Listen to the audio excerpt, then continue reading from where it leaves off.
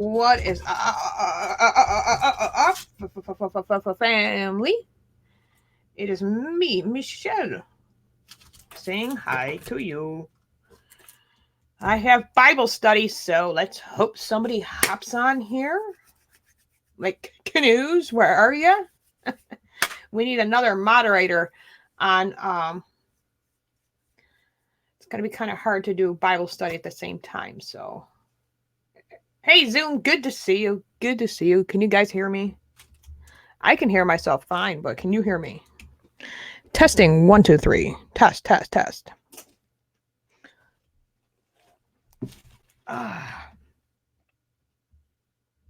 Rain has to stop.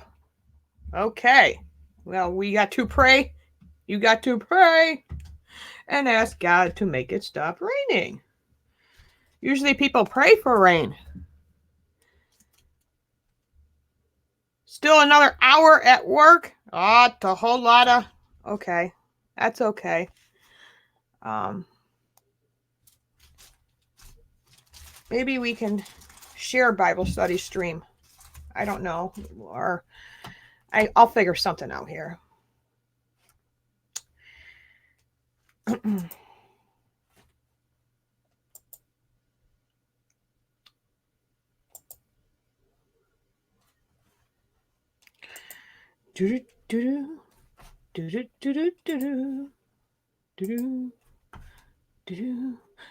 Wizard called me and asked me to start the live stream.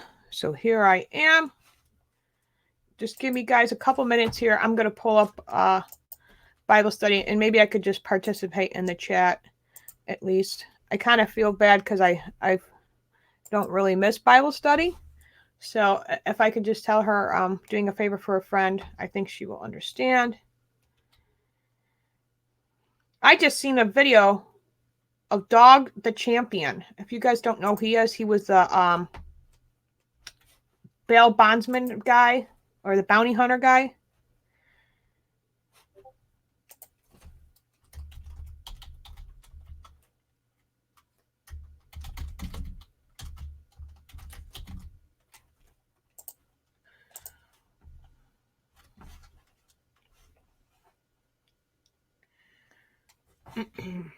So we got that, and then we can just do, where is, move that down, open SteamYard,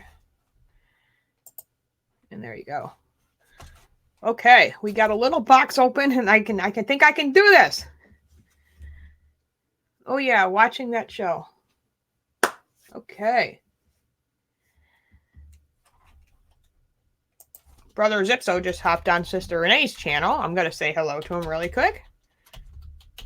I think I can do this. I think I can hop on the chat over there, and since I'm a mod, she always has enough mods, though it's not like she needs me as a mod over there, but I'm just gonna hop on Bible study real quick and say hi to the brothers and sisters. Share them a Bible verse. Hey, Jack, good day to you there, brother. How are you? It's a beautiful day in the neighborhood. It's a beautiful day in the neighborhood. Would you be my neighbor? Would you? I don't know why I'm just so in a cheery mood today. I hope I can feel like this tomorrow.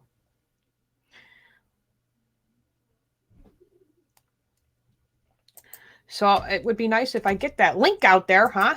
So people can join. We got some rules for those who might be new or listening in. We got some rules to this channel. Number 1 rule is do not be a dick. And you must respect everybody in the chat room. If you disrespect people in the chat room, you insult. If you verbally abuse women or even the guys, I'm going to boot you. And that's that. There's no drama. No drama in this room because those high school days are gone and over with. I'm done with that. So I don't want to partake in that. So those are some pretty simple rules. If you'd like to come on camera, you click on that link. You must show your face at first so I can know that you're a human and not some Russian alien. Ha ha ha ha ha. Just kidding. No, but the reason why we ask you to come on camera is because there are some rules And we like you to follow those rules. And of course, YouTube has rules, so you got to follow those rules, because if not, then the channel goes bye-bye. And we don't want that. Most are in the US, but we have folks from Europe, Asia, and the UK. Oh, I got a pop-up. My friend keeps saying, when am I going to see you? It's my best friend.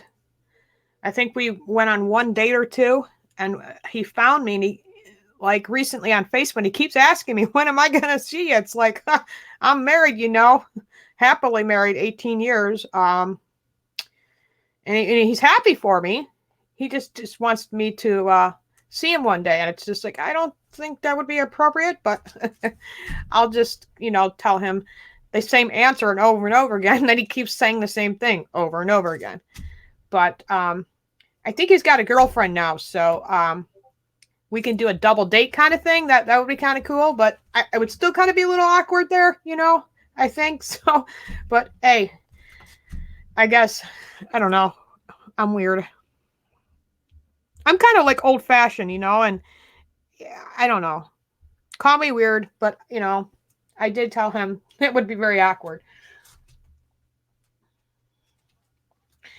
So we are hanging out in the chat. There you go. I got to turn down the volume. I did find an article I want to read to you guys. If you just bear with me, I figured.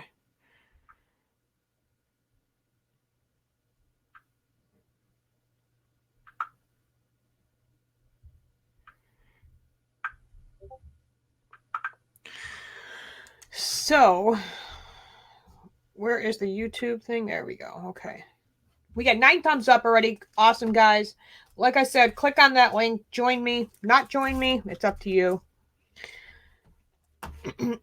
Greyhound. I've been tweeting at this all day because I'm a little aggravated. If you guys don't know, in the United States, we have this business, or not a company. We have a company that does buses, and you can travel pretty much all across the United States. Greyhound decided to do something, and a lot of people are not very happy about this. And believe you me, this will just bring more problems for Greyhound. And I'm going to make sure I never, ever hop on another bus. I'm going to share the link, and then I'll read the article.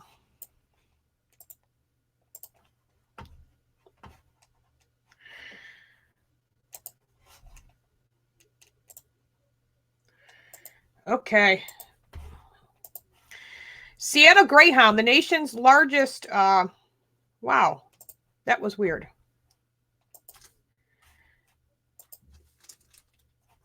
I had to log in. I forgot, because you have to pay a certain amount of money a month to have a digital subscription. And I recommend everybody get the digital subscription for this new site, because it's like $4.99 a month. It's well worth it. And plus, I get the newspaper in the mail too. Seattle Greyhound, the nation's largest bus company, on Friday, it will stop allowing Border Patrol agents without a warrant to board its buses to conduct routine immigrant checks. The company's announcement came 1 week after the Associated Press reported on a leaked Border Patrol memo confirming that agents can't board private buses without the consent of the bus company. Greyhound has previously insisted that even though it didn't like the immigration checks, it had no choice under the federal law but to allow them. In an email statement, the company said it would notify the Department of Homeland Security that it does not consent to unwanted searches on its buses or in its areas of terminals that are not open to the public, such as the company offices or any other areas a person needs a ticket to access. Greyhound said it would provide its drivers and bus station employees updated training regarding the new policy, and it would take place stickers on its buses clearly stating that it does not consent to the searches. Our primary concern is the safety of our customers and the team members, and we are confident that these changes will lead to an improved experience for all parties involved, the statement said. You know what I say to that? We'll get to that in a second. U.S. Customs and Border Protection, which includes the Border Patrol, did not immediately return a call seeking a comment. Greyhound has faced pressure from the American Civil Liberties Union, immigrant rights activists, and Washington State Attorney General Bob Ferguson to stop along sweeps on buses within 100 miles of international border or coastline. In many cases, the buses being checked were not crossing or even approaching an international boundary. Ferguson said in its email his office will follow up with Greyhound to ensure compliance. The Border Patrol has insisted that it does not profile passengers based on their appearance, but insisted all passengers, whether they are citizens or the country legally, the agency says the bus checks are an important way to ferret out human trafficking, narcotics, and illegal immigration. Well, that's just three of things. I think that, I'll tell you in a second what I think. Let's continue the article.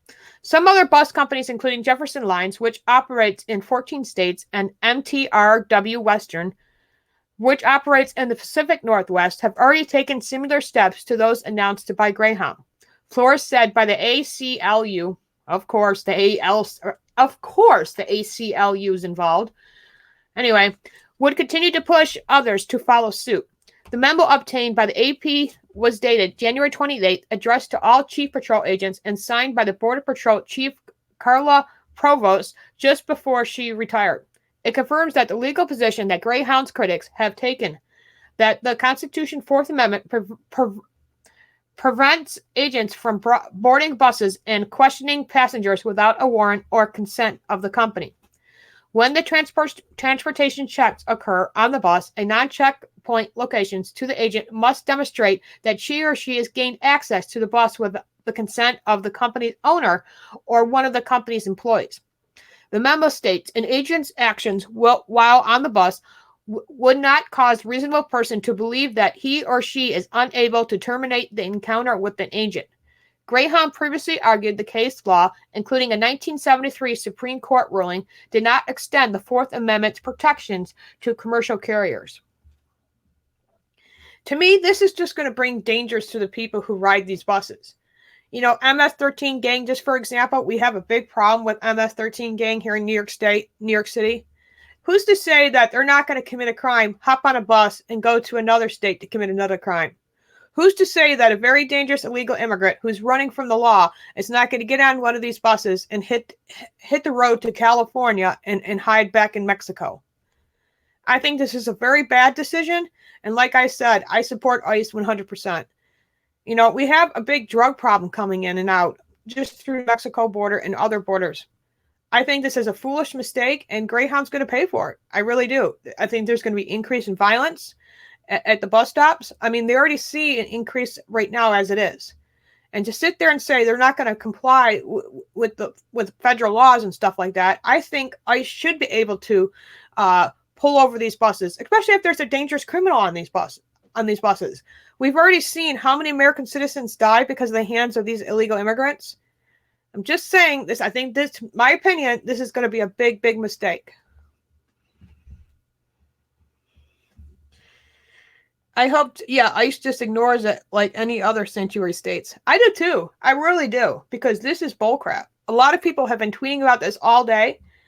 People who are usually, who take the bus to travel back and forth to, visit family and stuff. You have a lot of military veterans and military men and women who take these buses to travel back and home.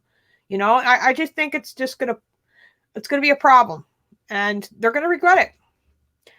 I mean, I could just see now, like I said, MS-13 gang taking these buses from one state to another. A gang member kills somebody, hops on a bus to California, right? And then runs to the border and hides. And who's to say if the justice will ever be for the family that he kills? I just think this is a very bad situation.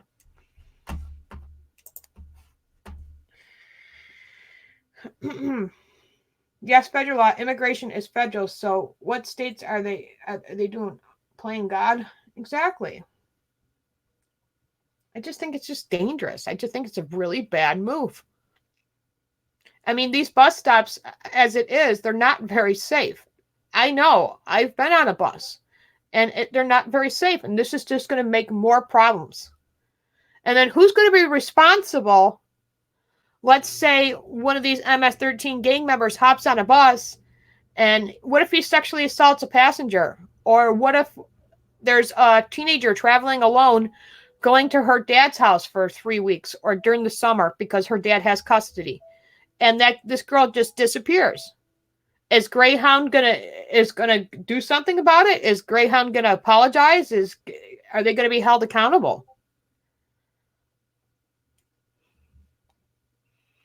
Just read the MSNBC and NBC complaints about Bernie going off on them.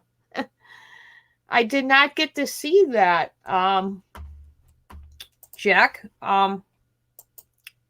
Would it be on an article?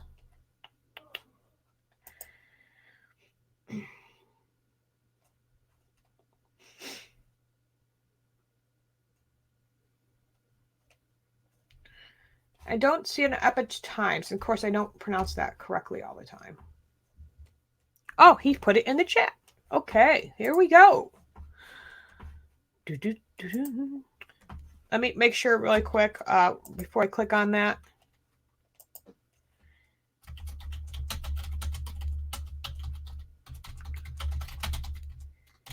Sorry, guys. Give me 1 second.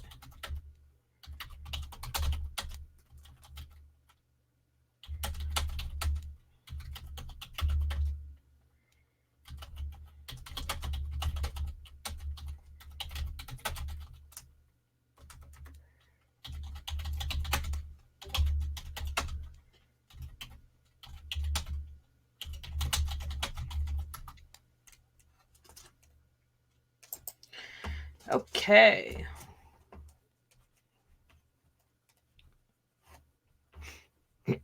Where's the chat room? I got to find it so I can find the article. That would help if I got on the right platform, right? Hold on. Okay. Red State. Yeah, buddy. Red State is a good place to go. Bernie Sanders goes ballistic. No shit. He is kind of a ballistic kind of guy, right? On NBC News over coverage complaints. Poor Bernie. Little Bernie doesn't know what I know. I think the media doesn't like Bernie Sanders. Just saying. Like, what happened last time to you, Bernie, when you ran for president? You really got shafted, didn't you? Not just by the Clinton, but by the media, too. I think maybe a lot of people are even fake news media, and I don't agree with a lot of fake news media, but I've heard a couple journalists say, we don't want a socialist president in this country. And that's right. We don't want a socialist president in this country. Let's get to the article. Bernie Sanders isn't just raving mad about the latest debate. He apparently went ballistic on NBC News and MSNBC executives prior to taking stage, launching into a raining ball over furry complaints about how the networks had been covering his campaign. Let me see if I can blow this up. It's kind of small.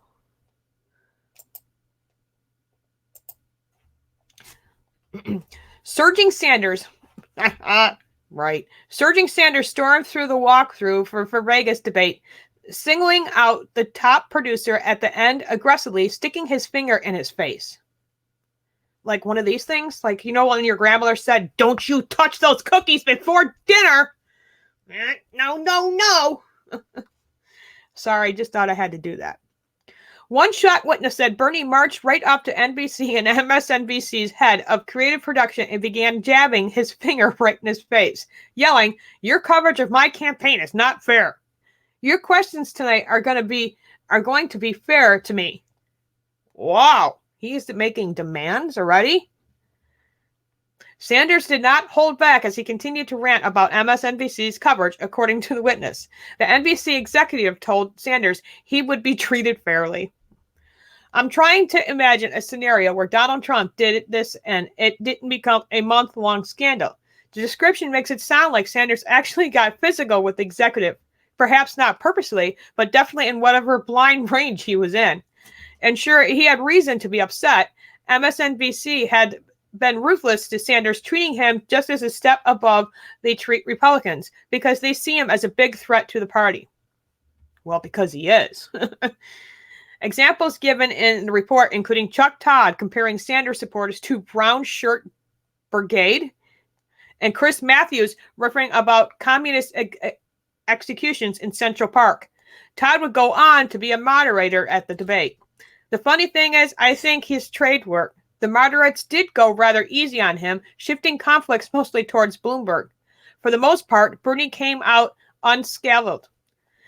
Still haven't not answered a tough question about his proposals. Mission accomplished, I guess.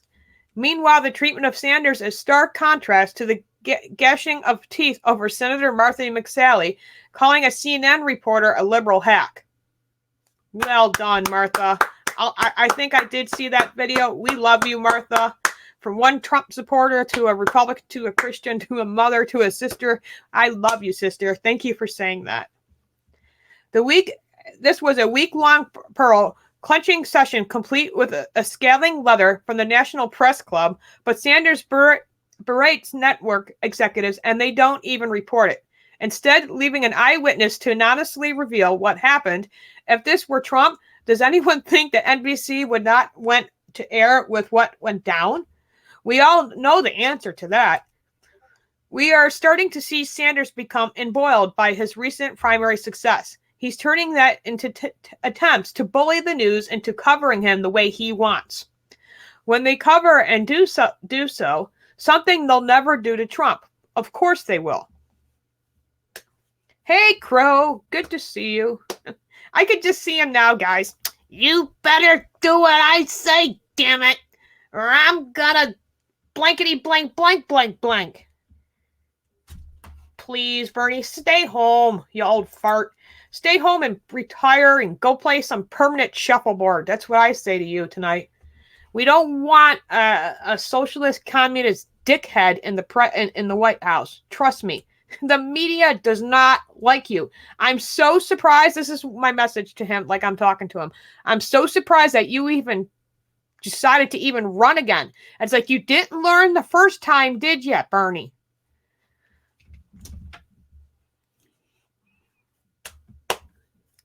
We got Crow Minion. We got Buffalo Bills in the house. Power to the people. That's right.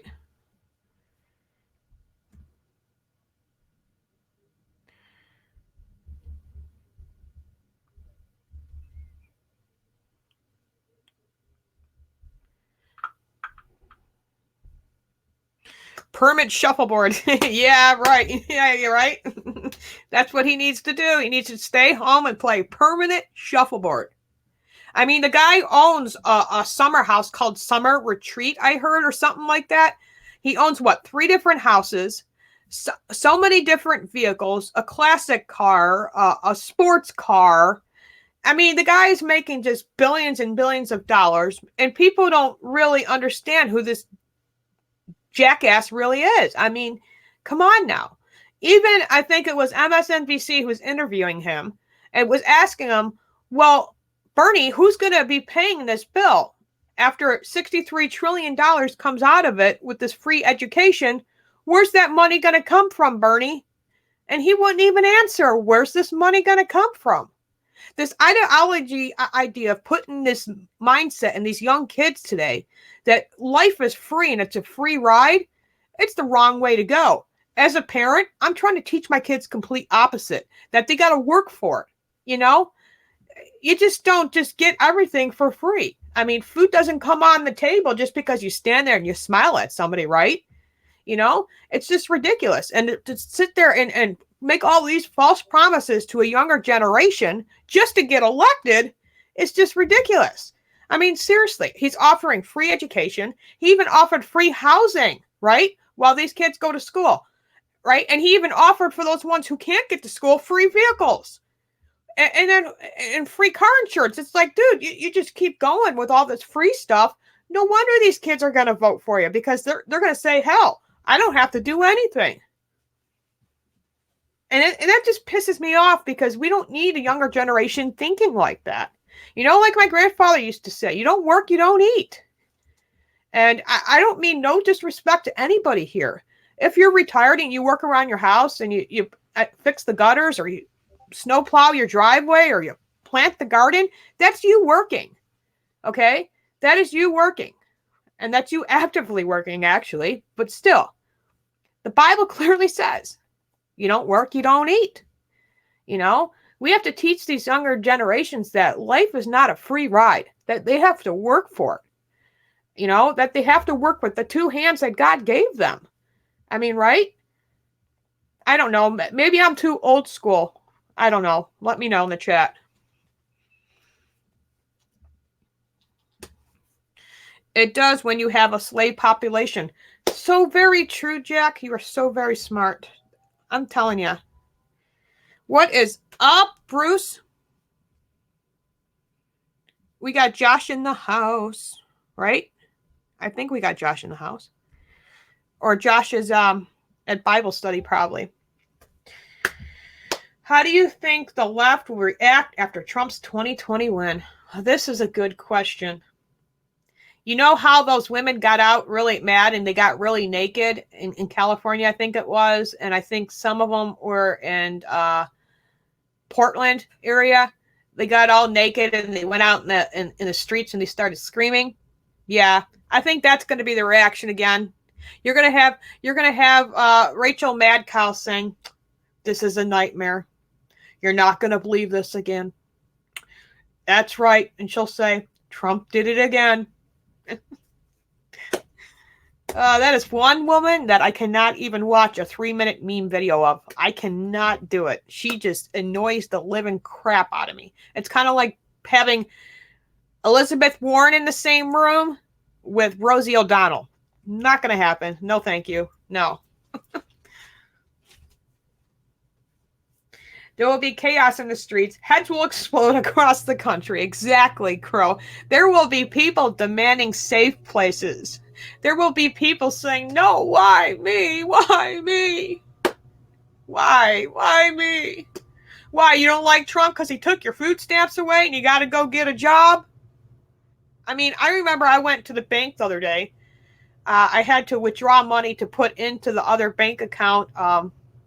I forgot to pay for something. Besides the point, I'm standing in line, and this guy who's really known in town to be the cracker. They call him the cracker header because he does crack. And he just turned around and he went ballistic on me because I was wearing my Trump hat, my beautiful red Trump hat, not this one, but my other one.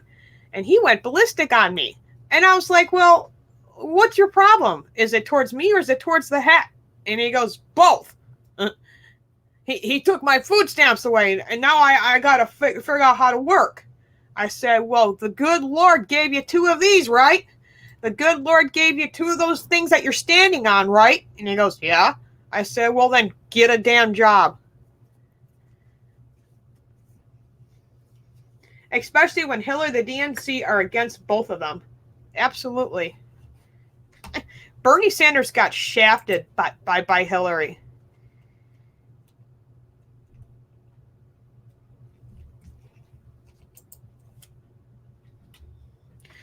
I have to share the King James Bible verse for today and Bible study real quick. So while you guys are just chatting it up for real quick, I'm going to share that with them. I can share it with you guys as I'm sharing it with them. 1 Corinthians 13:11 says, "When I was a child, I spake as a child. I understood as a child. I thought as a child.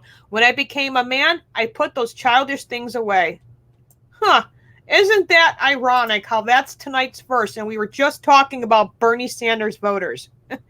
Now, if that's not God speaking to us tonight, I don't know what is, because that just fit the bill, what we were just literally talking about.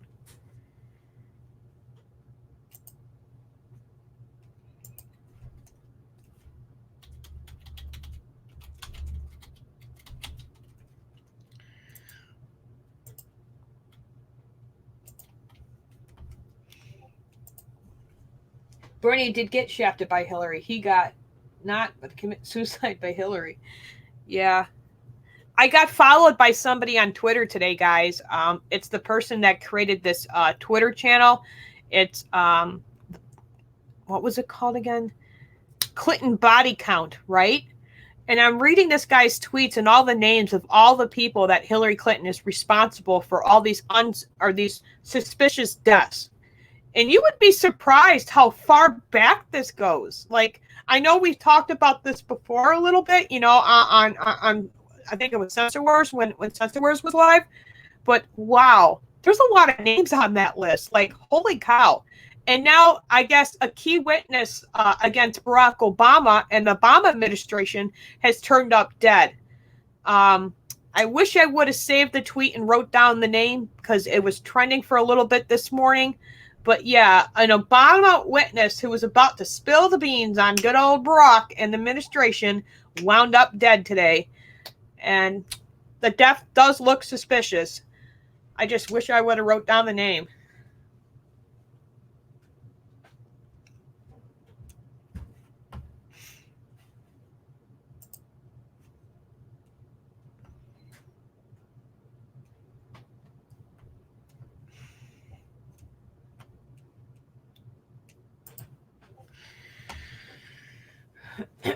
Great movie. Yeah, I can't watch those movies. Sorry. I can't watch those movies. Predator. Stupid camera. Won't get in focus. I can't watch Predator. There it goes. Obama dynasty trying to outdo the Clintons. Right? Right? Let me see if I can pull it up. A lot of people on Bible study tonight. It's a good turnout. If you guys don't know, but Bible study, please join me tomorrow, 9 o'clock p.m. Eastern Time. It's 8 o'clock p.m. her time, but please join me. The channel is Renee Thomas. Again, Renea Thomas, Thomas. And every night, usually, I know she wasn't feeling good the other night because she had some testing done, which, by the way, she's good. The doctor said she only had one polyp, and she had some inflammation, in her stomach, and they're going to give her some antacids for that. But good, thank the good Lord, she's doing okay. But yeah, please come and check it out and join Bible study. When I pop on Wizard's channel, he's usually live right now, and I'll ask him, do you have any prayer requests? So that's when I ask that, that's where I'm at, by the way. If you guys wonder, well, why she keeps saying, do you want prayer request? It's because I do Bible study every night with Renee.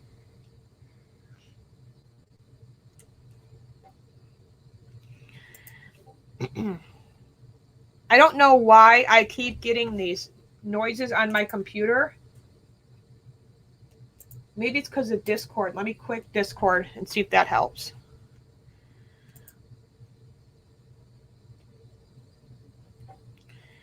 I'm going to see if Obama, I'm going to type in the Obama whistleblower and see if that name pops up.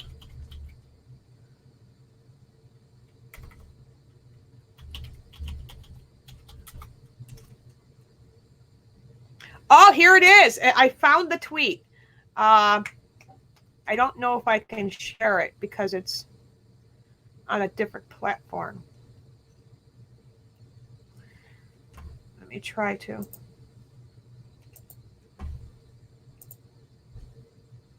Yep, I can. So there you go. Wait, what happened to it? It just disappeared. Sorry about that. Let me try again. See how that was? It's like YouTube does not want me to show it to you. That's some tricky stuff right there. See? I can't share it with you. It won't let me. Oh, well, I guess I'll just read it to you. Somebody I deeply respected and considered a friend, Phil Haney, a DHS whistleblower during the Obama administration, was apparently killed yesterday in Southern California. Pray for his family and pray they find the person who murdered him. Still trying to get confirmation on details.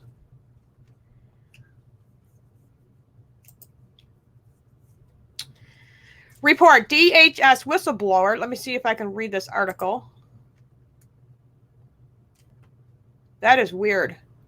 It literally would not let me show it. Let me see if it'll do this one. You guys saw it right before your eyes. It just disappeared, right? That's how they roll over here on YouTube.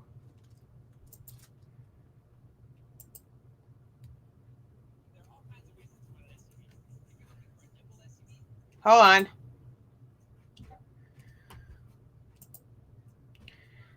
Right there.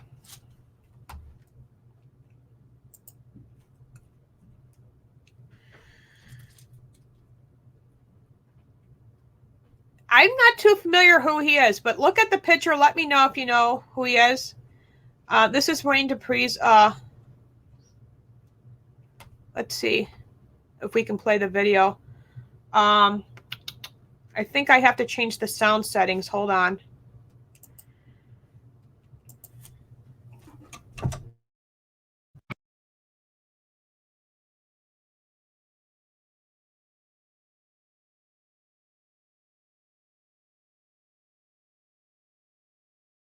An optional technology package with up to 15 different views. Stupid ads. And welcome back to Hannity. Donald Trump, he's going to join us in just a few minutes. But first, today, an unhinged President Obama, well, he lashed out at Donald Trump and those who dare to let me know if you can hear it. He refuses to use the simple term radical Islam. Watch this. For a while now, the main contribution of some of my friends on the other side of the aisle have made in the fight against ISIL is to criticize this administration and me for not using the phrase radical Islam. This is a political distraction, and that kind of yapping This is the Chevy was Silverado. not prevented. Stupid ads. Invisible trailer. Sorry. Invisible trailer. Folks across Starting government to make me mad. from doing their jobs, disrupting plots, and protecting all Americans, including politicians who tweet and appear on cable news shows. We now have proposals from the presumptive like you, idiot? Republican nominee for president of the Dumbass. United States to bar all Muslims from emigrating to America. And if we fall into the trap of painting all Muslims with a broad brush and imply that we are at war with an entire religion, then we are doing the terrorist work for them. Here's reaction, author of See Something, Say Nothing, a Homeland Security officer, exposes the government's This is the submission Chevy to Silverado. Stupid ads. former DHS Invisible employee trailer. Philip Painting. Philip, now you started working Sorry, for guys. DHS in what, I get mad. 2003, correct? Yes, I was a founding member of DHS. And part of your job is you were looking for terror ties. For example, you would identify people with terror links. In the early 2000s, you were profiling people with links to all of these terror groups. That was your job, right? Yes, we were connecting the dots. We were focusing on individuals and organizations, networks across both the United States and with affiliations in foreign countries. Then 6 years into your tenure in 2009, you were ordered to scrub the records of Muslims with these terror ties by our government. Who told you to do that? I was directed from DHS headquarters. It's important This is to the keep Chevy in mind that Silverado. that was 1 year Stupid ads. after the Invisible November Sorry. 2008 Holy Land That makes me so Foundation mad. Why do they trial, keep the popping up? largest terror trial in American history, that irrefutably proved that Hey, these Huck. individuals from the Muslim Huckleberry. Brotherhood front groups were in direct financial support of Hamas. And So that's they what, knew. that's the I'm gonna trial get where ready for Kerry that ad was again in named as case it an comes up. unindicted co-conspirator, if I'm not mistaken. As along with Islamic Society of North America and the North American Islamic Trust, three major groups. Okay, so you were doing your job, identifying individuals. You built up a computer database. Obama becomes president. You are literally ordered to scrub the names of Muslims with terror ties that you had worked so hard to find. You believe you could have stopped what happened in Orlando and San Bernardino had you not been ordered by Obama's DHS to do this. Is that true? Well, that was the first, what I call the first great purge. That was in 2009 with more than 800 records. The case that I'm referring to about stopping the San Bernardino and now related to the Orlando was 3 years later in 2012. It was a larger case called the Tablighi Jamaat Initiative, and it was another network separate from but related to in some ways the Muslim Brotherhood network that we just talked about. So, in the case of San Bernardino, Saeed Farouk and his wife, you had identified that mosque as a Obama place killed where you him. We believe know you it. should have been paying attention to. It's an entire network of those kind of mosques across the United Was States. it? Now I And I remember found him. out a couple days ago that the mosque in Hey, Fort Libby. Pierce is also related to the How are you? same network. Good. Let Two me big ask, cases now. Check it out, man. San Bernardino, but you That's were awesome. doing this great work. Yeah, I applaud you for what she you came have done. back to America. I hope you didn't take a Greyhound. I'm just kidding. I landed. I finally landed. Yeah, no doubt. But yeah, I just didn't want to interrupt your little show there. Terrorist attacks in You both. just wanted to pop in and say hi. Yeah, I wanted to say hi and let you know. We've been just hanging. Hold on. Let me end it. A plausible premise that we could have stopped it. It was going to end in a second anyway. Hey, Lady Liberty, good to see you. Now, are you permanently in, what is it, Mississippi or Missouri. Missouri? We Yeah. came out to check out the property and stuff, but not permanent yet. But we came out to check it out today. Everything looks great and stuff, and it'd be probably another six-ish weeks or so before we're out here permanently. Uh-huh. Well, that's good. Yeah, it's gonna be awesome. Yeah, we were just talking about implementing some plans on building and stuff like that. Well, that's So- cool. Yeah. Rock on, man. Rock on. I Yep. literally tried. I don't know if you were there. Did you watch? I tried to put up that tweet by Sarah Carter, and it just pulled it every time I tried pulling it up. It was weird. I have It's like barely it's like any, you I've did- had barely any service on my phone for like the last 3 days. So if anybody sent me anything, I'm sorry. it's okay. It's like YouTube did not want me to share that with you guys today, but oh well. I found a way. Wow. Yeah. Hey, Huckleberry, Cro-Minion. So now we're going to start the Obama count. Yeah, they were. I was going through some stuff earlier. There was a bunch of bantering going on back and forth, but for the most part, it looks like the DOJ is going to get cleaned out. Yeah. Yeah, yeah. Like I said, we just need our Attorney General to step up. Yeah, we're going to have to do something about that. If he doesn't step up, it'll be a sad thing, but Yeah. hopefully we'll get it squared away. Hopefully they'll get it all hooked up. But yeah, no shit. Yeah, Wizard got to meet Jazzy. got Jazzy. Oh, Now that's your dog, Liberty? Yeah, this is Okay. Jazzy. It's always with me at home. Okay. Yeah, now it looks familiar. Sorry. I have the ring light in my face here. Right. Yeah, that's Miss Jazz. so how things going? Good, good, good. I told Sister Renee I would catch her tomorrow, which is no problem. She's got like about 6 mods over there, so she's good. Oh wow. Right. Hey Zoom bait. Goodness gracious. Most censored. Welcome Now, back. are you here to stay for a bit? Because I have to do my stream at 10, and I'll be back. So I'll give me about an hour. I'll be back. All Okay. right. And yeah, because they're gonna want to get back on the road. Right. Yeah. I've got a little crew here with me. You want to pan the camera? Oh yeah, we got. She brought the whole crew. She's like, we want to know where you're working. We got plans for you. that's funny. Right. So yeah, Lady Liberty comes with an entourage. right. I was like, oh shit. I was gonna buy her dinner, her and her boy dinner, and I was like, she goes, well, there's 4 of us here. I think, was like, yeah, maybe we shouldn't go that route. But yeah, so I wanted to stop in and let you know what's going on, and I hadn't forgotten about you. All right. Yeah, you haven't had anybody come up on screen, would you? No, not yet. Not yet. Canoe said he had a little bit more work to do. All right, Josh, we'll see you.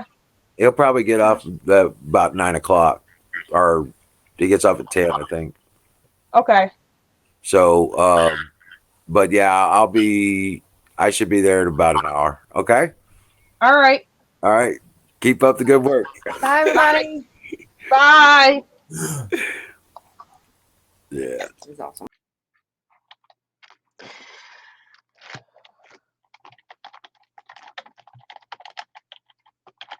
I'm gonna just tell them. Hold on.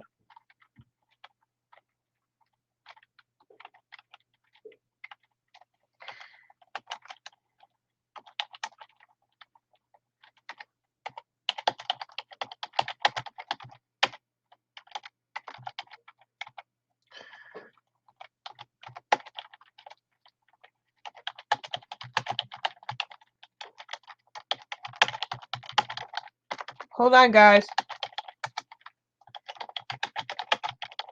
Let me just turn on the sound really quick so I can see if she's finishing praying. I'm feeling well, Grace, honey.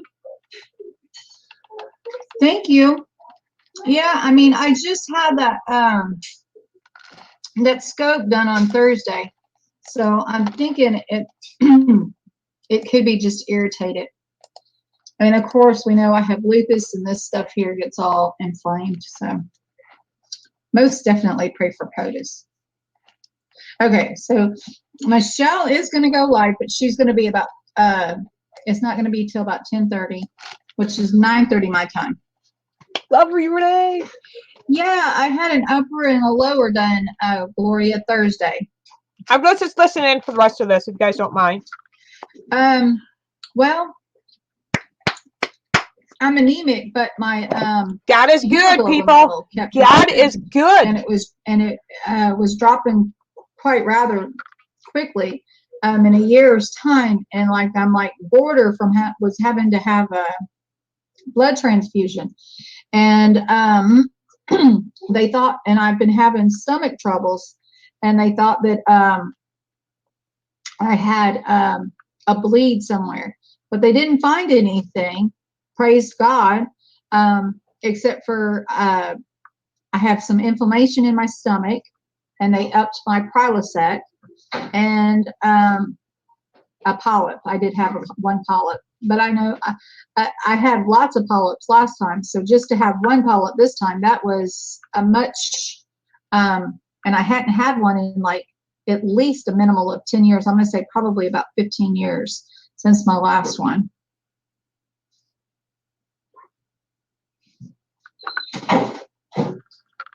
Oh, praise the Lord, Deborah. I am so grateful and so thankful to hear that. Oh, my goodness sakes. Praise God. Grayson is doing better, guys. Oh, that's awesome. Amen. Amen to that. The leaky gut. Uh-oh. Yeah, and Scan said it might be even female problems. So I don't know. It's kind of, but I do have some information. They upped my Prilosec, and we're just going from there.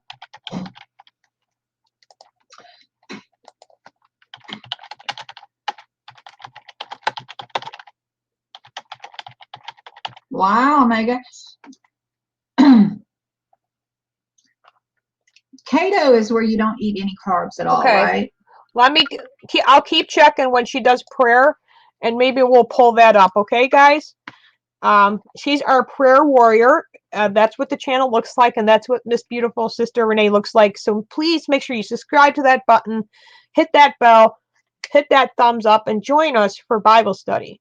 You know, it's always good to hear the good Lord's message sometimes, even if we just take a half hour a day and we just listen to the Bible, and we're among brothers and sisters, you know, and we lift each other up. And sometimes on that channel, Sister Renee shares testimonies. People call in and share their testimonies. I know I've yet to share my testimony about my situation when I was in liver and kidney failure, but I have yet to do that. I'm kind of shy when it comes to stuff like that because I've shared my experiences and my story and my testimony on my channel. And if I don't get every word by word, there's this stalker out there who will try to get me and say that I'm lying or I changed my story. So I think that's probably why in fear I have not called in my testimony yet, is because of that person. But, I think I'm just going to say one day, just, screw that person, and I'm just going to call in and share my testimony. But if anybody needs prayer requests or anything, please let me know, because not only can I pray for you, and if you have unspoken prayer requests, God listens to unspoken prayer requests. Some people are just really shy to say, I need prayer, but don't ever be shy. In life, we go through these days where we call them trials and tribulations, and not every day is just going to go what we want. And we have to remember too, because somebody else in the chat room might be going through something too. We have to lift them up and pray for them. For some reason, I found Wizard's channel. For some reason, I found Sensor Wars. For some reason, I bumped into you, brothers and sisters. We all got together for a reason. And we all agree on a lot of things. And there's some things we're not going to agree on, and that's okay. Last night there was a conversation, that we talked about, and we all didn't agree, but it's still okay, because we walked away from that conversation still loving one another. And I think that's what makes this country so beautiful. We love God, we love our families, we love our country, we love our veterans and our military. We love the fact that we're pro-life, or you're pro-constitution, and everybody here has a message to send. And I urge everybody, if you don't have a YouTube channel, get a YouTube channel. Spread your message, spread awareness, because November is coming quickly, guys. And let me tell you something, there is a good damn chance that the Democrats will still hold the House.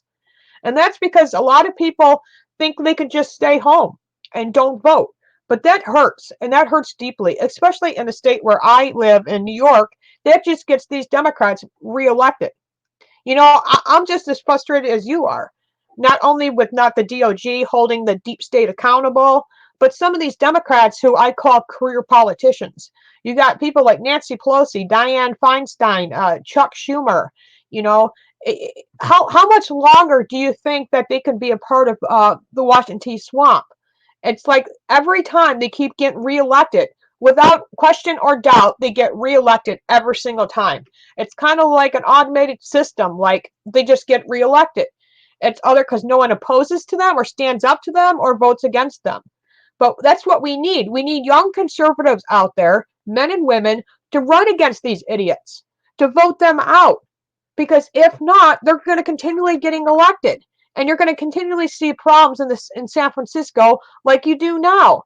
I hear it so bad that some of the business owners had to close shop because the smell of shit and urine so bad, and the epidemic needles, I think that's what you call them, around their business, and it's affecting their business.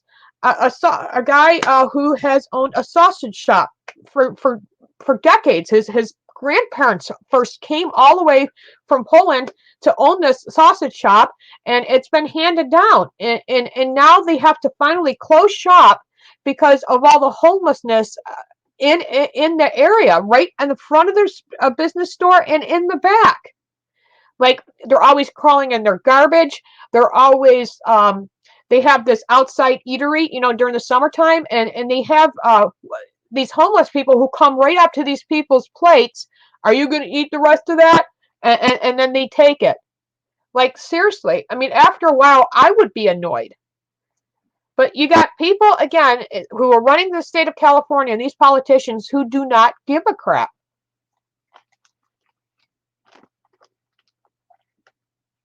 Yep, I can't even pronounce it right. Yep, that's the word. Let me plug in my microphone again.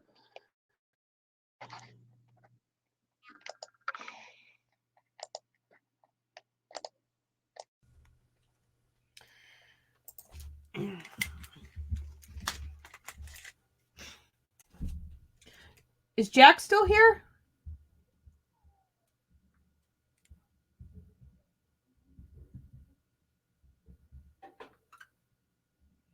I'm trying to tell my friend Shane, do not be shy. Wizard, all I know is your butt better be back here by 10:30. Just kidding. No, or am I? I hope Canoes is back by then, because I really do got to do my stream. I have a lot of people from Twitter depended on me, and they shared an article with me today that I do want to talk about. So while we're waiting for somebody to join, I'm going to look at this other article and see if it's eligible to read.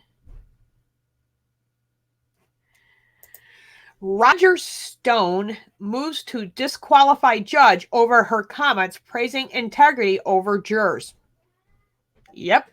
Roger Stone has filed a motion asking the presiding judge to recuse herself over concerns about her partially after she made comments praising the integrity of jurors during Stone's sentencing hearing. Attorneys for Stone, an associate of President Donald Trump, filed a motion, a PDF, on Friday asking Judge Amy Berman Jackson, an Obama appointee, by the way, to recuse herself because she praised the jurors' integrity before deciding on Stone's request for a new trial that rests on the issue of whether the jurors demonstrated integrity and were impartial. Stone has asked for a new trial on February 14th, a day after his team raised concerns over potential bias from a juror who voted to convict Trump associate. Stone's legal team alleged in its motion that unarmed juror misled the court regarding her ability to remain unbiased and unfair, and that the juror attempted to cover up evidence that would contradict her claims that was impartial. This comes from the media reports from February 13th found that a woman who identified herself as the foreperson of the jury that convicted Stone had previously posted critical posts about Trump on social media and defending four prosecutors who withdrew from the case following the Justice Department's decision to revise the sentencing recommendation. Following the reports, Trump accused the foreperson of the jury of harboring significant bias in a Twitter post. Now it looks like the foreperson in the jury in the Roger Stone case has significant bias, and that to everything else, and that is not looking good for the Justice Department, he wrote. In Friday's motion, Stone's attorney argued that Jackson's statement, the jurors who served with integrity under difficult circumstances cared would lead a reasonably informed observer to raise questions about the judge impartially. Public confidence in the integrity and impartiality of the judiciary is seriously jeopardized when judges share their thoughts about the merits of pending cases, the lawyers wrote, citing a previous case. The lawyers say that Jackson's statement was premature, undermines the appearance of impartiality, and presents a strong bias for recusal. The chief district judge for the U.S. District Court of the District of Columbia, Beryl Howell, has previously backed Jackson's before Stone's sentencing, saying that public pressure or criticism won't affect the judge's judgment during the sentencing. The judges of this court base their decision on careful consideration of the actual record in the case before them, the applicable sentencing guidelines and the statutory factors, the submissions of the parties, the probation office, and the victims, and their own judgment and experience. Howell said in a statement to the media outlets, public criticism or pressure is not a factor. Stone was sentenced on February 20th to 3 years and 4 months in prison for several charges, including lying to a correctional committee that was investigating a Russia interference in the 2016 U.S. election. Let me just pause right there. Andrew McCabe lied to a congressional committee. How many times? Adam Schiff did too? Like, why aren't these people held accountable? But poor old Roger Stone here is going to go to prison for 3 years and 4 months because of a white little lie that really wasn't even really a white lie because there was no Russian interference in the 2016 election. Donald Trump had no part of it. No part of it. You and I both know this. The case garnered significant attention and controversy at the Justice Department after it announced a revised sentencing recommendation for Stone. Prosecutors originally recommended 7 to 9 years in prison, but later asked for a sentence of incarceration far less than 87 to 108 months imprisonment, without offering specific prison recommendation. The department's announcement to revise their sentencing recommendation came from hours after Trump weighed in on Twitter about the 7 to 9 years recommendation. Justice Department spokesman Carrie Kolpak told media outlets that the DOJ didn't consult with the White House about Stone's sentencing. She added that the decision to charge the sentences request was made before the president wrote on Twitter about it.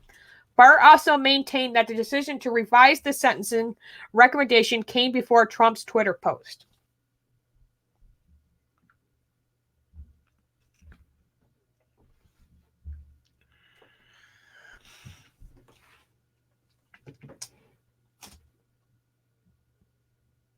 All right, Jack, we'll see you later. Hey, Battery.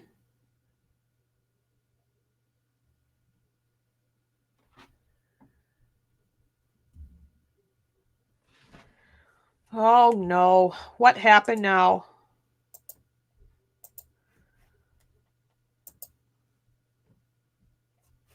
You posted on Censor Wars? I swear, man.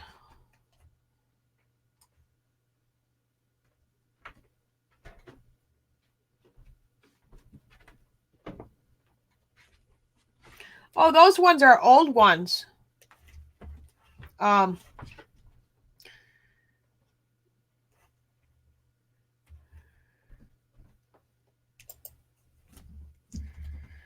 post on it. I'll say, just ignore her. She will answer to God one day. And I refuse to even say her name out loud anymore. I did send a message on Twitter to her that I will never ever look at her face again, which means look at her videos. I will never say her name out of my lips again because she's not worth it at all. If I concentrate on stuff like this, this is just going to tear me apart. Oh, wow. Well, you know what? Like I said, I'm just going to keep on doing what I got to do. I'm on a mission. I'm the one who's pro-life. I'm the one who's involved in the pro-life movement.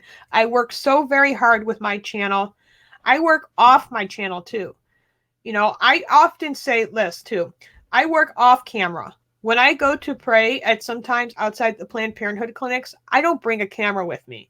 I don't record it because that's a private time for not only me trying to get out the truth and pray, but for those people who are going inside that very clinic.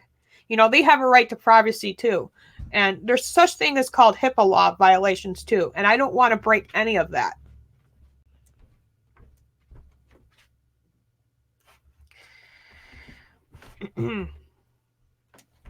So I'm just going to see really quick here, Battery, if there's anything. Only thing is, I do have a lawyer, and he says we have a very strong case, but I just don't want to do it because guess who's got to pay the lawyer fees? I know my brother said he would do it, but I just don't want my brother to do it.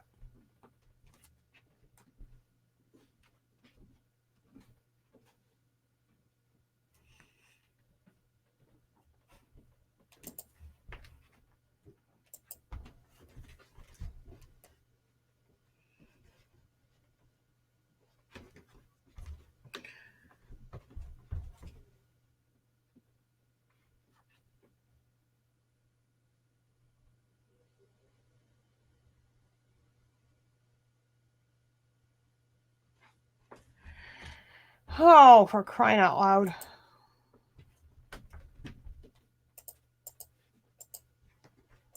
And I haven't even did anything to deserve this for this to continue.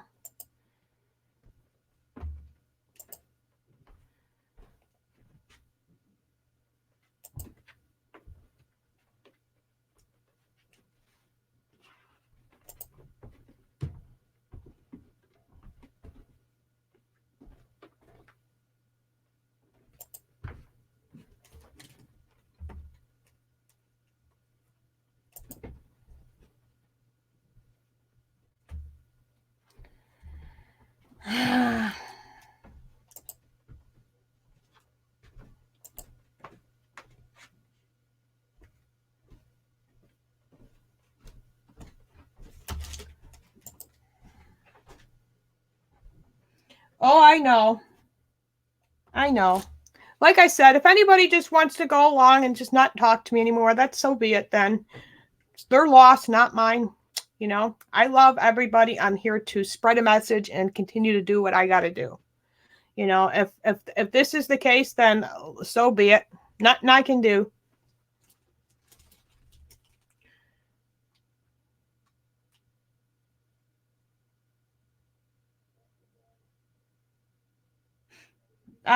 Right. So if anybody would like to join, I could share the link in the chat room.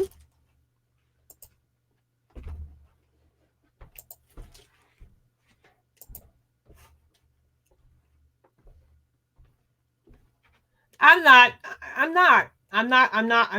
That's what they want me to do.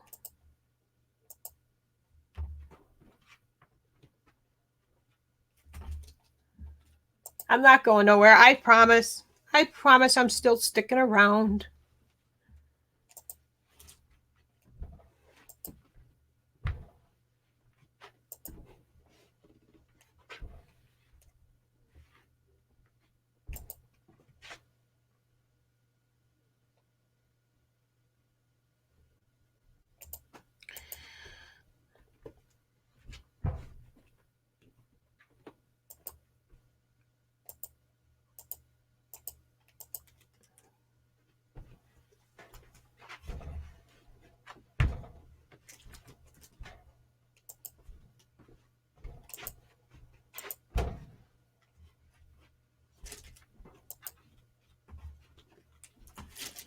Oh, you can't even comment on it? You can't even comment on it? What does that say?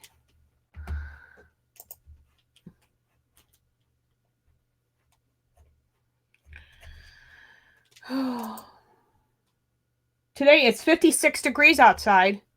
Yeah.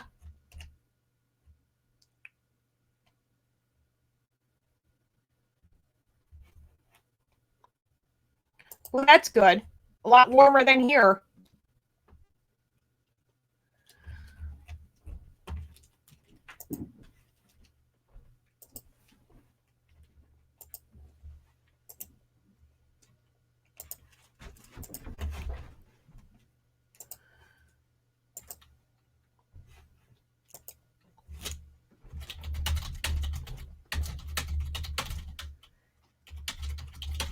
Hold on, I'm going to share this. I'm sharing it on every platform.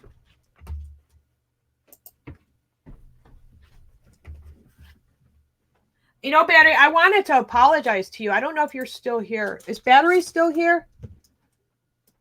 For some reason, my phone says there's only one person watching. Let me exit out of here. Let me know if Battery's still here.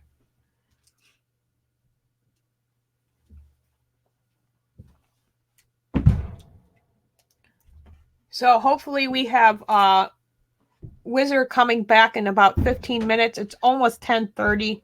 I do have to do my live stream by then. So if you guys don't catch the replay, or if you don't catch me live, catch the replay.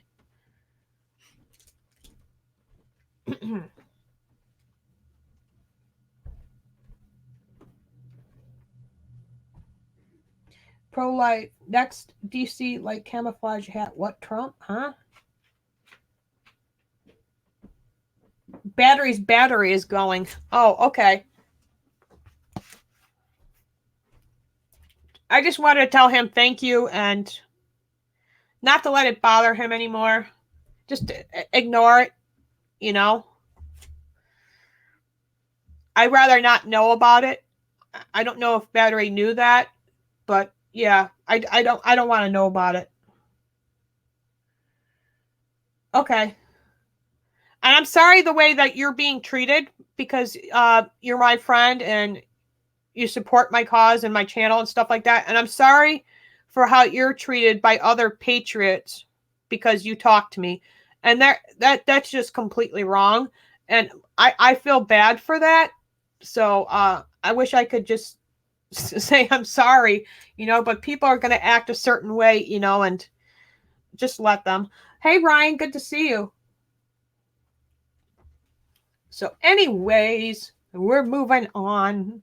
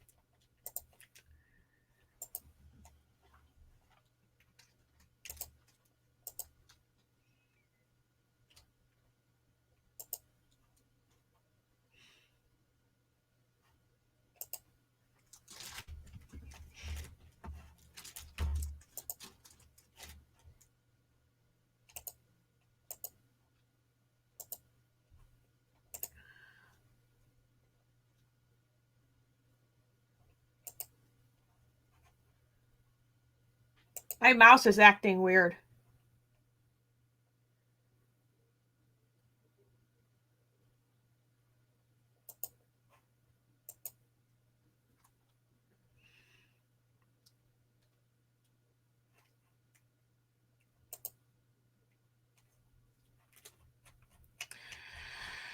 Oh, United States. While I'm here chatting with you guys, I'm just going to fill out a form.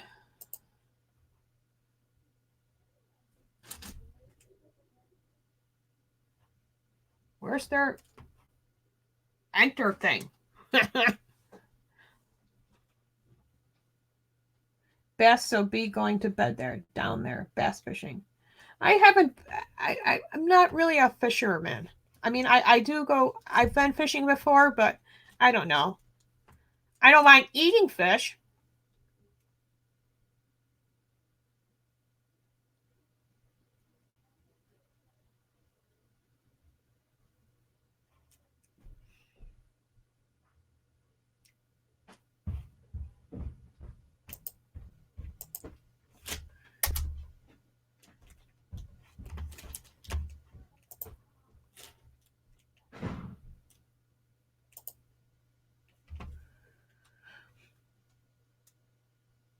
I just received my all I have no idea how to even pronounce that word. How do you I'm going to have to practice that one. Next time you're on live on camera, you're going to have to teach me how to say that word.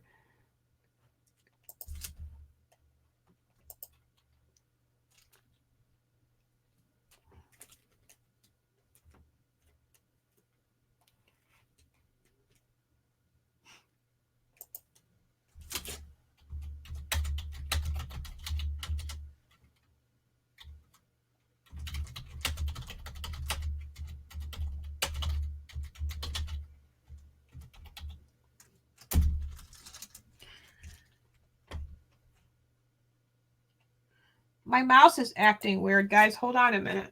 I hope my battery's not dying here. Hey, Jack. Good to see you, Jack. Jack. Yeah, hi. Only been back there for how long? Hey, battery. I had to, my mouse is playing games. That's why. I kept trying to click it, but it wouldn't click. What you got there? Ah, cool. It's an oscilloscope. Oh, yeah, cool. How do you pronounce it? Oscilloscope. Oscilloscope. Yeah. And what does that do? It displays frequency, pulse variance, all that sort of thing, and that in electronics and radio waves. Ah. It puts an oscilloscope that allows you to see the oscillations of a frequency, whether it be power, radio, whatever. Waveforms, that's it. Go on your phone. Nice. I don't have a build my own one. That's an Arduino or a Raspberry Pi one? Let's see. I got a Honeywell, and I've had it for years, probably 25-year-old. It says oscilloscope DIY kit. Yep. Has it got a brand? No, I haven't seen a brand on here yet. what platform it is? DSO. All right. Runs on DC 9 volt. All right. There's the name right there. Oops. There it is. Okay. I can't see anything because of the reflection. Stupid camera. Where is it? What the heck? There it is. Yeah, can't see anything. It's just blurred, mate. It's not focused. But it But says DSO oscilloscope. All right. All right. Do a quick look up here. I got to figure out how to use this thing. That's why I was asking you what platform it was. I'm not sure. You really didn't say much about it. Yeah, all right. They're here available from Oz Electronics for $60 Australian. Really? Yeah. I paid 16. 16? Yeah. Yeah, well, you got the buying power, and look, you can guarantee somebody in China's making these things, send them to the US, and they're shipping them from the US to Australia, and somebody's bleeding us dry. Probably. That's how it works. It's called free trade. Hey, Jack, do you have admission problem? Do you have admin permissions yet on here? No, I don't. No? Okay. I was wondering if he gave it to you yet or whatever. No. I got to run to the store. Well, hopefully Canoes hops on. Yeah, well, if you got people in here that is still a placeholder and that you can bail out. This is only charging my phone less than 1 amp. Battery. Yeah. Cool, So, cool. What percentage is your battery though? Excuse me? What percentage full is your battery? I have no idea. It's these.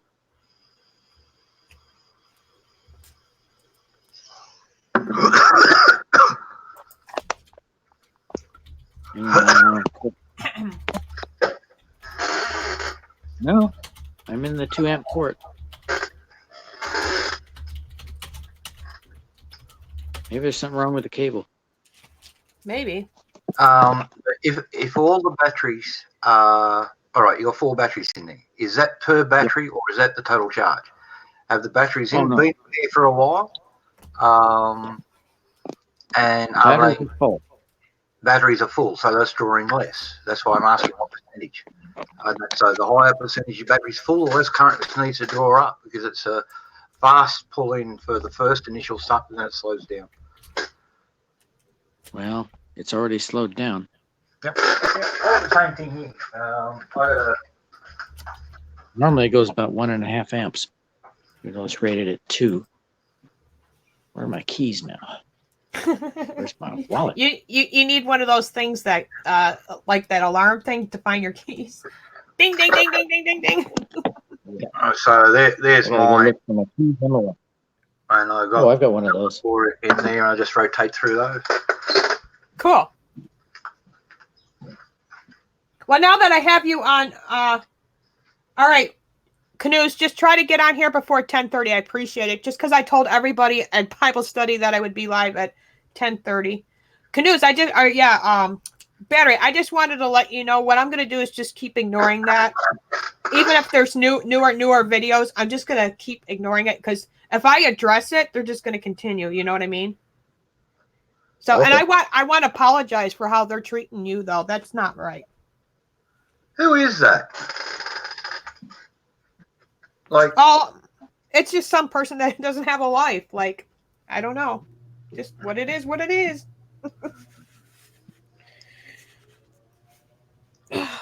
We got Don Trump in the room. I like how he spelled that. D big O little N T Rump. Yeah, Don. So I made a really cool pasta today. I baked it in the oven and it was gone. Like the whole family ate the whole dish. Hey, actually, if you pronounce Don's name like it's spelled, like D0N, comes out dozen. Hey, dozen, how you doing? I'm doing good. Much love to you too, brother.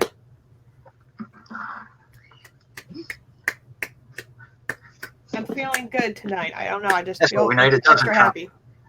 Yeah, it doesn't trumps. Now, where'd I put my phone? Oh, I'm on my phone. Where's my phone? But I'm on my phone. I'm not laughing at you. I'm laughing with you because I've done that plenty of times. Where the heck is my wallet? Oh, it's in my pocket.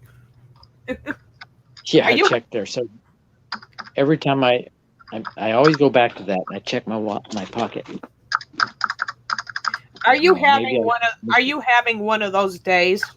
Like it's just like dragging and dragging on. Have a senior moment? Yep, there you go. That's the word for it. I get lots of those. Oh. So yeah, did you hear, Battery? I think Jack was in the chat room about Greyhound of not allowing ice on the buses anymore. Isn't that crazy? Yep. See, Jack, I got one of those too. Yeah. Lido Kala, LII 500. Yeah, this is a Nighthawk or whatever it is. Oh, I know that one. Huckleberry goes, I lose my glasses on top of my head. I've seen that at the vape shop. Too. Yeah, they're US made. They're not some Chinese cheap junk. The other thing is too, a lot of the 650s, the chip gets out of phase.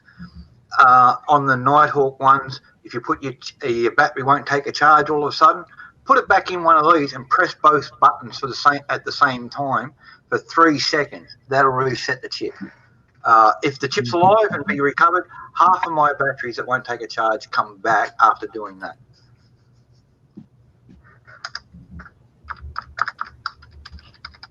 Well, this is not good.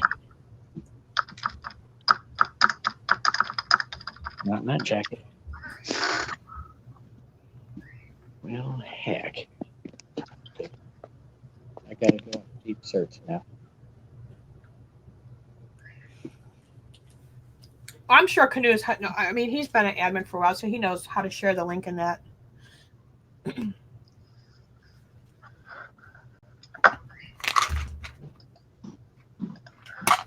I just can't bring anybody in. Check my truck. That's right. So you have the night off, I see, Battery. You don't work Saturday nights, right?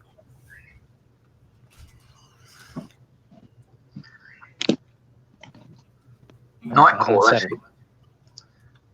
Nightcore? Yeah, Nightcore, that's the not Nighthawk, Nightcore. We are all nerds. You got that right, Huckleberry. I'm a nerd. I can say that. Can you admit you're a nerd sometimes, Battery? Yep, definitely.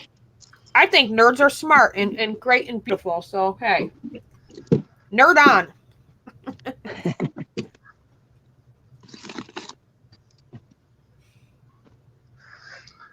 I had my wallet out yesterday when I was at the VA. Mm-hmm. I hope I remember to bring it back. Crow goes, I'm a certified nerd. Yeah, I got all kinds of electronic stuff around the house. Yeah. I just collect old cell phones. Like I don't trade them in. I just got the old cell phones too. But I use them as Wi-Fi purposes, like a tablet. Okay. Well, it's not in the truck. Now, where did I put it? What you looking for there? I got to get my eyeball tested. My eyelid is swollen and red. I don't know why. I got a piece of paper that says I'm fine. What's that? Say again, Battery? I was at the optometrist yesterday. Yeah, I got to go. Apparently, I have diabetes-related retinopathy. Never even heard of that. That's a mouthful. Yeah, it is. I'm not even sure if I said it right. Sounded good.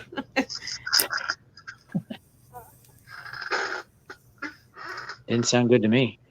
Well, you know what I mean. I mean, it sounded like you sounded it properly. You know what I meant. Nancy B. Crikey. Yeah, I'll be over there, Ryan. I'll start the stream as soon as Canoes gets on. Sorry for being a couple minutes late. I think everybody will understand. If not, they can catch the replay.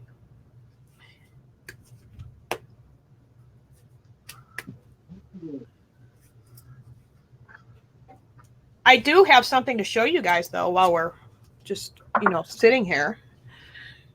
Oh. That's not a new tattoo on your ass, is it? Go on going. No, it's my beautiful one right there. That's worth seeing. That's worth seeing. Yeah. That's even better. It's a lot lighter than the older versions one because when the SAFE Act happened, they changed the modifications. That. That's Trigicon. Mm-hmm. Beautiful, ain't that? Yeah, nice folks too. I chat occasionally with one of the bosses there. Came over to Australia. I took him out pig hunting. Because he at the time I had a H-class license, so I was licensed for semi-autos. Mm-hmm. I had one of his scopes mounted up on a bullpup SKS that I'd made for shooting out of choppers here. Right. He was using that, and he said that's one of the best custom mounts for the scopes. And he said, "Can I buy it off you? I'll send it back." And that when I'm done with it, he just says, "I just want to copy it," because a local gunsmith made it from scratch. Right, right. They don't mount. They don't have a mount for the way the SKS, the whole top of the action works. So it's a side mount similar to the AK and the Lee Enfield. So. Yeah, I got this one last year. My son's going to be using it this summer. He's tried a 20 gauge. First he started at 22, just your basic long rifle 22, and then we worked our way up to a 20 gauge, and then he shot the 12 gauge, and now he wants to try this summer. I think he's ready, Yeah, and go ahead. Why not? No, absolutely. Why not? I started both the girls out on 22 Marglins. There's a little Russian target pistol that I got here. The grip on it is a little bit big and it is a little bit heavy. It is an adult's target pistol. So I ended up going and buying a Walther XP22 for them, and they both like that. So I ended up getting two of them, another one, so they had one each. Now they're both living in the US and they both got concealed carry permits. So I bought them 3 Christmases ago, Rock Island Arsenal XD40s. Nice.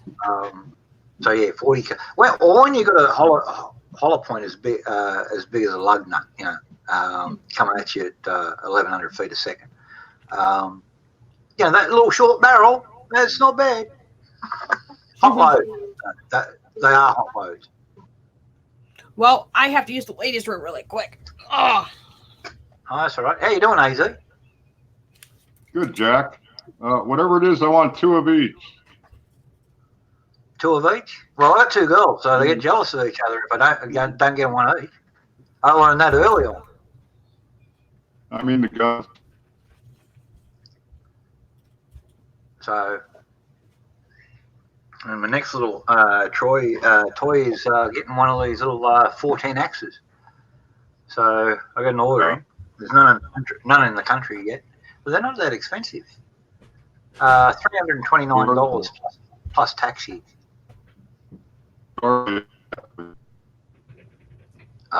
You're going electronic there, AZ. What are they exactly? It's a little lever action 410, Hogsley.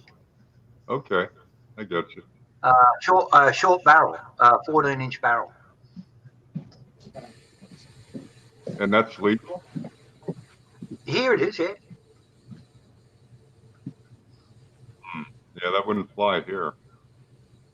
No. It's here we can have down to 8-inch barrels on that called a snake gun, as long as it's a shotgun. Short barrel rifles, so we've got the same dramas over here. and the shotguns. As long as you register it as a snake gun, and you can't have them in the city. There's no use for a snake gun in the city, and that's certain councils and all that sort of thing. But where I am, I can have a snake gun. About Jeff. Hello. Yeah, Jeff. Just do me a favor. Ignore it. I don't want to know. Okay. Yeah. I just found out. Okay. I thought you were yelling at me. It was Jeff, not Jack. I know. I thought I was bad again. But it's not the answer though. And who's going to go back and forth? The court, you? Live TV, folks. Yep. All right. Well. No. How's your heat wave going, Jack? Look, that's over. We'll get another one before end of March. We always get a late one, just 2 or 3 days, and that it's like a last ditch thing.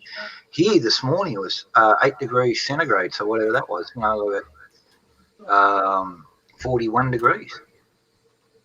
Yeah. Now it's the low 90s. It's starting to warm up here. We had rain come in last night. Yep. And it stayed down in the 60s all night. It was a warm front that came through. And normally it would go down into the 40s if it rained.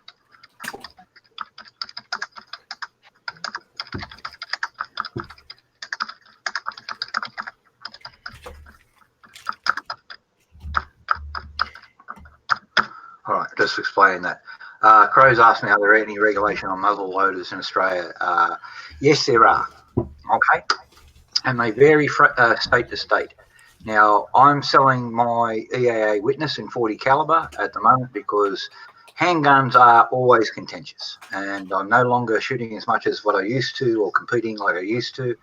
I used to shoot IPSA and all that sort of thing. But I'm swapping over, and I've already bought them, and I'm just waiting to sell this to cover my costs and all that sort of thing. If anybody in Australia wants an EAA Witness Plus P in combat target, chrome and black, $1,100 Australian, and that with 400 rounds new ammo and another 100 rounds reloads plus Ps. But yeah, I'm buying 2 Colt 1860 90s. There you go. 44 caliber black powders.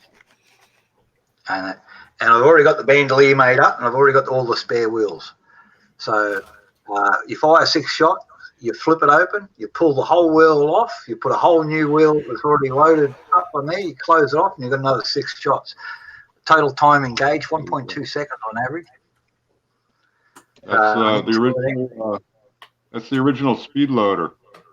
Absolutely. Bandolier full of already loaded wheels. I got 10 of them on the bandolier. So with my 2 pistols, that gives me 12. 6 shots each. Yeah. I'm carrying more ammo on that than,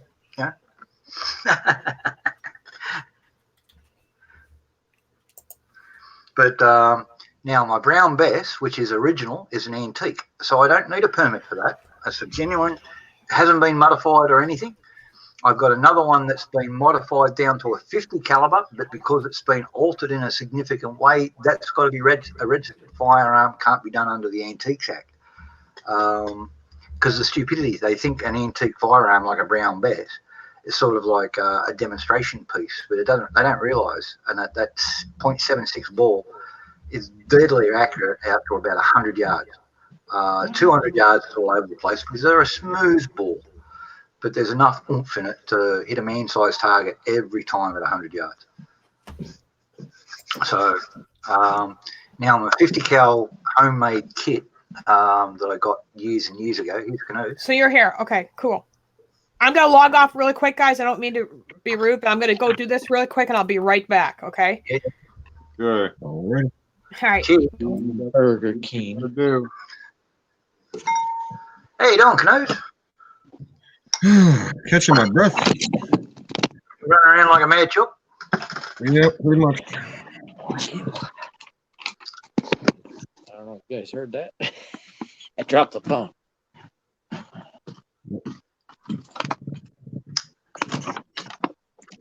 Guess I'm going to McDonald's, Burger King. Which I don't like that place.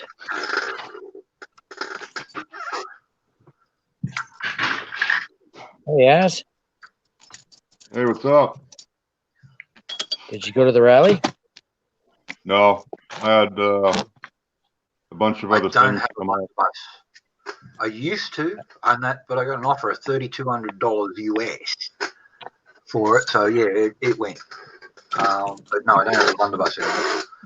But there, if you're again antique, and that doesn't require a permit unless you've got a criminal history, violence.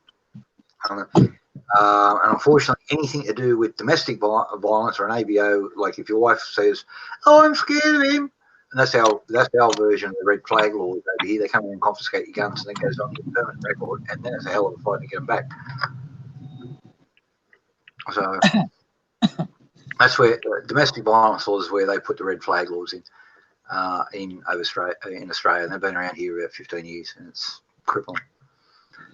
So, but the black powder law, the idiots who wrote the gun laws mainly think black powder is a joke, not threatening at all, and all that sort of thing, and let them keep on thinking that. Pro-life's on. Yeah. Pro-life's been on for an hour and 30 minutes. No, on her channel now. All right. Yeah, I was down there, Phoenix. You were? Yeah, I took a Bernie supporter with me. Oh, shit. Was he, That was interesting. Did he volunteer or did you kidnap him? No, I told him he's coming. Okay. And he came with me. So is he a convert now? Did you break his Is there conversion? anybody over in Twitch at the moment? He bought a Trump shirt on the way out. It says there's 3 viewers, and that's including me. Yeah, Miss Blossom's having some fun over there, and that masturbating Okay. over Bernie. Really parts are over. Let me guess, you're 14 years of age and you want to be a victim of a pedophile and you want it to be Bernie. All I heard was something my about masturbating Chinese. And this again. Wife washed her car and now she's blocking the driveway. She wants me to go get food. See, this is it. Long Lickman. What an idiot. There's not even Walmart in this fucking country, you fuckwit. What, you think I'm going to fucking pay for a fucking joint air flare over there for $1 to go to Walmart? Your whole preface is fucking up your ass. But you're probably you don't have a Walmart? 11 years of age. Yeah, don't hold back your opinions, Jack. Eh? Walmart? Don't hold back your opinions, Jack. Well, I just... Idiocy must be stomped out and destroyed. It's lowering the quality of the planet. Jack, don't die. No, I've never Even Argentina's got a Walmart. Have a look at all these. You think I've ever been shy? I'm in Australia and I open your mouth too hard, someone will put a fist in it. That's how it goes. So, yeah, I'm not shy.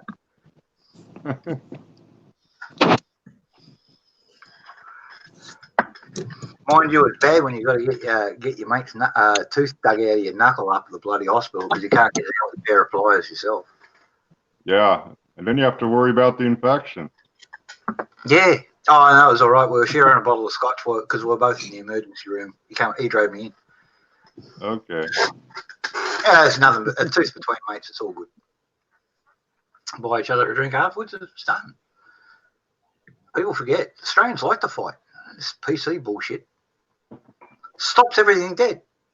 No more bitching, no more carrying on. Same bloke and that with the teeth me thing, and that comes up here at least once a week, and that for a feed and a few beers. Lost the signal. Yeah. Oh shit! Now Sorry we're, about that. now we're getting vibrators on screen. No, Hey. sorry, but that was me. Who's gonna get on tonight?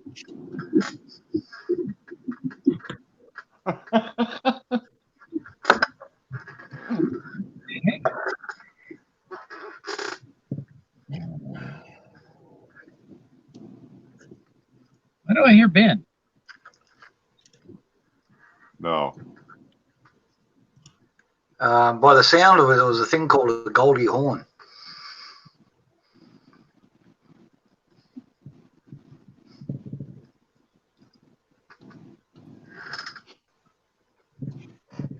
Hey, Bill. Hey, Hey, Bill. hello. I kept hearing Hey. Ben. No, that's residual nightmare messing with your mind. I was on his channel earlier.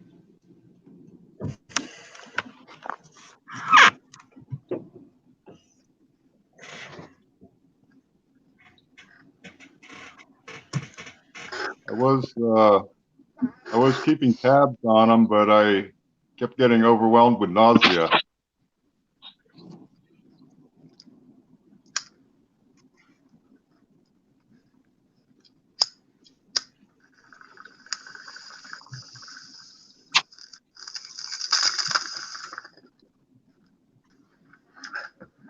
There, now I can Would hear. you like a brandy and soda? That's pretty good for nausea. I just found that if I don't watch, Dude, turn. This guy signaled to go right. He just went straight. Well, maybe he's got to turn up here. Oh, 20. There Sharp. we go.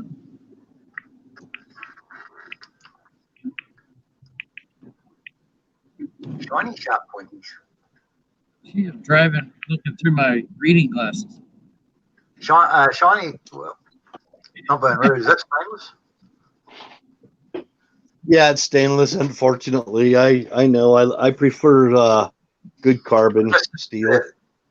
That golden sub hue that it gets on the shine, that's the giveaway Yeah. for. And LED screens are good for showing that sort of stuff.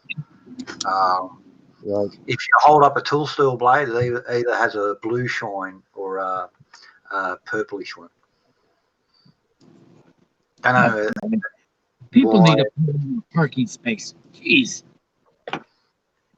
Hey, look, some people need a 40-acre paddock and have to park a car. Some people, if they can't park their car, they shouldn't be driving. Yeah, that's my sentiments exactly. But you got states over there handing out driver's licenses left, right, and centre. Idiot parked a minivan, sticking his ass out the back of the drives. That model knife, that was a commemorative thing for Survivor, the first TV show, Survivor show, and that with that hilt and the black puckerwood handle. They were made on contract through Thompson Brands for the production, the movie or the TV show production company, made in China at Thompson Brands thing when they came out, and then all of a sudden the TV show got sued because they forgot to pay the guy who designed the knives for the original show. Well, that blade, the blade I just showed, that one was actually a half-inch bigger than Crocodile Dundee's. Yeah. But that was made. The guy made something like 25 originals. I can't have sugar. The first series of come up sugar-free, and I'll be back. And that's what they copied off. And then the second series had another knife, and it had big serrations in the back and had a couple of holes in the blade, and they got cheaper and nastier. And people bought it, and that because of the TV show. But they're all. Well, the second series was dead set junk. The blades were used to bend where the holes were drilled into them. That one wasn't so great. bad. I forgot what I came to the store for. That wasn't a greatest. I made this one. I'm going to get off for a bit, guys. I got to concentrate. Right on. I made this one, Jack. Thank you. Oh, Jimmy Bean is in the house. What's up, my brother? G'day, Jimmy. Now, Jimmy's the gent in Honduras down that way. Right. Hello, Jimmy. I'm the rat bag from Australia who phoned your old mobile phone. I don't know if you got the message or whatever, but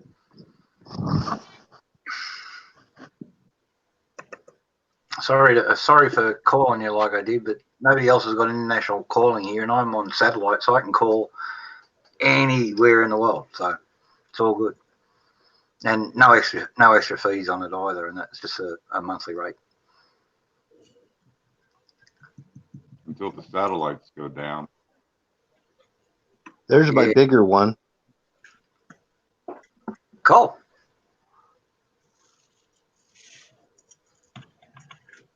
That's got some attitude. Yeah, yes it does. I got a big one down the shed I'm working on at the moment, and that is it's a 14-inch blade that's 4 inches deep. It weighs just on 6 pounds at the moment, and that's with no handle or no hilt or no nothing. That's just the blade and the tang. But it's for a big bloke. The guy. Yeah. He's a cattle wrangler, drives big trucks, all the rest of it. Sort of bloke, and that he gets into the cattle crush and that, and the cows won't let him through, so he'll pick one up and move it out of the way. Here's a stupid one that started out as a bait knife, and I kind of repurposed it to be a skin do. Yeah, nothing wrong with that, as long as it works for you. Yeah. Yeah, it does. It's all you're doing. It's ratty. No, look, all you're doing is making tools that suit your purpose, and that's what man has done. One day he found a sharp bit of antler and made it a little bit sharper and all that sort of thing, and then started using that as a knife. Then he discovered flint, and then all these other things throughout the time. He's been modifying himself. All you're doing is carrying on that tradition. Nothing wrong with that. I did. Yeah, exactly. I've even done an antler knife, actually. I did an antler knife. I've done bone knives. I've done flint knives. Yeah. Yeah. I love flint. It is sharper than steel. Yep. If you do it right, and it doesn't rust. And you can get it through a metal.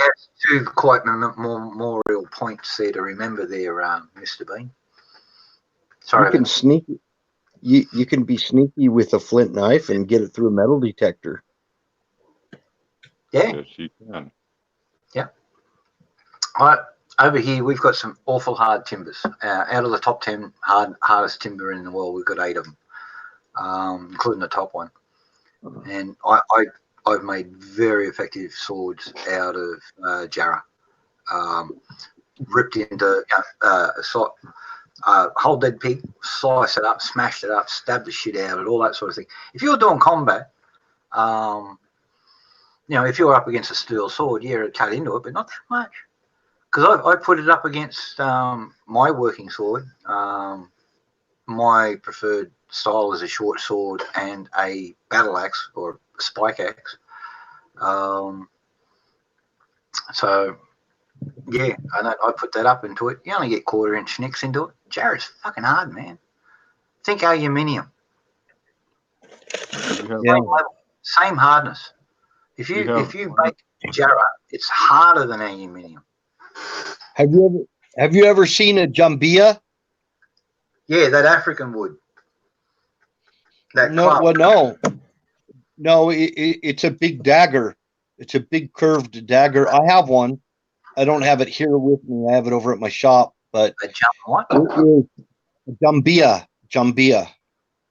Can you spell that? Is it a DJ? JAMBIYA.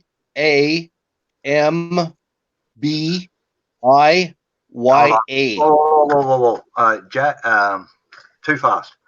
Bring it up again, please. J A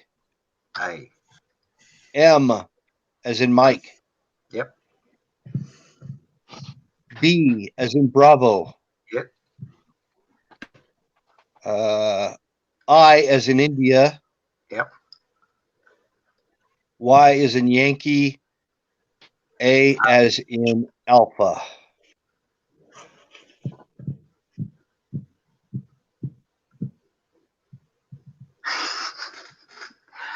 Zambia. Yeah, Jambia. No, it's pronounced Ja, like J-A. All right. Zambia. The Middle Eastern Moorish knife. Yeah. Yeah. I have an Afghani one with All right. water buffalo horn handle. Yeah, they're nice.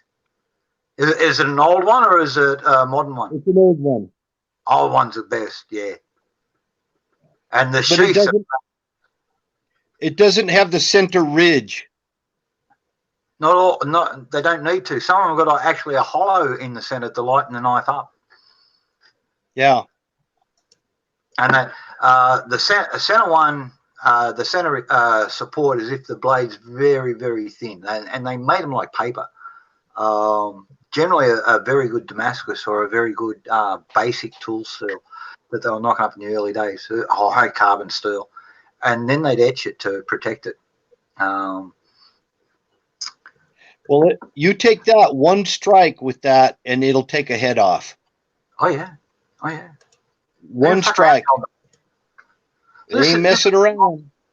By going to mass-produce knives and all that sort of stuff, we've actually dropped the quality of so many knives across the way. Look what they were making 1,000 years ago. The quality of that stuff. If you try to do that nowadays, you're looking at 40 grand, and that for an artisan to make you something like that. I'm making a katana at the moment, 14th century style and all that sort of thing.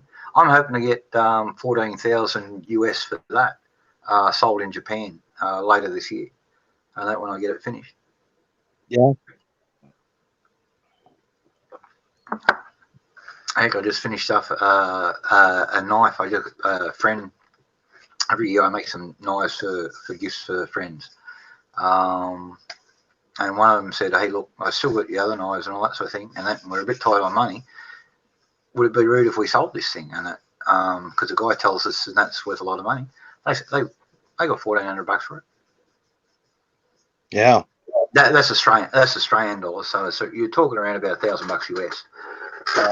So the other blade I like, AZ. I don't know if you've seen a kukri. Yeah. It rings the bell. Nepalese fighting knife, and that famous of the Gurkhas. That's the same style knife that sold. This one's Tracy's. She's getting when she gets here. I like it. So, and if I change the focus again to get that pattern to show. Yeah. So what I've got in there is a central core of VG30, which is a very, very hard steel, but it's only 0.3 of a millimeter thick. So what I've got is very thin layers of alternate stainless steels. This is the only time I use stainless steel. Support the main cutting edge.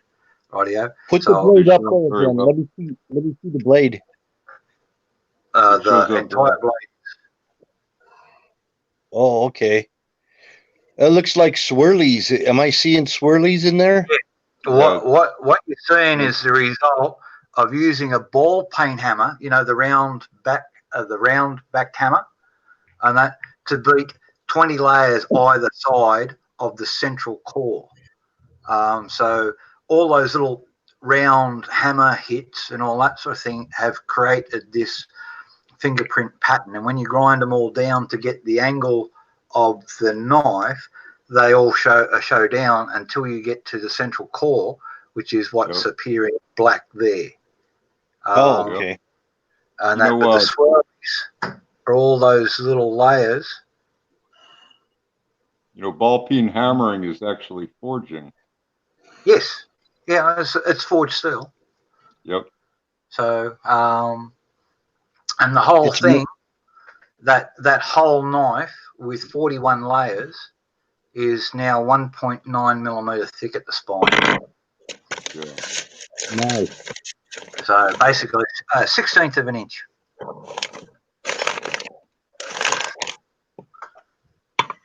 So Give me a second. Give me a second. I'll be right back. I'm going to show you my Scottish targe.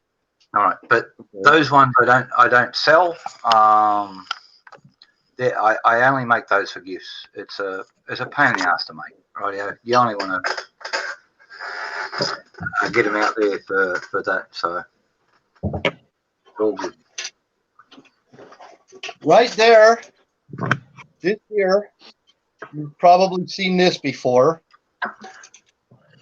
Yeah, 3 lions coat of arms. Yes, sir. Richard the Lionheart. My grandmother gave me this. Cool. King. It's cast steel. Yeah. Cool. Steel and bronze. It is metal. Now, is that your family crest? That's not my family crest. No. It's a shield of That's England. the royal. That's the Royal Arms of England. Implemented by Richard the Lionheart. And it's also the emblem of the the English cricket team. 3 lions on their vest. And I tell you what, if they saw that, they might be interested in offering a pretty penny for it as well, because all that sort of stuff, that's rare as rock and roll shit nowadays. And my family was rampant lion.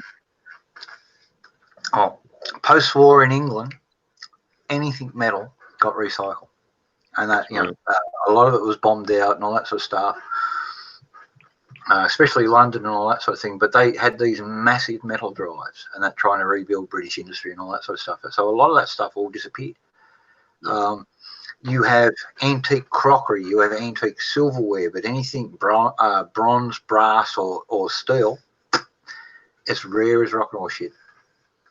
And there's more model steam engines made that were made in England in the old days over here in Australia and other places of the British Commonwealth, Canada and such, than there are in England, because a lot of them got tossed into the scrap heap for patriotic duty, which later became Socialist Resolve. Ugh. Sad that. Oh, good old days InfoWars chat. You know what gets me, Jack, that never gets brought up and few people know about is at the turn of the 19th century, everything was based on cast iron. Pretty much. And they were building, everything with cast and wrought iron. Yeah, but see the difference in that with the cast back then, they would temper that. They would cast it and then they would throw it back in these massive heat sinks and combine it all in there and just soak it and all that sort of thing and stress it there. And then they'd let it cool down properly. Then they'd heat it up and then they'd quench it. And they had these massive hoses and all that sort of thing. And it was all manual done. There were blokes dying getting burnt from steam burns and that coming off the steel, the amount of steam rushing off these big castings. And the steam would be released because they dumped 10,000 gallons of water on this thing to quench it. Then they'd heat it back up again to temper it and all that sort of thing. That's how they made the London Bridge, which is now sitting in Arizona, I believe. Lake Havasu. I don't know where, but some rich guy came over there and bought it. Well, some rich guy came and built the town and then bought the London Bridge to showcase it there. Yeah.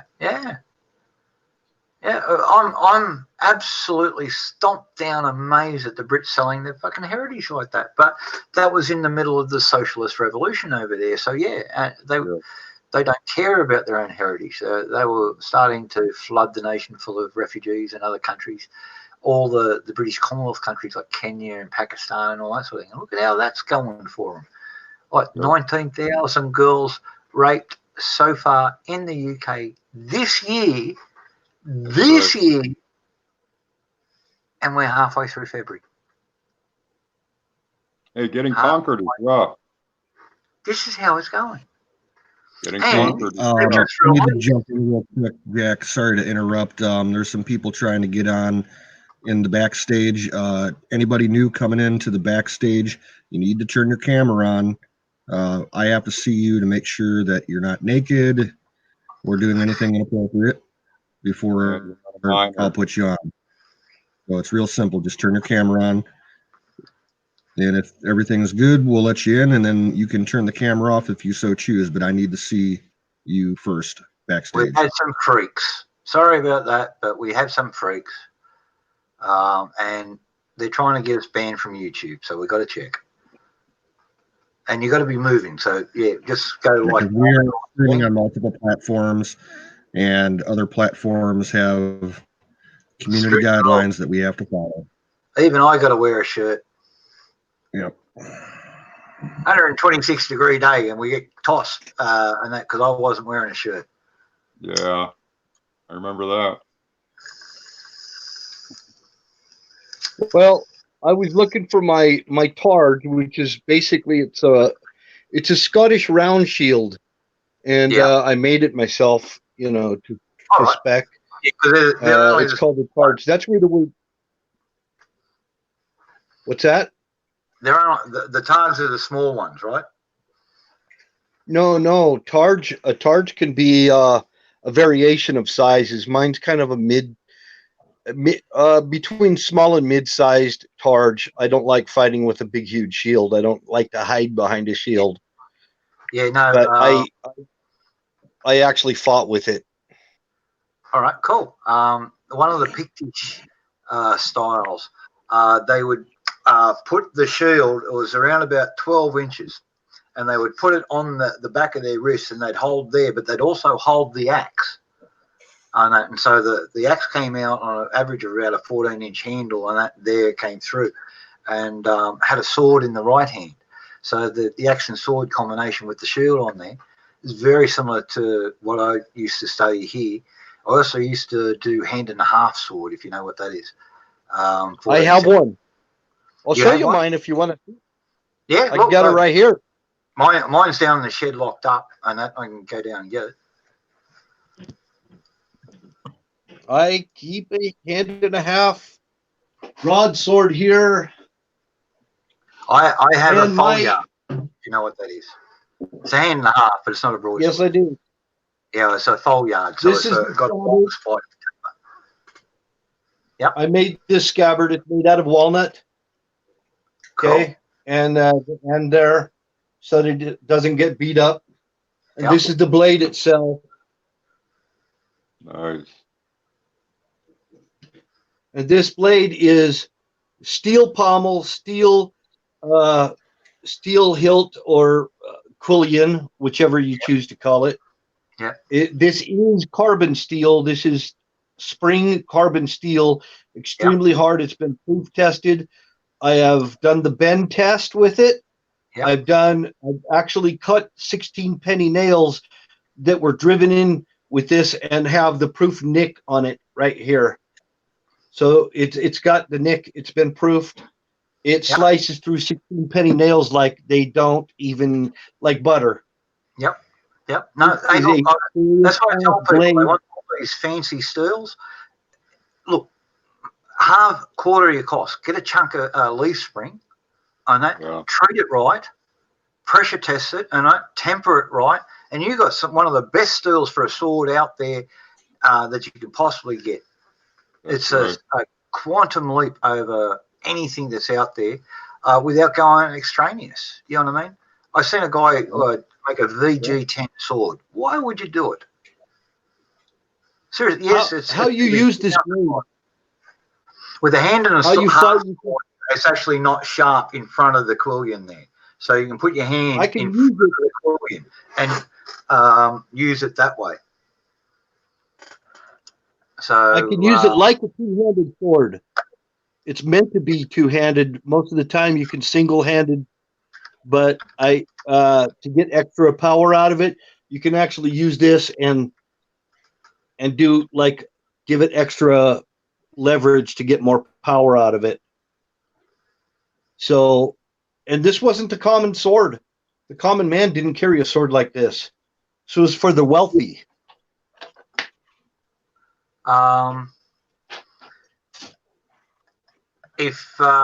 Canoes, if you would allow me to hijack the stream for a second, I'm going to give you a video here in Spain, hand-and-a-half sword fighting in traditional formats. And I'm not too sure, but I think I'm actually in this one, so I'll get that one up.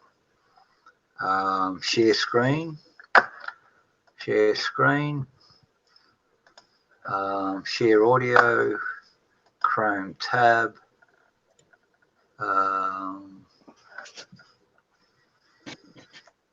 Just bringing that one up here. Allow sound.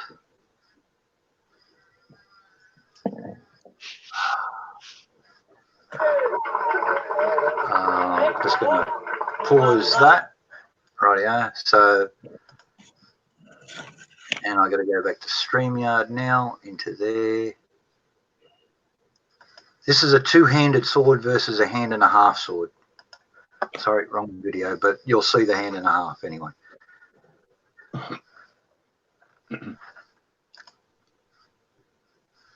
Okay, I'm just going to go into full screen that.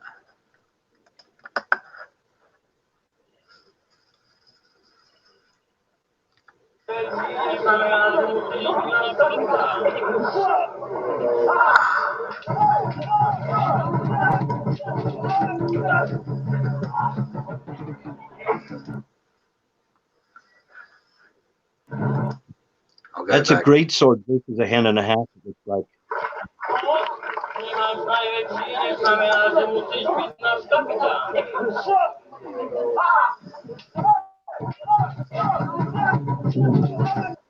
See how you can bring your hand down onto the sword, use it as a lever? Yeah.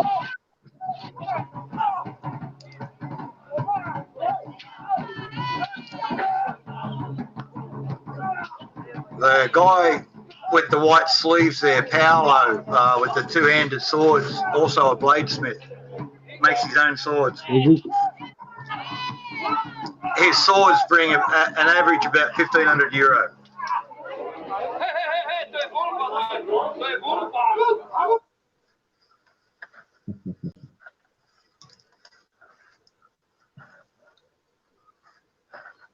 So yeah, Well, that's this guy made my sword for me. He made my sword, and he was a blacksmith, just like yourself. Yeah. And he made my sword the way I wanted it to fit me, to do with my fighting style. And it is a hand-and-a-half broadsword. That looked like he was fighting against a guy with a great sword. Yeah, that's it. And that's the advantage of a hand-and-a-half over a two-handed sword.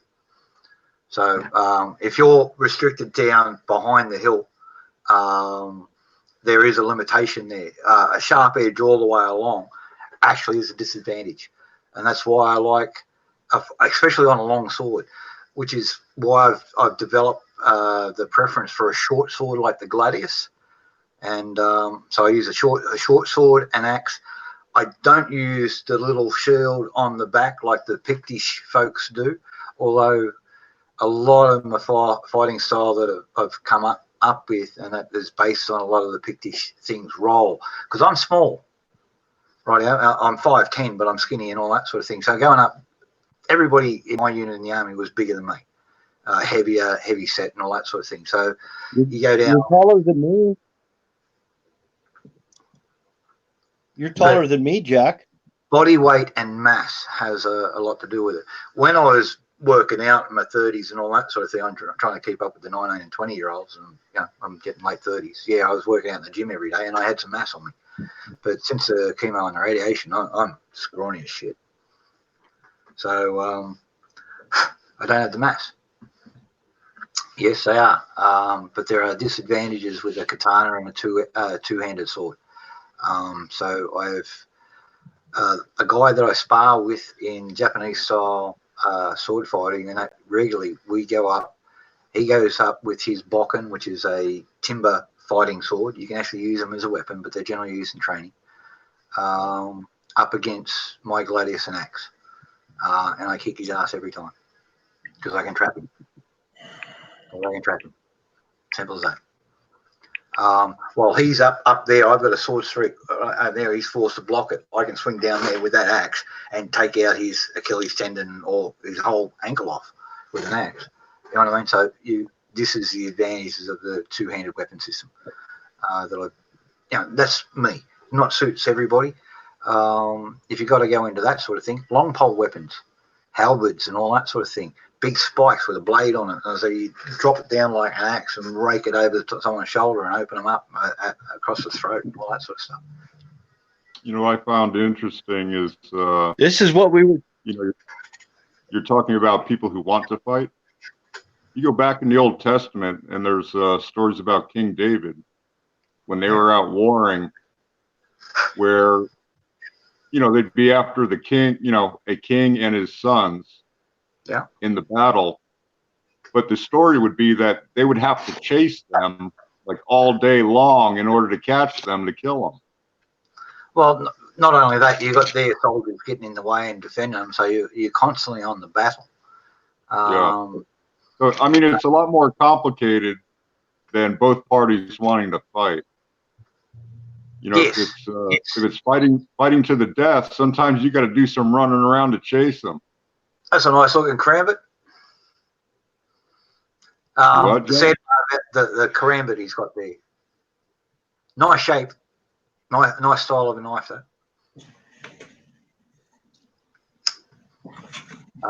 Karambits were developed in Indonesia, and that to follow the they call it monkey man fighting over there, as it was commonly known as. It's called salat.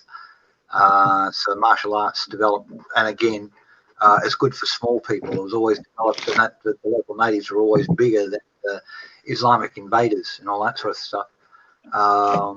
The Malaccan pirates and all those sort of folks that came across, and then later the Dutch. So they were always smaller. So this is why they call it the monkey man fighting. But a bloke with two of these weapons and that could disembowel a horse and that drop the thing, slash open the rider, be on to the next guy, and that do the same to him and onto the third guy in 10 seconds. These guys running around, vicious. They drop down out of trees, all that sort of stuff. Sadly, they lost, and that by weight of numbers, and Islam especially, and the Dutch used Islam against them because they would trade with the Islamics and all that sort of thing, and everybody was into the connections that they had for the opium. And again,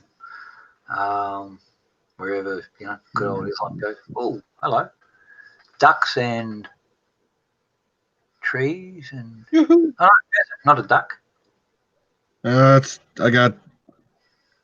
I believe it's wild turkey or grouse.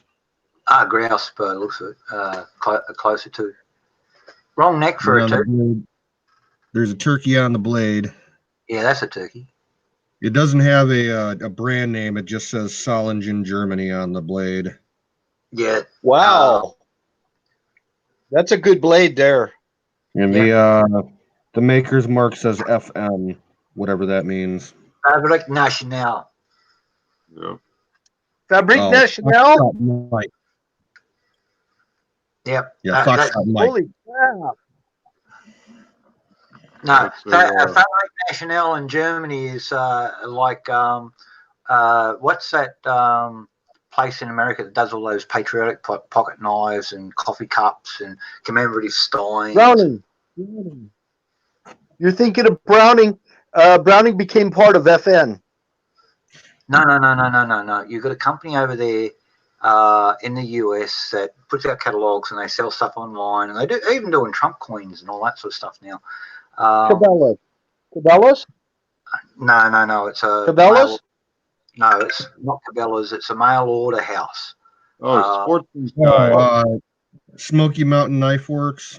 No. They look. They do dishes, big plates, and all that sort of thing with commemorative designs, Washington cloche in the Delaware, and all that sort of thing. They've got a whole series of these things. I think it starts with F or something. Franklin Mint. Franklin Mint, rightio. Fabrique Nationale in Germany is not Fabrique de Nationale from Belgium, rightio. That's the weapons manufacturer. Yeah. Fabrique Nationale is sort of like Franklin Mint in Germany. Yeah, this says they make commemorative stuff like that. And it's FM, Foxtrot Mike. Yeah, Fabrique Nationale. Gotcha. Yeah, I bought this off the guy I got those shotguns from last week. I got this last year for $30. Actually, they're partners with Franklin Mint too. Now, a lot of their stuff, because they get the pottery over there in Europe now. Franklin Mint used to do it in China and that, and they got some real crappy stuff. They got a bad rep, and so they get it. They went back to Europe. I think it's these guys who were doing it for them. Yeah, you see Franklin Mint advertisements in a lot of magazines. Yeah, even I get them popping up here and that, because every year I get the commemorative post set and that for Anzac Day. Right, yeah. So I put them away for the grandkids. And because I do it online, next thing I know, I'm getting Random House and Franklin Mint and all these other things. Buy this commemorative stuff. Buy that. You buy anything commemorative, and that you'll get these ads for weeks. Looks like Susan's taking off. Good night, Susan. Thanks for dropping in. Oh, shit. Cheers there, Maga. Yeah, that's the one crow. So, yeah, they got all these stuff, but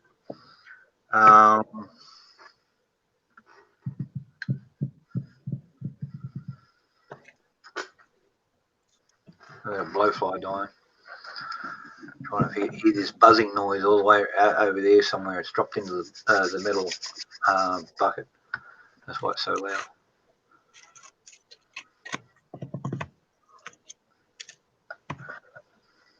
I'm still kind of hyper. Hyper? What from? I was always hyperactive. I move around a lot. I'm looking at you guys are all calm and collected, and I'm all freaking fidgety and moving around. And I got to fix that. Do what I do. Get drunk and stoned. Drink some chamomile tea. Massively so. Calms you all right down.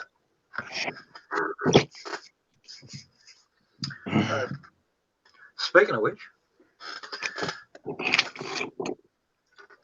going to have to go get my jug because I left it over there.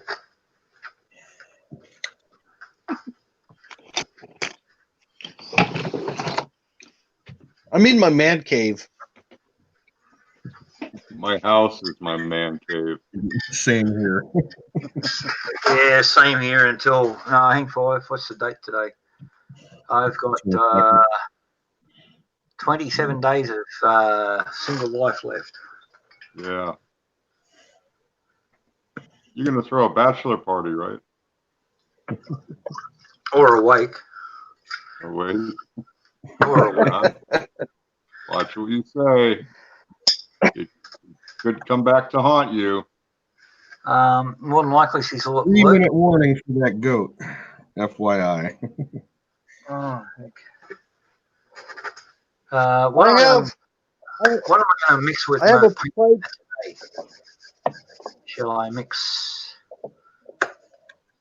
Let's try raspberry. I have a primary man cave and a secondary man cave. Yeah. I start dragging machinery into the house.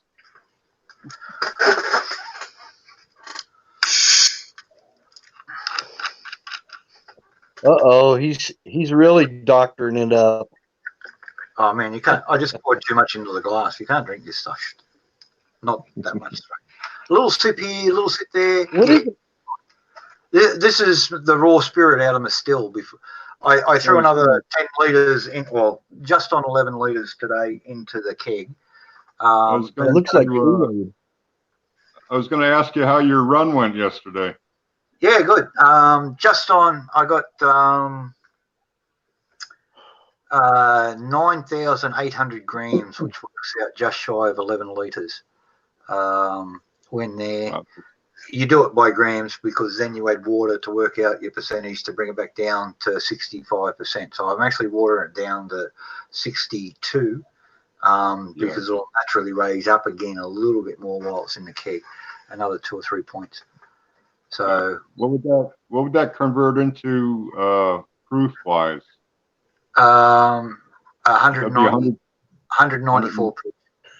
Okay. That looks like tires. And even just in time. Even with that's got to burn. Yeah, Skull. that'll strip the paint off your walls. Oh, yeah, absolutely. All hail tripod. All hail tripod. So, yeah, what was I doing? Oh.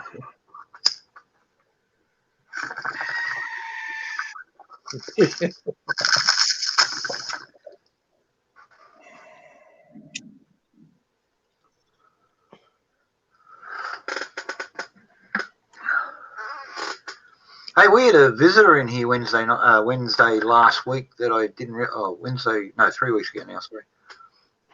That I didn't realise. Another snake. Local area commander, Victorian Police. Nice. Really?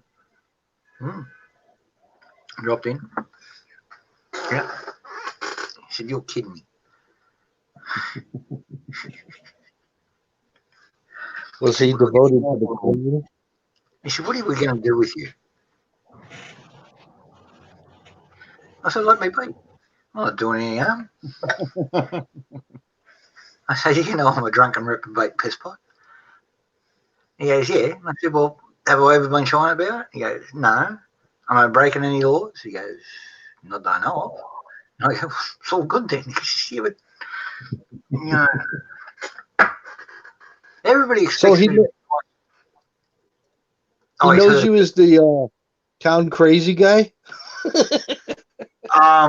Well, I've made his missus a chef knife about 3 years ago. She got onto me through some cooking magazine and all that sort of thing, and we've actually become pretty good friends. Drop by. His young fella comes over here, and I teach him basic blacksmithing. So he comes over here and camps for the weekend. And you know, cool. I'm happy to teach any young kid. He's still at school. The kid's only 14, but I got a spare room here. The kid brings his sleeping bag over and all that sort of thing, and that he doesn't want to do the sheets. He just camps if it's warm out the back. Plays with the chooks first thing in the morning, and that until I've had my coffee and come on out, and off we go. Work away. Kid does good work. At the moment we're up to. I'm going to teach him next time we're going to make a rose. So all out of Springfield. So that's where we're up to with him. So he's 7 or 8 times he's been here now. So started off basic knives, all that sort of thing, tempering steel, made a few tools. Last time we made a hammer for him. So he's got his own 4-pound working hammer for his little homemade forge back home. So they're good. But yeah. I still have to put the forge.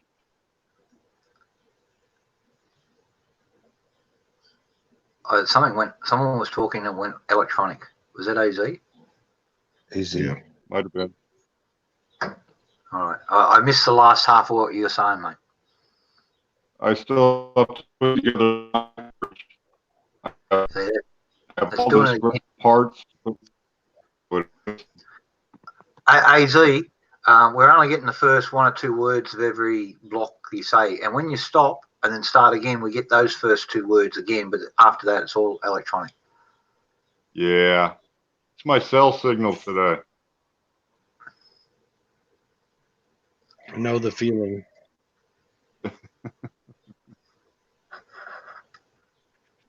Okay, can you hear me? Yep. Yeah. Yep.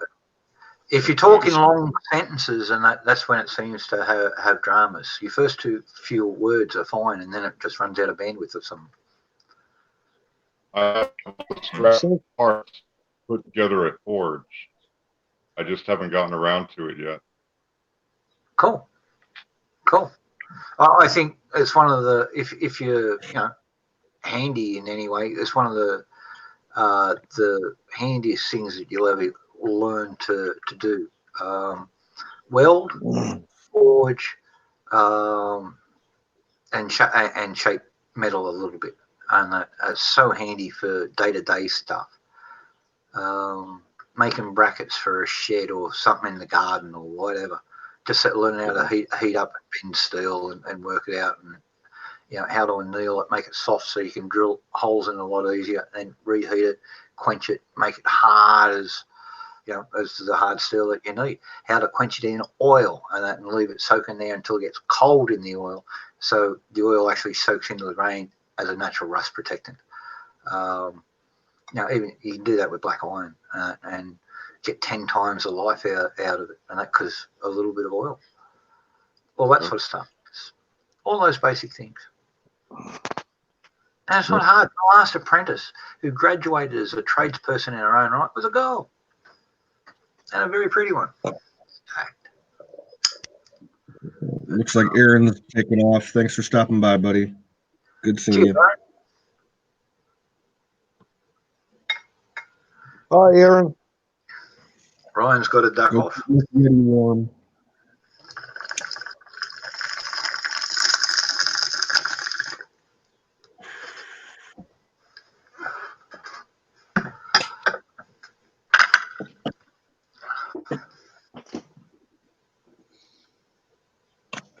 Squid 1, Squid 2, Squid 2, Squid 4.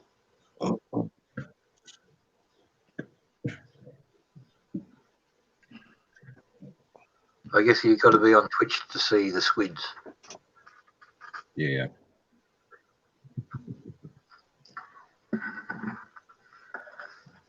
Oh, yeah. Kick back a bit. Oh, shit. Dos Ladanya. Where you going? Natalie, how you doing? Hey, Natalie.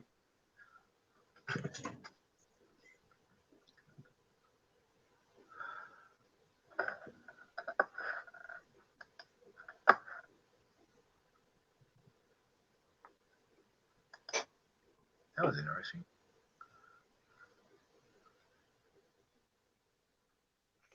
So I gotta ask somebody a question here, Canoes.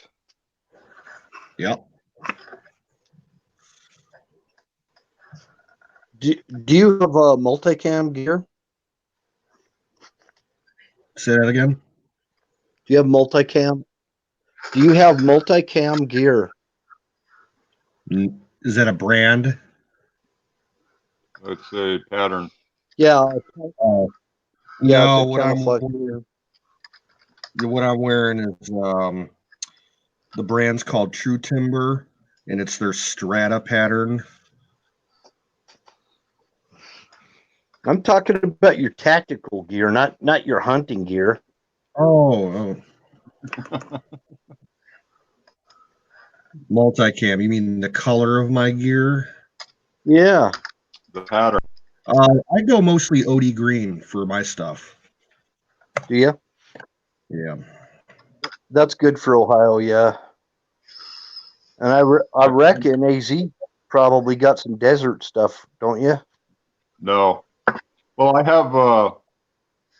have small quantities of everything, but what works the best out where I am is woodland camo. Yeah.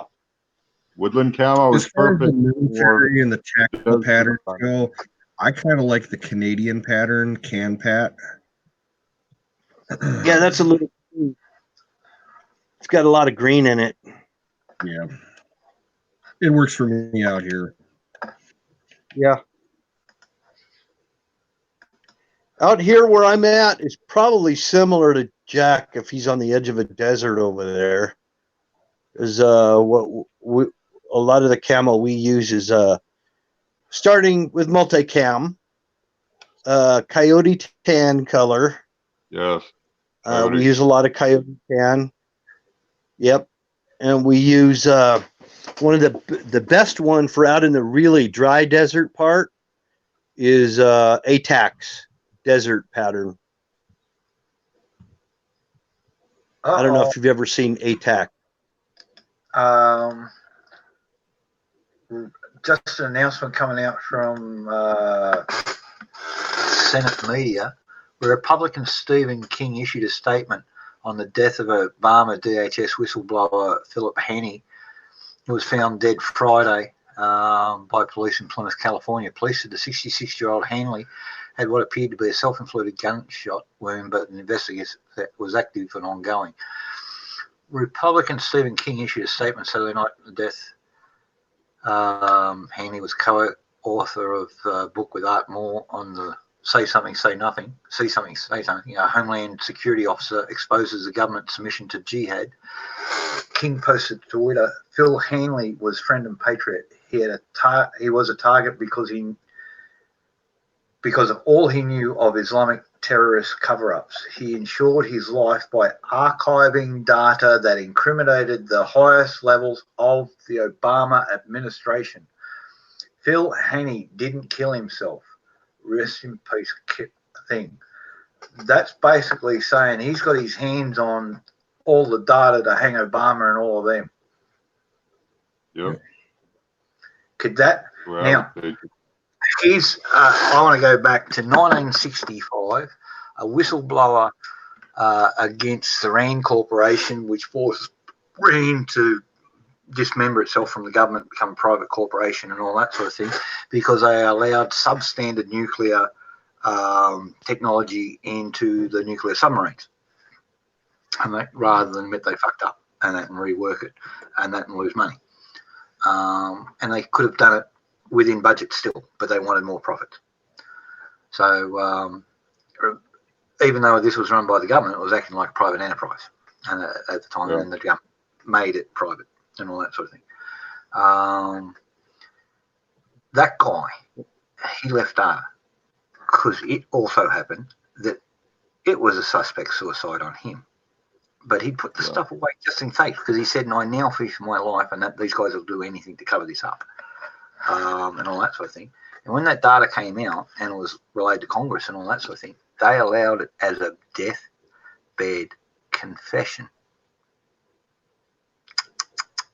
If I remember right, Jack, Rand not only made things, they were also a huge think tank that kind of steered our national policy for a long time. Absolutely. They still are. Yeah.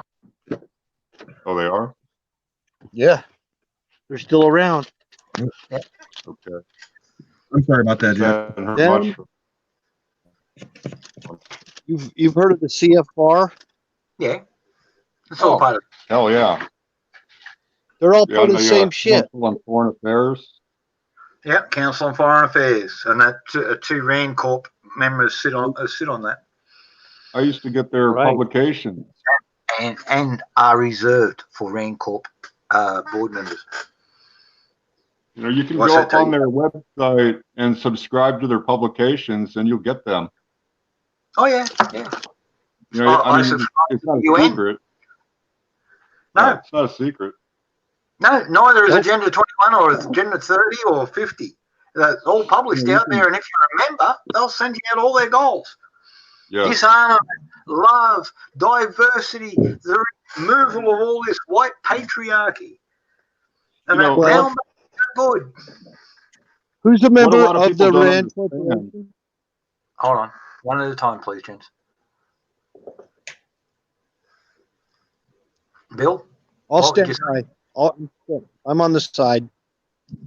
No, what did you say, Bill? I said, who's a member of the Rand Corporation that you know? Paul Austere, Desmond, Ted Target. Hang fire. Bill Gates and Ted Turner. And these are the people that we're talking about population reduction. This is where it's all coming out of. I know of Turner, Yeah. but I wasn't aware Bill Gates is on Rand. Of course. I know he's an investor, but I don't think he's on the board. See, Bill and Melinda Gates are in the Rand Corporation. well, Look it I'm up. sure they all interact with each other. The point I was going to make is that not a lot of this stuff is secret. It's just that it doesn't trickle down to our level. For example, back in the mid to late 1990s, the whole Agenda 21's Sustainable Development came out from the Clinton administration. Yeah. I happened to hear about it, and I called the White House. They had an office in the White House that handled the dissemination of information regarding sustainable development and Agenda 21. And they sent me a whole packet, 21, what it entailed and what the goals were with it. So it wasn't a secret. It's just that we don't hear about it on our level, and the media never talks about it.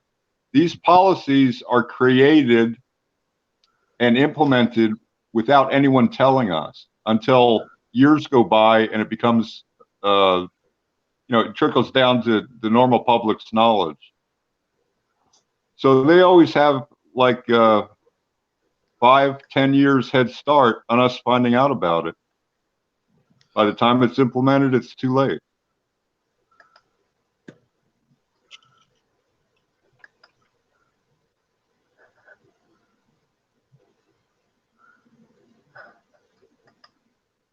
Sorry about the delay in there. I don't know if I can't find Bill or Melinda on the board. Michael Rich, Andrew Hahn, Olsted, Kumar, Hunter, Rees. Maybe not now, but they were. Condoleezza Rice. I know Bill and Melinda Gates Foundation contracted Rand for feasibility studies and distribution capabilities throughout Africa for vaccines. Right, yeah. So they worked in conjunction. Rand then worked in with another NGO, Médecins Sans Frontières. They went out through there, and it's Médecins Sans Frontières now that are getting sued for all the folks who are now sterile from all those vaccinations. Well, it's a front. The Rand Corporation is nothing more than a front. Yeah. So they're still members of it, and they were on the list back in the mid 2000s. I saw Bill and Melinda Gates on there. I believe they were in the mid 2000s. I saw Condoleezza Rice. I saw several Navy admiral commanders and freaking from various countries. General. No, they're consulting advisors. I know exactly who you're talking about. And then all of a sudden, McFake came down there, and they're at the big Rand meeting there, and the who's who of the U.S. military was there. And then just later on, and then after Obama got through the purge and replaced them all with yes men or globalists in the military, they all had another big meeting at Rand and Obama joined them, and McFake was there too. Yeah, like the Pacific Command Admiral and all this stuff. I tell you, there were some huge names, heavy hitters that were involved in the Rand Corporation in the mid 2000s. The last time I checked, I did a printout of it. I don't really care either way. They're all in the same. They're all in the same boat. Yeah, look, there's a lot of different angles and a lot of different groups out there, all vying for global control. Whether you call them globalists, they're all technically globalists, including the jihadists. They want the whole globe to be all like they want it to be. But there's quite a few groups out there. It gets confusing because some of them work in conjunction with each other at times, so they all look like the one group, but they're actually separate. They've got their own goals, although early parts of those goals may be similar: break down a society, break down the nuclear family, a non-united nation, and all that sort of stuff. Break down a society, morals, values, all that sort of stuff. Quite a few of them like that. And then the CFR and the Trilateral Commission. Yeah. They're different ends of the same fucking evil horse. So they're on the same side, but they try to do it in different ways and that, because all these guys are, basically, egotists. And that, I know better than all these guys, but they're all working the same thing. It's the same thing with like socialism. Have a look at the history of socialism. And the Russian Revolution, Lenin gets poisoned by Trotsky, right? And that because he's too big. He's a living god. Nobody can fucking replace him. So he says, yeah, we're going to do this. Trotsky starts getting too big. Stalin says, yeah, fuck this guy off. He's too popular because he's taken away from my limelight. And then has Vieira go over to Mexico and knock him off too. Not good enough he's left the country. No, because he's still writing good stuff. It was Trotsky's invented the 5-year plan. The first one actually worked. And then Stalin fucking copy it and fucking complain. That's why he got the fucking shits with it. He couldn't keep it on. Trotsky was supposed to be Lenin's predecessor. Well, let me put it this way. Trotsky, predecessor became before Lenin, and yes, he was an activist before Lenin, but Lenin was the one who actually got known because he put it in such succinct ways that people could actually understand it and get scammed by it because it's all bullshit. Even in his own writings, he described himself as a socialist democrat. In other words, a democratic socialist. Well, I mean, Trotsky actually physically spread the revolution in Russia and won the revolution. He wanted total revolution now, where Stalin was slowly catchy monkey, because Stalin had been trained by the Fabians, right? Yeah, so he Stalin was more of a political guy, whereas Trotsky got shit done. Yeah, he wanted to go out there and do it now. He wanted to take on the West and capitalism now. And Stalin wanted to consolidate power and all that sort of thing, and purge the place and all that sort of thing. Whereas Trotsky wanted to attack now, and he said, "We'll do the purges. We'll put all the unreliable in the front lines when we go and attack now, and they'll get wiped out, and then we'll only have the reliables, and it's all good." That was Trotsky. And that's why Stalin had to get rid of him. Yeah. He wanted to create a Soviet revolution in Mexico and invade America from Arizona. Yeah, I know. Anyway, that is how the neocons got spawned. But now we're seeing the same things. They're all eating themselves. They all hate each other, and it's all an ego game. Yeah. See, this is a problem that you found in your early Republican days, the Tea Party. Brilliant idea. Art Brady, who started that, and you can ask Jonah, we both knew art back in the old days, and that before he founded the Tea Party, right? Yeah, everybody came in and took it off him and took it over him and all that sort of thing. Art just went around, convinced people to do this and all that sort of stuff, right, fine. And then everybody ran it, and he didn't give a fuck. As long as it got started, it was all he mattered about. He wasn't an egotist. He didn't claim limelight. And that's what I was trying to say to Tow Truck there one day about his petition. Doesn't matter, because they'll crawl out of the woodwork and to take it over and lead it if it gets real big. As long as somebody starts. Do you remember when the Tea Party was at its height? McCain and Sarah Palin did that cross-country tour, acting as though they were in charge of the Tea Party. Oh, yeah. And trying to hijack. What happened with a shitload of fucking McCain fucking devotees, and that all of a sudden became the heads of fucking the local Tea Parties without anybody knowing about it. How the fuck did that happen? Well, they needed to destroy it. Yeah, exactly. And you didn't see that coming. This is what they did to the ADL over here. Australian Defence League. Glenn Beck got into it too. Yeah, Glenn Beck, man. If anybody ever needed to be garroted, it's Glenn Beck. I still say he does the best whiteboard explanations out there. Have a look at his work on Ukraine. Yeah, look, he flip-flopped around and that for about 2.5 years and that, and then he came out and made this piecemeal apology and that, and he's been a Trump man ever since. But like, Yeah. I don't know. Even his missus fucking give him shit over it. She said he was a dead set flake for fucking 2 years. We said we don't know whether it was the stress, whether it was this or anything, and that. But he wasn't my husband for 2 years. So I mean, those years. But what he's been doing the last 3 years, I can't fault the guy. I actually gave up on him completely after 2 years. Sorry.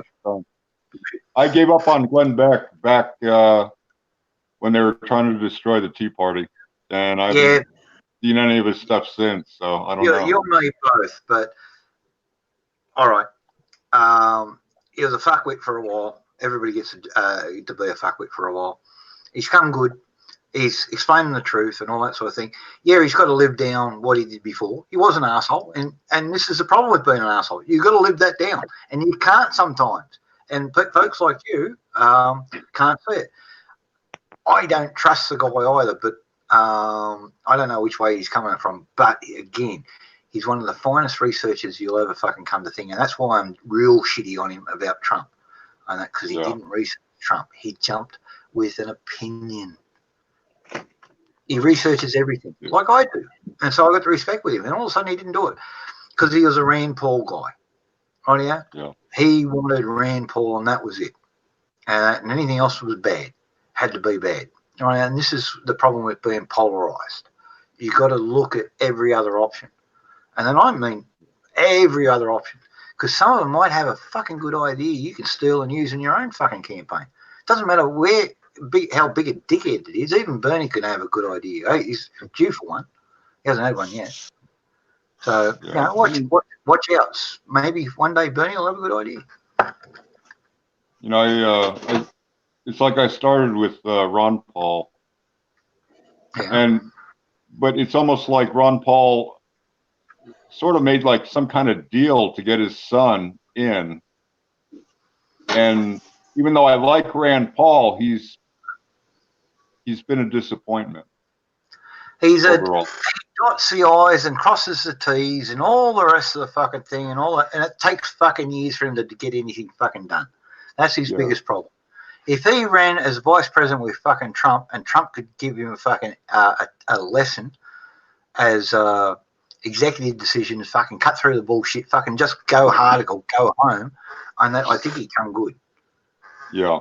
At the moment, he's a pedantic fucking lawyer. Yeah. Not being rude. And that, but yeah. I mean, I like him. I like him. I like his father. But it's like what I've learned over the years is you cannot 100% align yourself with anyone because they will just march you down a path that you don't know. You have to stay flexible and back the people that are doing the right thing at the moment. Because any one of them can change at any minute. That's why I like. Well, that's why I like the grassroots Tea Party movement.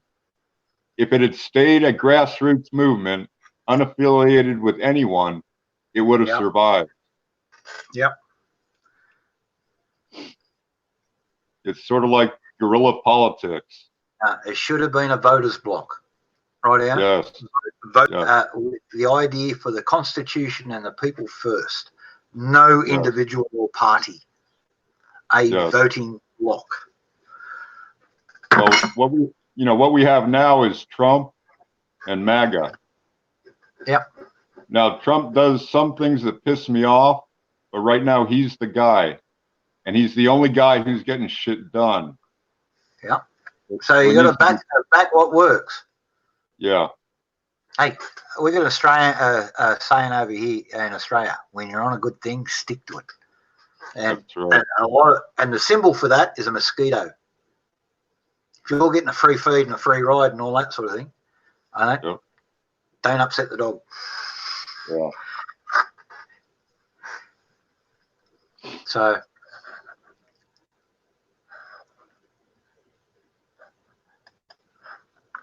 Damn, I feel opinionated Look, tonight. to be honest, no. Look, you're right. Look, I was never, and still not 100% Trump fan, right? Yeah, because the guy is unaware in a lot of things, right? Yeah, they love him, and he's said by God and all that sort of thing. But he's the right guy at the right moment, and that to stop what was coming, right? Yeah. He's arrogant enough to do it, and that to set up a thing. He does generally care about the country and all that sort of stuff, but he's not aware of stuff like, fuck, if he knew half of what you knew, AZ, and that, fucking it'd be a totally different ball game with him. He wouldn't be fucking around with these guys. He'd be fucking sending the Marines into their fucking offices and that, and fucking arresting them and that, and taking them to fucking what's that fucking big barracks out there just down from Warrington? It's a mixture of FBI and Marine. Quantico. Oh, They got a fucking huge cell block out there. Fucking, they can fill that place up. I've been there. It's huge. I visited. They got an airstrip there and everything. So I was over there. That's where when I went over and got pinned over there. That's where they put me up. So that's how I got to see Quantico, and that was nice. Good steak there. I like that part of Virginia, the coastal area. That's good. So anyway, yeah, but he's a businessman. He's like this, but he needs to be more intelligence based to deal with this. He also needs to know how the world works. All the different groups trying to control it, all the different backgrounds, all this, the Bilderberg stuff, the Commission stuff, Islam stuff. He's a babe in the woods when it comes to that sort of shit, right now. He's doing okay. Don't get me wrong, he's doing okay. He knows Islam's a decent threat. Look what he's got. Now he's getting national briefings, but he's surrounded by too many of these deep state bastards. And I don't know, he's dealing with them okay so far, but they're tripping him up left, right, and centre. They're causing him fucking grief. He needs to purge them all, which is exactly what fucking Obama did, and then put all these fucking sycophants in. Yep. I mean, so. Yeah, all those people, they serve at the pleasure of the president. He can can whoever he wants, just like ambassadors. Absolutely, but the problem is Security Council, everybody, unless you're a cabinet appointed official. You heading off there, Zoom bait. If so, have a good one. I don't know. Sometimes he mistypes. Yep. So I'm just asking. So look, what I think, could you have a better president? I can name 10 guys over there, and that they could be better presidents than Trump. None of them want to get involved with politics, though, because it's a dirty fucking game. Yeah. Oh yeah. I can't. Why is that?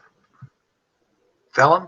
Well, because the main thing, Jack, is that Trump ran on his own dime. I mean, these other people, every one of them has to rally. The side of politics is now a big business where you got to give millions to the mass media, otherwise you get nothing. Well, I don't think anybody else could have done it. There's a few out there and that, but they're all fucking quiet achievers and that, and getting stuff done and all that sort of thing. They're not making big names for themselves and all that sort of thing. They are amassing fucking good-sized businesses and all that sort of stuff, and they are awful smart in the ways of the world and business and law. But like Romney. He's a fucking idiot. Not Romney. Well, no, in our history, the last one who attempted to do it was Ross Perot. I didn't mind. Yeah. Yeah, and he was able to get so far, but yeah, but the system came up against him. He was the first outsider trying to break in. He wasn't part of the system. They didn't own him and all that sort of thing.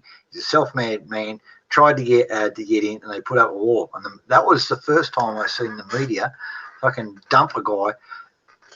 He could have bought the fucking media, and they still blocked him out. Yeah. Yep. Not long after that, I went to work for him, actually. DDS.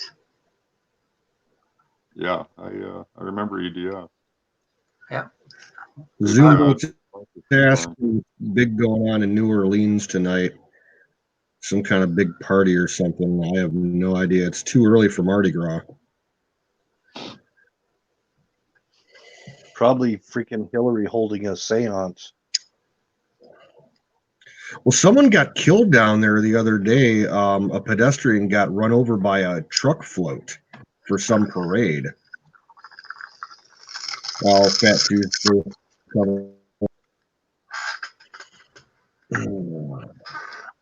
That's another place I have no desire to go to.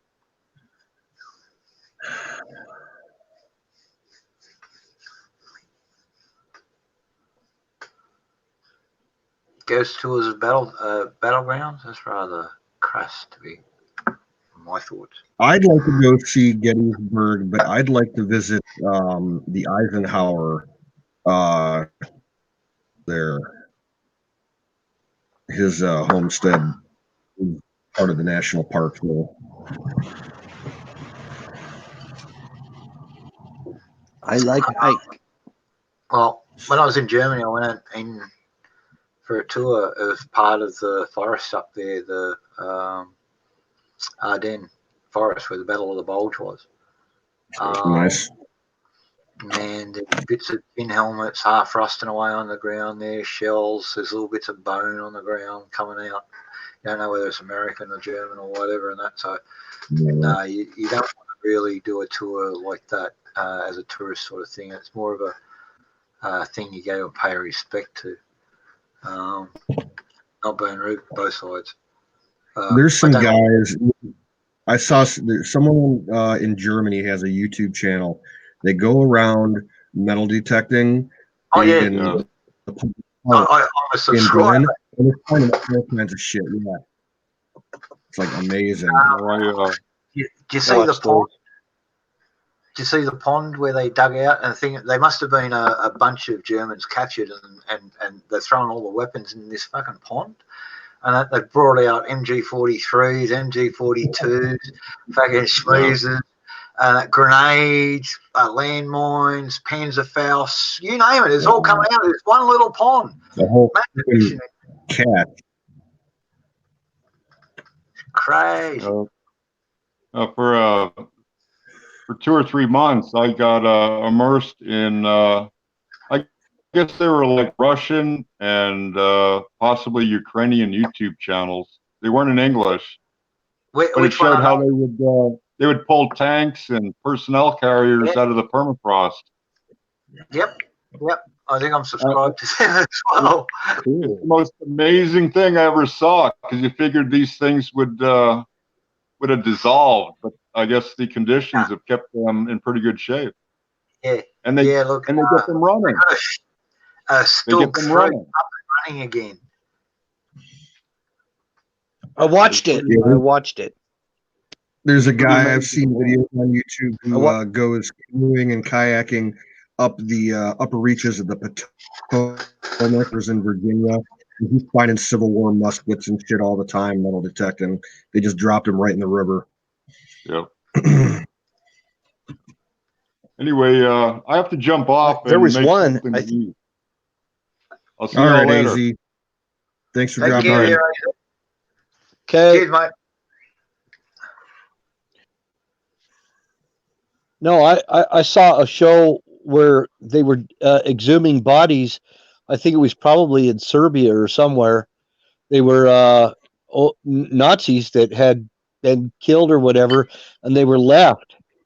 And they wanted all the bodies to be returned back to Germany, and they were showing them. And I'm telling you, they were finding, all their stuff. Like they'd go into their wallet and they'd see their ID and a condom in there and all this other stuff in their wallets and of all these Nazis.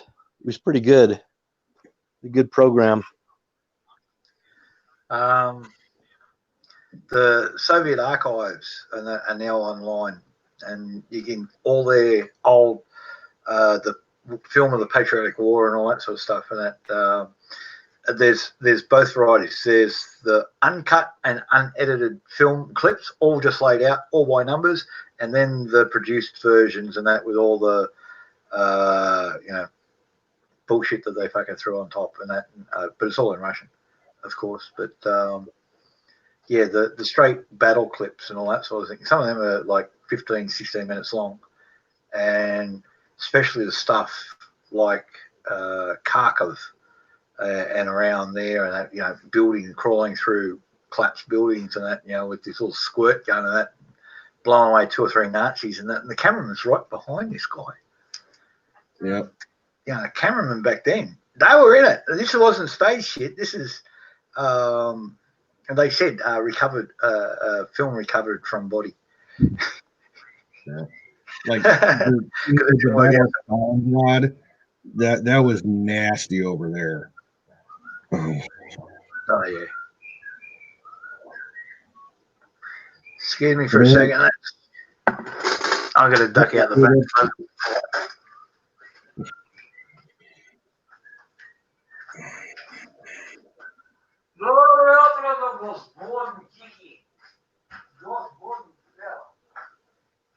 Where are you, Ryan?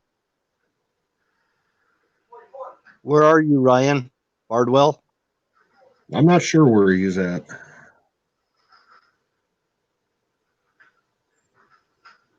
Said there's lots of dead Yanks buried around there.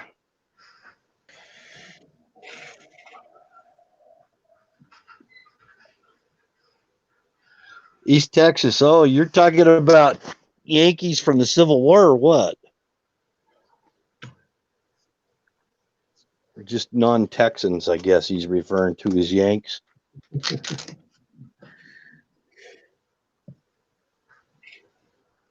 That's funny.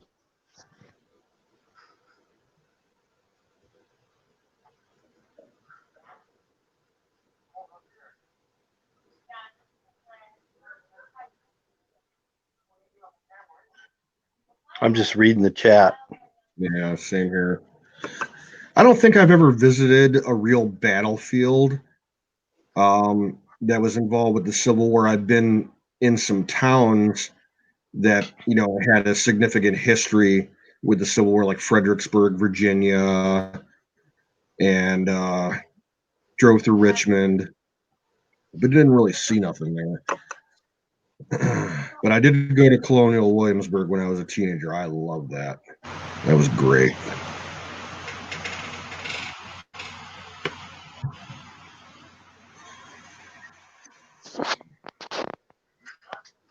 I've got metal detectors. I wouldn't mind going out and metal detecting some older areas. Out here, we've got a lot of people do detecting on the old Pony Express Trail. Uh-huh. And I met a lady that was a real low year at one of the reservoirs of a town that didn't exist anymore because they decided to make a reservoir where the town was. Yeah. We had a drought and the water level went down. She went out metal detecting it. And she got all these Pony Express badges, buttons. She showed me a shoebox of it and got me. This lady got me interested in metal detecting. That's cool. You get a metal detector. All it takes is, I don't care if you're just doing parks and stuff, that one Rolex watch you come across or gold earring or whatever somebody lost sitting out in the grass, or out in the sand where the kids are on the swings and stuff, and you go out there and metal detect it, and you'd be surprised what you might come up with. Like I said, you can do it one time. If you got one that you put it in the water, any of the small rivers and streams where people are always kayaking and canoeing and stuff, are always losing shit over the side of the boat. And there's guys on YouTube that will go with snorkeling gear and go up and down a little river, like near a park or something, and they're finding cell phones and keys and cameras and GoPros and all different kinds of shit people lose. I'm sure. Yeah. Yeah, and the other one was, are you Oh, you're not talking about magnet fishing, are you? Well, yeah, there's some of that too. I mean, But you won't there's get people sink. that oh, pretty plants.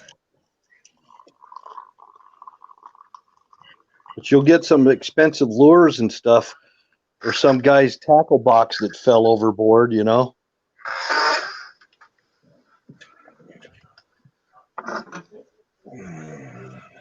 You just take a big magnet, throw it on the end of a rope, and just kind of drag it along the bottom.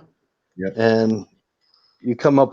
There's the guy who was doing it. He was pulling up old Civil War live shells. Yep. There's There's a family that lives in Brooklyn. Go ahead, Jack. All right, cheers. I was just saying, I used to go spearfishing around a little headland. There was an inlet to a river on the coast, and that opened up into a big lagoon behind it, and then this long running river. It got real shallow at the mouth, but just inside and outside of the sandbar across the thing, you get big fish waiting and all that sort of thing.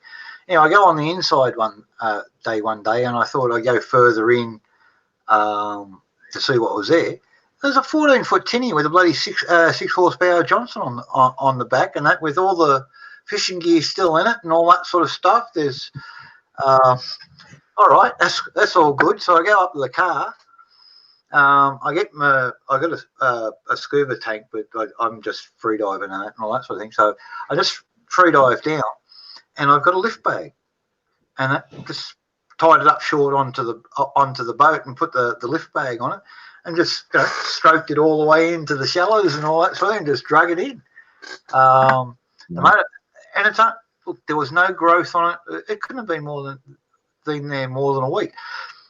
So call the cops. Right now, do the right thing like this. Trace it all up. It's got serial numbers, all that sort of thing. Not report it stolen, all that sort of thing. Not no insurance and all that sort of thing. Trying to find the owner. No. And at 3 months, they turn around and say it's yours.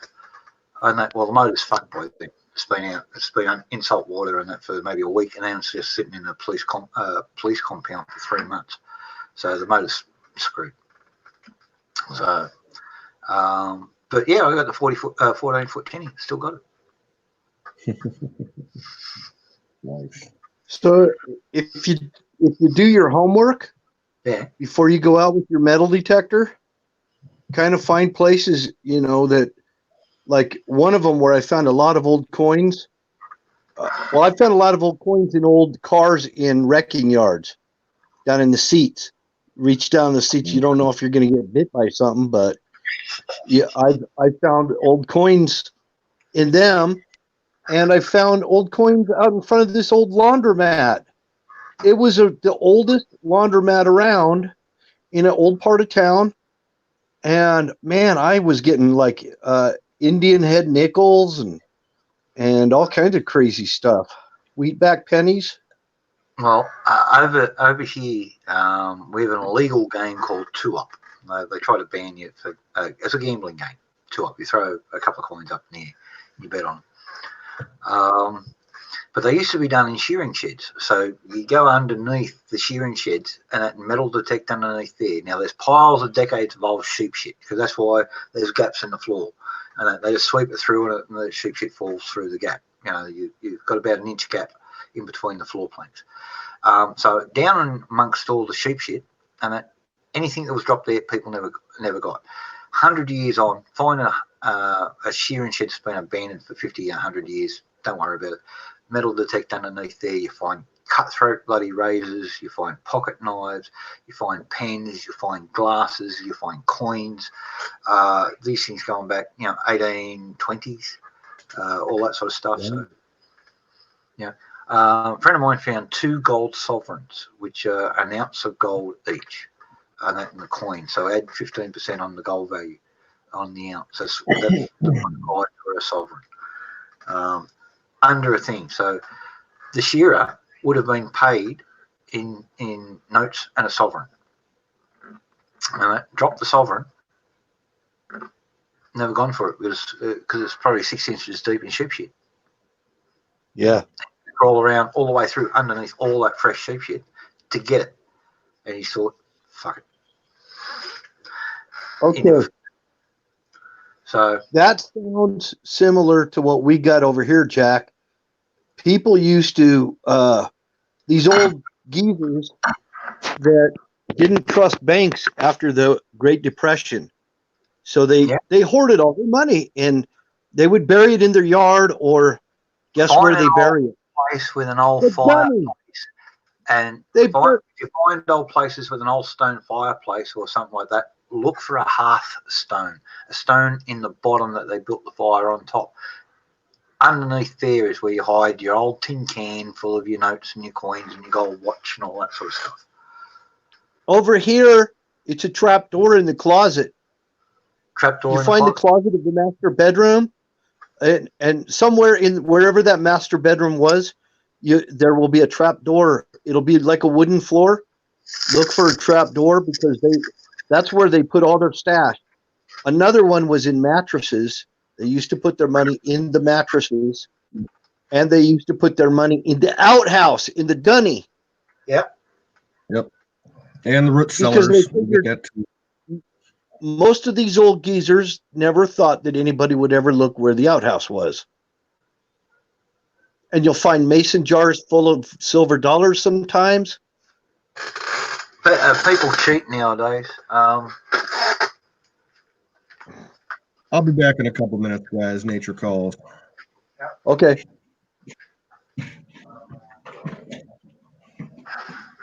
I'll hold her down. Cool. Thank you. I'll stay here with you guys in the chat. Zoom bait. Augusta, Georgia has some stuff. Civil Wars. I bet they do. Yep.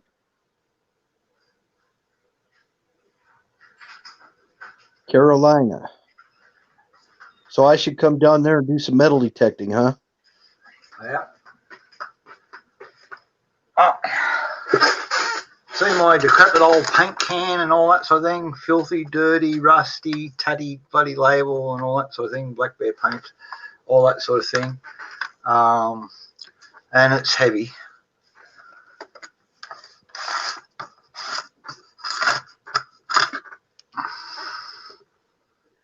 Oh, your stash. One of them. Good idea. This one's empty. That's the only reason I'm showing it. We have a brand called Bear here, also spelled B. Yeah, I know. This is where it comes from. What's that? Yeah, this is a copy of your of that, because they got their whole label online. Sorry, I stole their label because they actually have the whole thing online in a PDF you can print out. I tried to do a Dulux one, which is the local paint supplier and that, but you can only get the pictures of the cans. You know what I mean? But Bear Paint's got their whole label on a page on their website. Wow! So I just printed that one out. Made it life a lot easier. I didn't have to pretend and make it all up. I just download it and print the whole thing out. Pretty clever. I got soup cans. I've got bean cans. I've got all those sort of things. I got spray cans. All done up similar and that, and some of them are buried and all that sort of stuff. So well, the head shops around here, they sell like cans to put your stash in. Yeah. That have. Yeah, hippie in Western Australia showed me how to make them. It looks like a soda can, and you put your stash in there, stick it in the fridge. Yeah, beer cans over here. Yeah.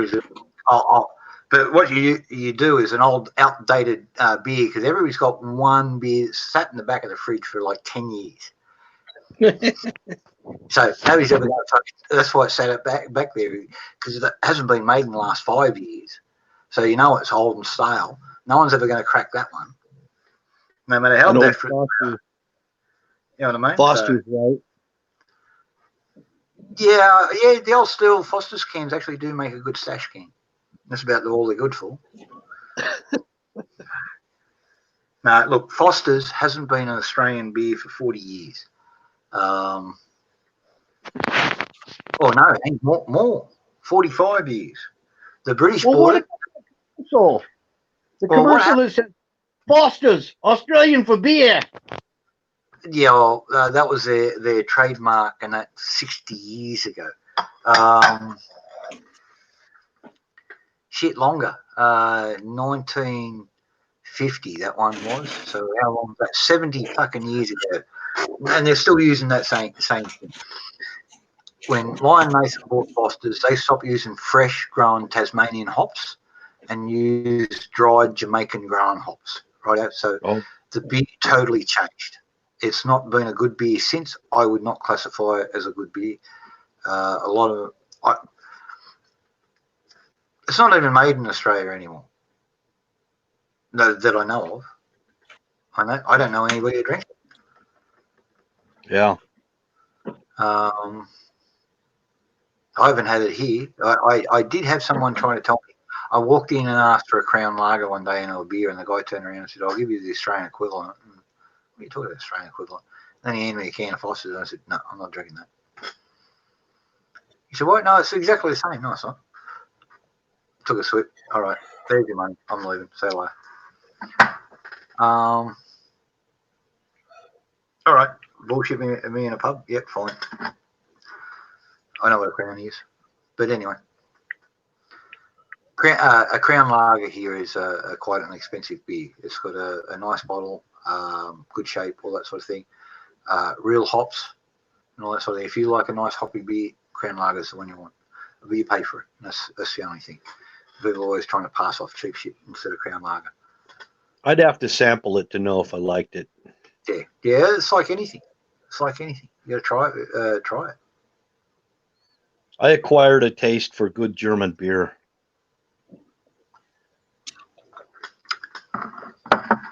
Oh, especially that Doppelbock beer. Yeah, well, Crown You ever Lager. tried Monshoff? Oh my gosh, that beer's so good. I like Grolsch myself because it's a wheat beer, and I do like the wheaty beer, and I like Grolsch, but it is a little bit gassy. I've ever had that I liked. Yeah. I don't recall what Grolsch tastes like. I've seen it. So, I prefer barley beer. I like barley pop. Yeah. Hey, look, barley's nice too. There's some good ones, and I think the Austrian barley beers are better than the German ones. I tell you who makes a good barley beer? The fucking Japs. They've been making a bloody good barley beer for about 300 years. And I only just got onto it the last time I was over there. Ain't I stupid? Been there three times before. I only got onto it my last trip. Our beer here doesn't even foam right. I mean, it's all bubbly and everything. Good German beer has got cottony, a real cotton type of a foam on it. It leaves a mark on your stomach. Exactly. That's good German beer. I love it. That's fantastic. Hit me. Sehr gut Bier. The beste Bier in der Bundeswehr. Ja.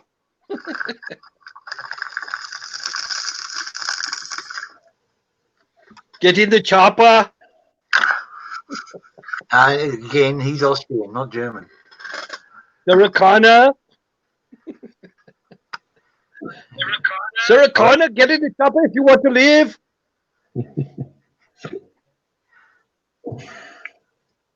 Get down.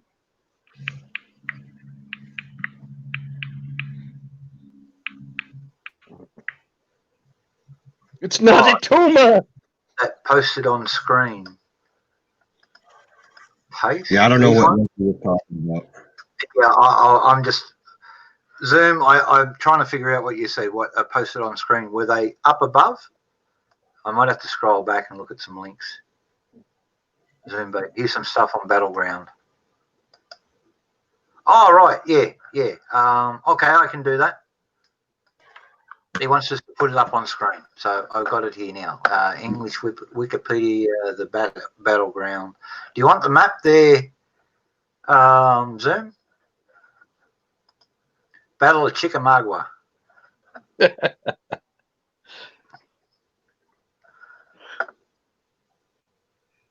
All right. We can do this. So we go up in the StreamYard there, share screen, Chrome tab, Battle at Chickamauga. There we go. Rightio. So we've got Not a tumor.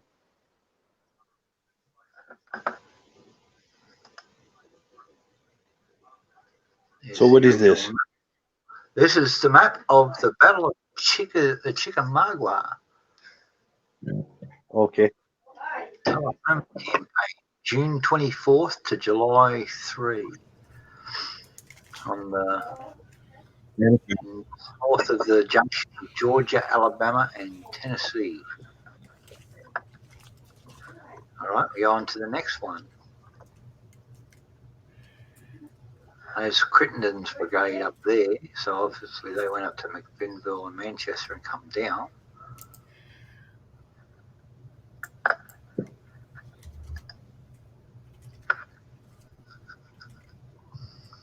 Oh yeah, Ryan, it is that time. Uh-oh.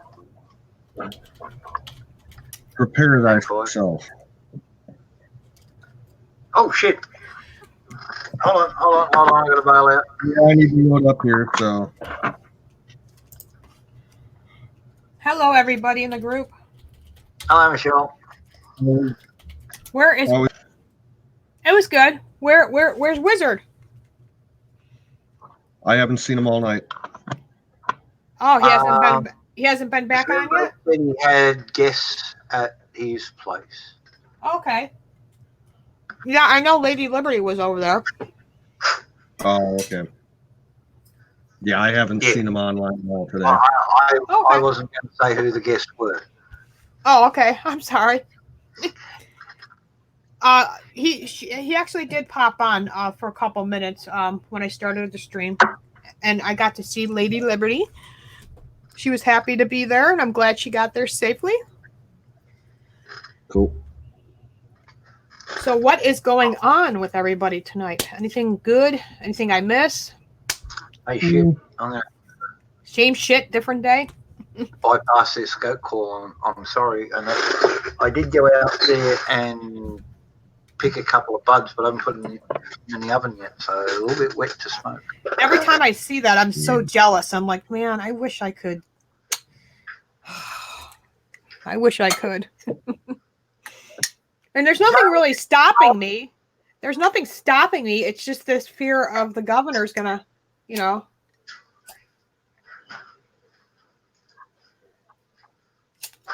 Oh, actually.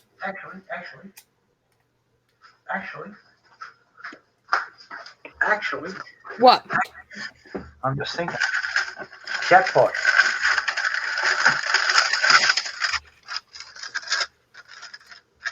Look at this. I actually have 2 I prepared last night. Nice. There you go. All right, give me 2 minutes to strip these and get the bones and the seeds out, and I'll be with you. Check this out, guys, if you haven't seen it. It's my beautiful, lovely rifle. Isn't that nice? With that nice, fancy New York compliant 10-round magazine. Yeah, I know, right? The Safe Act. I should have never got my original. I got rid of my original, and then the Safe Act happened, and they changed it all up. But let me tell you something. It's a lot easier to shoot. It's a lot lighter, you know. Where the other one, I left me a good bruise. Just learn how to do magazine changes fast. Yeah, a lot of that. If you're having trouble with the recoil, you can put a stronger recoil spring and buffer in there. Yep, I talked to a gentleman who's going to be able to do that for me. So yeah, he's got to sight it anyway. Well, just work on those magazine changes and transitions. Okay. There's one more step in there, Crow, that you left out, and that's pick the seeds out. Oh, yeah. And that's the slow part.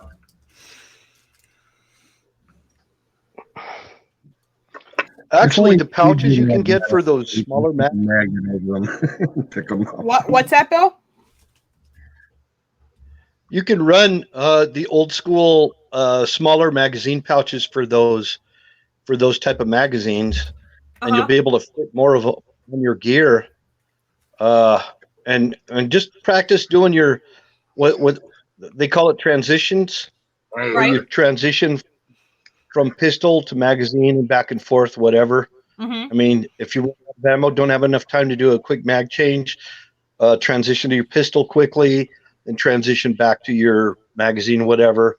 Right. But just practice that way with what you have. Okay. What you have is what you have. You know what I mean? Don't be worried. I'm not a professional, but it does scare me a little bit to shoot that because I'm not used to such a high powerful one. But you know what? I'm glad that I was able to. It's an AR. To get that. I know. At first I was really, really scared. I was like, do I really want to buy one of these? Oh, get a package. Can I make a suggestion to you, dear wife? What? Find somebody with an M1 Garand. Okay. Right? Go to a range and fire 10 rounds through it. Then come back. Then fire your AR. Okay. About higher power. All right. And it will make your firing of the AR a lot easier. All right. Because you realise, hey, this is not anything to be worried about because I handled that bloody cannon. I'll have to call my cousin Danny. I think he's got tons of them. I can't even mention like them all. 308, 3006, something like that. Yeah, 3008. Yeah. In any reputable range that have guns to rent out to people just to come and shoot, they'll have a Garand. Oh yeah. Oh yeah. Yep. Civilian marksmanship program. CMP. Yeah, you can buy them. Mm-hmm. I just watched a video the other day. 80,000 of them just come back from South Korea and have been taken into the CMP. Oh wow. 80,000. There's information. Just search for 80,000 M1 CMP, and it'll tell you also how you can apply to get one at a bargain basement price. Some of them are like $400, and only thing wrong with them, and that is it's got numbers and paint and all that sort of thing in the stock, and that in bloody South Korean. Mm-hmm. Some of them haven't got a mark on them, but they're going for like $1,200. All right, we got that. I need to now. Dear. I've been teaching girlies to shoot for a long time there, Crow, so I generally take them over what they actually want to own a little bit, so they're a lot more comfortable on it, because girls generally step up to a rifle and build up to where they stop, right? Yeah, which is bullshit. Maybe that is sexism. Maybe that's restrictions. Maybe it's a lack of knowledge. Maybe it's a combination. I don't know. But it just seems to be a common thing. So they start out with a 22 or something like that, and then go to a semi-auto or something like that. Get up to like an AR or a Mini 14 or something like that, and generally stop there and think that's an ultra high velocity rifle and all that sort of thing, and it's deadly and scary and all that sort of thing. Then you take them out and you give them an M1 Garand and that for a day, and maybe a 50 BMG or something like that, or a 12 gauge shotgun semi-auto. And all of a sudden, they're not scared of the AR that they own anymore. Right. And they're familiar with it and all that sort of thing. They're comfortable with it, as long as they don't get over comfortable, which is the deadly thing of everybody and no matter who you do it. I've seen 40-year-old experts still get overconfident with stuff and fuck up. Not being rude, I've done it myself. So. Yeah, you can also get a 22 caliber upper to go on that thing there if you want to practice with a lighter caliber. Right. Heck, there's a bloke in Wyoming who makes uppers and that for 22 Hornet. Very good varmint bloody round, and cheap because they're all surplus rounds. Any barrel length you want, you could, whatever. Well, it depends on which state you're in, isn't it? Well, it's a minimum of 16 inches Oh, for yeah. a standard They're not going length. to let you get away with a 9-inch SBR. I think what she had was was that a pistol AR? Looked kind of short. No, that was a 16 and a half inch, I reckon. Yeah. Michelle. Yeah. What's your length? I can't hear you guys. Hold on. I lost the. Where's the SteamYard thing so I can see you? Oh, there it is. What did you guys ask? What is your barrel length on that rifle? I think it was 6 inches. I'm not sure. I'll have to ask my husband for the accurate one. 6 or 16? I think 16. I don't know. I have to ask my husband. It's got to be. Let's see it again. Hold on.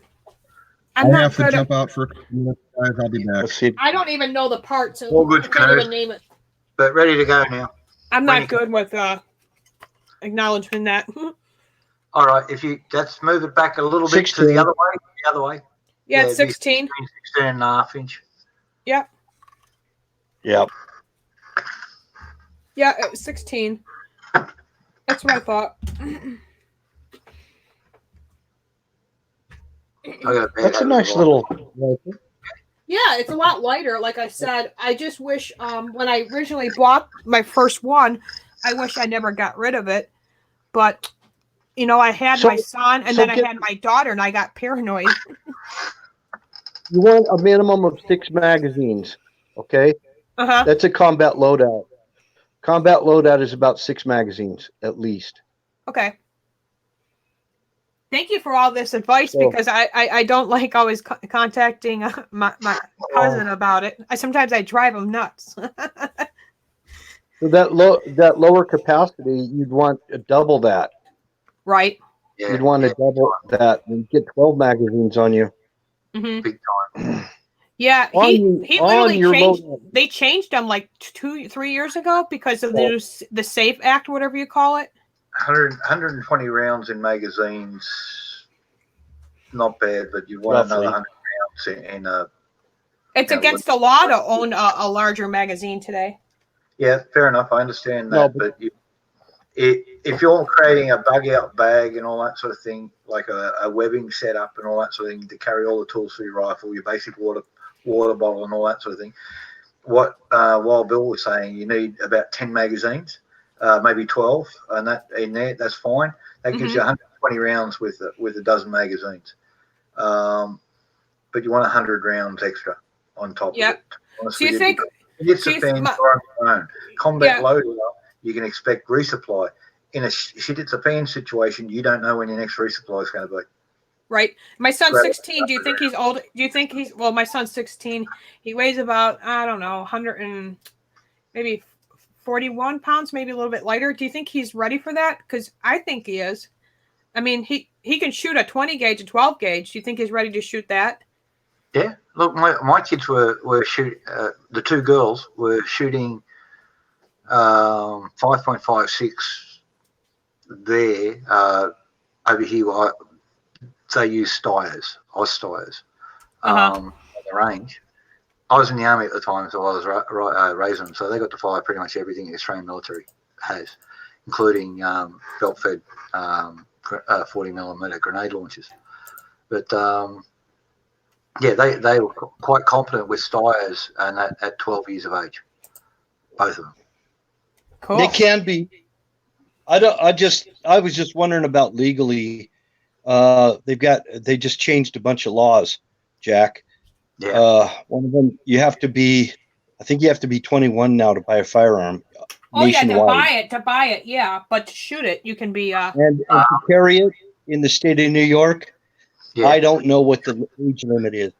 But I think if you check the range regulations and that, I think it's 12 years of age in New York at the moment. See, my daughter's in New Jersey. She lives in New Jersey, but she works in New York. So she's actually got both state concealed carry. A friend of mine helped with the New York one, and that. So, but yeah, so both of the other one's in the southern states. She's actually in the Texas Panhandle at the moment, and she's moving to, I forget where, in 2 weeks. And that because her hubby's, he's a driller. So he's going out around setting up new drilling sites, all those things. He gets the drill down to depth and all that sort of thing, and then he moves on. And the folks set up all the pumps and all that sort of stuff. So he's just doing the drilling. Got it. And so she's moving along with him and along with the kiddies. So cool. Yeah. Where did someone just drop out? Canoes. Yep. No, he said he'd be back. Okay. He's got to do some stuff.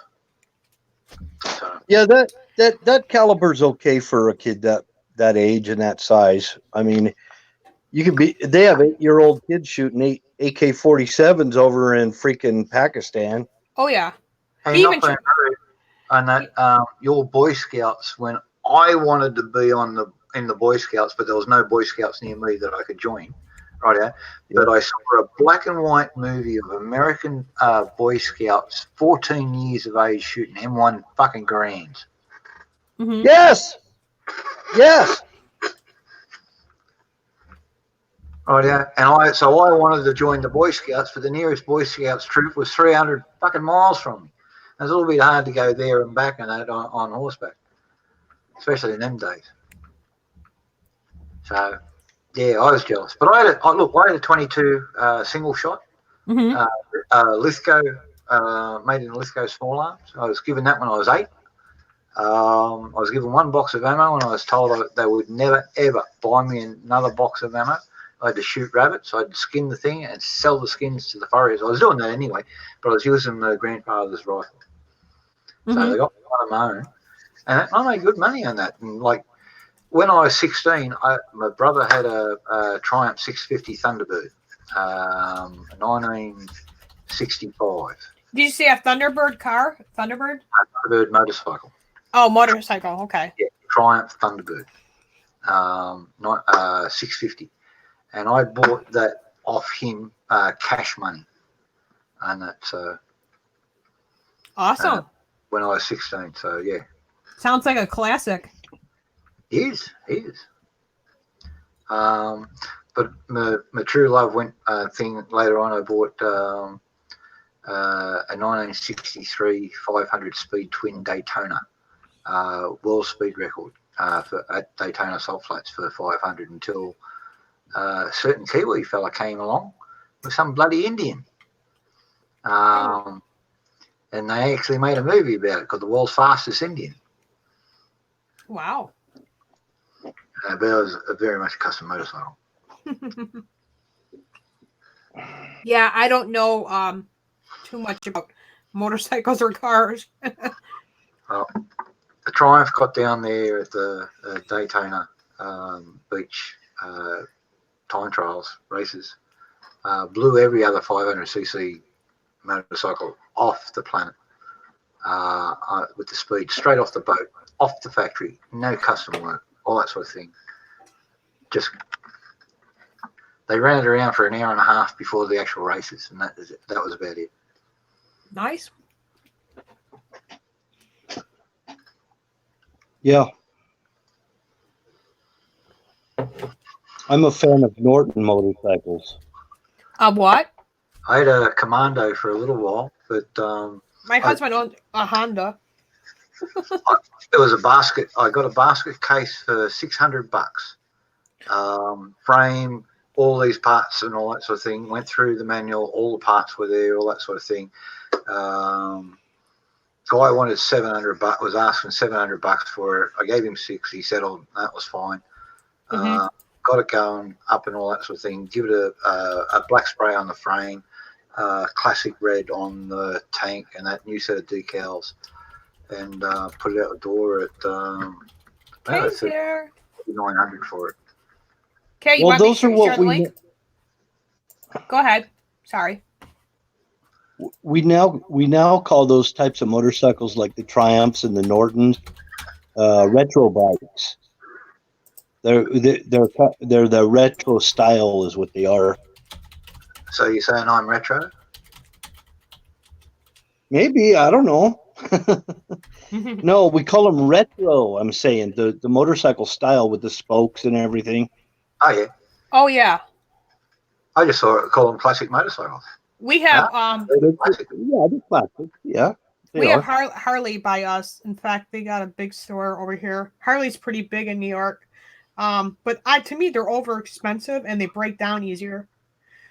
Well, yeah, you can jazz them up, but they're pretty bloody reliable nowadays. In the old days, especially the period of AMF, and they had dramas, electronics. G'day, Night Stalker. How you doing, mate? Hey, Night Stalker. Hey, yeah. how are you guys? I don't go on motorcycle rides. That's my sister. My daughter loves going with her dad. It's not that I don't trust him. It's just I don't know. I think they're dangerous. That's just my opinion. Oh, Hey, the faster the bike, the better it is. I know, but when he goes around those turns, or if he goes on roads that are not really meant to go down, that's when I get nervous. Oh, I got one of the first Suzuki Katana in the country. Suzuki. Wow, I haven't heard that name in a while. My brother Jeff had one when he was growing up. And I made it from Sydney, where I bought the thing, and that up to Townsville in 22 hours. Nice.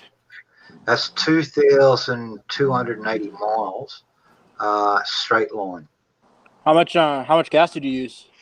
I was just stopping for the juice wherever it needed, but I was also carrying two 10-litre half-size jerry cans. Standard jerry cans, 25 litres. So these are small ones, 2 10 litres. So I had them as backups. I got a soft carrier with a leather panel bag, but these are made for carrying the little jerry cans. Link is here, K. Paste and enter. Oh, thank you. I thought I put it in there by myself. Oh, what happened to Night Stalker? The theory. But yeah, that thing. The bikers around here. The bikers around here, they always say, "You don't ride a Harley, you drive a Harley." Right. They have a big Harley parade, or not. It's not really for just Harley. It's a motorcycle parade every year in my town. And I would say good average 300, 400 people show up. But the bad part is then they have this this festival where everybody starts drinking. And no offense, there are good people that are happy drunks, and then you got the ones that want to start a fight and ruin it for everybody. What? Michelle? What? Did you have to start that conversation while I'm in the middle of a pour?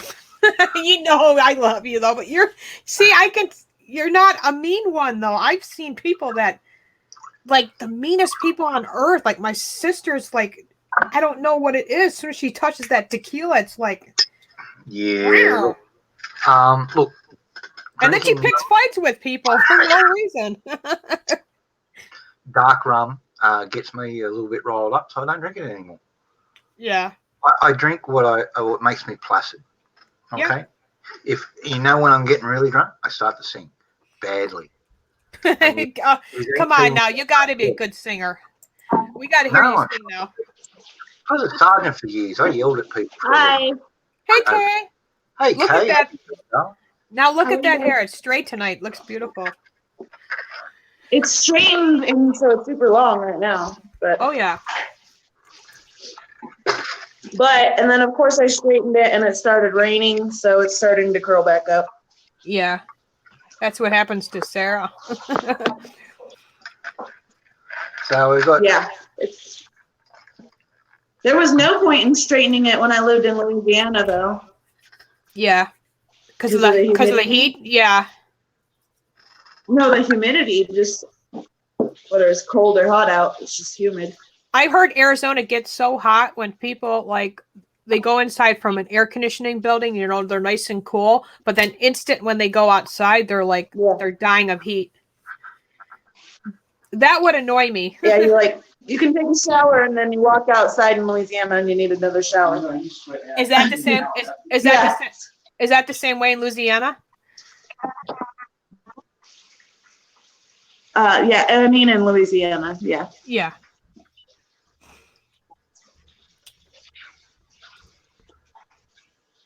Yes, indeed. Oh, let me pull up Shy the. a total of 40 litres in the keg so far. And that, so I'll get another maybe 8 or 9 litres of sugar out today. By the time I water that down to 65%, that'll lift it up to around about 13.5 litres. Add that to the 40, that'll lift me up to about 53, 55 litres, getting around about there. So I was going to say, Kay, if I put this in a brown beer bottle and put a regular beer bottle cap on it and put a false apple cider label of it, and then put it inside of a styrofoam case and that with a bullshit export approval label on it, duty free, like the stuff that you do at the airports. Because I got to go down to see pick Tracy up at the airport. If I post this at the airport, this is not going to go through customs. Everybody's going to think it's a duty free sale. So it'd be okay to get to the US. So I can send you a 700 ml bottle of the good stuff. Hell yeah. All right. You got my email. Send me a postal address. Okay, I will do. All right. Hell yeah. And when I go down, pick up Tracy, I'll drop it. I'm going to do this for a couple of other folks. I know you always wanted to try, so I'm going to do up 4 bottles. I've got 3 friends in there. I'll throw you in the 4th and that, and we'll just send them all off while I'm down there inside the airport. Cool. Yeah, just don't get yourself in trouble doing it. Look, you just got to know how the systems work, right? If you're inside the secure zone on the airport and all that sort of thing, all that sort of thing, the post office in there thinks all your stuff, you hand it over and it looks like it's from a duty-free shop, and that they automatically put it in as an approved postage, and it goes out. As long as it looks like it's from the duty-free shop. So if I put it in that foam enclave and that, and put that nice bullshit sticker on it and all that sort of thing, and the nice security tape on it, and then pay the full postage, it's all good.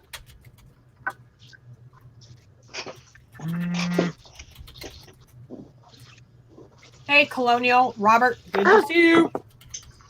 But I don't get to. I don't have any echo on my end tonight, do I? No. No. Okay, cool.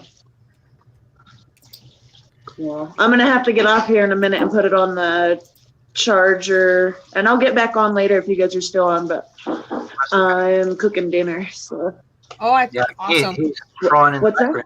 Awesome. Yeah, we can hear something frying in the back.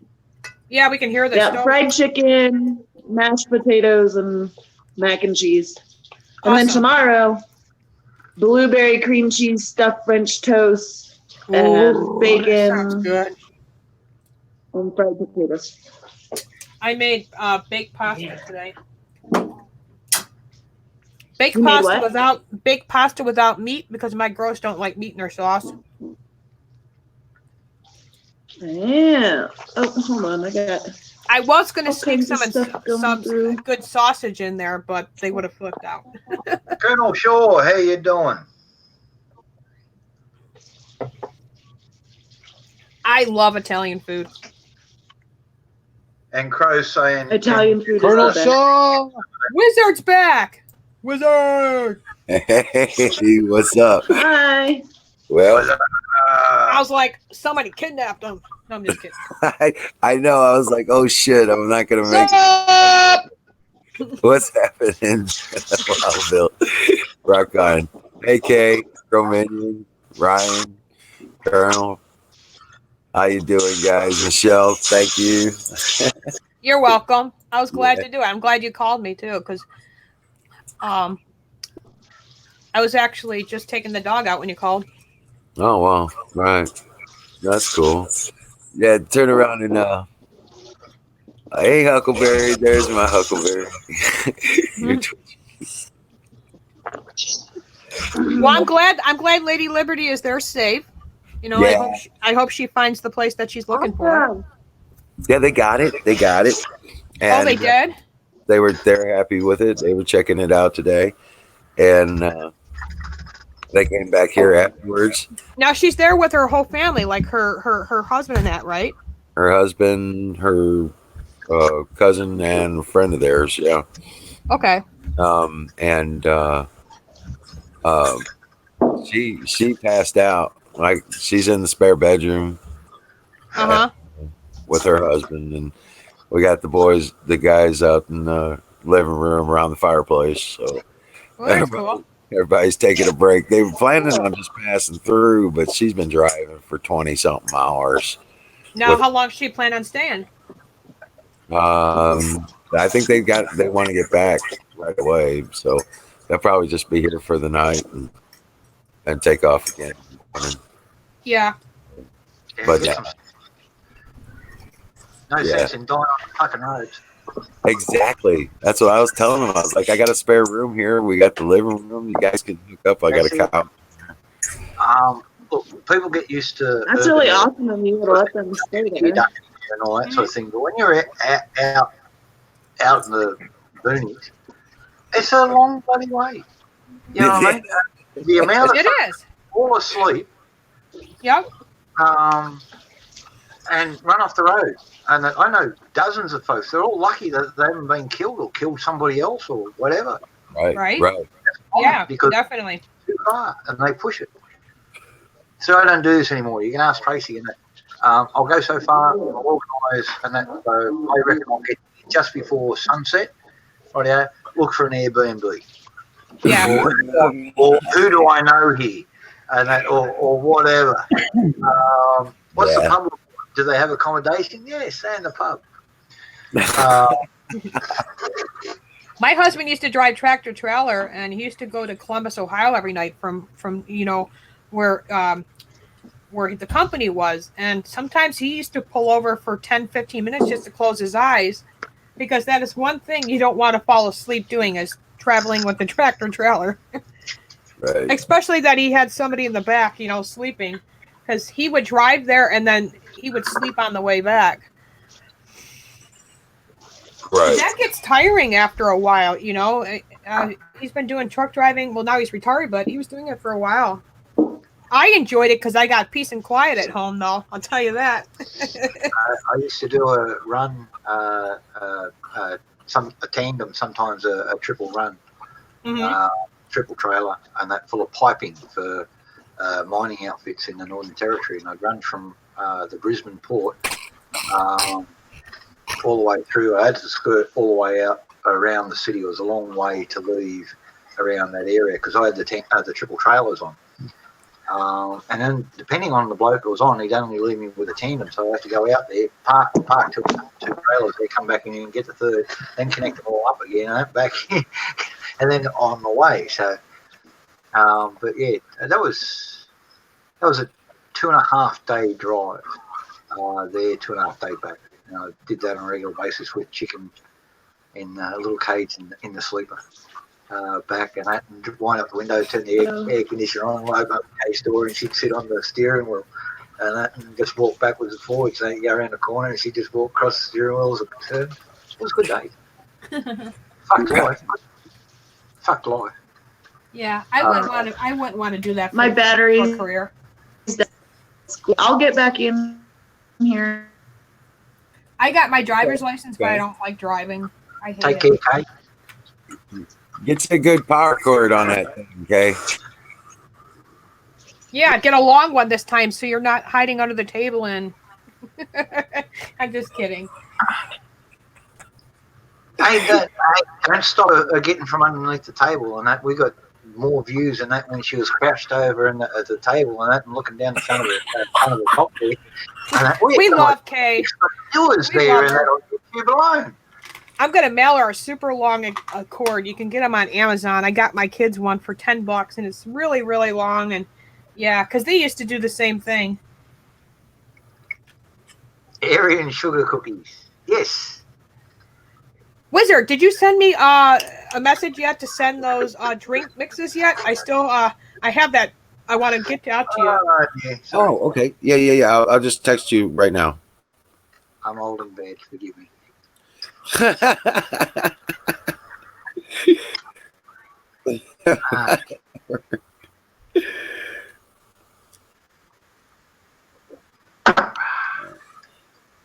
I had a couple of mates in the army, and that Where's the was pie mode? a little bit I don't know what's going differently. on. Now I'm back. They got out of the military after a couple of years because it was a bit too restrictive for them. Where's the Joined the Aryan Brotherhood, and I know what they used to call sugar cookies. Anybody having problems with Steam guards today? Not that I know of. Okay. Yeah. Mine freezes, buffers, and acts weird. It's good now, but it just did it a second ago. I forgot to. There Mine you go. jumps. All right, cool. I just got your text. I'll send it out to you as soon as I can. I got to mail out Zipso's hat too this week. Oh yeah. And I got to mail out Battery's flag too. That post office is so tired of seeing my face. Yeah, you were going to send me some stickers, you said, or something. Yeah, I'll send you some stickers. I'll send you some cool stuff. I got those Trump dollar bills. I'll send you a nice package. Oh, okay, cool. Rock on. Rock on. Yeah, you know. I wish I could send everybody a Trump hat, but maybe in due time I'll be able to get that done. Oh, I got some information a little bit more about coronavirus if you're interested. Oh yeah, please share. Absolutely.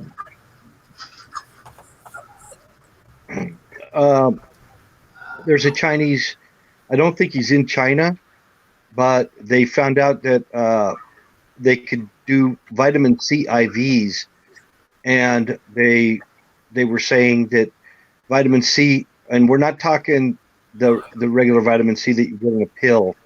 It's the other type that you get, like say in rose hips, for example. And anyway, whatever, this vitamin C is actually causing it to reverse the symptoms, and people are recovering like really fast from vitamin C. So they're saying the vitamin C may be the very thing that we need right now. Everybody should be taking a lot of vitamin C. The normal size of animals produce their own vitamin C, but we don't. Right. Yeah. So if you take a lion, for example, that lion probably produces about 2,200 milligrams of vitamin C every day. And an animal our size, say if you're about 180, 200 pounds, somewhere in that range, you should probably be taking about around 1,500 milligrams of vitamin C a day. That's what you should do anyway. We're one of the only animals that don't produce our own vitamin C, and it would help us a lot to really do heavy doses of vitamin C. None of the primates or great apes and that produce their own vitamin C. That's why we're omnivores. Right. All critters that have got flat grinding teeth and biting teeth, and that do not produce vitamin C. Oh wow. Yep. Quirk in structure. Interrelationships. I haven't heard that, but I have heard from experts, I don't know who the hell these experts are, that say there's only 3 animals on this planet that are mammals that do not produce their own vitamin C. One of them is fruit bats, and the other one I think is a hamster or whatever. Really? A hamster? One of those damn little rodents. There's a number of and humans. mammals and that don't do that, and there's a page if you go to torongazoo.org.au. That's the big zoo in Sydney, right? And they've got a breakdown of all that sort of structure in their mineral deficient animals and why they behave that way, like how the sambar deer here have damaged huge amounts in the national park down here at the Grampian to get to the salt licks, to get the mineral salts that they're depletion on. These things have busted down fences for years. Now people have made corridors through the wineries and that surround this area, so the wild deer don't bust up all their fences all the time, because they're going to get to that salt lick, whether they want it, whether you're going to shoot them, fence them out, whatever. They're going to get there. You know what I mean? Or die trying. Uh-huh. So, and a lot of the animal behaviourship and all that sort of thing is due to what they do and what they don't produce, what they require in stuff. Like some of the birds that migrate from here to North America, they only stop off where they get their special food stuff and all that sort of Right stuff. back. Well, anyway, what this doctor over in China was saying is he said he was reversing the effects of coronavirus, and they were having success with, they call it IVC. It's intravenous vitamin C. Yeah, So acidic and I just thought that I would share that. No, that's out there. Blazing Press had it out there last night sometime, talking about it. If you don't know Blazing Press, and then I'll bring them up. A channel link. Real good Canadian outfit. StreamYard, Yahoo chat, posting to I there. thought that was a breakthrough. I mean, I think that's really cool. I think it is too. Anything that's going to knock this thing on the head is bloody good, including firing squads. Oh yeah, they're doing that in China. No, I was actually meant against the Chinese leadership. Oh yeah. Or you know what I mean? Whoever let this thing go. Everybody's coming up with the same thing. This is targeted towards people with an Asian genome. It makes other folks sick, but they're not. You've had two Westerners die of it, and they've both got histories of bad lungs. One was a chronic smoker, and the advanced stages of lung cancer, and that who died from the disease. They're going to die from the lung cancer in their 6 months anyway. And the other one was in their 80s, and that one of these cruise ship people, and that who had an oxygen mask and breather, and that when they came on the fucking boat.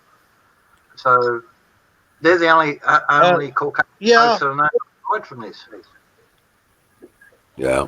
Yeah, I agree, Jack. I agree what you're saying, but I've also been seeing them. I've been seeing some really scary stuff they're doing over in China, where they've got these freaking incinerators. They're burning bodies like crazy, and this is some scary stuff. Dragging people in the street. Oh, I'm loaning some folks here. They're students from Melbourne. They're Chinese.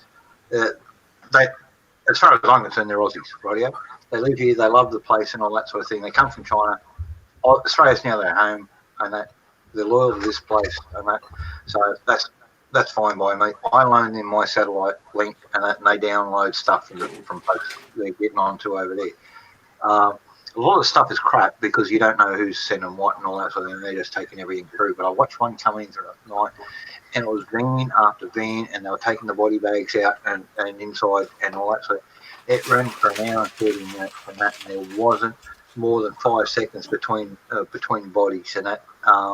And the trucks would pull up 2 or 3 at a time, but they'd only do one at a time. And then the next door opened, the driver would just stand there, and these guys were humping them in and all that sort of thing. And they were just throwing them on a trolley inside. Sometimes you see the trolley because of the angle of the shot. Sometimes you wouldn't. It's someone up high on a balcony somewhere looking down on them. That's all I can tell you. I don't understand any of the words being said or anything like that. It'll get translated in 2 or 3 days' time. You'll get to see it. Everybody gets to see it because I know the channel it's coming out on. But then it seems to go everywhere. So, but I don't know what's going on, to be honest, because I don't speak the language and that. I've got to wait. I'm like you folks. I've got to wait for 2 days. What comes down, maybe 2 days later, then it comes out translated and all that sort of thing, and we know what it means. I speak all these languages, but I just don't speak Chinese. Right. I actually just got vitamin A today too, because my husband gets free vitamins every month. So cool. I supplied on vitamin A. I got today for him and me. I got vitamin C and vitamin D, which vitamin D is important, right? And then I got something called zinc. My brother told me to take. What version 6-pounder did you get there, Colonel? Well,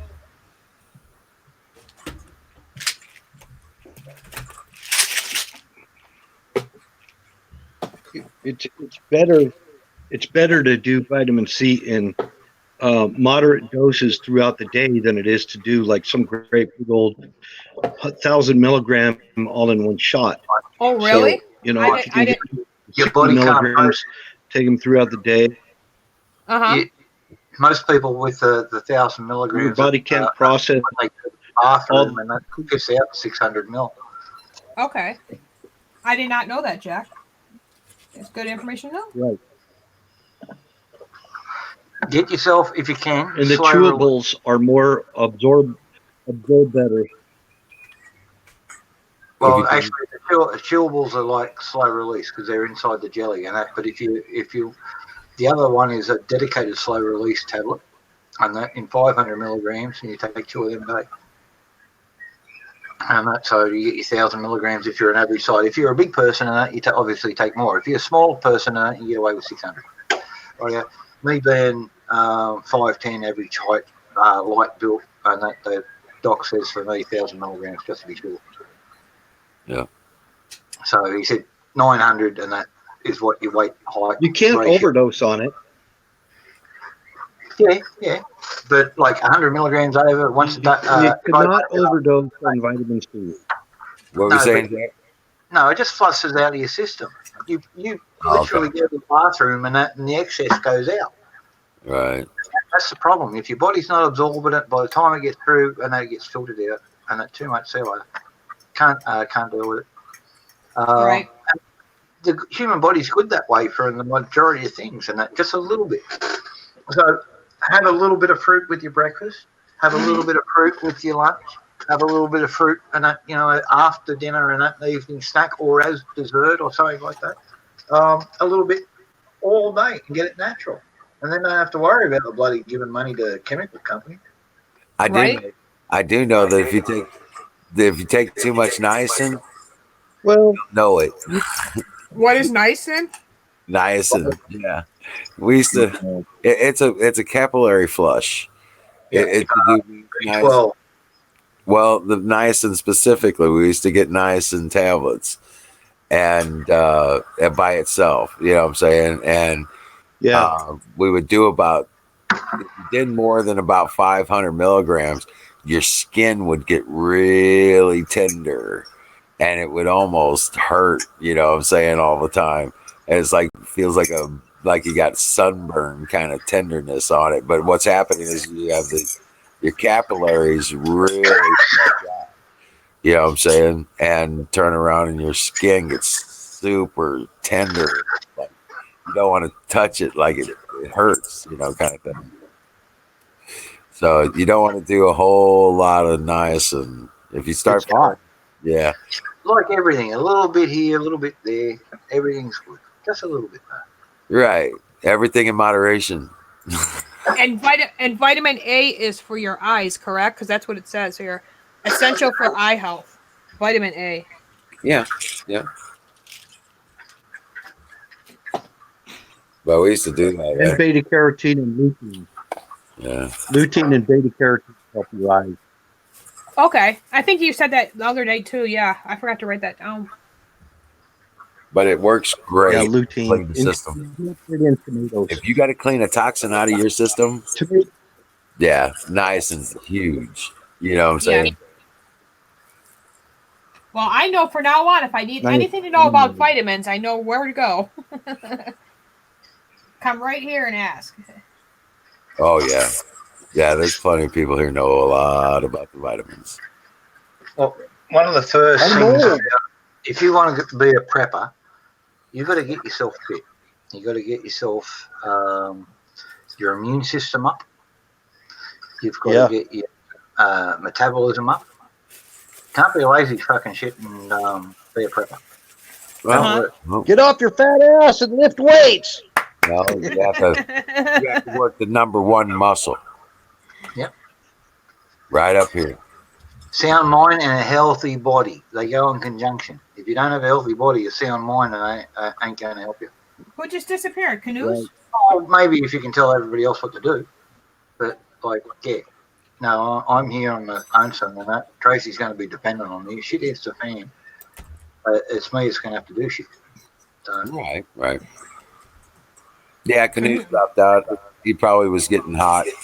Yeah, his phone. Yeah. So he'll be back when he can. As soon as he can. But yeah, I was just like, I was so glad to see them. I was like, shit, holy cow. It was cool.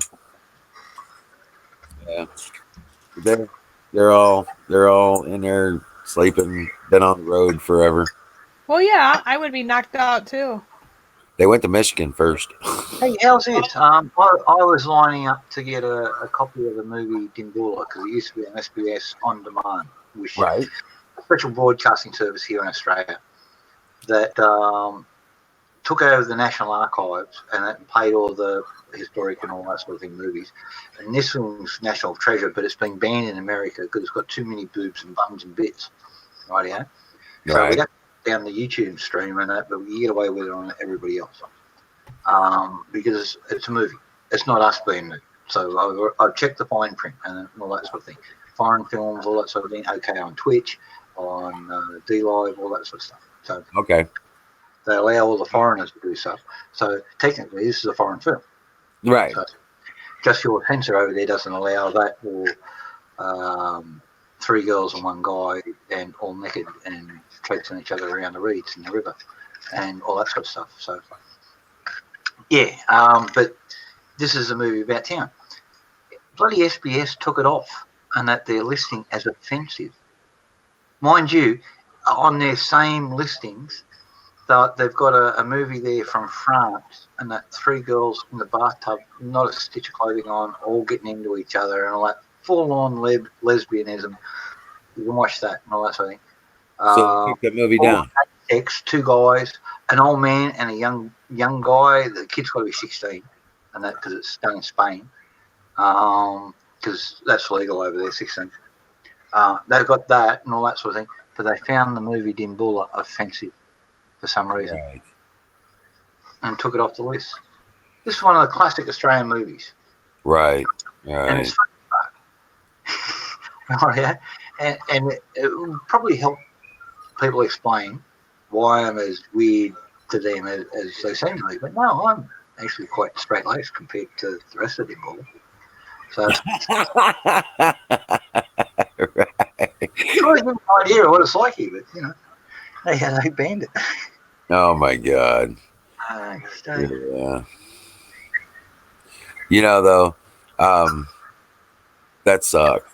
Can you get it any other way? Can you get it like on DVD or something? I can play you a short of it, you know, like the promotional thing for it, and that, you know. But what I'm going to do is I'm going to actually buy a copy on DVD. I'm going to stick it in my DVD drawer, and I'm going to play it up here one night for everybody. All right, cool. Rightio. And I'll pay the $22 APRA fee, which is the Australian Performing Rights Association fee for broadcast. So for $22 I can broadcast it, and I'm not copyrighting anything because I've got an APRA permit. So they make sure that goes to the group funds and the artists get paid, or the producers get paid, or the folks around it get paid. Someone gets paid. Right. The appropriate people got paid. So it's worthwhile, and it's a bloody funny movie. Right. You'll see where I live, except for the main pub, which is actually burnt down since the movie was made today. You know, the other movie I was thinking about, if you can't do it Sunday, like Sunday you could do like the Ayn Rand stuff I showed you. Yeah. That'd be great movies. Ayn Rand movies, yeah, we can do that.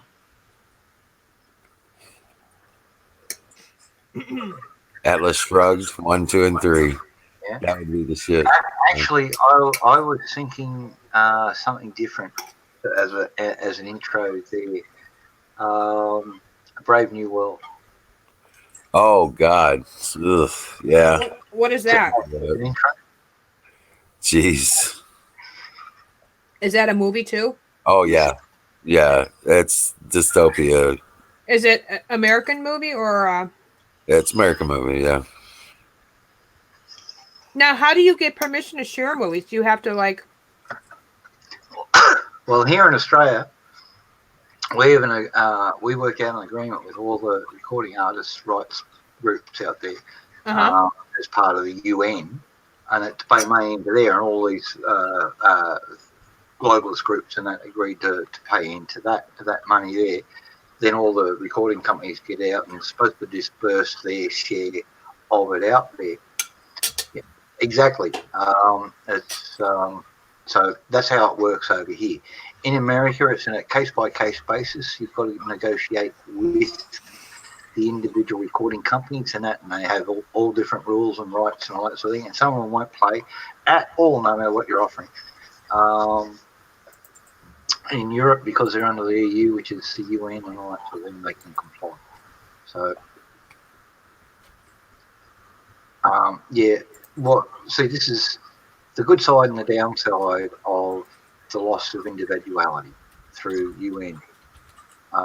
You can take advantage of it, so I can pay a $22 fee, APRA, play some stuff, and that gives me a 1-week license. And so I can play copyright material and all that sort of thing. The $22 fee covers that. I can get an annual fee for $660, so I can keep on doing that. So, but it scales. If our audience gets over 25,000, then I've got to pay a bigger license fee. See, this is how it's done, because I'm using the classification of community radio. Right. Okay. Community radio could be a bloke in a barn who has half a dozen friends, and they all do a couple of hours each, and all that sort of stuff. You've got a little 10-watt antenna, and reach out 100 miles each direction, and that's it. Right. That's what I'm doing. That's the classification I call myself on that. So nobody's ever argued about it so far. So. Okay. Cool. And you still have admin access, right? No, he doesn't. Not for here. No. Oh shit. I tell you how to fix it. I'll jump out. I'll go in there. I'll try to start a new stream when it asks me the thing. Stand by your email, and then I'll back out of there, and then I'll log back into here. I'm on it. We're gonna hack it. You got it. Yeah, because that would be good. Because then he can also start streams and end streams. Sure. Absolutely. We need to get Huckleberry on. Yeah, I want to get her up here.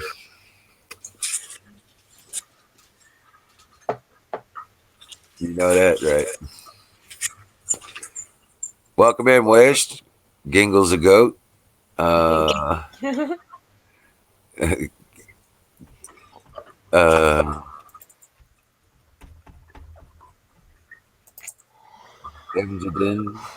What's up? Yeah, did you hear about Greyhound? What they're going to do now? Yeah, they're not allowing ICE to protect their people. That's messed up. Well, they're not allowed to stop the buses and shake them down. That's what it is. Yeah, I get that, but you and I know criminals will just use the bus for, to get away with whatever they're going to get away with. Okay. Private chat. Once you get the phrase, and drop it in the private chat, and I'll jump back in the other. Got it right now. Hold on a second. Cool. Oh, my eye itches. I can't stop itching my eye. Oh. Beautiful. Right. See you. All right.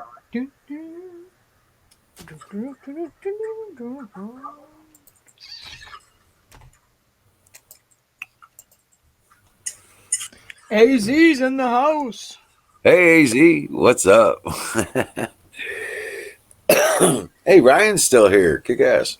Yeah. I saw Ben earlier live, but he doesn't stay live long. I think he was on for like an hour or two, maybe a little bit more. Yeah.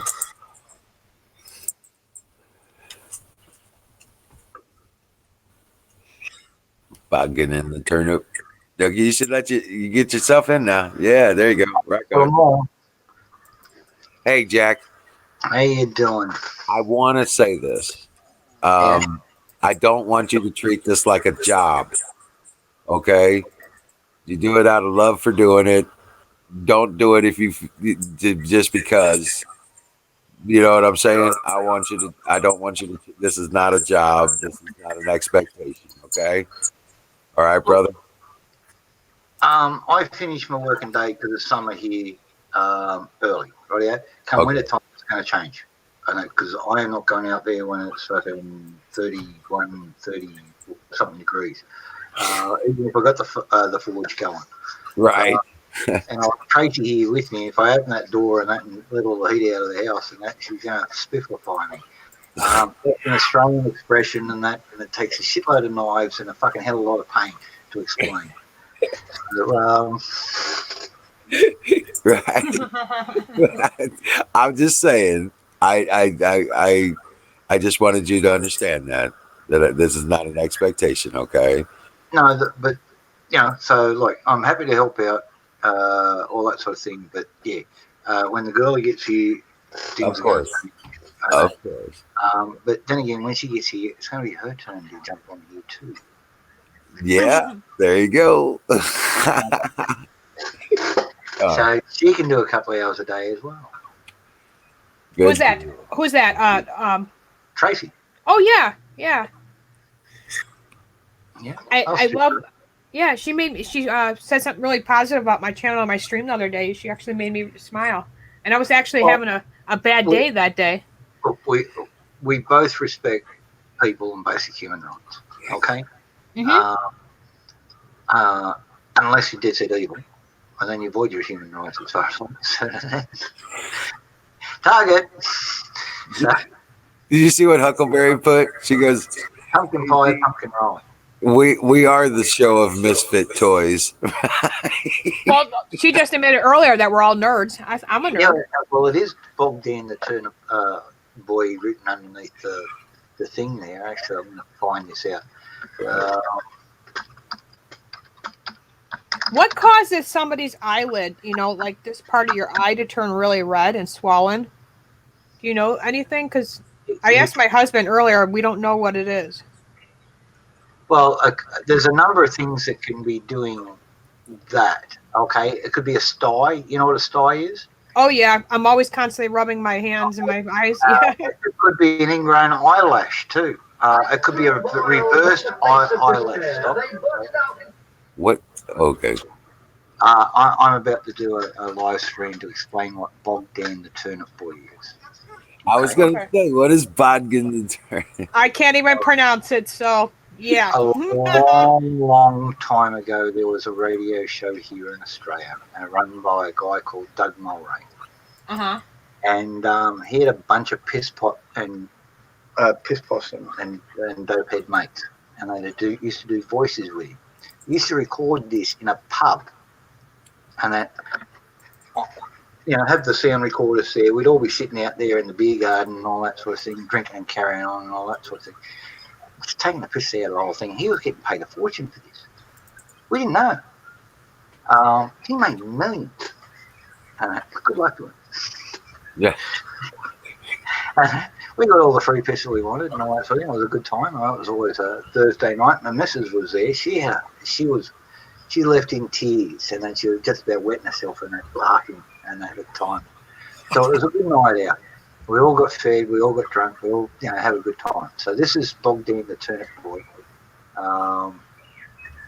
Again, it's Australian humour. So if anybody is super sensitive or a bit of a snowflake, then mute the sound now.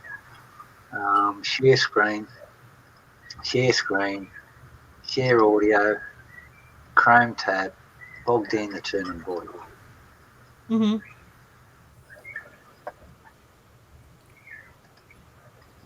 Search the links of that home for keep their happiness. Follow the tragic flight of an orphan lad raised by tenants and his feet undone winter. What would not be within? Oh, damn the Turnip Boys! The 1962 drama series from Bulgaria. Yes. History. Now you can what to find an overflowing garbage beginning in such a poor town. Yes, Morgan, those years of training have finally paid off. Perhaps this sequel bin will prove to be a treasure chest after all. Oh, look! A moldy orange skin. What a great start. Oh, and here's a lovely... Ow! A lovely owl? What are you talking about then? A multiple fracture of the hand, I'd say, thanks to this rat trap. Oh, what luck. A kindly secret policeman. Perhaps he has medical training. No, only torture training. Oh. That's why I set this trap. To catch a special breed of rats to torture. What sort is that? Spy! But we are not spies. I am Tom and Nick. I'm their boy. And this is Yes, I know all that. Getting back to humanity, why I call myself Bogdan the Turnip Boy. That is the most censored item Australia has ever produced in America. Oh, shit. You know why? Every Democratic president, since Carter when that came out, has condemned it as bad against communist and socialist regimes.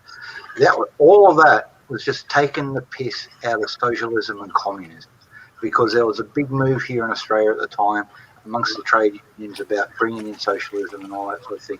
And so all of this was a radio play taking the piss out of socialism. We're all going to be rummaging through bloody bins for food if you're not part of the state and all that sort of thing. That's what it was all about. And the US actually banned all that, and then really the Dems went hard on us and all that sort of thing, asking our Labor government at the time to jump all over us and that, and shut us all down and all that sort of thing. That was the first time I started to wonder about, because we were just taking the piss out of this socialist movement here in Australia. What had that to do with the US? And I thought the world was, fought a war against communism and not the Cold War and that and all this sort of thing. What's going on here? Right. We've still got Soviet Russia, and that year it only had about 4 or 5 years to go. And that pack up and leave no forwarding address. Just leave the Commonwealth of Independent States. But it was the US government at the time that shut us all down. Wow. Yeah. Okay, so Bogdan the Turnip Boy. Yeah. The shit stirrer, and that expose the socialist regimes for what they are. Mm-hmm. Isolationists, insularist, censoring bastards. Yeah. It's not a recent thing, folks. This has been going on since I was a young guy hanging around pubs doing wacky things and then on radio. He's got the goat. Oh! Well, I got my candle here. Here, that's the bowl. You look tired. Huh? Did you say I look tired? Yeah. Actually, Hey, Jack. Yeah. Would it be? I was gonna say, if she's having problems with her eye, would silver be okay to put in the eye? The colloidal silver. Yeah, but I'm talking about my eyelid, not in the eye. There'd be nothing. It all depends on the size of the microfragrance of the silver, rightio? Well, yeah, we were talking about the colloidal. Very fine metallic fragments are sharp. Uh-huh. Okay. Now, if they've been balled and small on that, which means they've been put down between two plates, and the whole plates have been run around in an orbital fashion and that to get an even, round, smooth ball size and all that sort of thing, I'd say go for it. But do you have a guarantee on it? No, I mean that's what I'm saying. I don't know how. If they're just taking it off of a fine abrasive plate, that can leave a sharp edge on some of those pieces. So that's my concern. But But there right. are proper silver pieces and that they use in eye surgery, and that all the stuff in eye surgery is generally silver.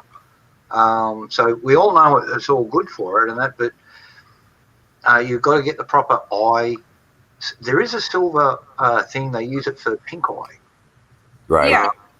And it's a silver thing. Get that one, because we know that one has been rubbed and all that sort of thing. It's all been smoothed in a uniform size and all that sort I'll of look thing. on it. I'll keep an eye on it. It was That's more the one I swollen used yesterday than it is today. Now it could be smooth, rightio?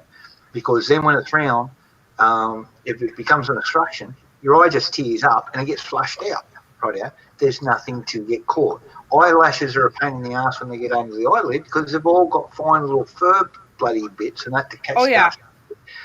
But they also catch the inside of the eye, and then they're quite abrasive. Yes. My mom used to use tea bags. Into your eyes. My And mom so- used to use tea bags. Did you ever hear of that, Jack? For Tannin. pink eye? Heavy tannins are generally good to take down swellings, and that's Okay. so tea bags, moss.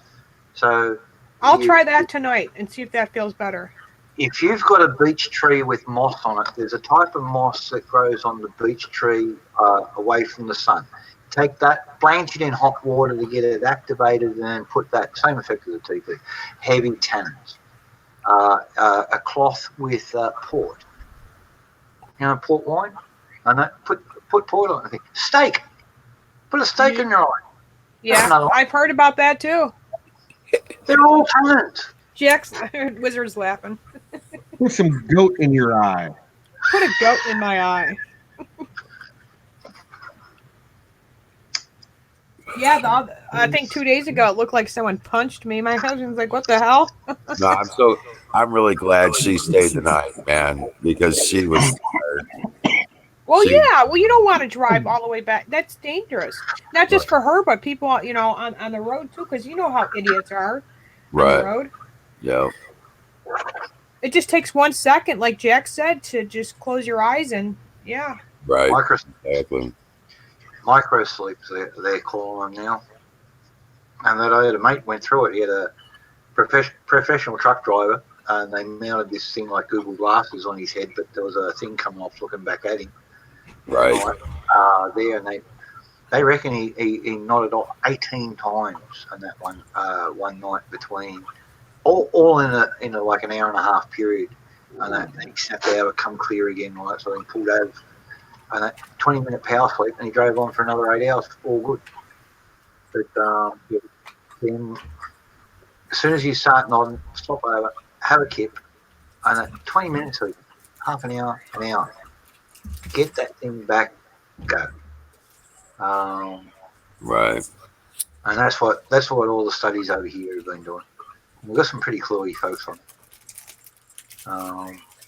And they've got a lot of drivers under study. Long haul, short haul, city drivers, all that sort of thing. Right. Folks waking up and not having coffee in the morning, included. What's the effect? You know, they've got some young Asian girl. She lives in the western suburbs of Sydney. She's got up the last 3 weeks, and that normal routine and that followed a routine and all that sort of thing for 15 days, 15 drives commute to the city. And then they did her in that for 3 weeks and that, no coffee. She was all over the road.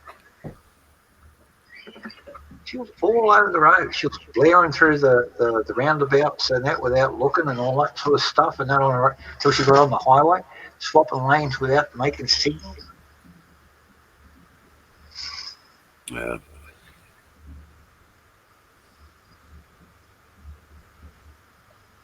I'm not knocking Asians, and that when I said that either, and that was just the example that was on. Mm-hmm. They're all on YouTube, and that's all. It's all on the Safe Roads, New South Wales Department of Transport, and that they have a YouTube channel and all that sort of thing. The Asian girl, that was outstanding. They had another old duck in there, an Aussie bird, and all that sort of thing. And she was just useless, and she ended up catching cat. No coffee. Yeah. She couldn't function. She caught a cab, and then got coffee in the office. crazy. It is crazy. Yeah. I- Well, this is effective long-term drug use. We all get used to them so bad. I want to know why President Trump or the White House has not commented about this coronavirus. I was grinding this morning, and I felt a thing, and now the bruises are starting to come out. Oh shit! The bruises are starting to come out. So I guess that was a couple of hours ago. It's just starting to back it up now. That's all good. Well, what is he supposed to say? He's not, you know. I mean, obviously, it's being addressed by those that need to be addressing it, you know, and he's got them, you know, doing what it, you know. Yeah, but could he stop traveling? I mean, wouldn't you think that would be the best idea right now to stop? What I mean is by stop traveling, I don't mean to be rude here, but I mean to stop flights coming in from China and China going in and out. Like, well, they've done that. Have they stopped that? Because China also, you got to remember, they fly into like Newark. And when I was at Penn Station, I've seen, I don't know, at least 50, 60 that one evening. And I talked to that one gentleman who spoke a little bit of English. And he said he came all the way from China. What they do is they fly into Newark. And then Newark, they take the Penn Station to go all the way to Toronto. So not only are they traveling by train, I mean by plane, but they're also traveling by train, and they all had masks on. Who's to say one of them aren't affected? You get what I'm saying? There's got to be a way to prevent them from coming here, is what I'm saying. You would think that they would be screened before they got on the plane. Are they screening them? Because I've seen videos where they're actually taking their temperature and all that. Are they really doing that, or is that just for show? I don't know. I imagine they would be doing that. I would think they would be doing that. That they actually are, I have no idea. Go ahead, Jack. Excuse me for a second. I've got to bail out. Time for me to phone Tracy. I'll just put this on mute and keep an eye on everything. We all said hello. All right, give her a love. Yep, give her a love. Well, I'll get her on here, and you can say g'day yourself. Okay. Absolutely. Yeah, so Wizard, I just think it's best idea just to stop all traveling. Like, well, you know that's you got to. That's living in fear somehow, in order to protect the nation. So it is a national security issue. Now, do you agree with me that China created this mess? It's a possibility. at the very least, it's happening over there. Is it now? Can a one person, human, or people like can they create viruses, or is it all just natural? Because I mean, I've heard man-made diseases, but could they create something like this? In a lab. This was they've taken pieces of nature and they've modified it. Okay, just like they screwed up with the food. What do you mean by nature? Like that bat soup they're eating? No, I'm talking about viruses that any kind of naturally occurring disease, and they can get into it genetically and tweak it. That's like with that CRISPR technology that's coming out. They can do anything. They can tailor it to any kind of specific vector they want to infect. It's scary. It is scary, and it's just like nobody's talking about it as far as the media. I mean, we have YouTubers talking about it. The results might be when they start doing this stuff. Right. And there really are people right here that are being affected, correct? That's not a lie, right? We are seeing people get sick over here. Here and there, yeah. And how they're getting sick because they traveled to China or someone they know traveled to China? Well, they came into contact with them. It doesn't have to be someone they know. It can just be a random stranger. Yeah, I seen an article about some kind of not a ship, but some kind of what do you call it? Cruise ship. People were affected on the cruise ship, I heard. Yeah, yeah, and they, There's a bunch of cruise ships all over the world that are being quarantined. Right. And in China, they made that makeshift hospital, correct? And then when these people die, they burn them, right? Like a crematory, like you said. Most likely, yeah. Wow. I mean, it's kind of crazy, but yeah, This is all crazy. yeah. I mean, we all know that they're communist bastards, but holy shit. Listen, life is cheap there. What do you mean by cheap? Because I've heard other people say that. You know, I've seen videos where a kid got run over in the street. They walked past his body. Without a care in the world, Hundreds yeah. of people Got walking right by, driven not over by even another looking. vehicle behind it. Yep. What were you saying, Canoe? I'm sorry. No, I'm just saying I've seen the video too. Kid gets Okay. hit by a bus. Go ahead, Wizard. And it just blows me away. You know, I'm just like, what the? And they just left the kid there. As if he was just another piece of garbage in the street. Wow. And I was like, devastated about it, you know, kind of thing. It's like, Well, yeah. Anybody with a that's what I natural mean. heart Life would be. they don't have the same value of human life as we do here. Oh, yeah. I get that. They're killing 28 million babies a year, if not more. Look at the people they're harvesting organs out of. Okay? Mm-hmm. They don't give a shit. That's just another. They're just a bunch of cattle as far as those power systems care. You have no value in their system. You're existing. You're something that has to be taken care of. That's where people get lost in this socialism stuff, because then it becomes that. Right. Okay? And when it's not expedient for those in power to have to take care of you, okay, you're immediately subject to elimination. Mm-hmm. You're no longer, we consider, useful to the society. So it's time for you to go away. However that might happen. Whether it be a virus or a direct assault on an oven, or you see where I'm coming from? Mm-hmm. They don't have a value of human life. They've degraded it to the point to where they're just cattle. And it's sad. But I'm getting a lot of feedback there, Pro. From me? I'm not sure. Hold on. I haven't had. Yep, it's coming out.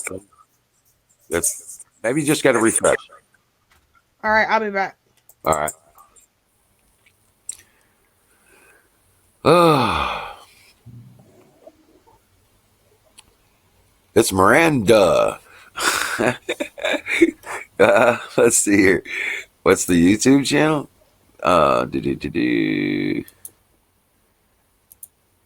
There we go. Hold on a second. There we go.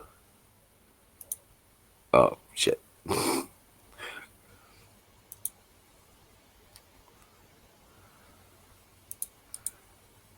All right. I'll get it for you. I think. Yeah, here we go.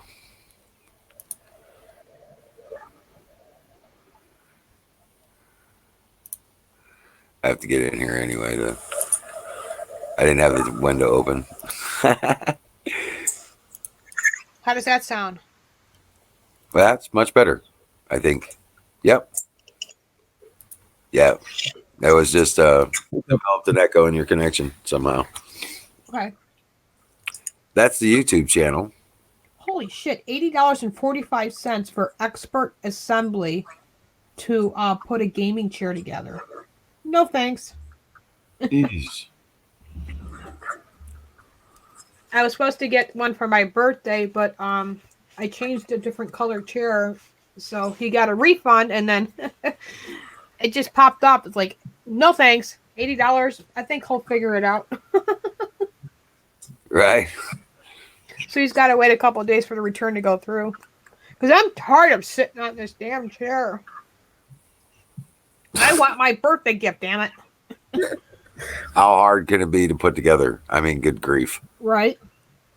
Well, if I were to put it together, it would be upside down. Yeah, ain't that hard. I can't follow directions very well when it comes to that stuff. They're busy talking. Just tell them I said hello. Wait, say hello, Michelle. Oh, hello. Hi, Hey. Tracy. Hey, Tracy. How are you? Beautiful. Hi, guys. I'm good. How are you guys? We're doing great. Going crazy. Good. Oh, how you been? I'm doing good. It's,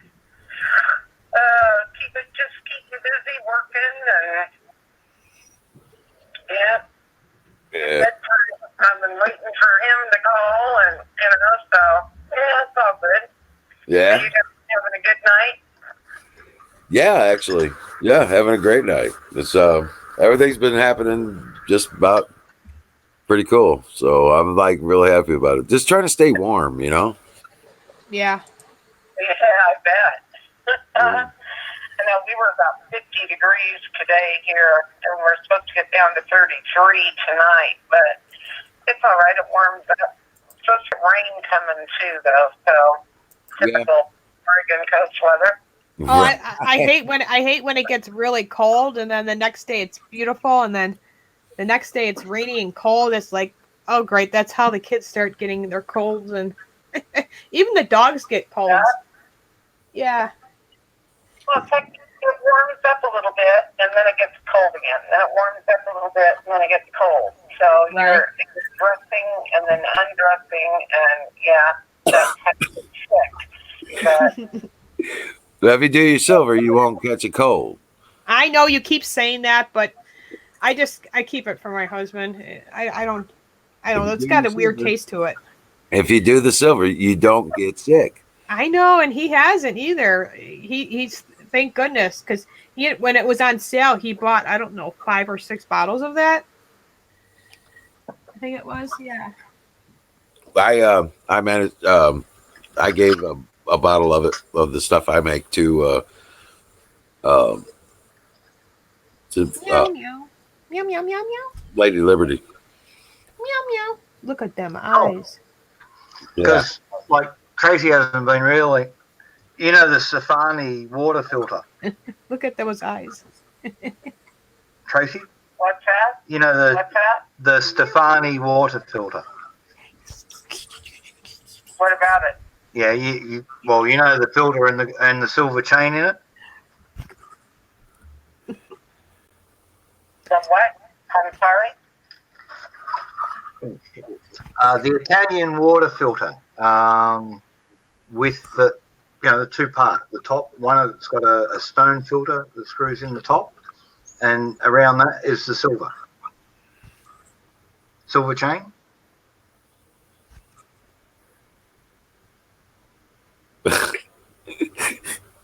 Cat's. Hello? Cat. I think she's there. The cat's playing peekaboo. Oh shit! No, she's dropped out. Oh shit! Do you notice the cat's eyes? They close in and out. Watch. Peekaboo. Hello. Push, push, push, push, push. Kitty, kitty, kitty, kitty, kitty, kitty. Meow, meow, meow, meow, meow, meow. I better stop doing that. I'm gonna make Lucy jealous. Yep, Lucy's already over here. Hello. How you doing? That dropped out for some reason. I was just saying, and that the Stefani, the water filter. The water filter. Yeah, used it a lot more up there in Galagenbahn before I moved down here. Oh yeah. All right. What about it? Well, it's got a stone filter on top, right? Uh-huh. And then that silver chain that's wrapped around it. You've been drinking colloidal silver water out of that for what, 4 years now? Yeah. That's what that is. That's a colloidal silver water maker. Oh, okay. All about. Yeah. All right. Yeah. All right, cool. So you've actually been taking colloidal silver now for about, what, 4.5 years? Well, how long ago did you come to Glasgow now? Coming up to 5 years, isn't it? Well, it was 2014, but Shit, 6 years. Shit, time flies. but the only thing I still haven't checked with is with my oncologist and see if that's okay to take with my cancer drug. Meow. Again, double check that and all that sort of thing before you get over here, and it should all be Yeah. all right. I Meow, reckon meow. Yeah, it's so pretty that neutral. I just have to Meow. make sure that it's okay to take with the Arimidex. Meow, meow. Yeah. Yeah, so do that, Meowing. and we'll double check it. Yeah. If not, then we just rip the silver out and just don't connect the batteries to it. Yeah, Parker. Yep. So it's all good. Uh-oh. It's got a It's still, treat. it's still filtered water. No, I thought I checked on that one. Is that the one that I checked that I can't because of the levothyroxine? No, that was Give me that treat. the Give it to me. iodine. That's my treat. Oh, okay. Yeah, that's right. That was the iodine. Yeah, that was the iodine. So that's all good. We'll get it all sorted. But the other one I have to check with the oncologist with the Arimidex. Yep. Yeah. So. All right, folks. Well, I'm Is that going a to. cat? That's JSUK's kitty cat. That's Tim in the UK. His Yeah. name is Baby. Aw. Look at that. I know. The gorgeous eyes. I want scritchies. It's like, give me that damn treat. Give it to me. Aw. I saw Michelle's dog on earlier. Yeah. Yeah. I like posting little videos of Lucy. She's spoiled. That's my baby girl. Oh, she's spoiled, though. Thank you. Yep. And Bella, she's stubborn as ever, but I love my Bella. With Lucy.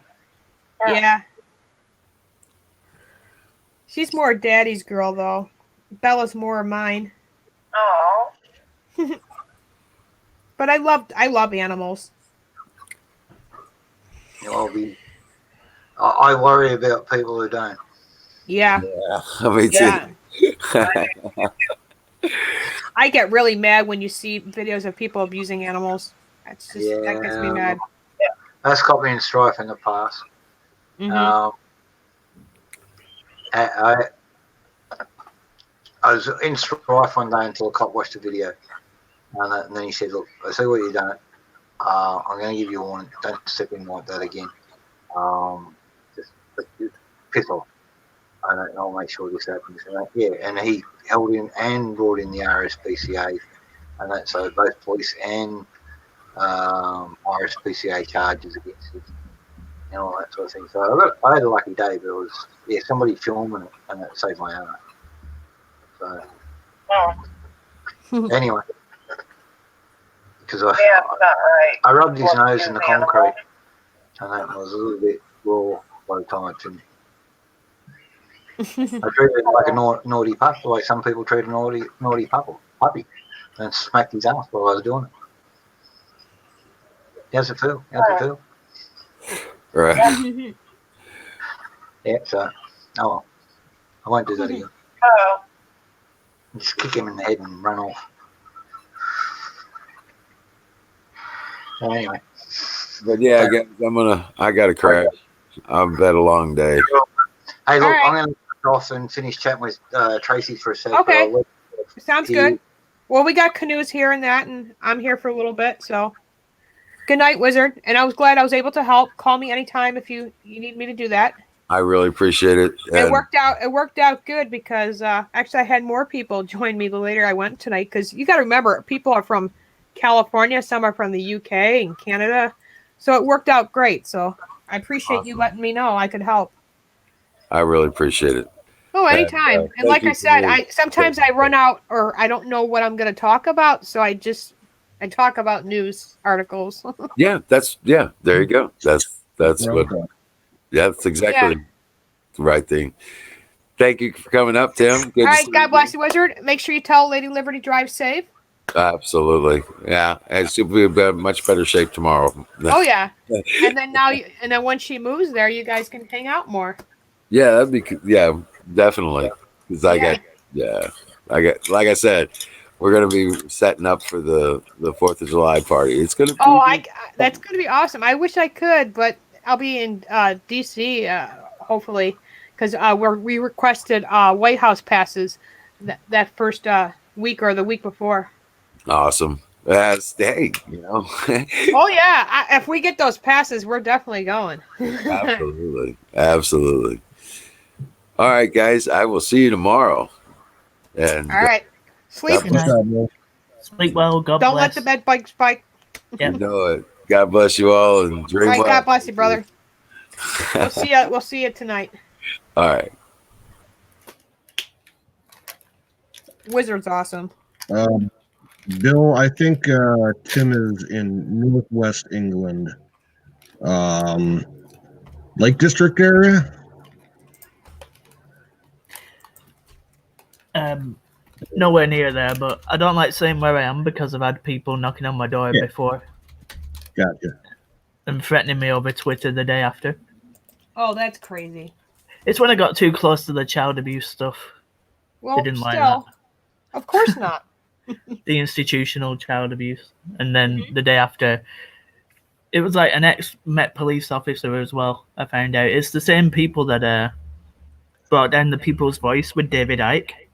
Right. It was those exact same people infiltrating a radio station when I used to do a radio show. Did you hear when Project Veritas, when they were breaking all those Bernie Sanders campaign, I think it was Bernie Sanders campaign people, they literally took his whole personal channel down, and finally they put it back up because he agreed to delete that one tweet. James O'Keefe, that's his name. I got something funny to share. You guys will love this. All right. Hang on 1 second. Share away.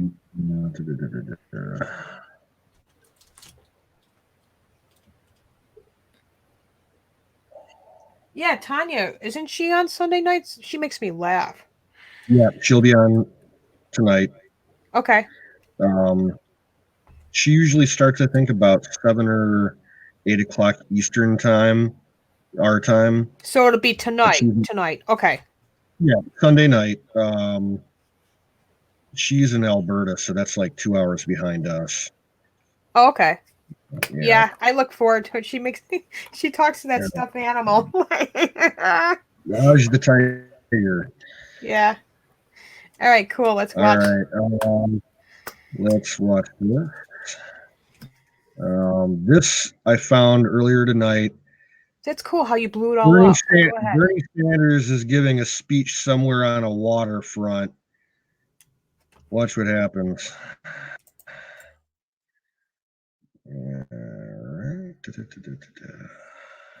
It's a shame he didn't drown. Yeah, for real. All right. I can't stand the piece of shit. All right. He uses exactly the same on the speeches waterfront. as... Sorry. Watch this. Democratic socialism.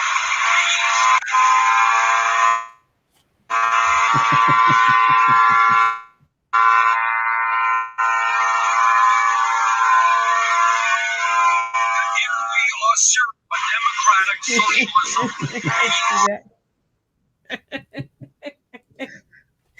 No, it's bad.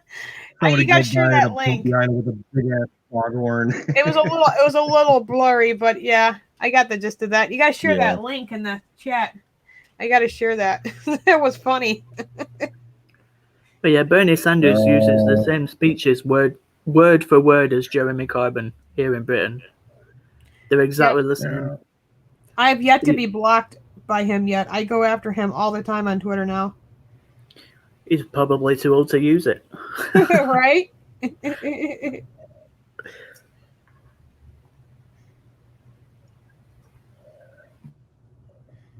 Yeah, he's. I saw the video that you did earlier tonight, Tim. That was pretty funny. Oh, JSUK did a video? Yeah, it's pretty funny. Yeah, You I have to gotta laugh. see if I know I'm subscribed to your channel, but I don't get any notifications. I might have Yeah, to I'm see if I shadow banned on YouTube. I get about like 30 views a video, but I've got nearly 2,000 subscribers. Oh, wow. So I'm definitely shadow banned. Like when I go live, nobody's there as well. See, I don't get notifications at all. Like even for, I have to keep checking Wizards channel and Pete the Patriots constantly and American Joe because I catch those people on the replay because I don't like certain people in the chat, so I always watch the replays. All right, Michelle, I'm posting the link for that Bernie Sanders video in the private chat. I can probably edit that to in the Navy or something. Carry on the theme. LGBT anthem too. Yeah, I think it's just funny because the media does not want him at all as president, and he doesn't. He's so stupid. I mean, we all know Clinton shafted him, but the media did too, and they're doing the exact same thing to him. What happened last time, and yet he's still stupid because he puts all this money into it, and he knows he's not going to win. But he's taken away votes from the other Democrats, so that's good. Right. That's all he's doing. I don't like any of them, to be honest with you. They're all pro baby killers, and they literally want to take the Constitution and rip it in half. Yeah, they're weird. What's up, Bill? All right. JSUK, you can't give it like an approximate location there? Yeah, Northwest England.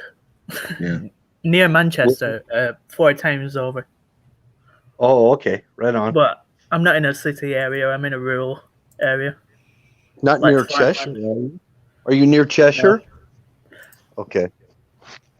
Well, that's why I got to click on all, and I had to resubscribe. That would make sense. Well, now I clicked the bell 3 times and I'm resubscribed. The reason I ask is some of my heritage comes from Cheshire. Yeah, I went once on a field trip with my school. They have really nice buildings there. Yeah. The old exposed beam buildings. Yeah, I've seen pictures of those. You know, if you know where Tadenhall, Cheshire, that area? I don't know anywhere near there. Oh, I'm sorry. okay. All right. I've Have you only ever been once down in my life. to, the Peak District? No, I've never been there either. I think I went when I was little, but I can't remember because my dad used to take me out. He used to fell run for England, which is a big sport, and he used to travel a lot for that, but I can't remember any of it. Well, a lot of people in England don't get around very far away from where they live, do they? That's true. Well, I live in an area that's in the middle of a lot of towns anyway, so I can choose like to go into a city, which I never do, but I've got relatives in there, Manchester. Then like all the surrounding towns up here. I live more near Todmorden, if you know where that is. You know, I've never been to England. I've only studied it. I studied it. And Same that's here. kind of. I've had kind of Just- a fixation on Britain in general for the last 20 years.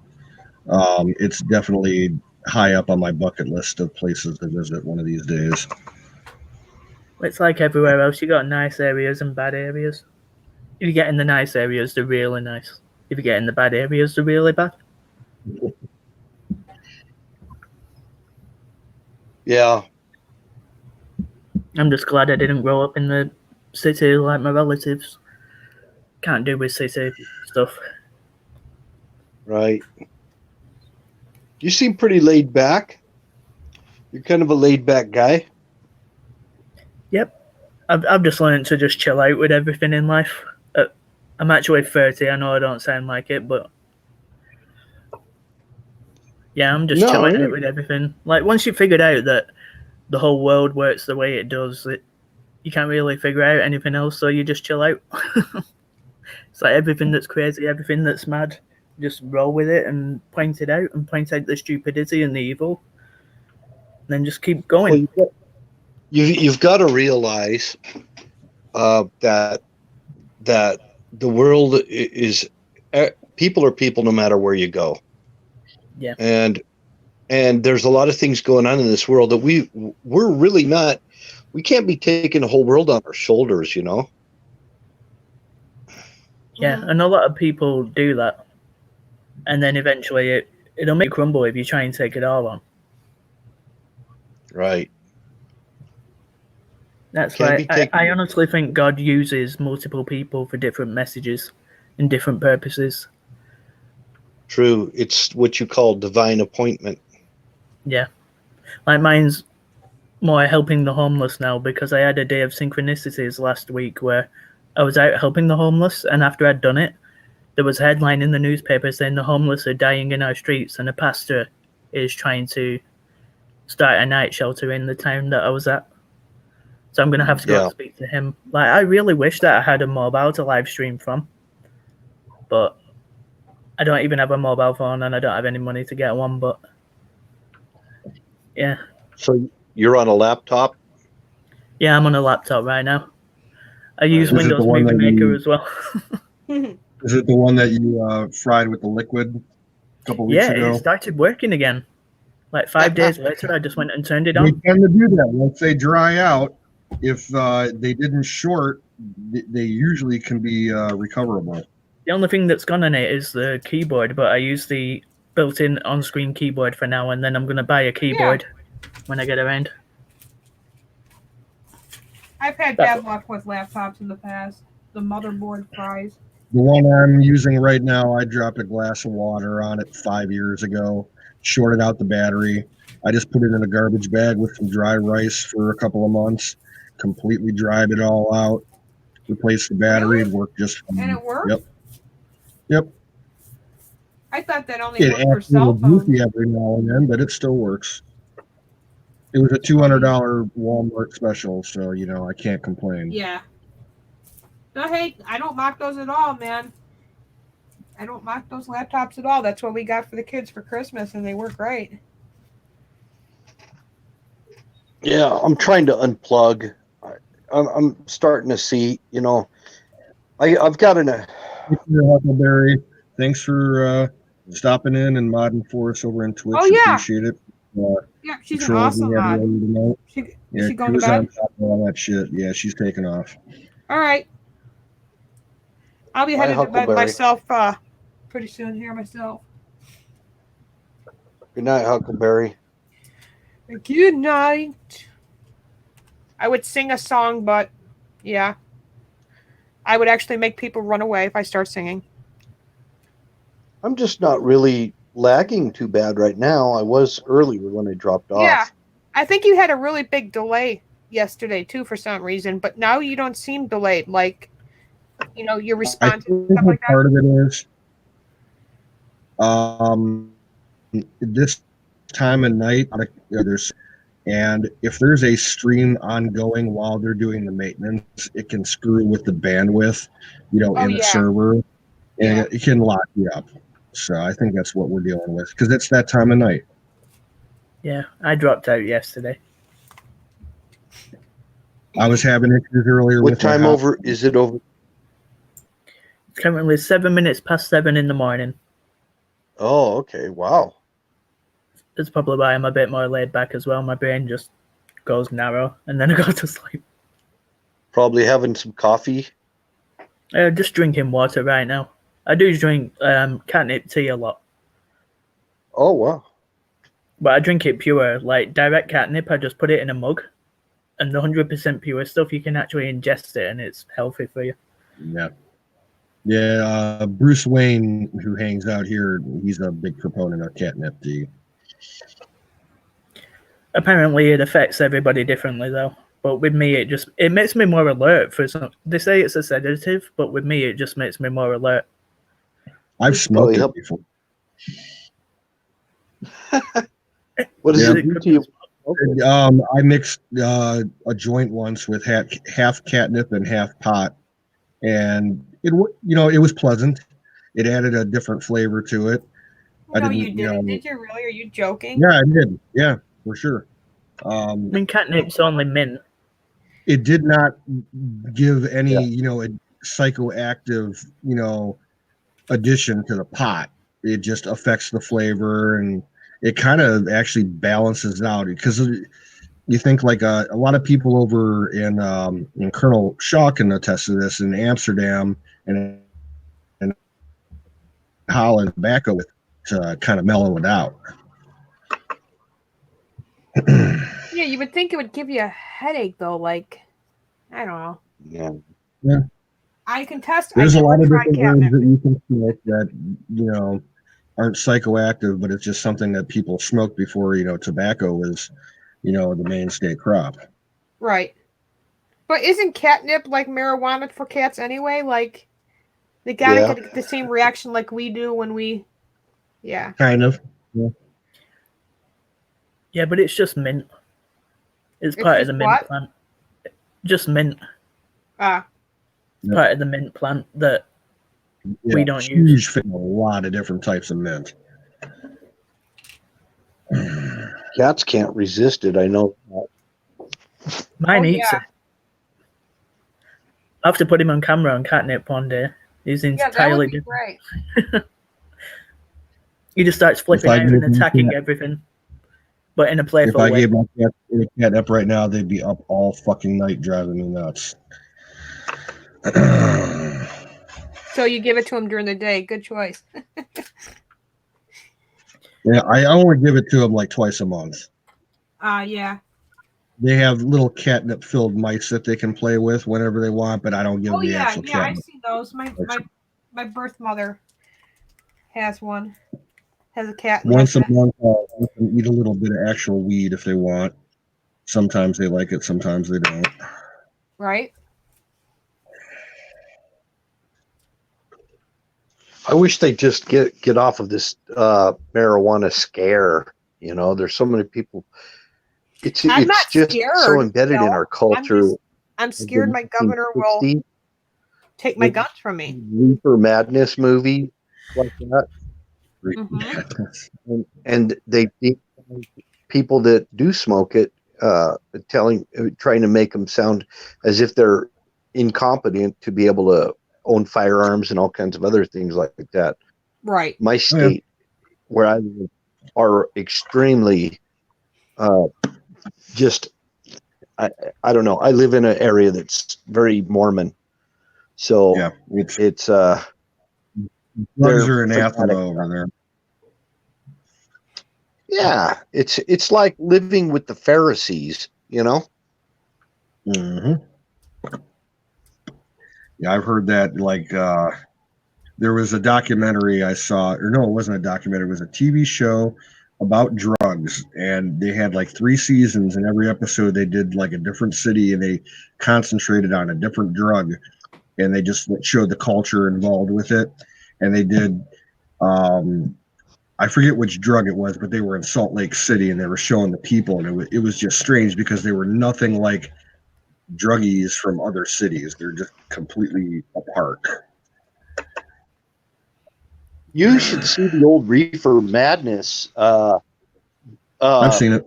Movies that they used to show us when we were kids in school, and they'd show this guy, that there was a fork in the road, and he'd just drive off the road and tried to make it appear as if they were just going mad and going insane, from smoking weed.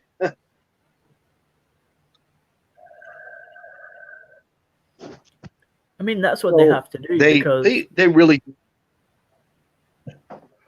go ahead. They have to make everybody out that does it to be rambling idiots. To the people that, don't do it. And if you don't do it, you're complying with their system because the system is showing you not to do it. Not that I've ever done it, but you know what I mean. It's just their way of keeping control. And a long time ago when I tried to quit, it was really difficult because my friends were always trying to get me to smoke it with them, and I did. I smoked it with him, and I just got to where I just didn't like the high from it anymore. So I would they'd pass the joint to me. I'd take like one hit off it or whatever, you know, and I wouldn't take a very full hit off of it because I just didn't really want to. I just didn't like the feeling of being high. To me, it wasn't high anymore. When I started smoking it, I laughed my ass off. It was so, it was just hilarious. Everything was funny to me. When you smoke normal cigarettes after taking a break, It's almost ever smoked. The first couple of times that you smoke, you'll never feel that way again.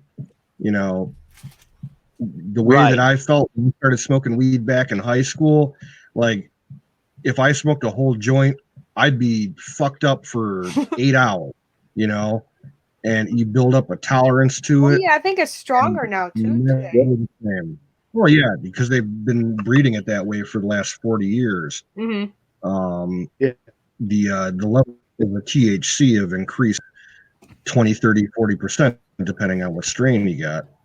I used it to cure my grand mal seizures, Bill, because I was on Keppra, Dilatin, and then sometimes I would be in the hospital like for a week, and they would just be giving me all these drugs, and it made me feel like crap. So my neurologist is like, well, just smoke marijuana, and that worked for a while.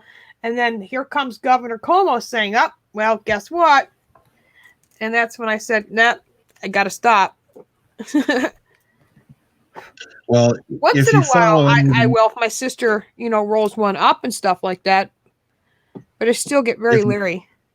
If you follow the news about medical pot, that's the thing, though, Kanu. If you're on it and they see you on it, like they're doing to the veterans, they'll literally access their paperwork, like break HIPAA violation, and then come to your home and remove your guns. Yeah, but they're doing research now. CBD has been, the popular thing for the last couple of years for health benefits. What was that? I missed that. CBD? Yeah, CBD. They just maybe 2 months ago, some scientists announced that they've discovered a new cannabinoid, which is one of those type of things in the pot that they've never been able to isolate before, and the medicinal qualities of it are like 400 times the amount of CBD. So if they can start breeding plants that have a higher concentration of that, the medical benefits are going to be out of this world. Right. Now, what about hemp? What's the hemp gummies? My husband takes those for sleep. Is that the same thing? Yeah, hemp is a type of marijuana plant, a cannabis plant, but it has 0 to a minuscule amount of THC in it. Mm-hmm. And it's mostly grown industrial. They did it for hundreds of years here in the U.S. for rope and stuff like that and cloth. And they've been able to make industrial hemp now that's high in CBD, but almost has no THC. And that's where a lot of the CBD products are coming from, is the industrial hemp. And Trump legalized it last year. So I'm actually looking into doing a hemp operation here on my farm. I got to find out if there's permitting involved with the state. But the value that you can get from a crop if you're growing it for CBD stuff, I looked into it last year. All right, they broke down comparison. An acre of soybeans will net you about $600. Wow. An acre of hemp that's grown for CBD could net you $30,000. Is CBD the same thing as hemp and THC? Because what's the difference between the three? Now, the THC is what is in the regular marijuana. Now, what's the CBD? Because I heard the reservation by me sells it. THC is tetrahydrocannabinol. It's a cannabinoid. It's a chemical that's found inside the marijuana plant. And that's what makes you tired, correct? Yeah, that's what gets you high. But there's other cannabinoids, other chemical properties in the plants too. CBD is one of those, and that's where you get some of the medicinal effects from it. And certain plants have different levels of it. They'll be high in THC or in low in CBD, and then you get vice versa. So, Do you know what? Do you know what sativa seed oil is? No. Yeah. Because that's the ingredient on this. It's I've hemp- got hemp toothpaste, and It's it says hemp it's oil. It's yeah. hemp It says seed it oil. it's hemp oil. Yeah. Who knew? Yeah. Yeah, they just started approving the reservation to start selling CBD. But let me tell you something, it is expensive. They even sell, it looks like marijuana, but it's called CBD. yeah.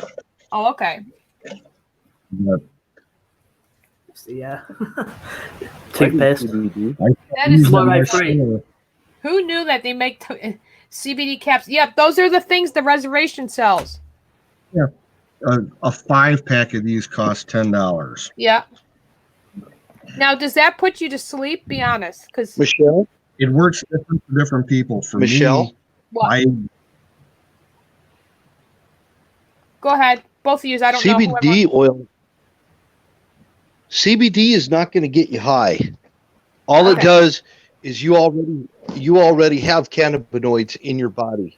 All it does is activates them. Okay, because that's what I'm It- concerned of. Because I never liked that feeling. Okay. No, you're not going to fail a piss test or anything like that. Yeah. Okay, that's good. See, my husband back in the day, a couple months ago, when he just recently, he was taking Percocet, but they started saying his liver was a little fatty. So he tried smoking a little bit because my sister dared him. And then when he tried it, he didn't like it. So, and he said the same thing I did. It just makes you feel just weird. Like I said, I didn't know like why- doing it when I had to. You know why your husband's liver is fatty? Why? You know why anybody's liver is fatty? Well, it's because he they was on don't. Percocet for so long. No, yeah, that, but it's not just that. It's the liver gets fatty because you're not getting enough fat in your diet and the right kinds of fats. There's right fats and wrong fats. Okay. That's the reason why. That's what this. That's what the Atkins diet, the paleo diet, all of those diets. People are actually losing weight and they're losing liver fat too, because they've got the wrong kind of fats. And if the liver is fatty, it causes fat around the pancreas, which also causes diabetes. Mm-hmm. So if you eliminate liver fat, you get rid of diabetes, because it's gonna you're gonna get rid of the liver fat and the fat around the pancreas, which is what makes your body's own insulin, and it makes you insulin resistant if you got fat around your pancreas. That's gotcha. I'm dealing with that myself. Yeah. So is battery.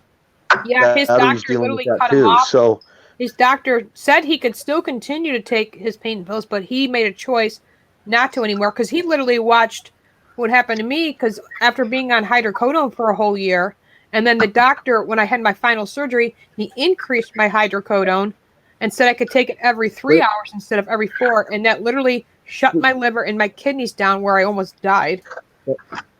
But Michelle, the second thing is part of the paleo diet is getting rid of the simple carbs. Complex carbs are not very bad. You do need carbs, but the simple carbohydrates, which you get in white bread and noodles and stuff like that, get rid of them. And I'm telling you, I lost 42 pounds. I shit you not. I lost 42 pounds because I got off the carbs, and now I've got back on them and kind of rebounded a little bit. And but I went from you can see me on screen. You saw my face on screen. I was 242 pounds, and I went down to 199. Okay. So yeah, I'm always looking ways for him to I'll tell lose you, a couple pounds, and I think that's too also Carb- why you get fatty livers, because sometimes when people are a little bit Why overweight, doesn't that cause that? Italian people are notorious noodle eaters. They eat a lot of spaghetti and pizza Yeah. and stuff, whatever. We do. And they have a high rate of diabetes. And the reason they have the diabetes is because fat on the liver, which causes fat on the pancreas. me when I'm telling you and nobody this because they don't want you to know it. Right. They want to cure diabetes. They don't want to cure it. Oh, you're right. Get rid of the carbs, the simple carbs. Yep. You have people in Canada who can't even afford it. They come over here for their diabetes meds.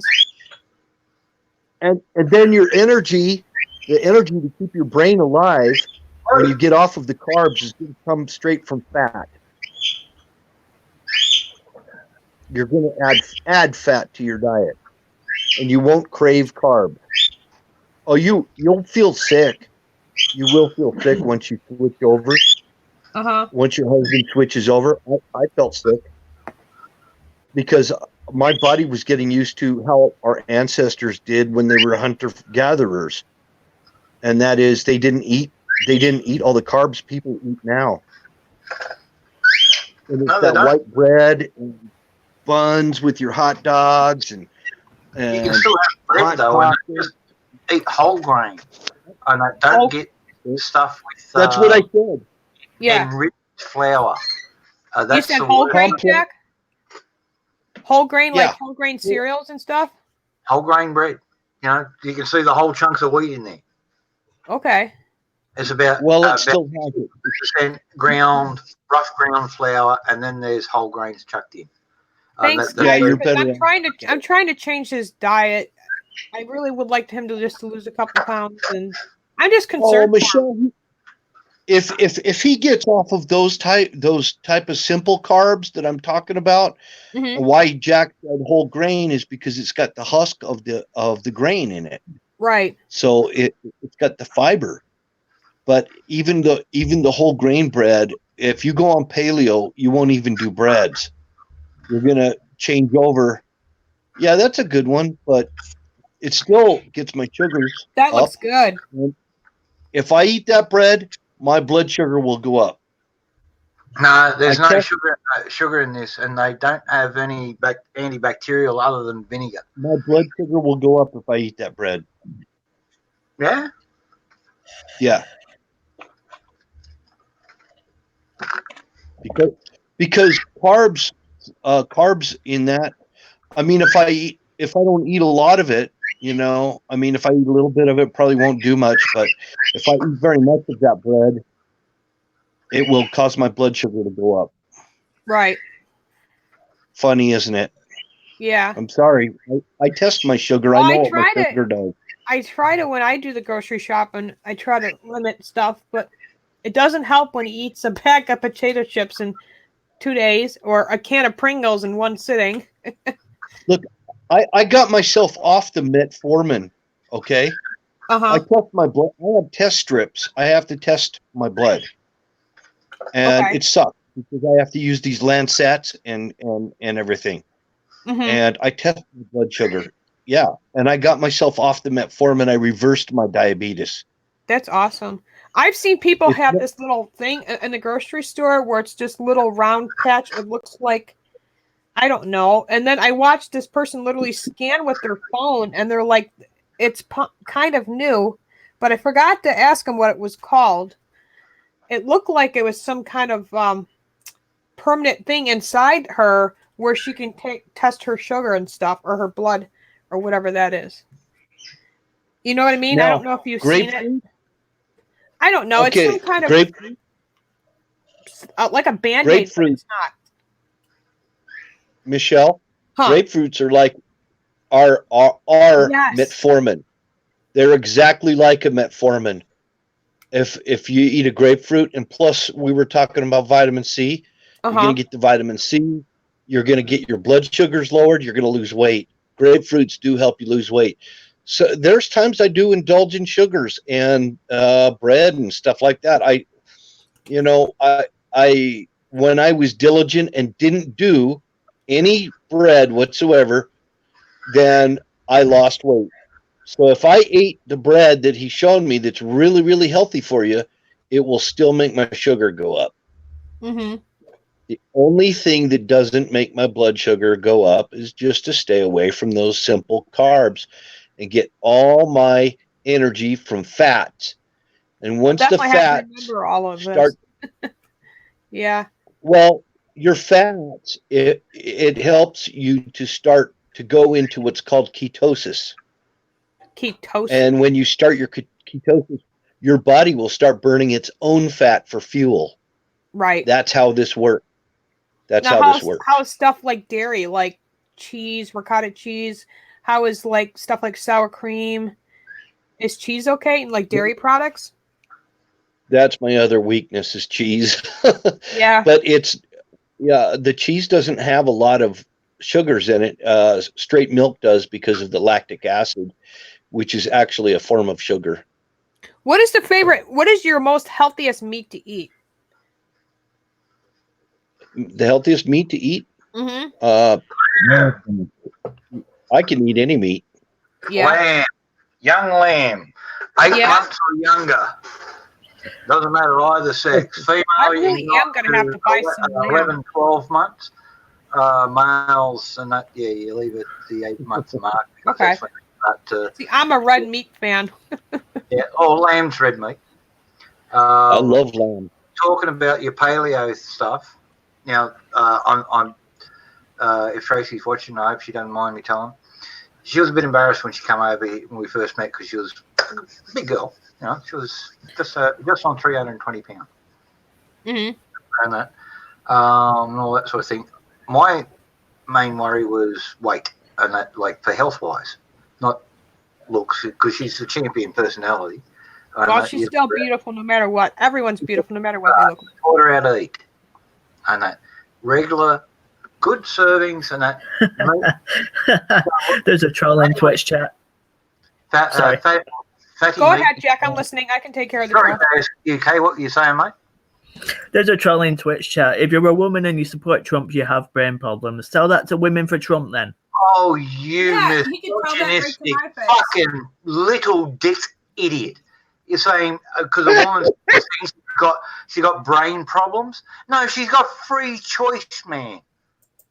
And what's wrong with free choice? Oh, I forget. You support gulags. You support re-education camps, mass exterminations, because that's the stuff behind what you're supporting. I banned him. He's gone. And genocide. Another one bites the dust. Go home and play with your rubber duckies, dude. These racist, bigoted pricks on the fucking left. Right. And they are little pricks, is right.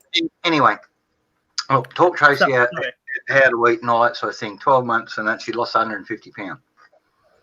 Oh, yeah. Mm-hmm. Healthy, all that sort of thing. No more joint pain, no more back pain. Little bit of stuff. She's been through the wars already.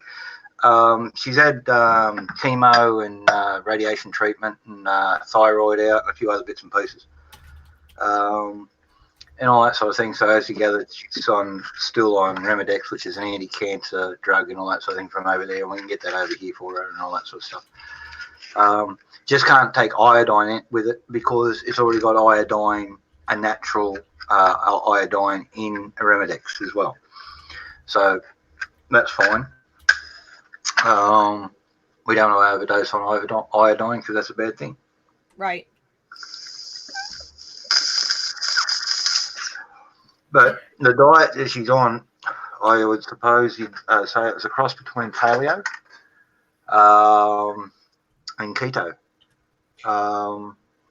But it's just something that I learned. It's basically a Mennonite diet. Mm-hmm. It's basically a Mennonite diet. Whole grains. You don't over process it. You process enough, and that to get it all to bind together, and then keep the whole grains in it.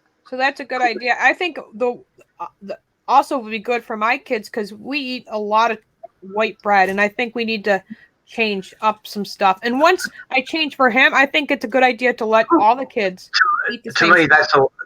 To me, that's see, that looks delicious. And that's to me is a white bread. That's about as pale as it gets. And it's a nice tan color, I must admit. But nice piece of ham with mustard, you're good to go. And 4 days old, and the thing's still soft, and that the buzzards and that love it. Yeah. Looks yummy. It does. No antibiotics, no number 312 and all that sort of stuff, preservative. which is basically antibiotic. It's got I a like tablespoon. German bread. Yeah, same thing with German bread. Tablespoon of vinegar in every loaf. Oh yeah. My grandma used to have that. Oh, it stops the bacterial growth. Have you ever tried that really, really heavy kind of German bread? I guess we probably call it cocktail bread, or Cocktail bread? Pumpernickel? here we call it cocktail bread. But that's what they have over in Germany. It's the really heavy, it's kind of small. What? I like Russian black bread, but I like pumpernickel as well. Good German pumpernickel. Oh, Russian black bread. Pumpernickel. That's good eating. Pumpernickel. Yeah. Fresh. That's what made. I was thinking. Go up to a cow, excuse yourself, and give it something to chew on, and milk the sucker. Get that stuff out there. Make sure there's no. You run it through a cheesecloth or something. Make sure you haven't pulled any hairs off when you milk the bloody thing, because hair in your butter and that turns your guts off. Shake the living shit out of it. A little bit of salt. Shake it some more. I know. Play with it a little bit. Form it into a knob, and yeah, you got butter. That's it. And the rest. You can do wonderful things with as well. All the leftovers. Nothing goes to waste. But I've good, had yeah. I'll be right back, guys. My daughter has a friend over, and she didn't have a blanket, so I'll be right back. Oh, good. All right. Look out. Beer bread. Yeah, I make beer. A good bread. Here. It's called damper. Also not welcome. Do you like sourdough? Oh, I love sourdough. But I'm out of starter at the moment. I've got to Sourdough next bread. time. Yeah, but you need a starter to make real sourdough. And my friend, my starter here died. Right, I ran out and I fucked up. I left the jar out of the fridge overnight. So I've got to get some more starter. And that from a friend, but they're about 200 k's away. So it's 2 hours that way, 2 hours back. Next time I'm over that way, I'll pick some up. No drama. I'll pick up another jar. Because you know what? Once you've got starter, you can always make more starter. So. Yeah, we learned how to do that in the Boy Scouts. Well, sourdough. What I learned in the Boy Sourdough is from the town that I grew up in. We have a lag again. Is it? A little bit. What are you saying, JS? Go ahead.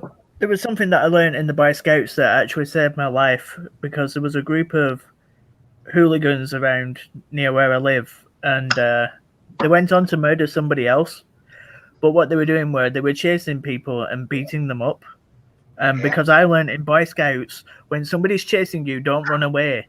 Go nearby and duck in the grass or duck in a flower bed, because they're not looking directly where they are. They think you've run off.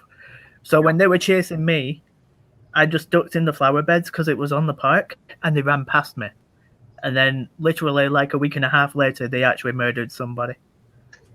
Wow. So Boy Scouts what used to be Boy Scouts, now they're trying to add all the transgenders to it and stuff. Well, it's not going in America. It's not going to be the Boy Scouts anymore. They're filed for Chapter 11 bankruptcy because they went promoted an equal opportunity and brought in pedophiles and all that sort of stuff. 3,101. I forget what it is, 6 or 8.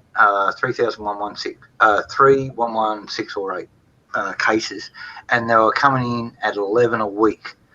And one outfit had 300 complaints, and that was the one that said you got to give this guy a chance. You got to give this guy a chance, and that everybody stuck up for it. Now you can't find those articles where they were sticking up for it, and that because this guy went out there and started molesting kids from day one. Mm. Yeah, it's a definite problem over here. They won't be teaching that stuff either. Indirectly with my unit.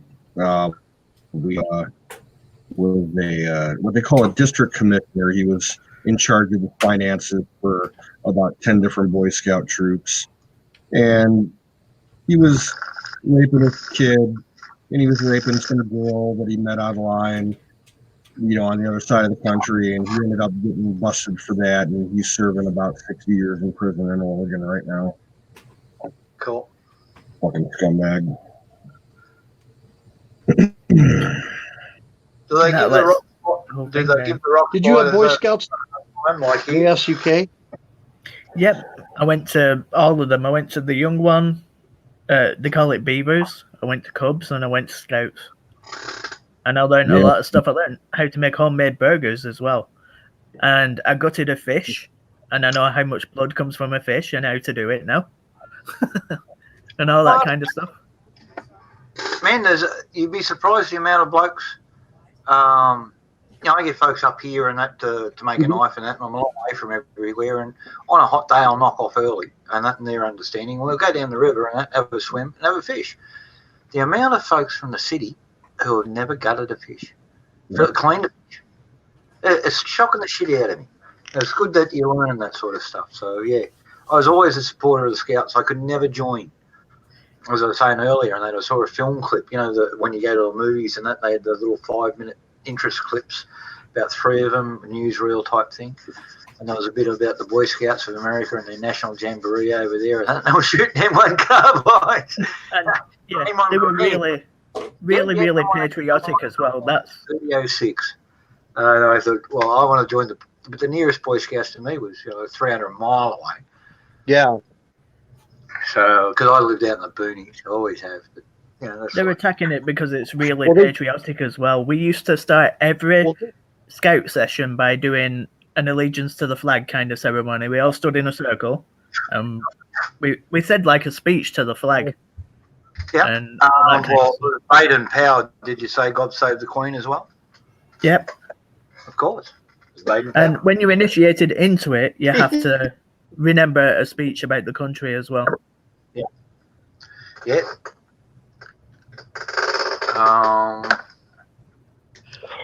Excuse me, I'm just going to go up. So, well, it was similar here in the U.S. Goats, the goat guy up there, he was a scout. I know that. Yeah. I was involved with Scouts from when I was about 11 years old until I was 18. And I didn't make Eagle Scout. I was that close. Just missed it out because of my birthday. But it shaped my life. And I was involved with it when it was We're still a decent fortunate, though. organization. Yeah.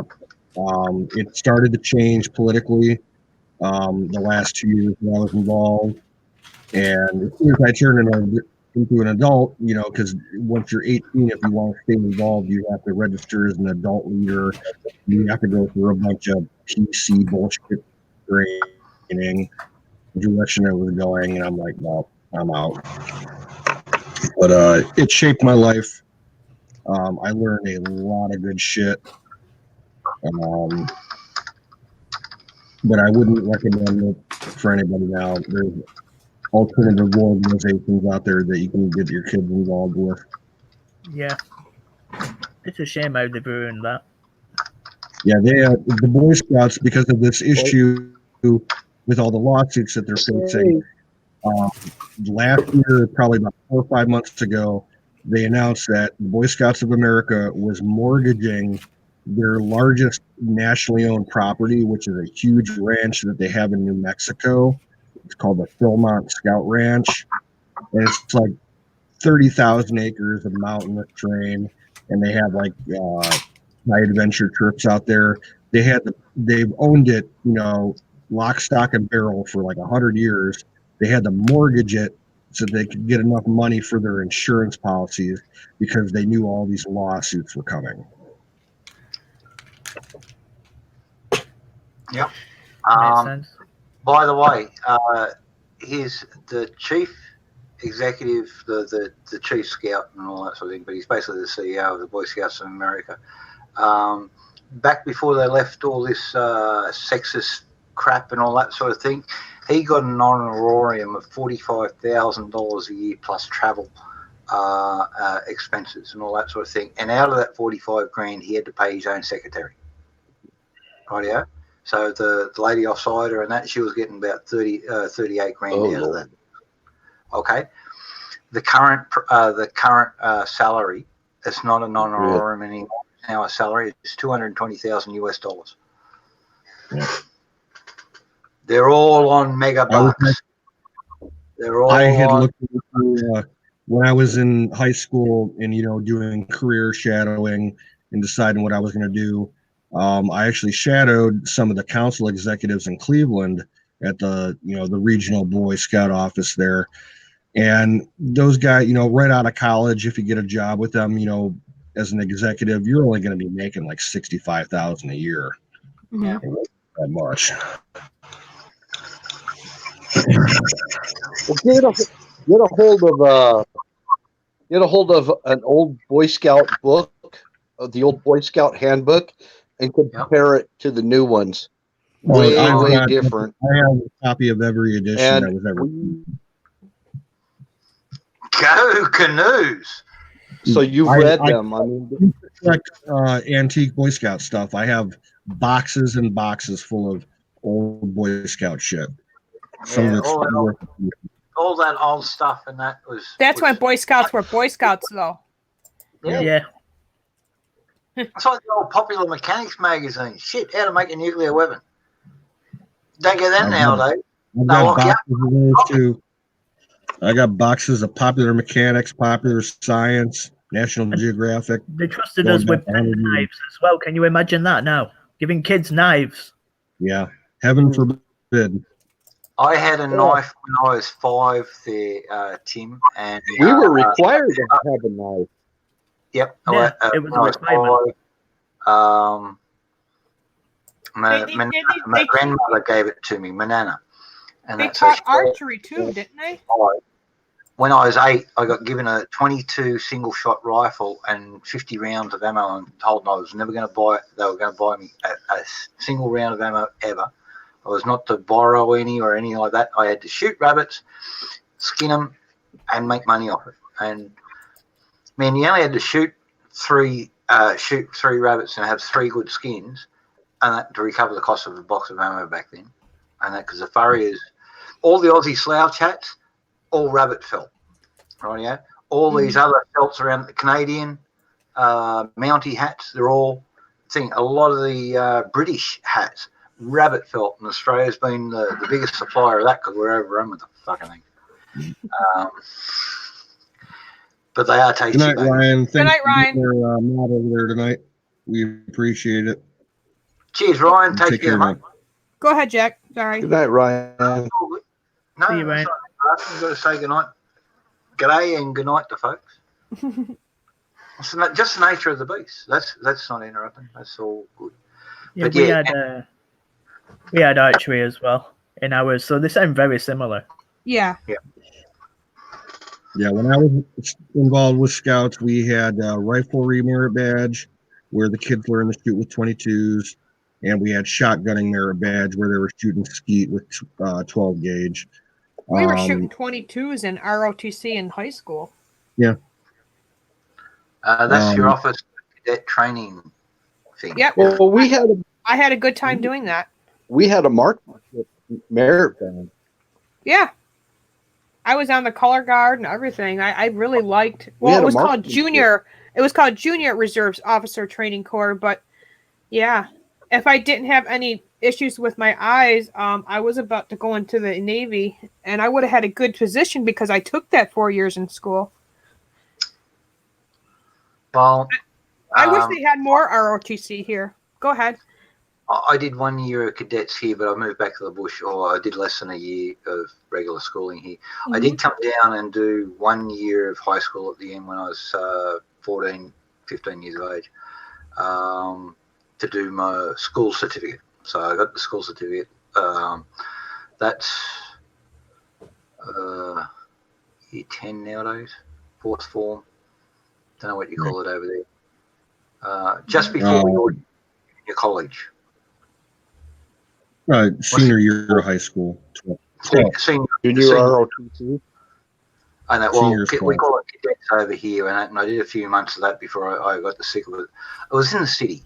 It was a nice school, but like it was the city. I was driving out the wall. I moved back to the bush and that and lived with my grandparents and instead of my mother and father until I joined the army, basically. And the 1 year at school there and then joined the army straight out of that. But yeah, over here we got to fire Lee Enfields through our threes, plus throw grenades and all the rest of the stuff. Well, I got to do fun shit like that in the Boy Scouts. Cool. The main troop that I was involved with, one of the assistant scoutmasters was our city's chief of police, and he used to take us, the whole troop, to the police station where they had an indoor firing range, and they taught us firearm safety, and we did a pilot program that the NRA was offering back in the 90s. It was they basically used the Boy Scouts as a test audience for this national program for children gun safety. They called it the Eagle program. And it was, we're younger scouts. We're probably, anywhere from 11 to 15 years old, but this was more aimed at like 6 to 10 years old. They were still tweaking out how they wanted to present it. But after we took nothing wrong. 8 years of age is what we worked out here to be the optimum age for kids to start with, like 22s. Yeah, okay. I started when I was 10. And what we start them out with, you know what a 22 cap is? You know, like a showground rifle. Yep. What was it called? A 22, but we're using cap ammunition, same as what they use in showgrounds. You know, they're too short. They're just short, a little bit shorter than a short. It's called a cap. And so we started that out here and all that sort of thing. And all of a sudden, the fucking lefties jumped on it. Because I was a young corporal in the army at the time here. And so we were training the reserve guys, and the reservists were going out there and training the cadets and the school kids and all that sort of thing. And then all the lefties starting to spout this militarization bullshit and all that sort of stuff and everything pulled back. I don't know how it's going nowadays.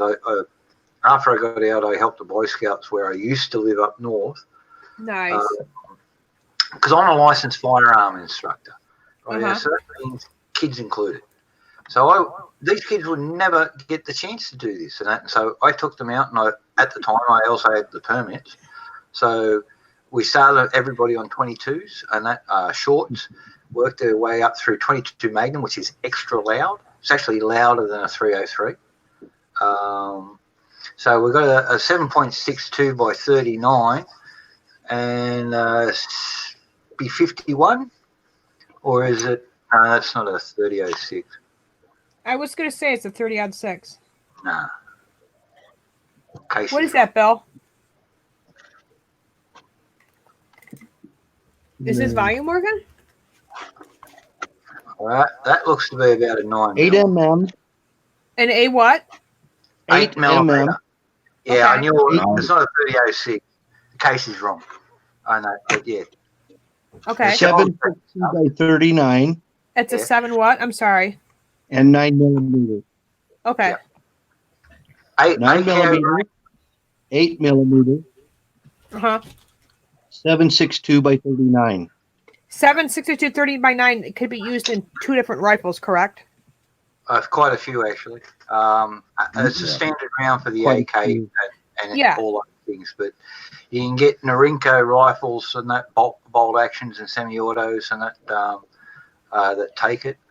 Yeah, it's a handy round. It's a good round. I actually wanted to go to something similar here instead of staying with the 5.56 for the Steyr. Expensive rounds too. No, they're not. Well, I don't know. What is the Mazen Nagant chambered in? I like that case. That's nice. 7.62 be 59. 63. 63, sorry. 60. All right. Sorry. I forgot what size shells. I remember. It's gone down, so you know I'm well and truly basted. I paid a good $80 for a whole box. I just forgot which ones they were. Well, that's a 2206, 2506, or 2206. Oh, One's cool. a 223 I'm not sure on the one on the far left. That looks like 3006. 223. Yeah. 243 Winchester. Which? And Say again. 243 Yeah. Winchester. Winchester Magnum. Yeah. And Yep. 7mm I Remington have Magnum. to see the boxes. I'm not good at which is which, but I got this one on my desk. I think this is from the 30. So the 8mm is what's used in the German Mauser. Right. Yep. It's used in the German Mauser and the MG44. The MG44 German machine gun.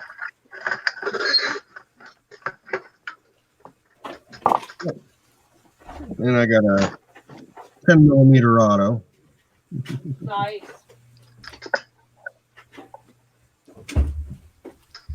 Yeah, did you ever see that movie in that Lethal Weapon where they're talking about the bullets called cop killers? Yeah. Teflon coated carbide penetrators. Uh-huh. That's one there. Oh shit! Just dropped the bloody. Is that Teflon? Yeah, Teflon. Teflon? Teflon coated with a carbide penetrator with a steel, a heavy steel back thing. It's got a little bit of carbide on the tip of some heavy steel. Carbide's quite light, but it's meant to punch through, spread the vest, all the outside will stretch out, and then that'll punch through the weave of the vest. So you get this 3mm core end up going straight through you, and then spalling because the steel's being tempered so it's so brittle.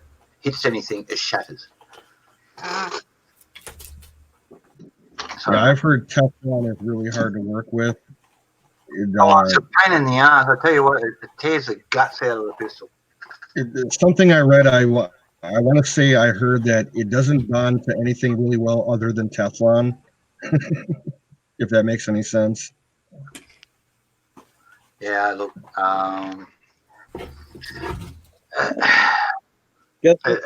when you heat when the Teflon gets hot, by the time you get the last 2 inches of the barrel, especially along the barrels, you get this. It's so hard to clean the shit out of the lands, especially if you've got a nice undercut on some of them.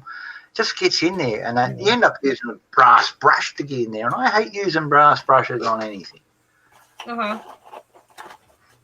What do you prefer, nylon? Where does this go to? To be honest with you, pig hair. Sorry. Yeah, it looks like a rock. Yeah, that's the next step by the looks of it. 33 round, 9mm. 9mm. No. Springfield. What does this go to? 1022.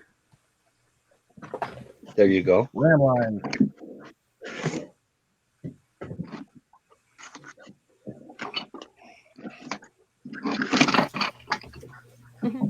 Mine are all locked up, or else I would start showing you guys some. What the hell is that? That's for an SKS adaptation for a non-standard round. Nice, Bill. Can't have that here. What ammo are you running for? Are you running the 39? 7.62. Yeah, 39. 7.62 by 39. Yeah. The long round.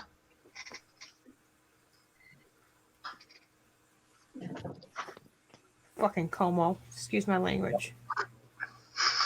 But I don't have any guns anymore. You don't have any guns anymore? He thinks they're weapons of war. Oh no!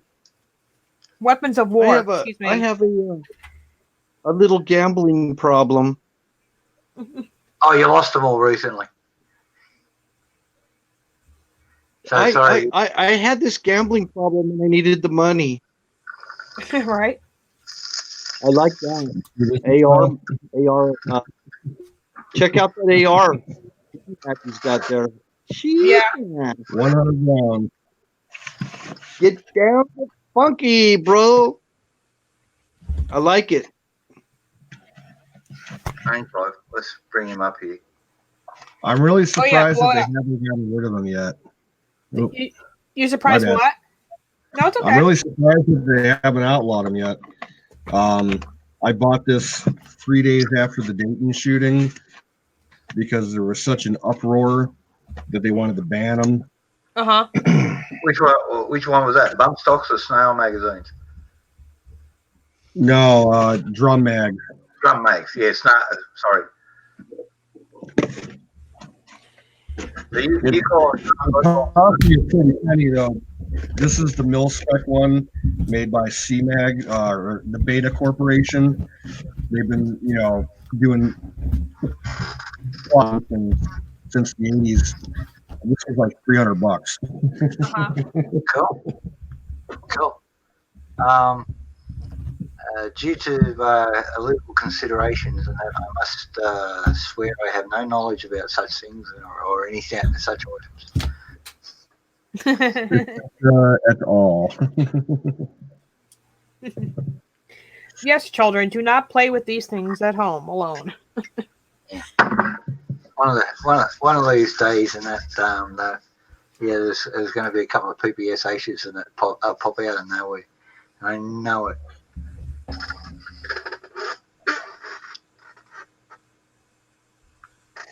America. Well, I won't join in. Not being rude. Aussie. Oi, oi, oi. I don't have anything. What was that one? Here, I'll just use a lighter. Cheers, mate. Vegemite. Marmite. I'm always constantly doing this, so if you ever hear this on video, that's what I'm doing. Insipid compared to Vegemite that's got like only a quarter of the salt. Light it in the bowl. Vegemite. I bought a new jar today. I've only had it long time ago before my taste were. Throw it in your backpack. Yeah. Look, we all need Vegemite to throw in our backpack, don't we? Put Vegemite on toast. It's not jam. It's not jelly. You don't put it on thick, and that you put enough to like you're using toast, and it is strong. It'll keep you alive. Yeah, it is. Basically, but though it's brewer's yeast, right? When they make beer, all the yeast that they use and all that sort of thing, they get down there and they bake it. That's slow, around about 110 degrees Fahrenheit, but for about 2 days. Dries it out and all that sort of thing. Then they put some basic oils in with it, natural stuff, and that's it. It's a good, healthy product. Stuff, but it makes alcohol. It'll sustain your life, though. Oh yeah, complex B vitamins, all that sort of thing, micronutrients, all the way up the spectrum, that sort of stuff. It's like a vitamin pill. Yeah. And in the early days of Australia, and that when people did a diet sucked, and people believed a good feed was a bit of boiled mutton and 3 vegetables that had been boiled to the shit house all on the one pot. Taking out all the nutrients was in the water that they were just tossing down the sink or out the back door. You know what I mean? Vegemite was something big. You know, it's sort of like the old canned cheese in your early days when things were tight over there, government cheese and all that sort of thing. So I had canned cheese. I grew up on government cheese. I love that. Army cheese. You know, we get it over here too, but over here we call it coon cheese, but you're not allowed to call it over there because that's racist. Right. See, I couldn't get away from it. We got it, distributed to our family. Uh-huh. We got it served at our school, and we got it served in the Boy Scouts. So it's like I couldn't get away from it. And I developed a taste for it over the years. I know. Yeah. I've got 2 blocks of it in my bug out bag. Oh, cream cheese? Coon cheese anyway. A solid block, and that it's dry. You don't have to store it in the fridge. Well, that's racist now. I guess they say white milk chocolate or white what is it? Vanilla milkshakes racist now, and the white crayon. They literally took the white crayon out of Crayola boxes. I got a mate over here, and that he's not real well at the moment. Now he's blacker than any African American over there you can name, except for maybe some of these recent Sudanese. He's so black, he shines blue. And that Australian Aboriginal out of there, Vietnam veteran, and all that. He would be horrified with that, and that because he loves the stuff. Banning that sort of thing. I see him writing letters at the bloody Canberra now and that, saying, "Don't you fucking dare! They'll come down here and that. You won't let me have a firearm, but he'll come down there with it as an Aboriginal, throw a spear at the joint." Right. And he's funny. He's about as Western as you and I. Bloody good diesel mechanic. Everybody takes their trucks to him. And just operates like a shade tree mechanic and that, but everybody goes there, including a couple of big businesses. When their house mechanic can't fix something, they take it down to him. But he gets stuff and that. But banning all these things, vanilla milkshakes, he has one every day, and that's supposed to be racist. Right. That makes him racist. Does that make strawberry milkshakes racist too? Because they're strawberry. Here's his story. His first wife was Vietnamese. He met her over there, come back and actually rescued her, got in shit for it too. Actually did 2 months in Pentridge jail and that until he won his appeal and that and got out. So all that sort of thing. Because he did the immigration proper and all that, so just sneaking her out of there and that wasn't all that sort of thing. But he didn't break any laws over here, so it was a technicality. So they appealed that, and Vietnam didn't ask for any charges, so fine. But that hung over his head. If they did lay charges, then he'd have to front again. But because they hadn't laid any charges, the government couldn't act off their own back, so he appealed it and all that sort of thing, and it was all good. She did a time sitting in Hong Kong for 2 years until she got immigration and all that sort of thing, came over here. Great lady. They travelled around together. He's a very good guitarist too, so they worked in country pubs and RSLs like VFWs and small clubs singing country and western music. He's a very good musician. And unfortunately his wife passed away and she got sick one time. They couldn't do anything about it. They had something in the brain. I don't know whether it was a tumour or something like that, or because she was Asian, they get these flukes. Little parasites that like a worm get inside the brain, something like that. Nasty fuckers. Yeah, you know what I mean. And she was only young, you know what I mean, relatively, and that late 30s by this stage. Anyway, he remarried, very another talented musical lady and all that sort of thing, and they continued that lifestyle and all that sort of thing. She was white Aussie and all that sort of thing. Hard to call this guy a racist. And one of his best mates is one of the big bosses of the Hindus. Maybe he gets around in all their regular regalia. You see him just stopping over there and that, having a beer with him. Non-alcoholic. Right. Yeah, he don't drink. He says, my people aren't used to it. And he says, just can't, we're not set for it. He says, you folks and that, you've been used to it for maybe 10,000 years. He says, we've only had 200, maybe 5 generations, not enough time. He says, and I don't want to make an idiot out of myself. So he brews his own non-alcoholic beer. That's not bad. I'd put any of these mid-strength things out there, which I don't think. Somebody in chat said impeach Pelosi. Yeah, oh, heck yeah. Who's that? She's not my House Speaker. Actually, forget about impeaching. Just find her guilty of treason and all the rest of it. Yeah. She could find a fancy lawyer. She makes enough money.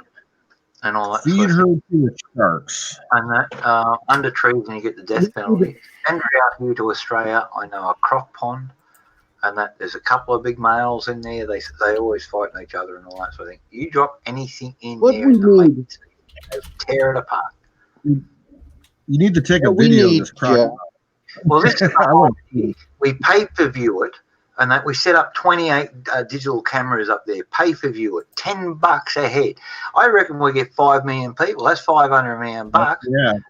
There's 500 million bucks in that for all the victims of your fucking healthcare fraud over the last few years under Obama and all that sort of thing. All those people that lost homes and all that sort of thing because of getting taxed a $10,000 penalty because they didn't get healthcare. They couldn't afford to buy healthcare. What we need, Jack, Michelle, Colonial Firing Squad. Yeah, I'm gonna let Bill talk though, real quick. Yeah, okay. I'm all for firing. I said what we need is a 1776 patriotic colonial firing squad with Trump on a white horse in a colonial freaking uniform, and it will be with muskets, and it will be televised worldwide.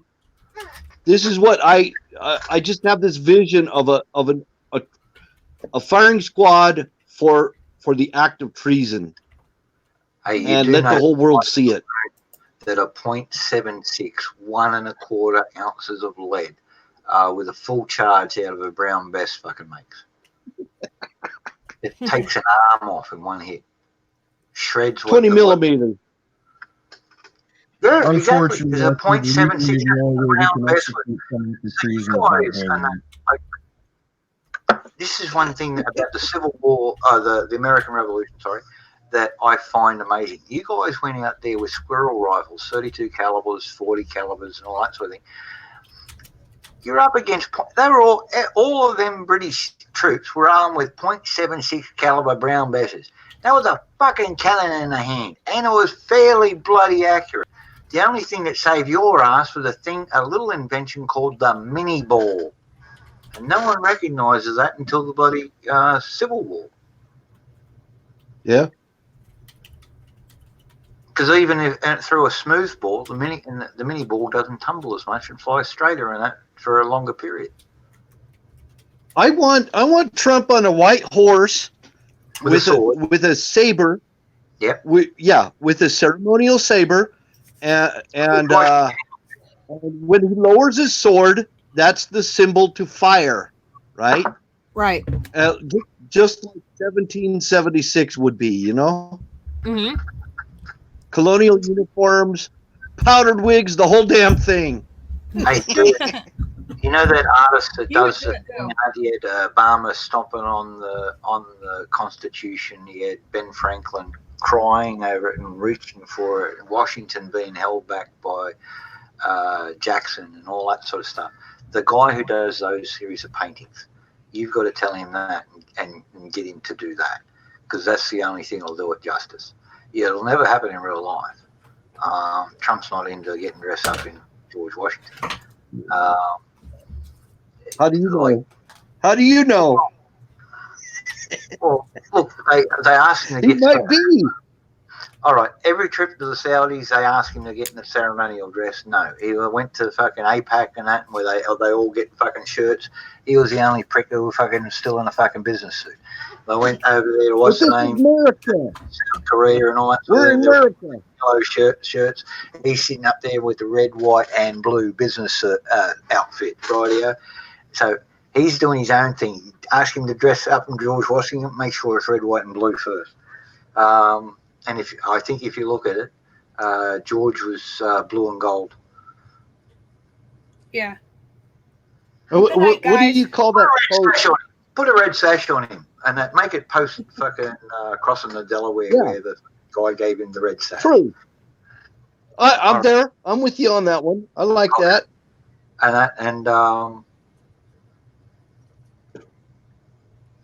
Yeah. We got to get some white in there. Some white horse. White horse. Yeah. White horse. There's your white. There's your red, white, and blue. He might All right, guys. I'm headed to bed. Have a look at every time he's gone out there. He's wearing a blue suit, white shirt, red tie. And everybody thinks it's Laurel Oh yeah, and the traditional dress and all this sort of stuff. He's there and as he said, I think who was it? That ABC twat, and he says, "Well, this is my national dress. I'm a New York businessman." I think it's funny. I mean, we really need to make some pomp out of it. Just make it a lot of really patriotic pomp, flags, the whole thing, Heck yeah. banners, whatever. You know what you're war horse with. Come the election, when all these lefties go off, you need so many patriots out in the streets with video cameras fucking filming everything. So you got thousands and thousands of hours of footage. Oh, you got to show something? I got to wait. Crying their eyes out. I got to see this. All that sort of thing, demanding this, demanding that, refusing to recognise anything along those lines of law and order and all that sort of thing, and that because he's won again. And then turn that into a series of ads and that educate people. This is what we're up against, and this is why. Great idea. Trump and we have conservatives, because these people want that. What's next? This is the history of socialism. Forced re-education, forced relocation, extermination, censorship, all that sort of stuff, and then the rewriting of history that this is all a good thing. No, never accept this. Good night, Bill. Good night, Canoes. Good night, Jack. Then you'll smash them for the next generation. Well, cheers here, Michelle. We'll see you tonight. God bless you guys. Yep. Good night. I like that. Yeah, you got to smash them for the next generation, man. Shame them out of it. Shock them out of it. Fucking what? I was on this side? Oh, no. You get all the middle of the road dams that way at least, and that's the numbers enough to keep you going for the next decade. Mm-hmm. But you got to expose everybody. No more PC. No more PC. That's what got you here in the first place. That is, I agree. And I get myself in shit all the time over here. Shrug it off. Doesn't matter. Your good mates will look after you. The real people will back you. And the idiots who want to condemn you, they're going to condemn you anyway, no matter what do. It's like the 3% movement. It started out. Yeah, exactly. And they'll follow. They're like sheep any damn way. Start that 3% thing and no more PC, and you watch, everybody will join with you. We had a 3% group. Some of their members got raided by the FBI for Homeland Security about a month ago. About 10 miles from here. Bill, you'd be surprised. I started a movement a couple of times. One was a justifiable immigration program. Right? People saw it as anti-Islamic, but I was using Islam as the perfect example why we shouldn't bring certain people in. What people don't know here in Australia is what the terrorist attack that the police stopped a couple of days before it started. They're going to do a reenactment of Beslan, but outside of a military barracks. They were going to attack the barracks as a distraction so they can get everything set up in the daycare centre, the child daycare centre that looks after the soldiers' children outside the barracks area.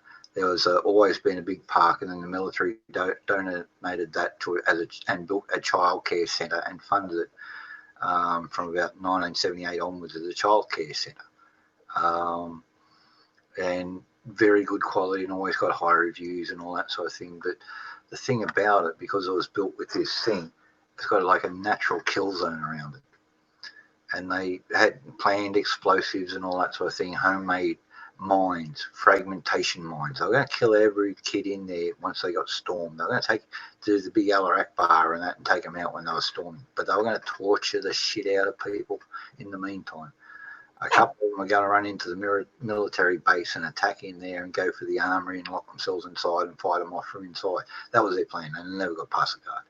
They don't know about all the security setup at Holsworth. I was there for a lot of years. They'd have got about 50 yards past the guard, and that had been full of holes. No worries. I know. It's quite a number of 50 cals fucking set up in pop-up situations with fucking blokes. And there's blokes there with laws, like any the 66mm shoulder fired fucking thing. They're all staged around there. There's all little lumps and bumps and that with nice little trees and bushes in there. Guess what they're for? To hide all those blokes and keep you on the fucking road. That's it. So. We set up for this, and like we've got neighbours up north and that who are jihadi and don't like us real much, so we're expecting them to pay us a visit. Whoa! What's that? Baseball? Yeah, I took that opening day about, I think it was 2012 at the Cleveland Indians ballpark. Sweet. Isn't that racist? Oh, most definitely. Cool.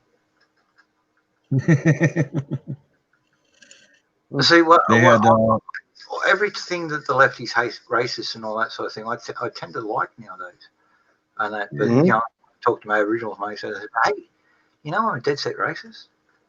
They look at me funny, and that. I go, "Yeah." Some lefty guy says, "Because I'm white, I must be racist." Because I'm not. I'm not apologetic for how I've treated different folks. What does the Bible tell you? What does the Bible tell you? The Bible says, resist the devil and he will flee from you. Yeah. Like a little pussy. Yeah, always.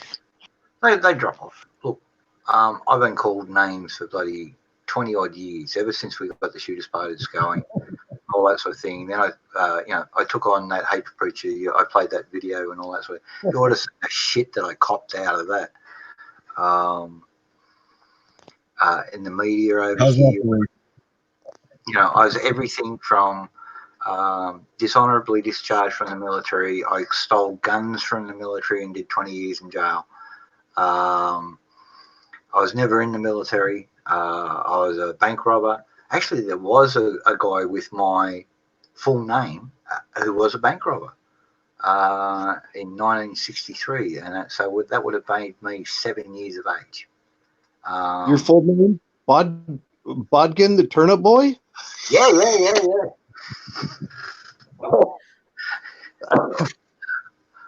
He had that name? Oh my goodness. But yeah, so but there was a bank robber, so they researched me, and I did the first Google search and all that sort of. We found out he's a bank robber. Right, in 14 years, and all that sort of thing. Yeah, fuck, I was like 1957. I was born, so 1963. I was 6 years of age. You fucking idiots. All the different stories came out. Who cares? Who cares? The party's up and running. We have we currently hold the balance and power in 3 states and federally, because the other 2 main parties are so divided, and the Greenies have now dropped off to next to nothing. So the Greens party here is they've got one seat in federal parliament. They do hold a lot of local government, so they've infiltrated local governments like you wouldn't believe. So we're going to start getting folks active, local governments, go in there, school boards, all that sort of stuff. Get all these lefty ideas and all this gay stuff out of the schools and all that sort of stuff. Yeah. Oh, sorry, duh. So it's Nishovis? No. Oh no, shit. Nishovis are the bad elves. What's the good fairy? What's that in Russian? I don't know. The good fairy blesses everything. Yeah, built by the good fairy in Russian. I don't know. The only thing I know about Russian folklore like that is Baba Yaga. Baba Yaga. No sorbakikas. No me understand. Baba Yaga. It's the original boogeyman. It hunts the boogeyman. This is Oh, Baba Yaga. What you yeah. call kill the boogeyman. Baba Yaga is the ultimate evil, but it can be directed at any sinner there. So you can be a good man all your life and all of a sudden fuck around on your wife, and Baba Yaga's passing by and he senses the recent sin on you and it's red hot. Bang! And it just tear you apart. And then go on his way back to his lair because he was called out to do one thing. But anything that was red hot sin on the way was open season for him. But he was only ever called out when there was bad sin. He was the savior of the people in a lot of ways, but you didn't want to be a sinner around him. So that's the long and the short of it. The story's a lot longer than that, and it's self-explanatory. That's it. And it goes back a long ways. I've read the old kingdom of Rus. The Rus, which was the first Viking kingdom in Russia. Yep. Are you familiar with a British author? He goes by the name of Edward Rutherford. Yes, indeed. He writes those historical drama novels. He did one on Russia, and it was centered on Rus. It was actually really good. Yes. He actually worked with Jean L. Orel on the Clan, the Cave Bear series, Clan of the Cave Bear, all that sort of stuff. In a recent thing, and they put out 3 books together, and they're absolutely fucking brilliant. Yeah, I downloaded those years ago. I've never gotten around to reading them yet. That's on my list. All the old time reenactment. See, this is Orel's, what Orel brings to it. Orel's background is actually an archaeologist, historic reenactment. So they find the bits left over and figure out how they were used and all that sort of thing, how they light and fire, gathering seeds, all that sort of stuff, storage, how they made their pipes, clays, all that sort of stuff. So they actually doing that, and that's where the Orel's brings a lot into it. And they've got all these old-time tips. So if you want an entertaining read and to learn how to live off the land at a basic level, you've run away, nuclear explosion, you run away, you survived and all that sort of thing and all that. Now all of a sudden you've got to run around, survive. There's no electricity, cars don't work no more, all that sort of shit. You got nothing, you're out in the middle of nowhere. This is how to live. I like how Rutherford, he has a literary device that he uses in his novels. He kind of follows a certain family genetically through the years, and sometimes it's not even a family; it's just an object that gets passed down through the years and everything. The book that he wrote on New York, there was a belt of wampum, the old Indian currency that got passed down. Used in exchange for Manhattan. Yep, they followed this particular belt of wampum from like the Indian Wars back in the 1600s all the way to 9/11, where this belt of wampum was being stored in a vault in the World Trade Center, and it got disintegrated. Wow. Yeah. Went back 8 generations before the trade for Manhattan. Yep. Best bargain we ever made. I remember that phrase. So as part of the deal, I know it went back 8 generations. Manhattan. That's a group I forgot about, was the Manhattan Transfer. Oh, that was good. My dad used to listen to them. I've heard some of their stuff. Yeah.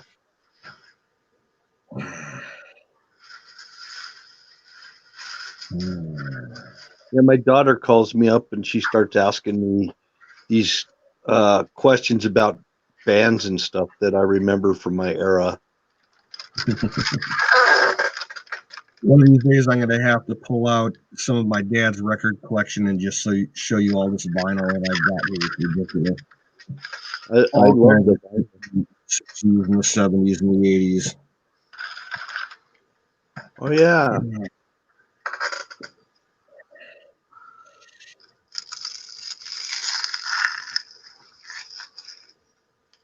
Wow.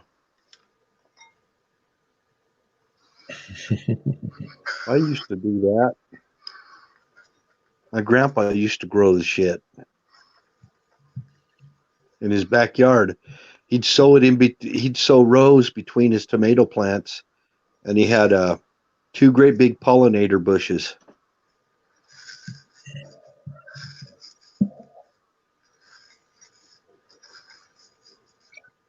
I was kind of surprised when I found it too, because nobody really knew about it, and I discovered it out in his backyard. He had a little thing going. We used to go berry picking. We used to go berry picking at a neighboring farm's back field, and we found the farmer was growing dope in between the rows of corn. Well, tomato plants, it blends in really good with tomato plants. Really? Yeah. Cool. Also blends really good around here with sumac tree. About my heirloom tomatoes, ancient tomato varieties. Yeah, it's a little trick my grandpa figured out. He grew it 1 row of pot and 1 row of tomatoes. Cool. He wound up with quite a bit. Grandfather was a smart man. We have a lot in common. I admit nothing. In fact, tomatoes are so pungent that you won't even smell it either. Not on a hot day. I'm going to be playing around with tomatoes later today. I'm going to make some from scratch pasta sauce. Work. On a hot day, on a hot still day. Yeah. If it's just hanging around and just wafting there and that, you'll fucking smell it. I mean, the local copper lives behind me right here. He comes up to my place, comes up the back path of the shed. You'll get to see this in a few weeks. So there's a big hot shed, and then there's storage sheds and wood shop shed and all that sort of thing, which is basically a lean-to, just in case there's a fire and that, and we can just douse the whole lot.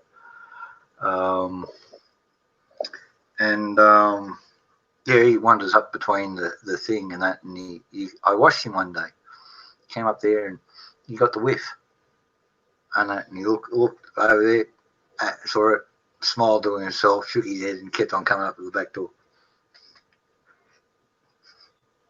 Is it legal over there? I have a medical permit. Yes. Oh. I got that. So, that's I got bone cancer. I'm medical thing, and I'm actually breaking the rules. I'm supposed to be taking the oil and all that sort of thing in New South Wales, and that I had the same thing, and that I had the old card there, and they let me grow 4 plants, which is what I'm doing here. So I'm outside their rules for it, but I got a permit to consume it. So I just don't want anything with formaldehyde. And when I stated that, they backed off because they can't deny there's formaldehyde in it, and I don't want anything to do with formaldehyde. No, I'm not promoting them. Fuck that. That's embalming fluid. I'm not dead yet. Shit, that'll kill you. 63. And I got a new bride on the way. Crikey. Break. Yeah. But a lot of people did it back in the day. I even found they found some mummies up in Mongolia that they found seeds. They found cannabis seeds with these mummies and a little stash of cannabis with them. They believe that they probably carried it for pain. I believe a lot of folks and that use it as a regular smoke. Ancient Scythians. They believe that they were buried with their horses. They were Scythians. Well, the That they same found- Sanskrit text that describes like what people are saying, UFOs and such, talk about mountaineers and that, which are basically the troops of the day, and that just like the regular soldiers, and they all carried little bits of hashish oil, and they put it on a tube and a pipe, and that, but their word for pipe is a different thing, and it gets translated as tube, but you say they put it in a pipe and they smoke hash oil, and that at the end of the day when they were tired, and so you can make you'd eat real quick, and then go to sleep. So as that's not a bad thing to have as a soldier, and as you know, hash doesn't give you a hangover, so that was your nice nightly dose of hash oil. You're a well-behaved soldier. You go to sleep. Everybody's got the guard duties and all that sort of thing sorted out. You get rested and off you go the next day and that. And if you have to, you can fight a war. Well rested and all that sort of thing. Nobody left in the few armies.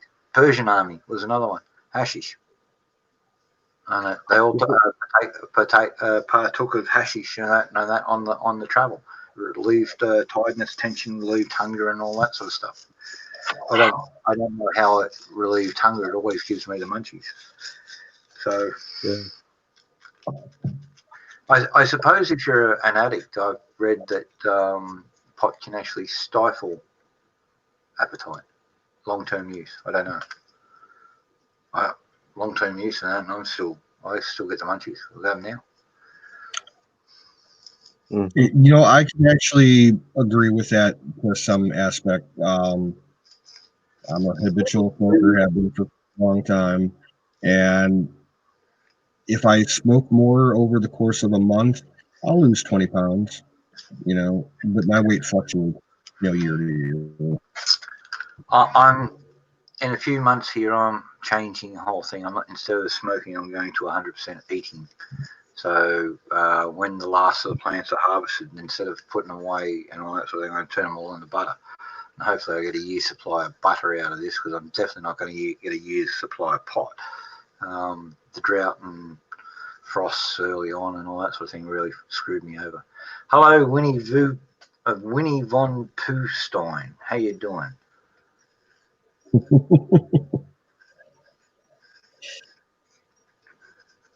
Excuse me for rambling and bambling and that. I'm working on getting piston stone. Picking the seeds out. Yeah, all sorted now. So, and got all that done. Well, so like what Bill was saying about the mummies being found with the hemp and the seeds and all that. Yeah. Hemp seeds have been used as a animal food for years, millennia. It's high in oil content. They feed it to cattle. Well, it was part of bird seed. How to make a canary sing?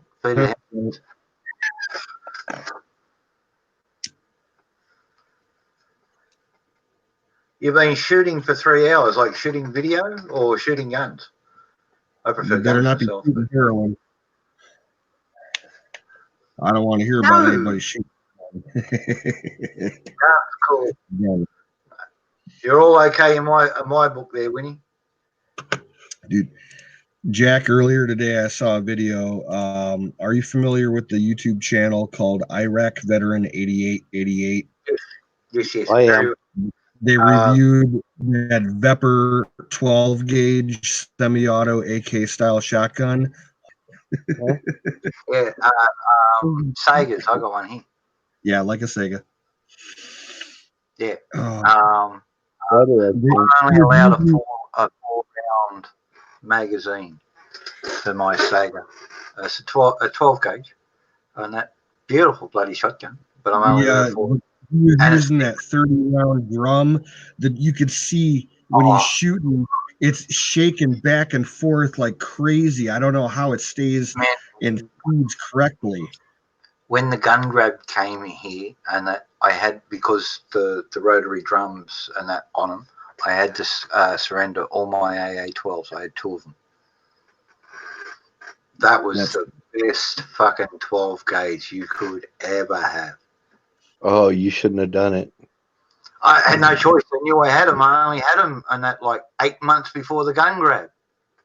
Couldn't you stuck them up in your attic? What, yeah, and gone to jail for 10 years and that, and stay in there until I surrender them. This is what they were doing over here. Yep. Oh. It was fucked up. Man, they'd pull you over on the side of the road, a single copper on a traffic thing. You think it's a traffic stop, and all of a sudden 4 black fucking vehicles come out, and fucking 3 blokes out of each vehicle with fucking armor-light rifles, and that, and all in tactical gear would fucking pop out next to the fucking cop. The uniform cop would back away, and you got all these guns pointed at you. After you were out talking, so they just spin you around, cuff you, throw in the back of the cop car, take you back to your place, empty your gun safe out if you got to fucking, and if they can't find them all, and that, you go down to Long Bay, and they had a special section down there for folks, and it was not good treatment. Then they'd harass your missus. Then there was a whole pile of fucking tricks that came fucking soon after that. The blokes who had legal guns and all that sort of thing, especially pro shooters, they were copping shit, and that because they made an exemption for semi-automatics for a long time, and it rang true.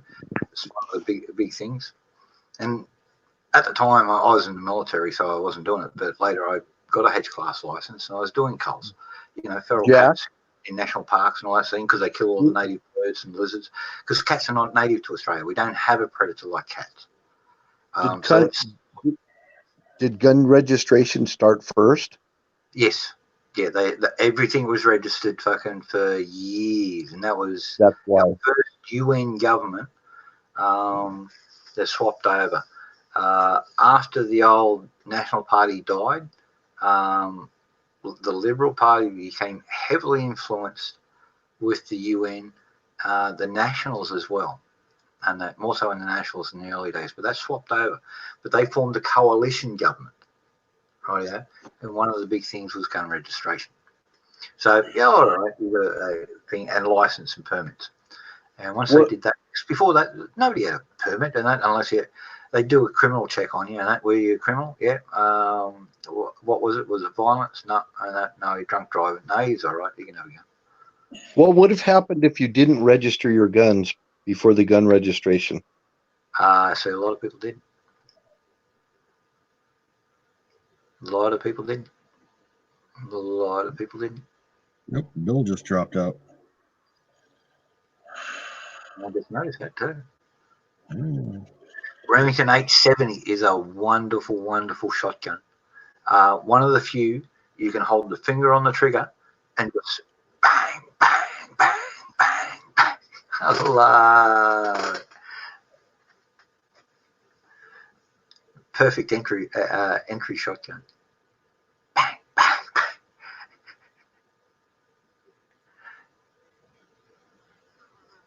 bang. Look, we're fighting back. There's more registered guns here now than what they fucking took off us. And because idiots write the rules, we can actually get away with some things and that you can't over there. Like Ralphos ammo. That's fun.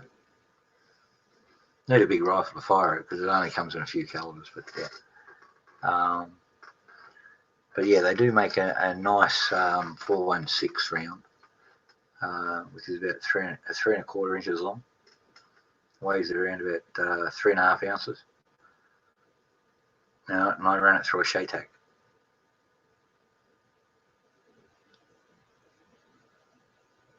Yeah, Bearcats are nice. Yeah, good fun. A friend of mine has got a little Bearcat. Takes it on his motorcycle with him. Probably shouldn't around here, considering the state that he lives in. We're not too bad down this one, but some of the states here are still pretty draconian, and he lives in one of them. But yeah.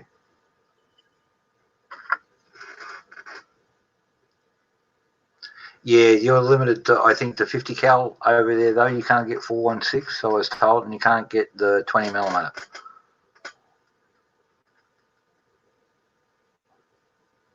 Not that I'd buy 20 millimeter here and I'd put it through. I want to finish Lottie. Oh, yeah.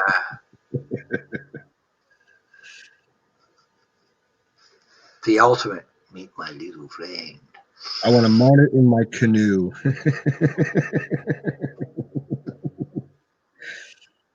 Mm.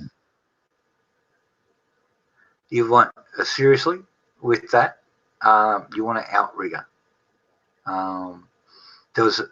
There's a, if you ever go do some tourism in Cambodia, go to Sihanoukville, go to the gun range outside of Sihanoukville, and they have 2 Latis there you can rent, but it's like about $30 a round US. Where is this?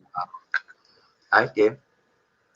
All that sort of thing. So you can use a GPMG in that, and it's like around about 80 cents US a round. And that most people drop a 100 round belt, $80. And that, so you get the gun. If you get the whole belt, you get the gun for free. As far as I know, there are no ammo restrictions here where I live. All right. But there's a federal restriction on rail force ammo. No, not in my state.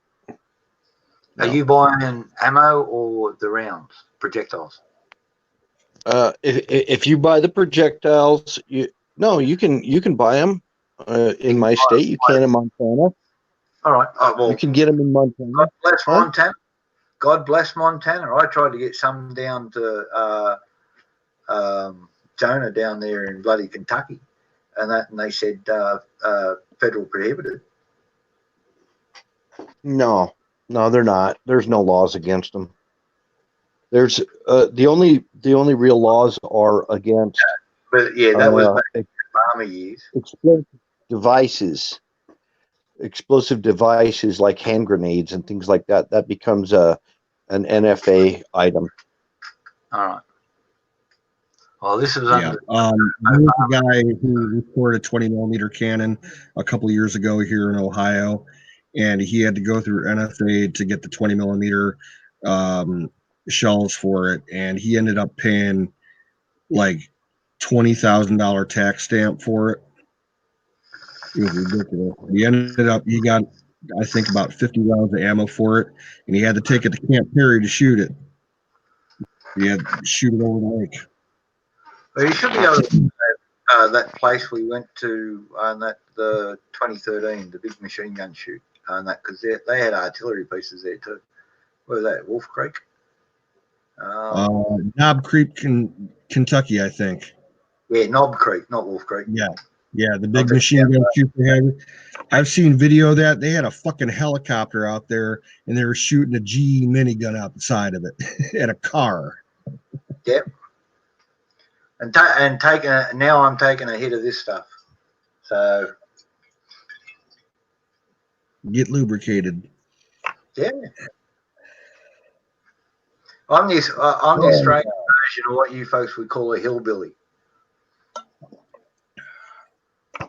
Yeah, I'm sure that people frown on us having armor-piercing incendiaries and stuff like that, but we don't have any restrictions on it, and there probably won't be. Not in my state. I mean, if you think about the Mormons in their past of persecution and stuff like that, they will not fall for this any of this gun grabbing or restriction crap. They won't fall for it. So no, they're only there by their skill at arms, and their what? They are only still there by their skill at arms and their determination. Yes, sir. Yep, they are. But heck, down in the Mexican territories where there's still big Mormon communities and all that sort of thing, they've been up against cartels for the last bloody 25 years. Yeah, and they have their own security team. I know that the governor can push a button and activate the Utah State Guard anytime they want, just like the Texas. The Texas has an official militia. Yeah. And same here in and Ohio. So we have it on our book. They just have not organized. Yeah, Not only a good do friend we of mine have- who just recently passed was the state militia boss, Pops Carter. We have in Ohio, we have an official state militia. We have an unofficial state militia that's semi-affiliated. They'll fill in for, non-armed duties. But we also have our own state navy. We have the Ohio Naval Militia, and we operate on Lake Erie. Yep. And sometimes they go down to the Ohio River to train. Have it in Texas too. They came out during those floods. And they have it in New York as well. Winnie von Poostein. I got to agree. Heineken's alcohol content is piss. Absolute. We don't have a navy. In fact, our militia here has not been. It's not disbanded. Yeah. It's in our state constitution, but it hasn't been really active since World War II.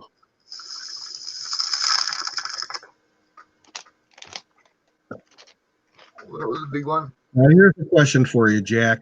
Do you guys have a similar thing with your Aborigine population, where, like in the U.S. up in Alaska, they have native troops that have their own little corps, and same thing up in Canada with the First Nations? I was a company sergeant major in North Force. I've got photos if you'd like to see it. It's 90% Indigenous, and most of the white folks are actually doing the organising. I actually was a field force commander, so I took platoons out myself of native troops, and we did patrols on foot, ranging out 1,800 kilometres on foot. It'd take us months to go there. We'd patrol in staggered groups, and that, so there was 5 groups, and that, and we were always a week or 2 apart. Coming through, and we did that up and down. We on the way back, you started to meet the other groups. Hey, how you doing? And all that. So, and they were great. And you do your patrol, you stop, you make camp for the day. They'd race off and that, get something out of nature for dinner. You weren't ever far from the water, so lobster or crab was always on. Crab big time, big mud crab. Was always on call, or some nice barra if there was a little stream coming by, or some magpie geese. Mudder. So yeah, and I did that, and I got there by opening my mouth in the military. They sent me up there to punish me. They sent me to paradise. Yeah, it's invitation. They call it sending you to Coventry. They send you so far away, and that it was either there or Armidson Base down there in the South Pole. And they sent me up there to sort of drive me nuts. Mrs. moved up with me. I got a transfer. She was working for the tax office at the time and rising the ladder, so she got a transfer fairly easy. The kids adapted to school up in Darwin, and that were all the Koori kids real well. I had an old friend of mine come down from the bush, an old Aboriginal lady, and that take as nanny for us. And that while we were in the city, I was in the army. For the first few years, and that she got sick and had to go home, unfortunately. But love that old girl. So growing up with Aboriginal folks, they love them. Yeah. And we'd go up there on holidays and visit them and all that sort of thing. But they were good, hard-working folks. We also showed them the other side of it. The entitlement brigade, where the welfare folks had got into their heads and that, and taught them entitlement and reparations and all that sort of thing. They stole our land and all that sort of stuff. My veteran mates who are Aboriginal and that are still working, and that even if they're aged like me, all still working. A couple of them have passed away, sadly. But there are genetic faults in them, and they don't handle alcohol real well. So. Yeah, they did that with the Amish folk out here. So what's a bush baby? Bush baby's possum. Oh, It cries like a baby. That when they're born, young ones, they ride on the back of mum, and when they want to feed, they'll cry, and they're wah, wah, wah, and it sounds like a baby crying in the bush. It's a possum, actually. oh. See over here we have baby bush. Baby bush. Yeah, George Bush Jr. That's baby bush. Right. Yeah. Actually, look. Can I give you my take on George Bush Jr.? Of course. All right. George was always a bit of a simple guy. Okay. He liked to be flash. He liked to be loud. He liked to be brash. He was a rich kid, right? Did his, National Guard stuff, absolute minimum, and that, nothing in danger, all that sort of stuff. Had a lot of fun. The uniform attracted the girls, all that sort of stuff. Rah. Loyal as shit bastard to Daddy and the group. When Daddy finished running as president, he started priming up Son to take over and that, and started putting a team to surround him to make sure George did exactly what George was told. And he did that all the way along, and he's still doing it today. But because he's a loyal son of a bitch, and that he follows on through, but he's got his own side of it, and you see that as he does the quiet visit to the veterans. Right, half the stuff he does that way doesn't make media. He's still doing it today, and that's so a lot of stuff in thing. He was used. Right, maybe he didn't have enough spine to stand up for himself. Maybe it was all trust and all that sort of thing. But it was basically the Halliburton fucking KBR crew that was fucking running his fucking presidency, and that through with Daddy's fucking okay. Well, you don't think that he was skull and bones and part of the? Oh, absolutely, but that was all through Daddy. He was groomed. All that sort of thing. It scared the fuck out of him. Did he ever go to one of them your reunions where they all chum around the place and all that sort of thing? No. Why? Did he hang around with them and all that stuff? Actually, it's pretty much an isolationist away from all of that crew afterwards. So do you think he was more decent than his father? Absolutely. Absolutely. I think part of what he's doing now, the quiet support of stuff that's important, like veterans charity, VA, he's one of the biggest voices in that for VA change out there, especially during the Obama years. He was holding back fucking walls that were changing. You've got to really look into what he was doing. He was opposing stuff, but he was doing it through letters. He wasn't going media. He was going letters to he was writing Obama. He was sucking up to Obama. No, he was also writing letters to the head of the VA and all that sort of thing, demanding changes and that and all that sort of thing. This is the situation, this is that, and the few stuff and that he leaked out and all that sort of thing, the visits and all that sort of thing. You get 5 photos and that, but there'd be 50 more sent to the White House that we found. This is how they're getting treated. This is the state of the place. It's getting run down. You've got cracked ceilings. You've got water leaks. You've got this, that, and the other. So you think he was a decent guy? I think he was trying his best, rightio. But I think he's also a bit of a spineless whip, rightio. He was a daddy's boy, and he was. I've seen it a couple of times, rightio, because Daddy was an imposing fucking bastard. He was a controlling, manipulative fucking prick. George Bush Sr., he was another fucking. What was JFK's dad? The fucking mafioso. Director of the CIA. Yeah, there's and all that sort of thing, but similar person. He was involved with shit that will blow your mind that we won't hear about for another year. Well, all the fucking Castro fucking thing, the assassination, the fucking weird ass stuff, and the KGB thing, the spirit flights. Yep. That was all done under him.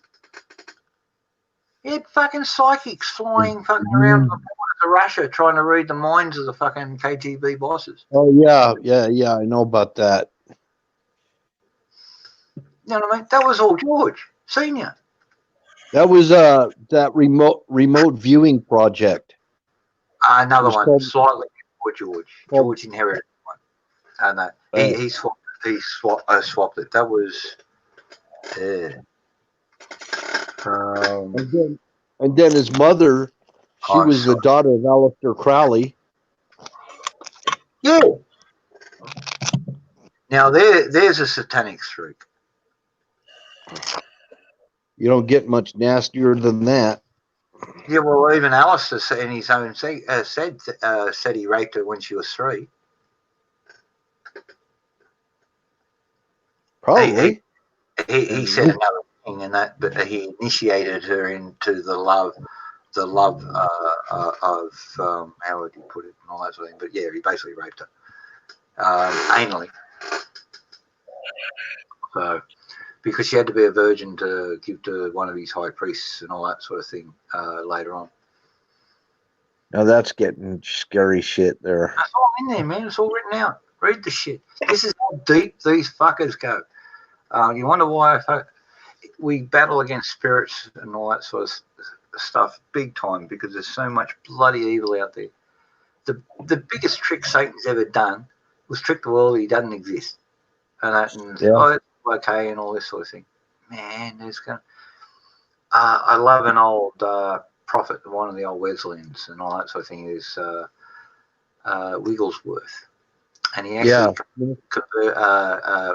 became friends with Tolkien and brought into Christianity. And Tolkien's the guy who wrote Lord of the Rings and developed new languages and everything, just a whole series of them. I read all his stuff. And well, he's got a series of dreams that he wrote down and all that sort of thing. One of the dreams was a bloke went down to hell. And he's just apparently a fairly evil bloke. So he's standing there being congratulated by the demons for his life of Riley up on Earth. And they're explaining how hell works and that. And they're explaining everything on all that sort of thing. And he's watching this bloke run around all the various pools of lava and that with all the heads bobbing in them. Whenever I had a book assignment in school, Yeah. I always picked Tolkien because it was the most interesting reading. Yeah. But this is Wigglesworth, and the guy who actually saved him, and his writings I actually enjoy more. But anyway, I never read Smith Wigglesworth. I know about him though. Yeah, Smith. Actually, one of his descendants lives here in Australia and runs a museum in a small gold town called Sofala. And I actually ended up working gold at Sofala for a couple of years. On weekends, I ran gold tours to people out of gold pan and all that. So anything for $1, I've done it all. Worked in pubs, fucking cleaned up piggeries, you name it. But I'm here now and I own this fucking place, so it's all worthwhile. But that's it. So, but yeah, Richard Wigglesworth lives in Sofala there. You can look him up. He's a very nice chap, very knowledgeable, loves restoring antique stuff, old stuff, makes it all work. He's got candle-driven fans, like giant Stirling engines and that, but actually blow enough air to cool you down and all that sort of thing. It's wonderful. Yeah. But yeah, anyway, back to this dream, and he's asking this. There's this bloke running around lifting all these heads up out of the molten lava, and that checking the faces and dropping them down, and next one and all that sort of thing, and then off to the next pool and checking all them. He says, what's the go with this bloke? Running around doing this, and he says, oh, he's looking for the bloke who led him here. And he goes, all right. And he says, what was he? A drug dealer, a bookmaker? Pornography seller? And he says, oh, no. That was his reverend. Really? Yeah. Liberal preachers, man. That's what he was talking about.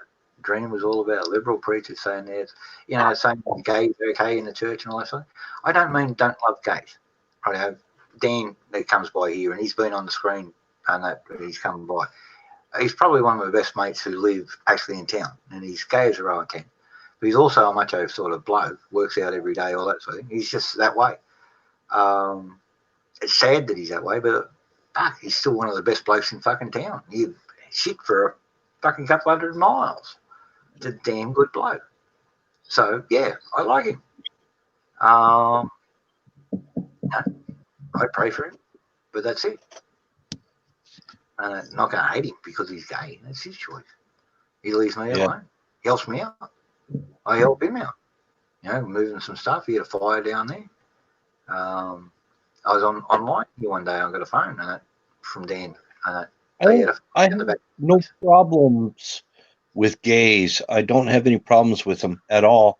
In fact, I've had some friends that were gay, but I have had gays actually harass me. Yeah. See, they're the extremists, and extremists are never good. It's like there's agenda, and this is what Dan's saying, and he'll even tell you, the extremists are pushing for pedophilia, and that's disgusting. And he'd like to fucking build them up. You know what I mean? But this is it, and they're doing it a little bit at a time. Now that the gay marriage is through, and now they're doing this, now they're doing this, now they're doing that, and now you got 57 varieties out there. It's like Heinz fucking suits out there. Now, what do we got to have? 57 different fucking bathrooms in every government building, and that on each floor. Well, if you're a dude and you're at work, you got a gay harassing you, and all of this, you can't get mad at them. You can't get mad at them because you get fired, and if you try to turn them in, they they don't do anything about it because you're a guy and they just expect you to just be able to deal with it. Oh, look, not being rude. Yeah. I don't know if you understand what I'm saying. I do, and that I used to, while I was still in the army, after my wife passed away, I ended up working night shift because I put the girls into a private college, Presbyterian Ladies College in Sydney. Very, very nice school. I get nothing but nice things to say about it. But it costs real money, more than what a soldier makes, right? Yeah. So I ended up working Fridays and Saturday and Sunday nights at a place called the Bourbon and Beefsteak, which is well known in a place called King's Cross in Sydney. And after working there for about a year and a half, I got poached by a regular there who owned other nightclubs down Oxford Street. And one of the two queens, as we called them, the two gay guys who owned all the gay nightclubs in Oxford Street, they financed them, set them up, put in managers and all that sort of thing on that. And I ran their security. Because I helped him out. I saw him getting jumped by some lowlifes. He'd been visiting our establishment across the road, was getting in his car. Two shadows moved out of the lights. I jumped out, clock one. The other one ran off. I got Tommy to come out, and that passed me a handgun on the quiet and all that sort of thing. And watch the door, tell the boss what's happening. I'm going to run this gentleman home. And I got him into the passenger seat, drove him back where he had to go. Got a cab back, all good, no dramas.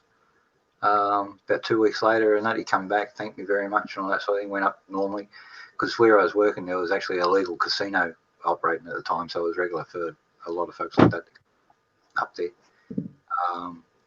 The second gent store wasn't a gent store; that was how he got into the casino. So it's all gone now, so I can talk about this sort of stuff. And there's a book out on it, right? Yeah. So, but deputy premiers, politicians, scum landlords, underground personalities, all that sort of stuff. But I ended up working the gay nightclub for 2.5 years, and it was fun the whole time. It was a pain in the ass a lot of the time too. There's a lot of whiny, bitchy gay. I'll be honest with you. But like anyway, they're the same as us. You've got some damn good people in amongst them. You've got some dead set fuckwits. I don't have any of them, and that except for the ones who want to go out and create trouble for everybody because you are not like them. And see, that's the same as being a jihadi or one of these crazy ass Jewish folks and that don't accept any other Jews and all that sort of stuff and that because it's not right, or any other little group that hates everybody else because they're not like them. So unfortunately, the gay movement. Hey Jack, I hate to interrupt, but I'm gonna have to be shutting down here. It's after 4 o'clock, and okay, there, mate. Well, let's cut it short, but we will make the goat scream one more time. All right, let me get a clean stem. Ah, that's better. And don't pack it so full this time. Bloody killing myself. I still haven't made a smaller cane for this thing. What, I've been bitching about that for 2 weeks now? Cracking lady. Yeah. All right, all hail the goat.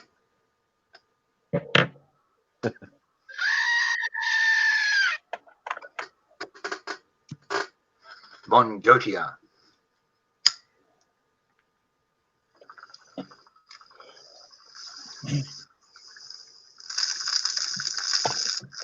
I can't believe I stayed up this late.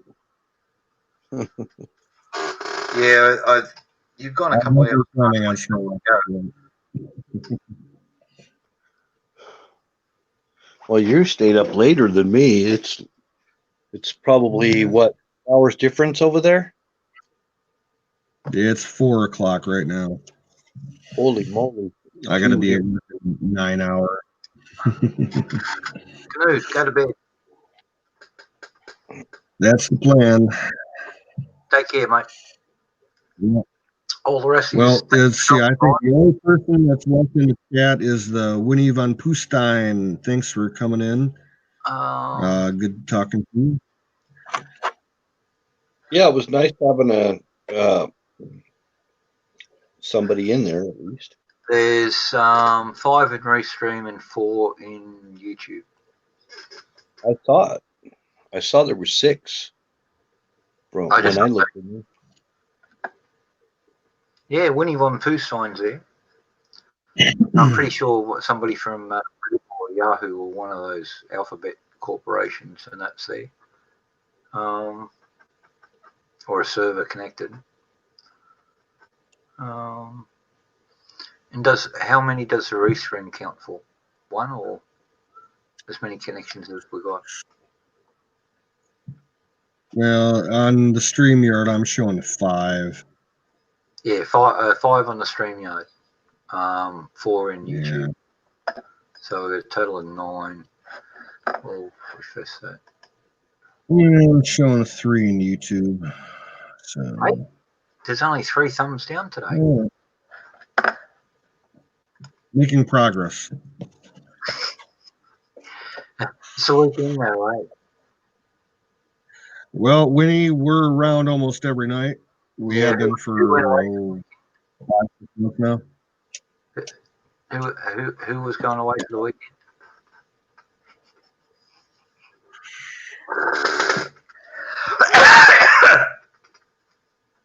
All right, folks. It's been fun.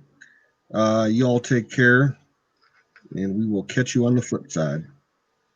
Do you want to come on on the stream there, Winnie von Poohstein? Look, I can keep it open.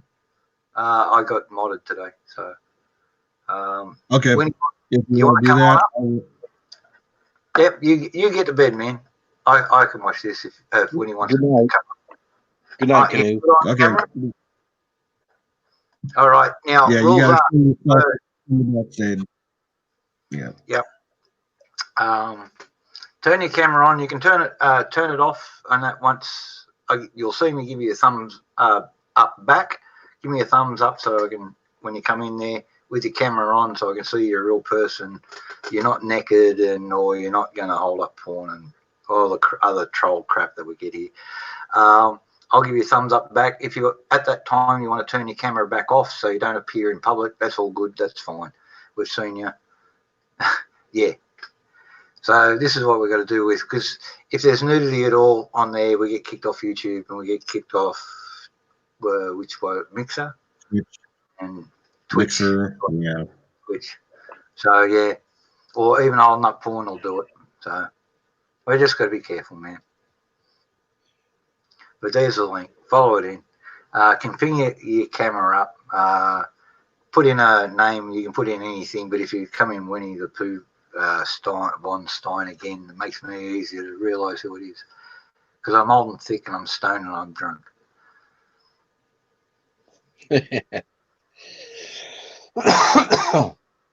No worries. All sorted. Now, I suppose I better get even more stoned, eh? Get wasted.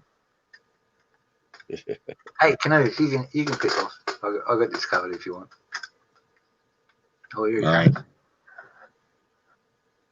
Good night. All right, just chuck your camera on for a sec, mate.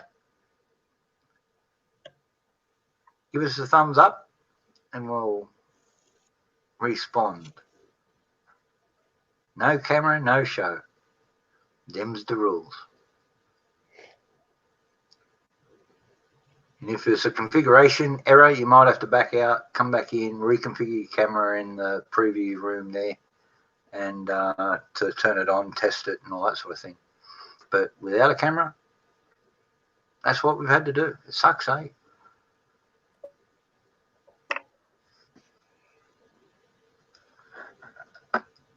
There is a backroom chat if you want to ask a question there. Oh, private chat. There we go.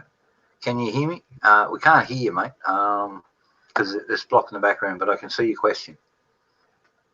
And that. So what we do, we need you to get your camera going, flash us for a few seconds, give us a thumbs up. I'll give you a thumbs up back. You can turn it back off then if you wish. And that, but we've got to be able to see you just for a second, because we need to cover our ass if you become an idiot. That's basically it. YouTube and the other folks need someone to hang.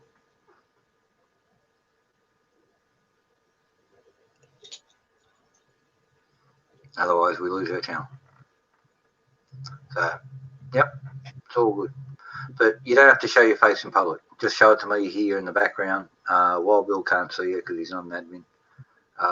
Sensor Go can. He's an admin. And that, so it's only us two that can see it at the moment. And it's all good.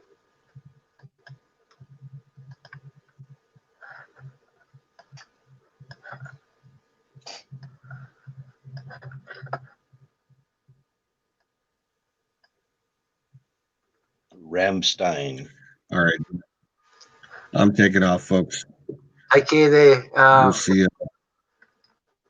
Sensor Go. Don't work too hard tomorrow. Hasta la vista. Does Hello, good, Dave. ain't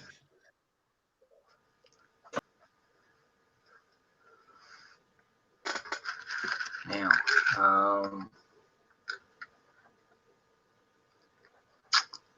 yeah.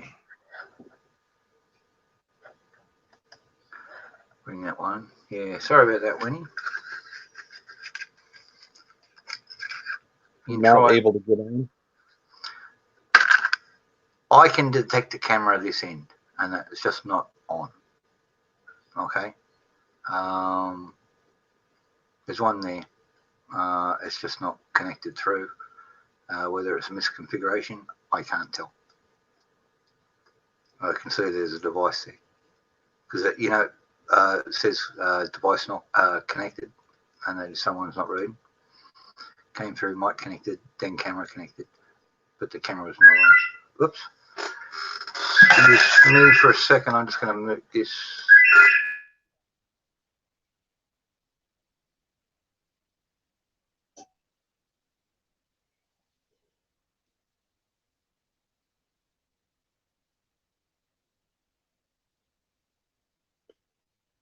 Sounds like the hotline.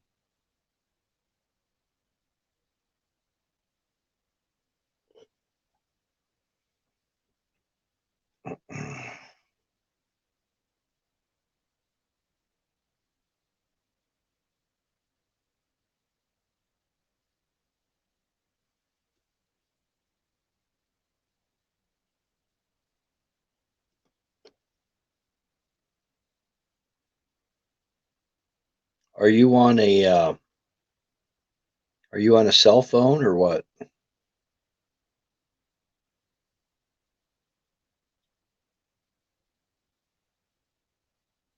Oh, on a laptop, okay. I see you in the chat here. Well, in the private chat anyway.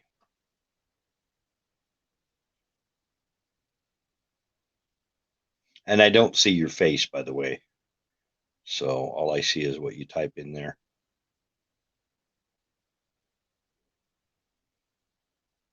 The only one that could see you in backstage is Jack, who's the other guy, because he's an admin. I'm not.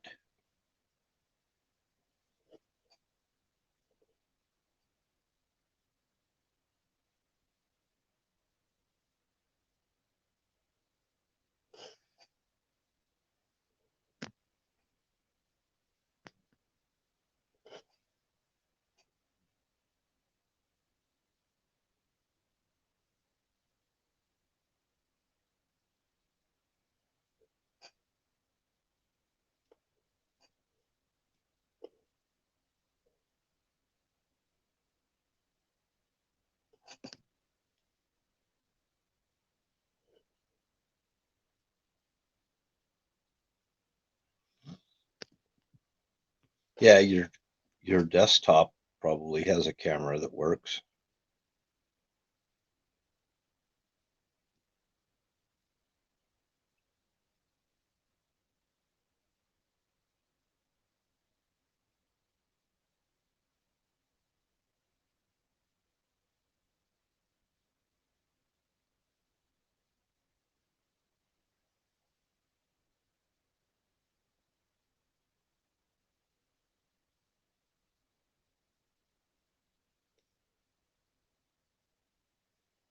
Oh. Sorry about that. I muted the thing so you couldn't hear me. Customer, and that I made him a CX, the old Viking belt knife. Yeah. 11 inches long and all that sort of thing, and he's just checking whether it's ready to be picked up. And it is, or the knife's ready, the scabbard's not, and somebody else is making a scabbard for me, and I'm a little bit pissed off with it. But look, I understand they're an old bastard too, so health issues, and you're not as fast as what you are, and you're always slowing down. So that's life. I might have to move to my desktop. Can you hear me? Yes, I think. Let me see what I can do. So you'll have to jump out of that connection there before you can reconnect with another device. So end that connection, or I can boot it out if you want. But yeah, well, we don't hear you, but I can see your text in the private chat. Backstage chat.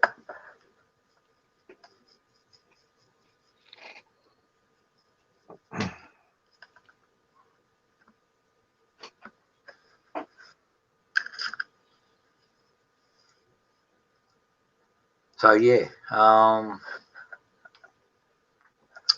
what was the other thing? Yeah, did you hear that response to the Obama whistleblowers' so-called suicide? No. Steve King, the GOP guy. Yes. Yeah, that was a classic.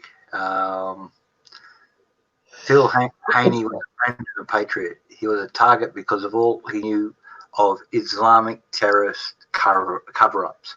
He ensured his life by archiving data that incriminated the highest levels of the Obama administration. Phil Haney didn't kill himself. Crazy, eh? He got suicided. Oh, he had the goods on all of them. Yeah. There's a book out, and it all lays it all out. And that who bought all the books, and then harassed the press, and he couldn't get a reprint, and all the rest of it. Yeah. That all came out of the DOJ's budget. What's the DOJ buying fucking books on?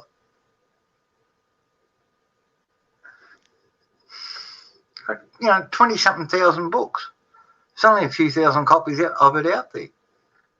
Now, they bought the first edition, 25,000 copies, which is your break even on a book. What was his name? Stephen King?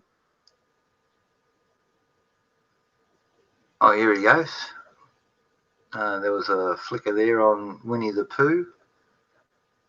Can you try that again there, man?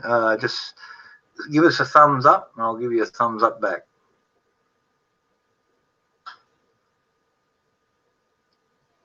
Either that or was that a device change? I can't tell. He said he was getting on his desktop. Yeah. Switching from the laptop to the desktop. Yeah, the camera switched. The camera device flicked there. I don't know what happened there. Whether he turned it on and turned it off very quickly, or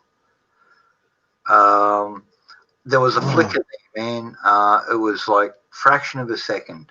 I don't know whether you changed devices or whatever, or swapped computers, or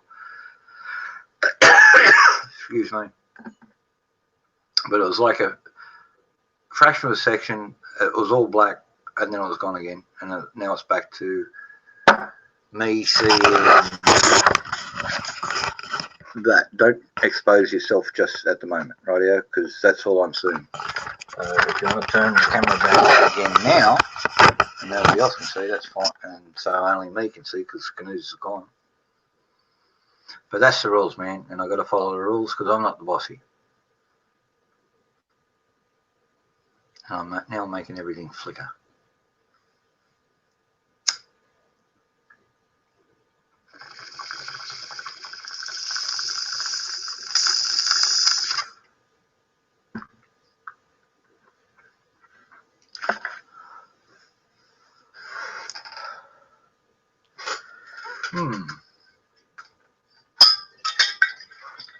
I have a top up, I reckon.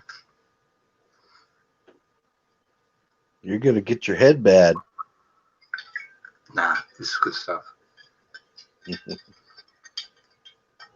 Make it myself. Triple distilled.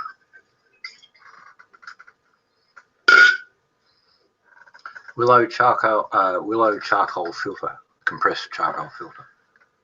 Oh yeah. Yeah. Is that whiskey? It will be. It will be. At the moment, it's poitín or poitín, Irish moonshine. I water it down to about 62%, and then put it in a keg, and there's about 44 litres in the keg at the moment. Are you allowed to distill? Are you allowed to distill your own there? Yeah, yeah. 100% legal. I don't. The only thing I know people around here make is wine and beer. It depends and on your mead. state. Depends on your state where you are. Very state to state. Yeah. Where is everybody's got allowed 20 gallons, and that, but they're not allowed to sell it. You go quickly from an innocent hobby to a federal criminal, and that if you sell it. The last I heard, you're allowed here 50 gallons of wine or 50 gallons of beer. Yeah, well, 20 gallons in spirits in Kentucky, and that of your homemade, providing you don't sell any. And same here. But I can give you. You come here, I can give you a bottle to take home, right out, or 2 or 3 or whatever. That's a gift, right out. But if I take 1 cent for it, I'm fucked because I'm not paying the tax man, and he sets. It's not a percentage of the sale price. He sets it by the volume in alcohol. So this stuff, like compared to a bottle of scotch, because of the volume of alcohol, would be 1.5 times a regular bottle of scotch, because it's 1.5 times the alcohol volume. Well, not this stuff that I'm drinking now. What I'll get out the keg. The stuff I'm drinking now is 93, 92%. So that's why I'm watering it so much down with the lolly water, so it doesn't burn my guts. It's tasty, but yeah, it's raw spirit. Mm-hmm. Well, mead is a pretty high percent of alcohol. I think it's a good mead's 18 to 25%. 18, yeah. And we can legally make that here. Yep. We can make mead. A good cider is between 8 and 12%. Mm-hmm. And that, so hey, look, it happens to all of us there, Winnie the Pooh. Thanks for trying. Come back again, man. And that we'll get it all sorted out, because like I'm in the middle of getting loaded myself, so it's all good. Come back again, man. And that, excuse me for a second. What was I going to do?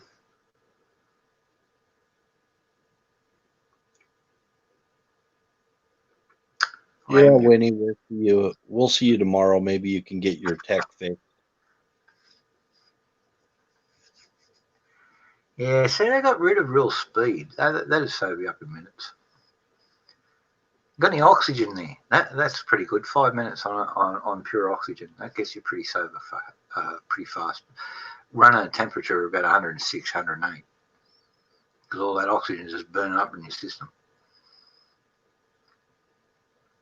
Gets you sober though.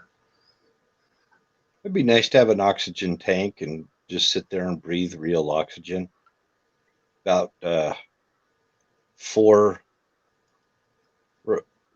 set it at about 4. I guess that's what they call it. 4 liters per minute. I'm a little bit different view. I want good oxygen.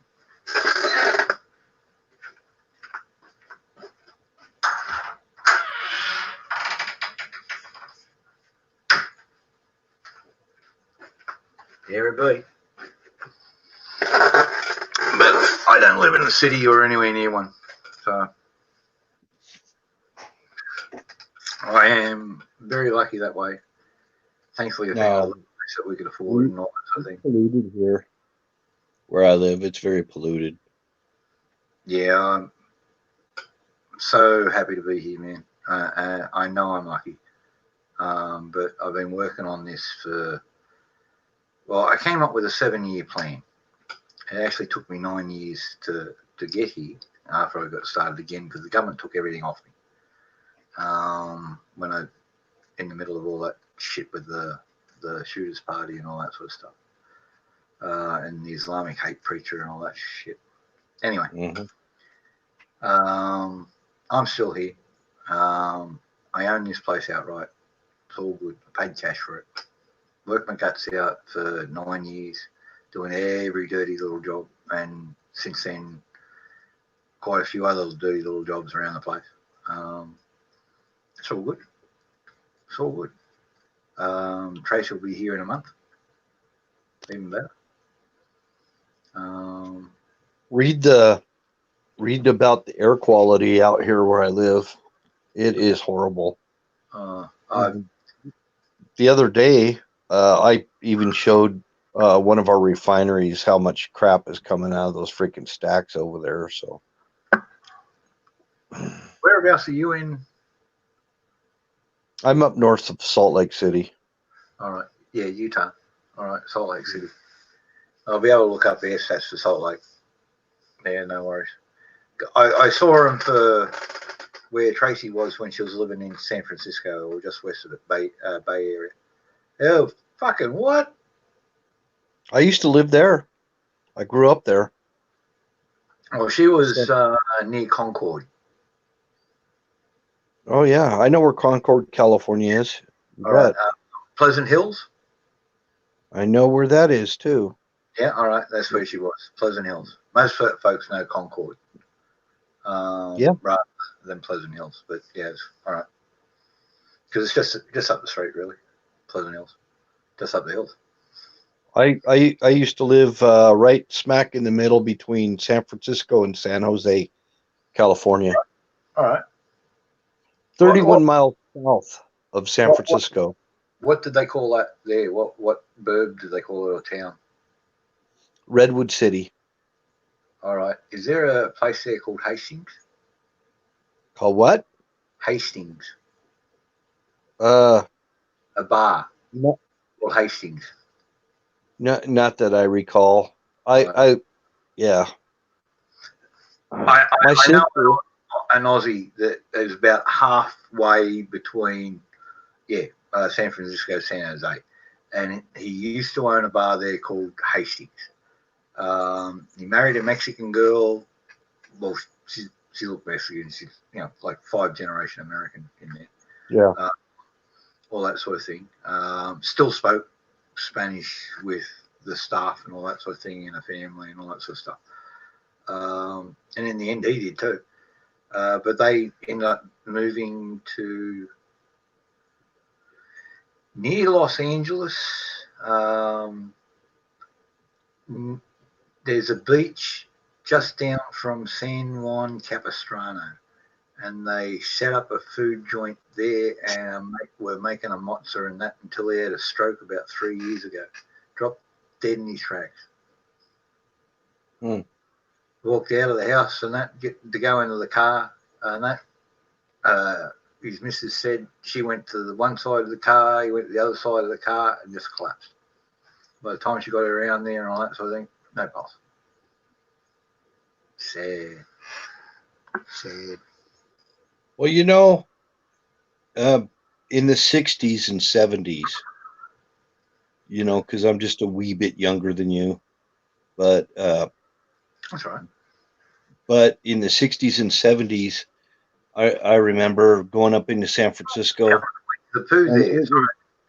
It was a jamming place to go. I mean, it was awesome. There were so many things to do there, and it was cleaner. It wasn't. No city is clean, but I mean, San Francisco was a beautiful city by the bay, and people loved to go there. It was a big tourist attraction. We had museums. We had beautiful museums. We had Marine World USA. We had everything there. I mean, Chinatown. You go to Chinatown, go to Fisherman's Wharf. It was cable cars. The problem, it's nothing like it was. It's not a place you want to go now. My sister lives in Santa Cruz, and she moved from. She was about. She married a guy who is from that area. They were from South San Francisco, and they moved. They eventually sold their house and everything and moved back down to Santa Cruz. But she says it's just full of homeless people living down there, runaways and drugs and stuff everywhere. And Santa Cruz was a beautiful place to go too. I mean, the boardwalk, people would go down there to go to the boardwalk.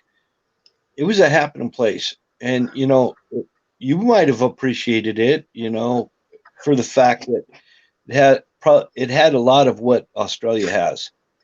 Yeah. You go there, there's eucalyptus trees, oranges, everything, Mediterranean type climate. Yep. Anything will grow there, and it has everything to offer. It's really a paradise. We even had a sign over an archway over the Redwood City as you drove in. You go in El Camino Real, and you see the sign up there that says Redwood City Climate Best by Government Test. Cool. And it was the best climate in the United States. That's the reason why. There's do you know of a place called Mosquito Creek Outfitters? No. It's west of San Francisco, up in the hills, up in the Gold Country.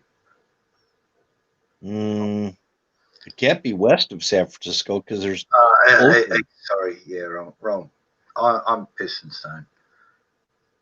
Yeah, the other way, inland of San Francisco, up in the gold roads. Sounds familiar, actually. I can't think of the bloody place. I don't know if I've been there, but they used to stock my knives back when I was living at Glarg & Bone Axe and Knife Company, and that before I come down here and change the brand. Oh.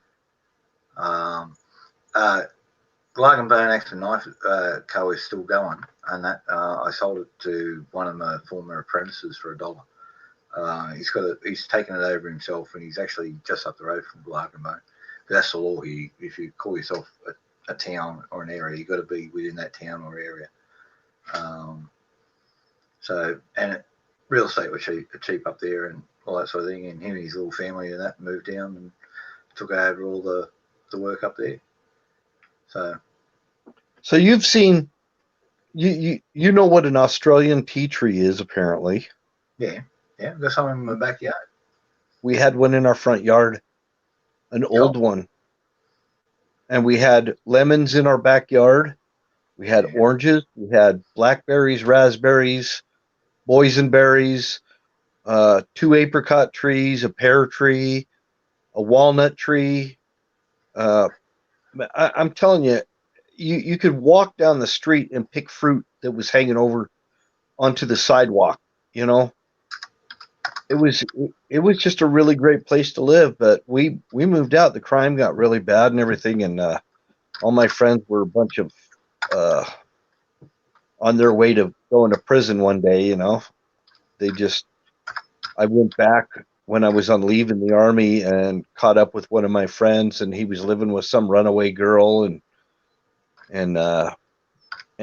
just had all these machine guns and stuff in his living in a hotel room, and had all these. I had no idea what he's gotten his ass into. Some of the girls I knew became prostitutes and everything. You know, and we got out of there. We moved out this way just to get away from all of that. Yep, no, you don't want to live in that sort of crap. We had mafia.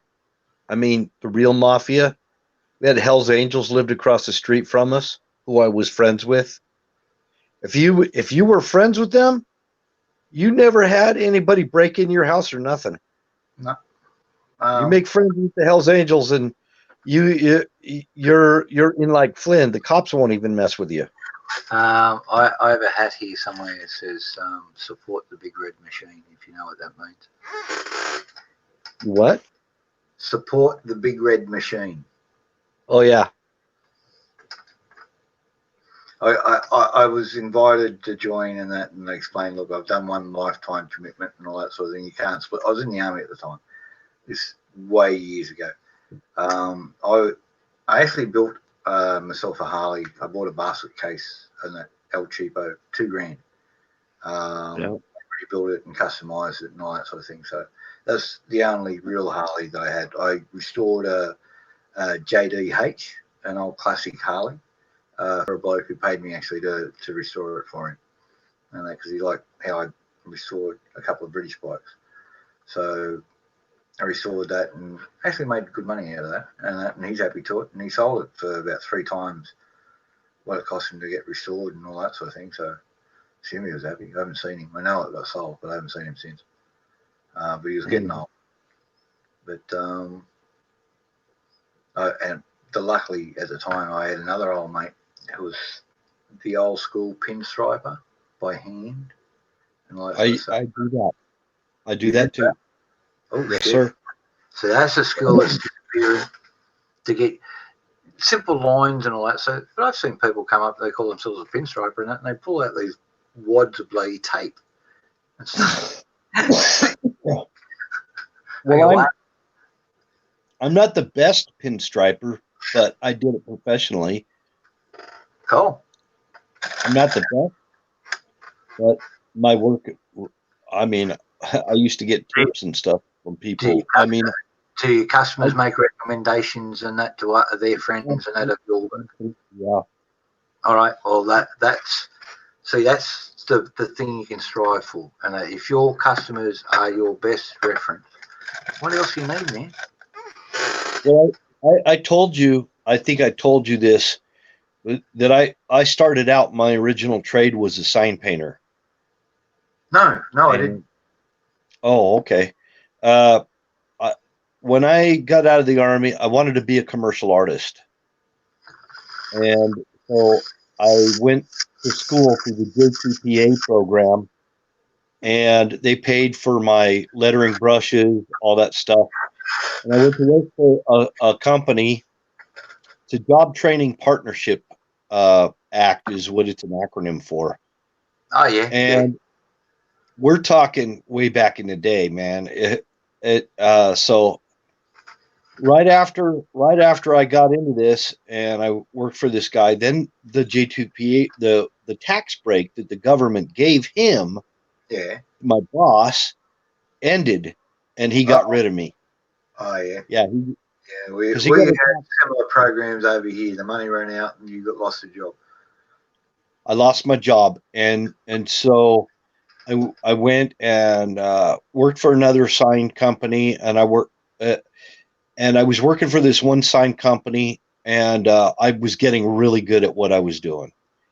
And yeah, it's what we do when we're young men, you know, trying to make our way in life, right? Yeah. Yeah. So I went to work for this guy, and the closest thing I could get to being a commercial artist was getting into the sign business without going through a ton of college and everything. And I used to do graphic design. I did the big layouts. I started doing big billboards, all that kind of stuff. Cool. And then the computer plotters came out doing the vinyl letters. And a bunch of us lost our jobs. And he said, if you want to, you can go do installs, because it was called the Sign Maker 2 machine. It was had the computer all built into it and everything. Yeah. Yeah, and Sign Maker 2 used it didn't use Coral Draw, it used the other one. Yeah, it was a plotter. So yeah, used a little Roland XY, Roland Cam 1. Yeah, and they came over here. CAMM1 was the little Roland plotter that they came out with here in Australia, and then they had a thing called Thermozone where you trace something in and it's automatically scanned it into a cut line for you. It would cut the vinyl. You could set it up to cut the vinyl, or you could set it up to make your patterns. Yep. So I got into that and got into doing the big billboards and everything. And I'd been working with a bunch of old timers that were training me. And I was doing big block buildings, brick buildings, all on scaffolding and everything, doing giant billboards on buildings, painted right on the building. And then we started doing everything in the shop with the vinyl and started to install it. We'd go out after we made the sign and go out and install it. Then I got into electrical work, started doing all the electrical stuff too, and channel letters and neon and all that other stuff. Well, I got tired of the people that I was working with. I got sick of them, and I went and started my own shop. And started my own sign business. So I've owned sign businesses 4 different times. And after that, I got married and everything, and I wound up working for a painting company as a painter. And then I started getting into decorative painting and started getting into really fancy stuff like wood graining and all of that.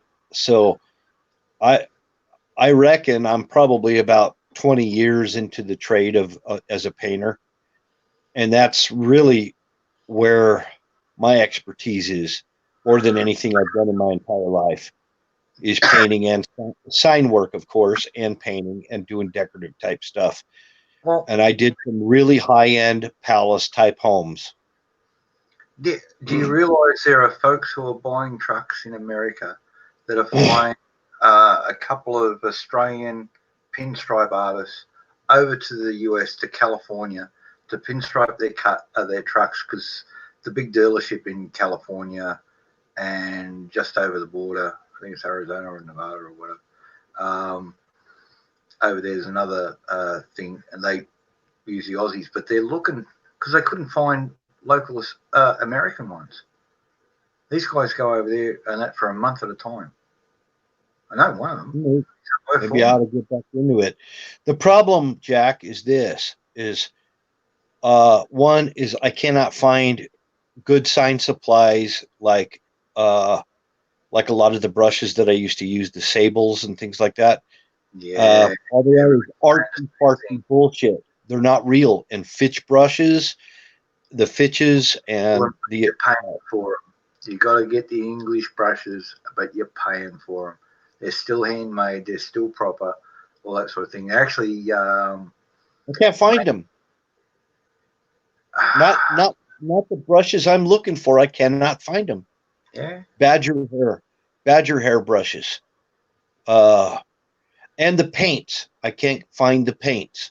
The paints, the formula is all different. The VOC laws have changed. You can't even run a line with the freaking paint that they got now. I used to use one-shot lettering enamel, and that's the brand. And then I went to Dana Colors and a bunch of different paints and stuff. The paints are bullshit. Yeah. I hope Trump reverses all this stuff with our VOC laws and everything, because for lettering, to do hand lettering, you really have to have a lead-based paint. That's the only thing that properly flow through. How many people lick a Mack truck? Seriously. You what? How many people are going to lick a Mack truck? You know, right. You know what I mean? Seriously. Or a vintage motorcycle, or a boat, or other things that you pinstripe. Maybe an antique bloody sump engine. How in the hell can I do a vintage paint job on a vintage car if I can't get the vintage freaking paint? You know? Yep. See, this is it. We've got a thing over here, and that heritage colours, rightio? And there's a thing there called heritage green, which is like a matte version of British racing green. But imagine a matte version, not gloss. I love British racing green, my favorite. And it's bloody hard to make. And like the laws here, the heritage laws say you've got to specify it's heritage paint. And so they've had to get an exemption on it. And there's this little place down there in Adelaide now, and it's making them odds because everybody's got a heritage protected house that's got to do it heritage colours. And a couple of them don't work unless you've got lead in them. Right. You know? So same as British racing green, but it's also got the ground, what did they put it? Cadmium and glass, I think. Of ultrafine ground glass. My uncle painted his Volvo it was a type of metallic British racing green. Yep. And it was the cool Volvo, the old 1970s one that had the fins. Oh yeah. And it was a convertible, and it was the shit, man. Well, the 6000 or something. Yeah. 5000 or something like that. I don't know. Yeah, I don't remember what year it was. It was like a 71 or something like that, maybe 71, 72. Every year, the value went up on that car. And it had peanut leather interior, and the exterior was British racing green. And it was the shit. It had the which interior with the green? The what? Which interior with the green? The peanut color leather interior. The tan, the cross between bone and tan color. Yeah, it's kind of a slightly orangish looking type of a tan that looks like peanut. Remember that that was an option with the green, because out here they only come out with the red with the green, and I quite like the red. Yeah. But I never seen one with we were limited. You know what I mean? This is Australia. How many are you going to sell? It was so classy. That car was so classy.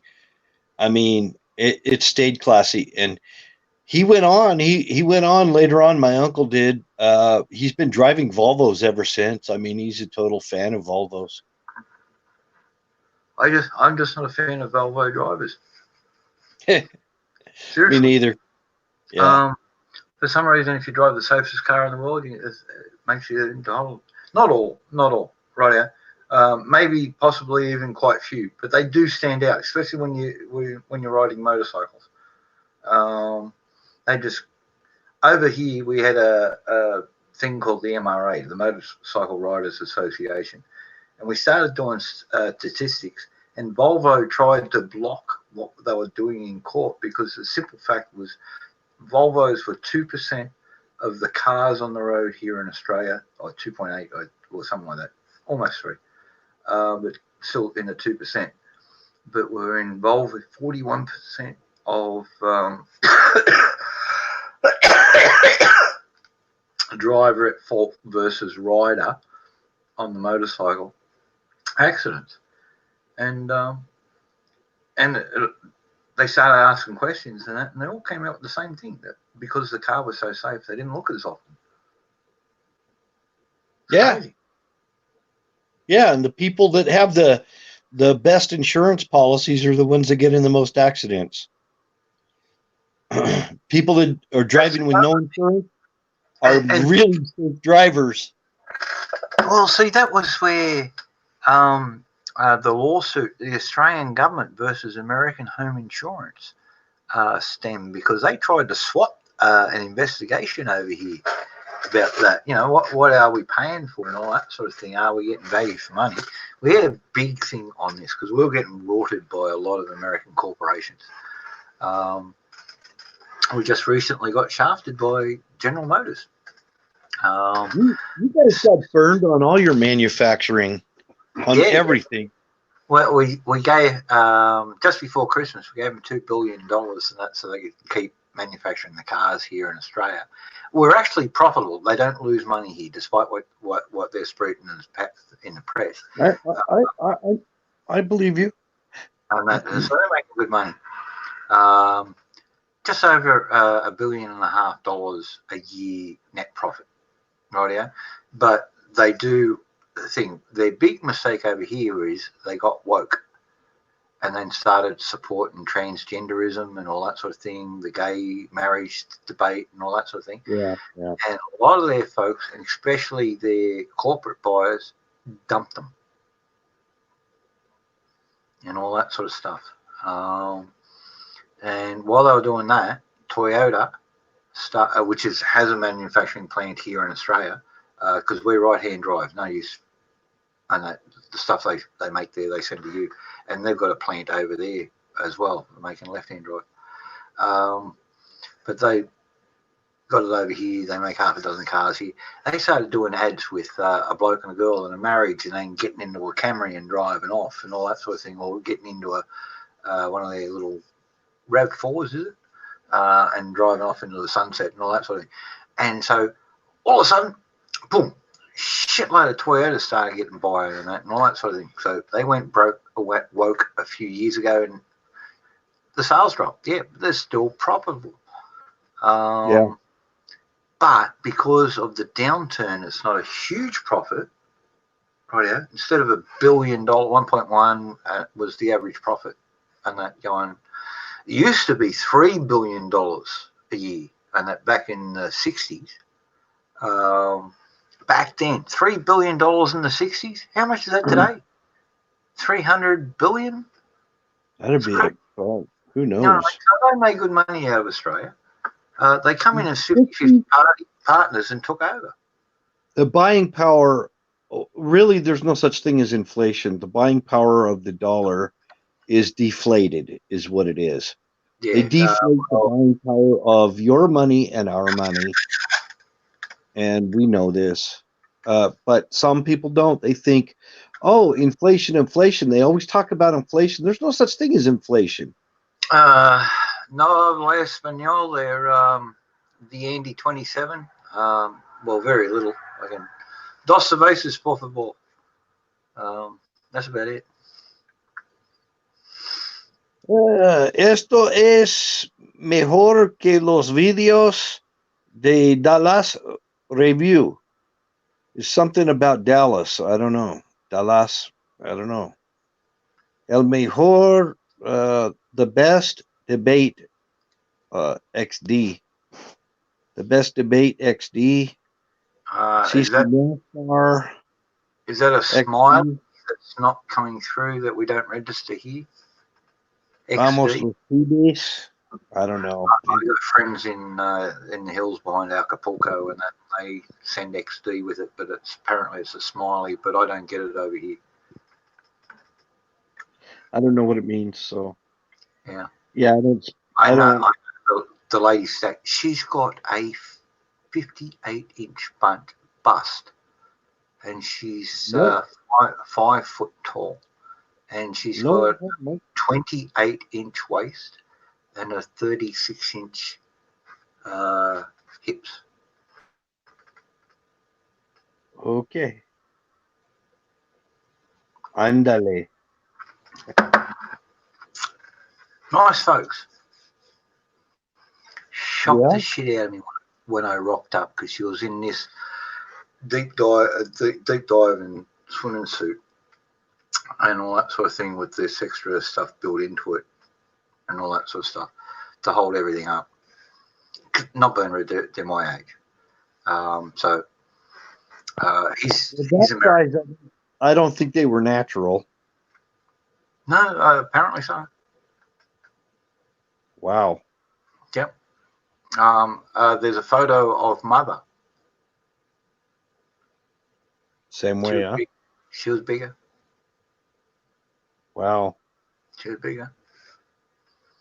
I don't think we got any ladies in the chat. She married the North Americano soldado, and he built this house himself. For years, he was running around down there, buying all the fish in Acapulco and that, racing it up to San Francisco in a light plane, getting permits and all that sort of stuff, doing it proper, making good money. He's only ever a bush pilot and all that sort of stuff and that, but yeah, he's landing it there, dropping it off, the bloke would run it down and that, and they were making good money. And they were selling, lobsters and all that sort of stuff fresh into the markets, buying them at Mexican prices and that, and getting San Francisco prices for them. Yeah. Oh, you know what? Talk about San Francisco. Last time I was there, a rent for an apartment in San Francisco was $500,000 a month for a luxury apartment there. Oh yeah, I don't doubt it. Where Tracy was living in Pleasant Hill, she was paying $1,600 a month for a 2-bedroom apartment. And yeah, Pleasant as a thing, and that's why we had to get out of it. She was making good money, and that, but just over half, was going on rent. She was, I won't tell you what she was earning, but she was like, well, that is why the homeless problem. That is the reason. You got worse than the hopeless problem is the working poor. People working their asses out, and get nothing for it. That was what was going on with us. I mean, my mom's house, when they bought it, it was $20,000 in the 1960s. Yeah. And when she sold it, she got what'd she get for it? $65,000, something like that.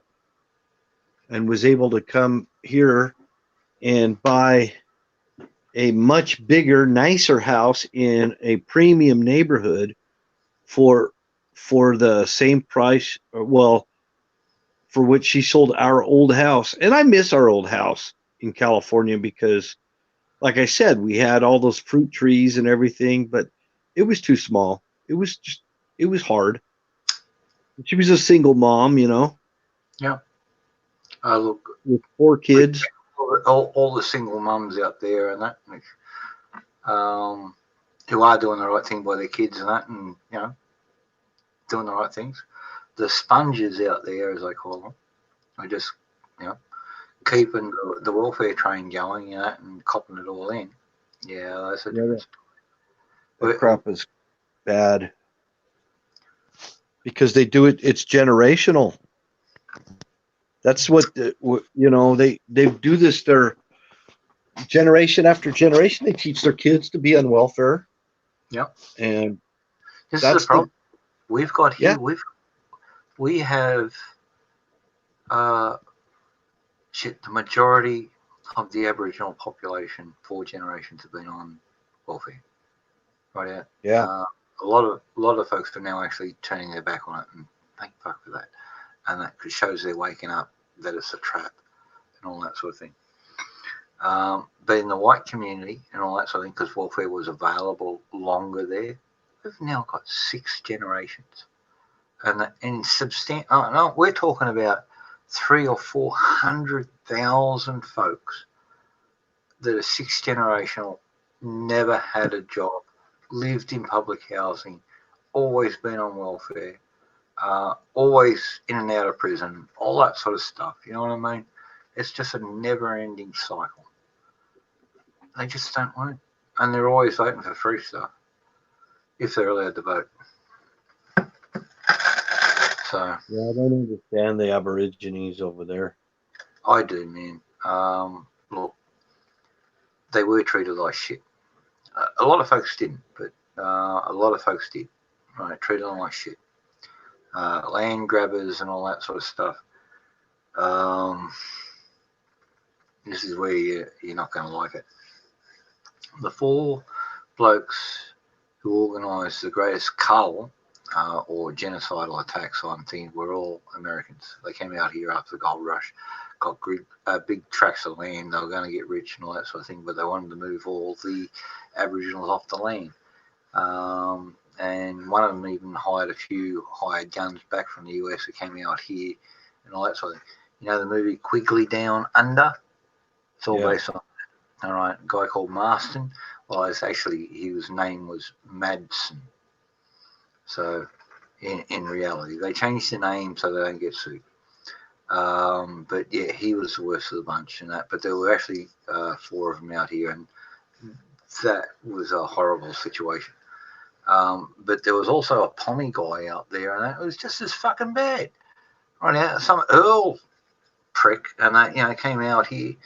And see, they blended that into the movie and all that sort of thing because he was the old part of the British Raj. They fought in the Khyber Pass and all that sort of thing. And he could do no wrong because some lord somewhere said kind things about him. And the governor out here at the time fucking invited him out to sea whenever he came to the city. And never came out in the outback. And this guy, he was slaughtering folks. They got treated like shit. They really did. Some of the church missions, well, I got to admit, they seem, I wasn't there, I wasn't alive, but talking to the folks who were there and who lived there, they seemed more like workhouses.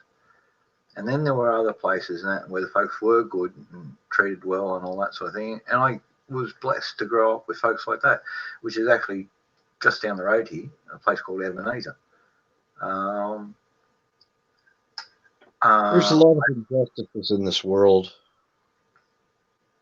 We like we were talking before. A lot of these injustices. I mean, we can go into being social justice warriors and everything. A lot of these injustices were not anything that we had to do with. You want to be the best social justice warrior? Demand the truth in everything. None of this fucking political fucking thing. Call it like it is. No fucking PC fucking bullshit. Call it like it is. There won't be any left after that. Because they can't exist with truth. Yeah. I wish I could brainwash all the social justice warrior that the truth is the only way. It shows you what's fair. It shows you what's just. It shows you where you've got to make change. It shows you where you've done bad and you've got to fix and all that sort of thing. That only the truth can do this, and show it everywhere. Don't be selective with it. The truth, there is only one truth. Always. There's not multiple truths. You can't sit there and I hear people say, well, what is truth? They try to get like Socrates, right? And what is truth? No, there's only one truth. Socrates' statement of what is truth and he gave a very good explanation, and then people changed it a little bit. But go back and look at the original. He explains exactly what truth is, and that it's not a question of what truth is from a personal perspective. It's not based on moral relativism. No, the other side of it. He actually has a very polite dig at relativism. Okay, read it. The guy has a very dry sense of humor and that, but it's actually quite pointy. Well, so he was trying to incorporate sophistry, which was. I think he was taking a poke at someone very high up, and that's why he was so polite about it. That's interesting. I hadn't thought of that. Okay. Normally he'd come out. Now he's the same guy. He says, "Woe on that the youth of today, and that they indulge in disrespect of their elders and that loud music until all hours of the morning, drunken revelry and all that sort of thing." That was 3,000 fucking years ago. The kids are doing the same thing today, but he didn't hold back. But look how polite he is in that one, and how round and round he goes. He doesn't point to it like normally he does. So I think he's having a fucking shot at someone high up. Just my view on it. That's a possibility. Yeah, well, when you get old, you get sarcastic and you start saying things in a new light. Well, he was teaching.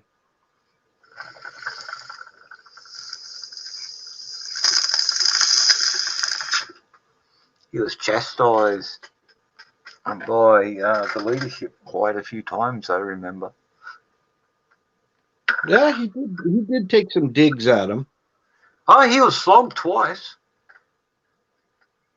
He was what they called it penury or whatever, but yeah, it was basically flogging. They tie it to a pole on that and hit you with a whip.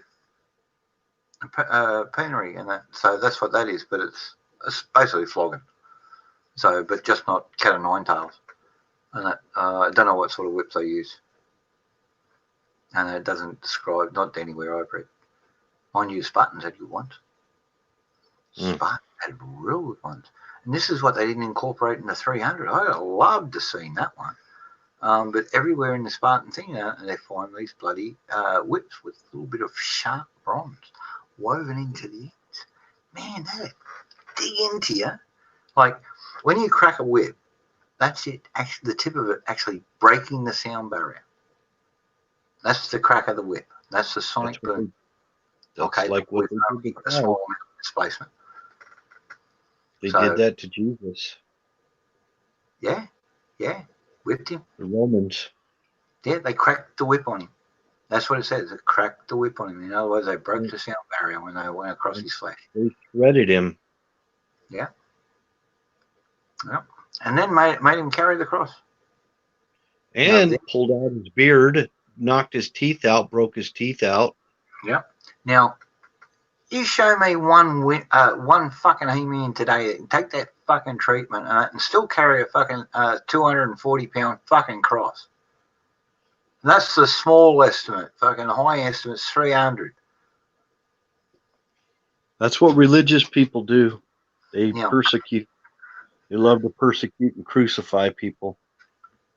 Yeah, see, I'm not a big fan. Look, I love faith. Religion comes from two words, Reliana and Legion. Reliana, we get royal, regal, and all that sort of thing. And it means to lead or control. Legion means many. Look up in the New Testament when Jesus Christ casts out the demons and the swine.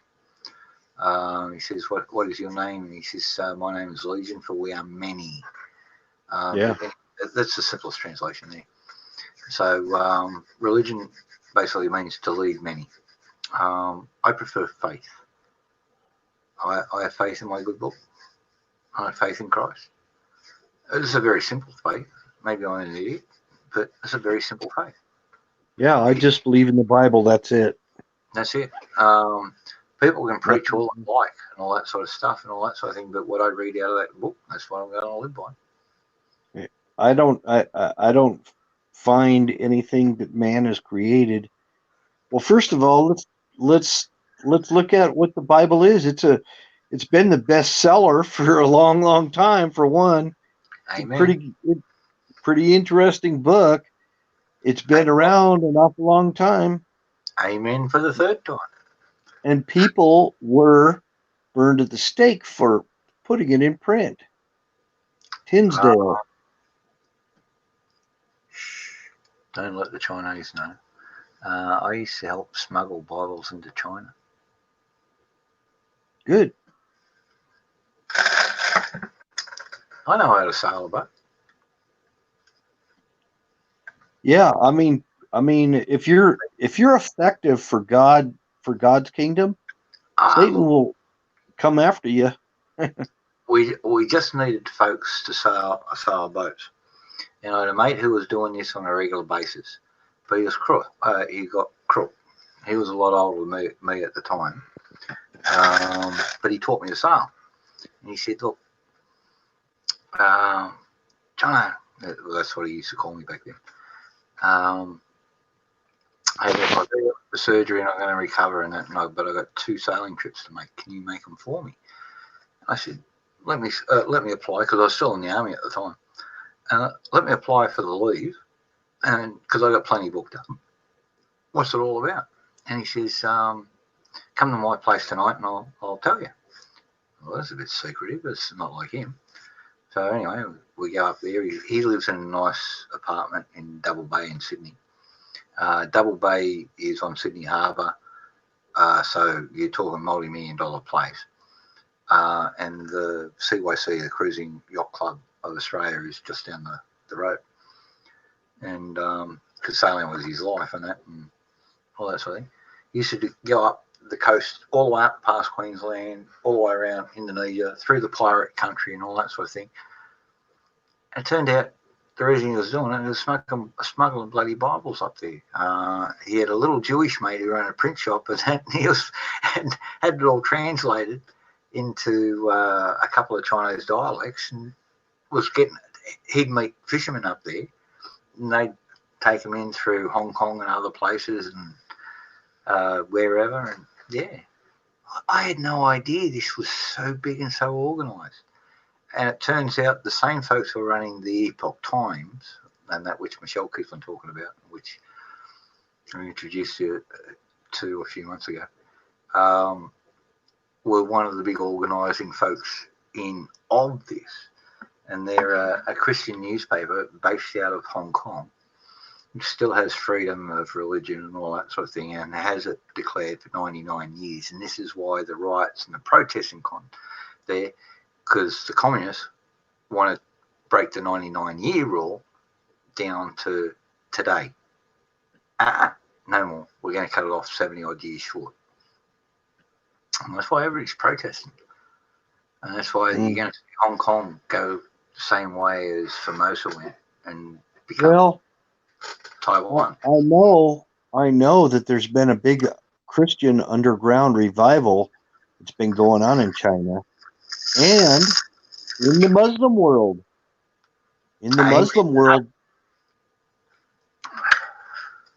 Yes, and I had a little bit of a play in that one too.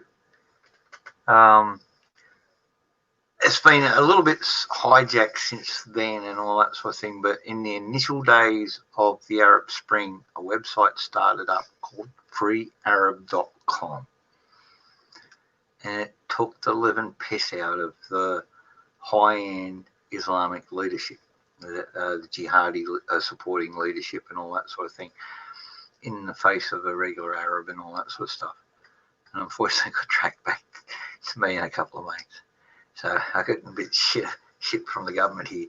But somebody took it on and ran with it afterwards. And it's been doing great guns. It's been a little bit subverted since then. It's now got a third controller and owner, which we're awful suspect on. So don't look at it today, but use Wayback Machine and have a look at it and take the piss. Go back 5 years. You'll love it. You'll love it. All the weird ass edicts and that and fatwas that all the imams and the mullahs used to come out with and all that sort of thing, would publicise and praise and we're all going to be slaves, yay! Yeah, let's kill all the women, yay! Well, they had people in a lot of Muslim countries actually having visitations from Jesus. That's been going on. Miraculous visitations. Notice it's not Mary like in the European world. It's Jesus. Right. So I sort of go with the Jesus ones and that, not the Mary ones. But heck, my people, that's why. You know what? If Mary shows up, though, if Mary shows up and she points to Christ and says, "Don't worship me, G'day, worship Dick. my, Follow for worship." follow. Sorry to interrupt, Wild Bill. Look, I'm an Aussie users. G'day, Geezer. Geezer's a bloke, a decent person, working class, so that explains it. G'day, Geezer. How you doing? Follow for follow. Does that mean you're coming in on Twitch? So you've got a channel of your own you want us to follow? I'm not up on Twitch, so I can't actually help you. Well, Bill, you're on Twitch? No, I'm not. All right. We do have Twitch folks on here. We're just using Restream at the moment. The big boss is away. I'm just filling in because Australia's on a different time thing from the US. I'm happy with it, and that if you can come back at another time when somebody's here there, we can play that game. That's no drama. That'd be good. Yeah. You're welcome back here anytime and that to hang out, and you're welcome to invite folks here to hang out at your place as well. But come back with a little bit earlier, generally around about 5 hours earlier, because we're up awful late tonight. So really late. Yeah, so come back about 5 hours earlier than whatever it is now at your time, and it should all be good. Ask them. In fact, I think I'm gonna have to call it a night myself. I'm That's all good, mate. It is running late. It's 9:20 here. It's offsetting the sleep schedule a little bit, is why. Right. I could stay up till freaking wee hours of the morning, but you know. No, look, sleeps. I got fuck sleep pattern anyway. I don't sleep good. I have sleep issues myself. Yeah, look, 28 years regular army. Yeah, I wake up a lot during the night,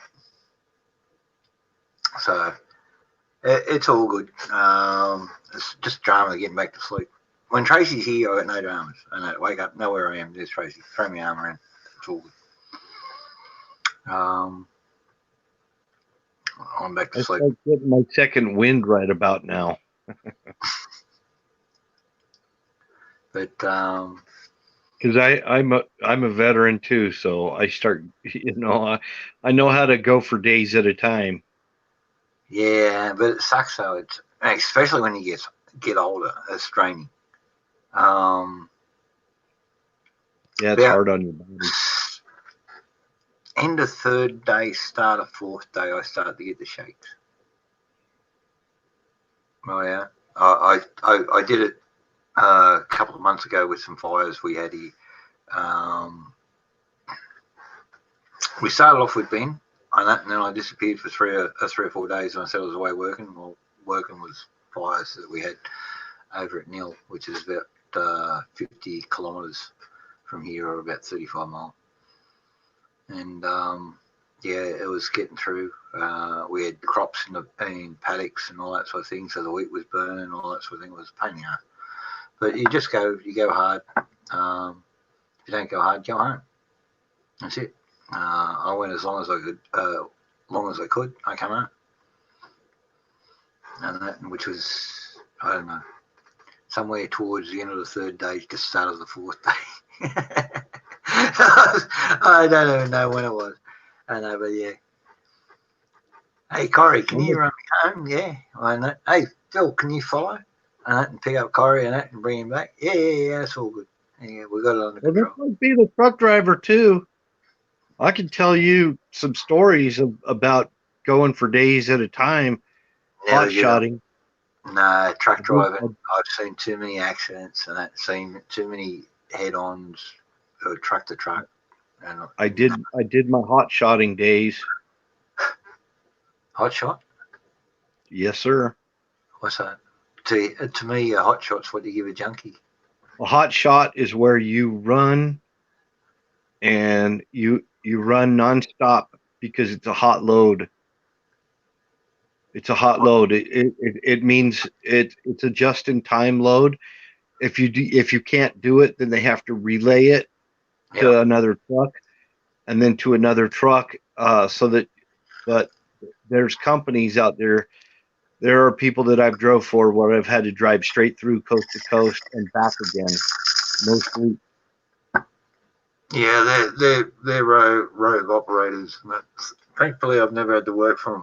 I've had to run tight schedules and kept them and that. But I ran so hard one time that that there was this time lapse that I didn't even know that what towns I had been in or whatever. I couldn't even remember. I didn't even know.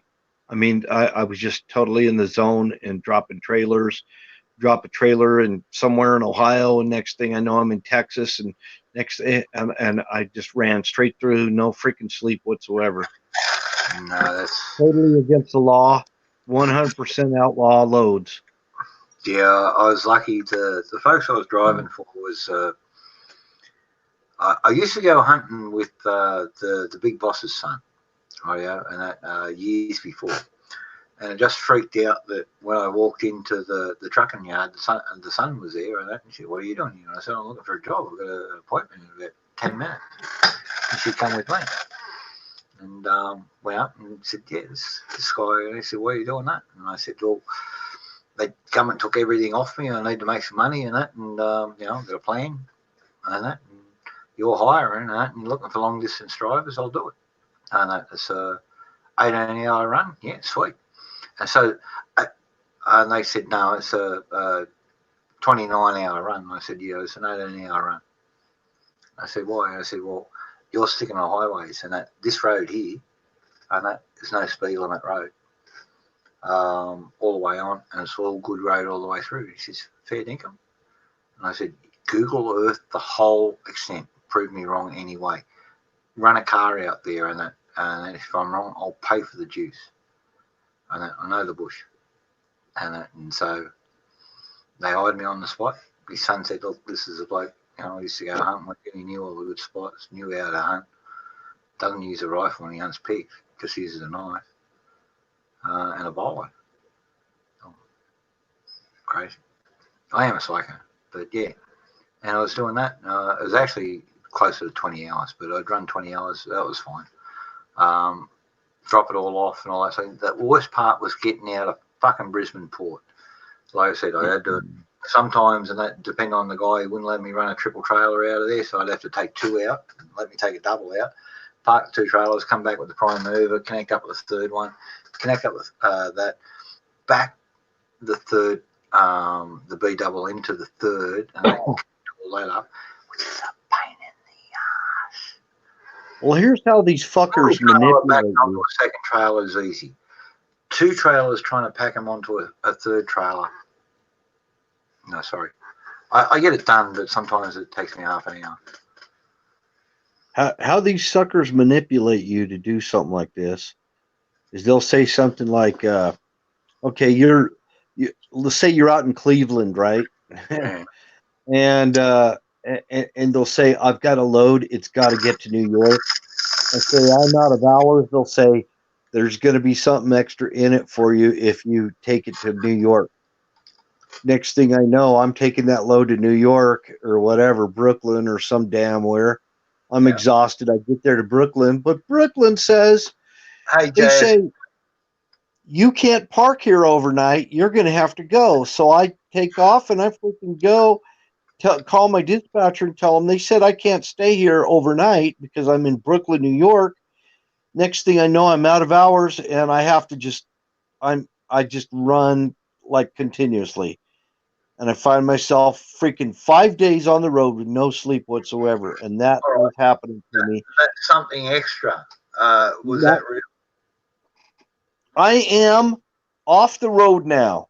Yeah. I'm off the road. I'm not doing it anymore. I'm done with that shit. I don't play that game.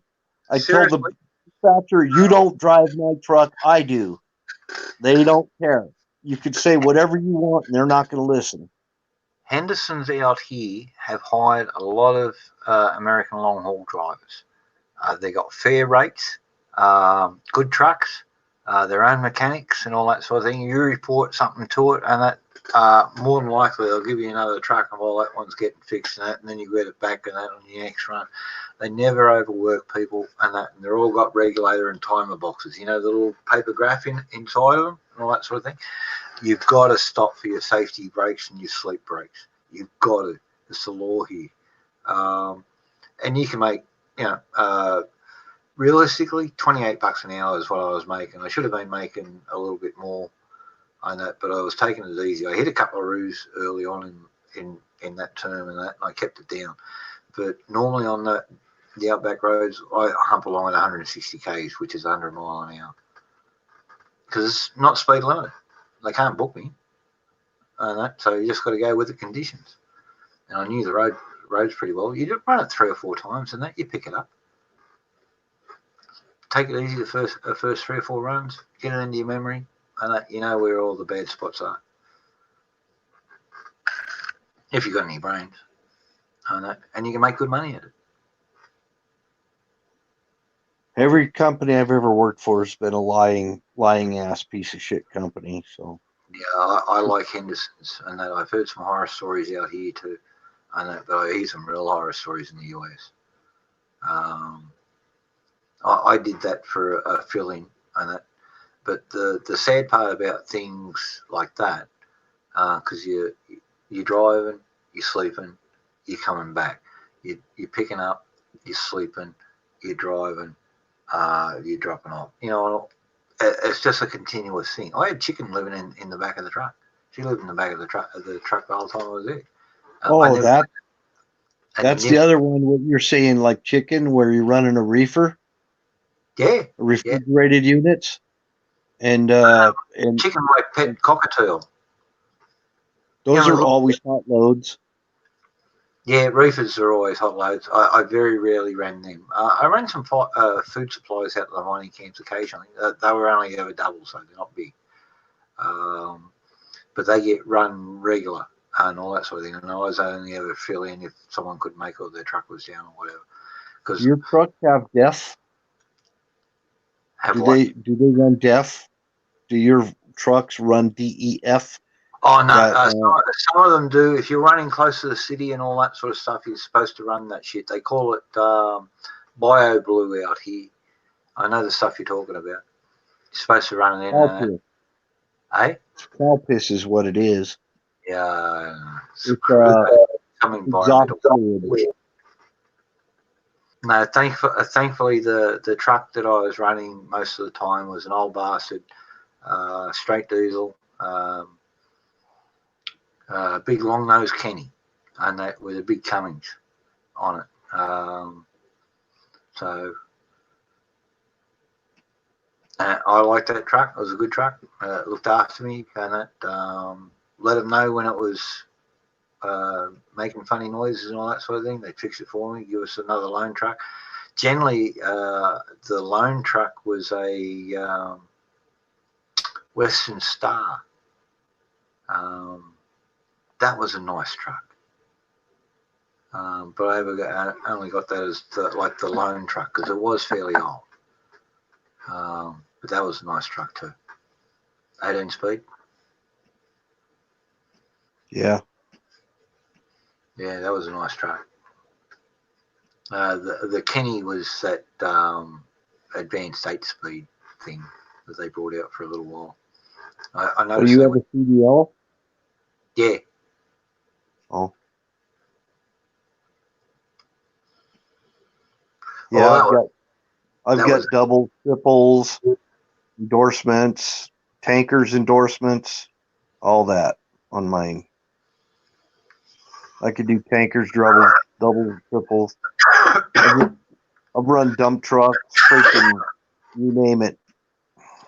Well, I had road train endorsement, but I haven't driven for 2 years, and that means I've got to requalify again, so I'm not going to do it. It's a lot of money now, man. The endorsement's like $1,800. Not here. So, Yeah, no, this is a problem about lefties, and that they license everything, and that they make it fucking expensive just to make a living. That's another reason. Yeah, so We just named a bunch of main reasons why I don't want to do it anymore. right, just to open my doors here as a knife maker to service anything and all that sort of thing, I've got to fork out just on 16 grand a year. Government. That's why everybody in Australia and in the United States, it shouldn't be this way, but everybody wants to work for the man because working for yourself is practically impossible because of all the restrictions and regulations. Yeah. We've been over-regulated because of the left. The left has done it. Yeah, look, you're preaching the converted here. I've been saying the same fucking thing for near on 30 years, ever since everything fucking started to change here. And it didn't go good either. Change, they said. Hey, what was that, the slogan for Obama again? Change. Hopey changey. How's that hopey changey thing working out for you, eh? Hey, by the way, what was the slogan for Hitler's first election? Change. I don't know. Was that it? True. Stalin, what was his first fucking nomination to the Duma? What was his fucking slogan for the first Grand Soviet? Yeah, probably same thing. Yeah. Change. Hey, what was Mao's idea and that in China and that against the nationalists? Change. Be very, very, very wary of anybody who promises change. Change is just another word for chains. Yeah, pretty much. Socialist ones. Yeah. Yeah, screw that. Although they did just north of us up here in that little country called Cambodia. And that, while the socialists ran it, they renamed it Kampuchea. And slaughtered, what, a quarter of the population, maybe a third. We don't know yet. They still dig up the mass graves. We didn't know. The Germans didn't even know how many people they lost because they lost all their ability to keep track when they started losing the war. Yeah. They couldn't keep track of all their deaths. They didn't know who they lost in the war. Here we are, all these people that are digging up in Eastern Europe that are German soldiers, and they're like, there's no record. They had a record of them going in, but they lost all those records when Berlin got bombed. Well, it boils down to the breakdown of the system. Each city had a burgomaster and that, and he appointed record keepers and all that sort of stuff for pretty much everything. In the military, they had unit record keepers and all that sort of thing. But you got to remember, the Soviets wiped out the German units to a man and burnt fucking everything they had, except for the weapons which they could use, the technology they could use, the telephone handsets which they stole and that, pistols, ammo, whatever they could do, anything of paperwork and that. If it wasn't a map, it didn't give things, they burned. So there are no records because they overran them completely. They slaughtered them. 2 million troops died on the Eastern Front in the withdrawal. Just under 1 million Germans, 500,000 Romanians. There were SS Free Corps and all that sort of thing. Waffen SS Free Corps and all that sort of thing. They're all slaughtered. Especially the Waffen SS or anybody with SS, anybody with a death heads on it. They didn't live. Germans didn't take them as prisoners. The Russians didn't take them as prisoners because they knew they slaughtered their people all the way across the Ukraine and Russia. Well, they're just starting to send the bodies back to Germany. Yeah. because they don't want them buried in their country. They don't want dead Germans buried in their. These farmers are plowing fields over the top of German bodies. Yeah. Well, there's a couple of things, and that recently, and that Ukraine had a neo-Nazi government, even though the globalists and the Hillaryites and all that sort of thing would say they were wonderful fucking people and all that sort of thing. When this new guy came in, and this new guy is basically a TV host, stand-up comedian. That's all he is. He's made good money as being a TV host and stand-up comedian, but he's talking what people want to hear. And that's why Trump was dealing with him and that, and they checked him out and that for a while, and that just make sure he wasn't corrupt like the previous bastards. And then they said, yeah, no, we can't find any dirt on him, and same day, give him the money. And that, let's start talking. Nothing wrong with that. Let's suss the guy out. There's nothing wrong. He's the new fucking guy. Diesel Defects, how you doing? Sorry, I didn't notice you there. Good morning. Yeah, I suppose it is over there. Tell you what, a couple of hours and it'll be morning here too. You okay to stay up there, Bill? What's that? You okay to stay up for a while there, Bill? Yeah. Oh no, I got to bug out of here. Cool. No, look, don't stick around just because of me. I'll no, I'm actually enjoying the conversation though. You know. Yeah, myself included. I'm another tipple. I'm kind of liking not having to have all the competition to talk with you. All right. Well, yeah, there is that too. It gets a bit crowded in here when you've got 6, 8, or even 4. It depends on the combination of the people. True. But that's all good. It's all good. I know you like to sit back there and if someone starts talking out, I keep on trying to say, yeah, come on, Bill, what were you saying? And that gets you to, because there is this lag component and people do start off at different times. And then there are other folks who don't give a fuck and they just charge ahead.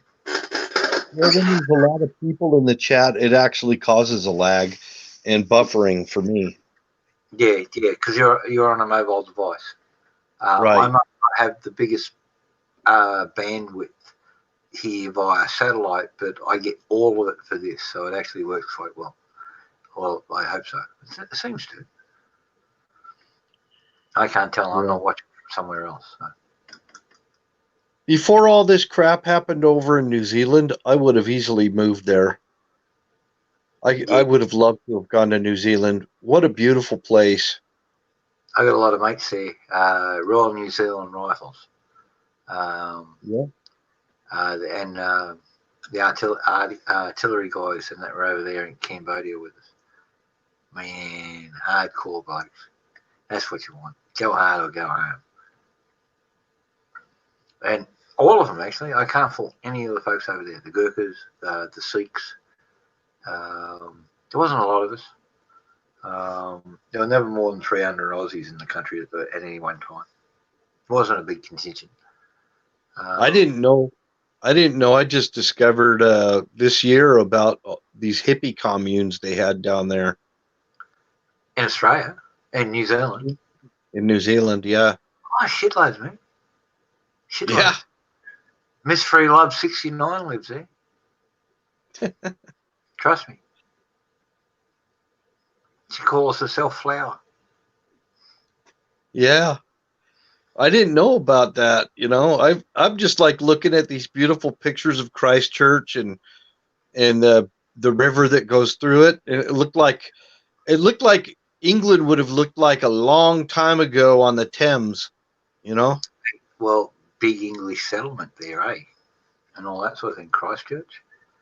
Wellington. And then the Duke and all that sort of stuff. And all that, big Anglo influence in the place. Look at the architecture and all that sort of thing. Sadly, with Christchurch and the earthquakes it's been getting hit by. Yeah. And they had common sense laws on the silences. One of the sub-chapters when they tabled the act back in the 50s, remember that. I forget when it was, 56, 54, something like that. Suppressors, as they call them. A device to allow a firearm to be fired without upsetting those of certain sensibilities around them. That's the legal definition over there in New Zealand back then. So you could shoot, and it gave an example of shooting a rabbit while the church bells, a few minutes before the church bells started ringing. So you got your money, and all right, quickly stick it in the larder, wash your face and hands, and race off to church. And at 10 services, come home, and you roasted your bunny. And honestly, would you consider living in New Zealand? I visited there a few times. I have a friend who's a minister in a church in the Bay of Plenty, Mount Maunganui, over there. It's a AOC church, Assemblies of Christ. But I won't hold that against him. Good bloke and good minister, teaches the Bible. I sent Tracy for a holiday by herself for one day. Is it a Mennonite ministry? No, Assemblies of Christ. No, absolutely not.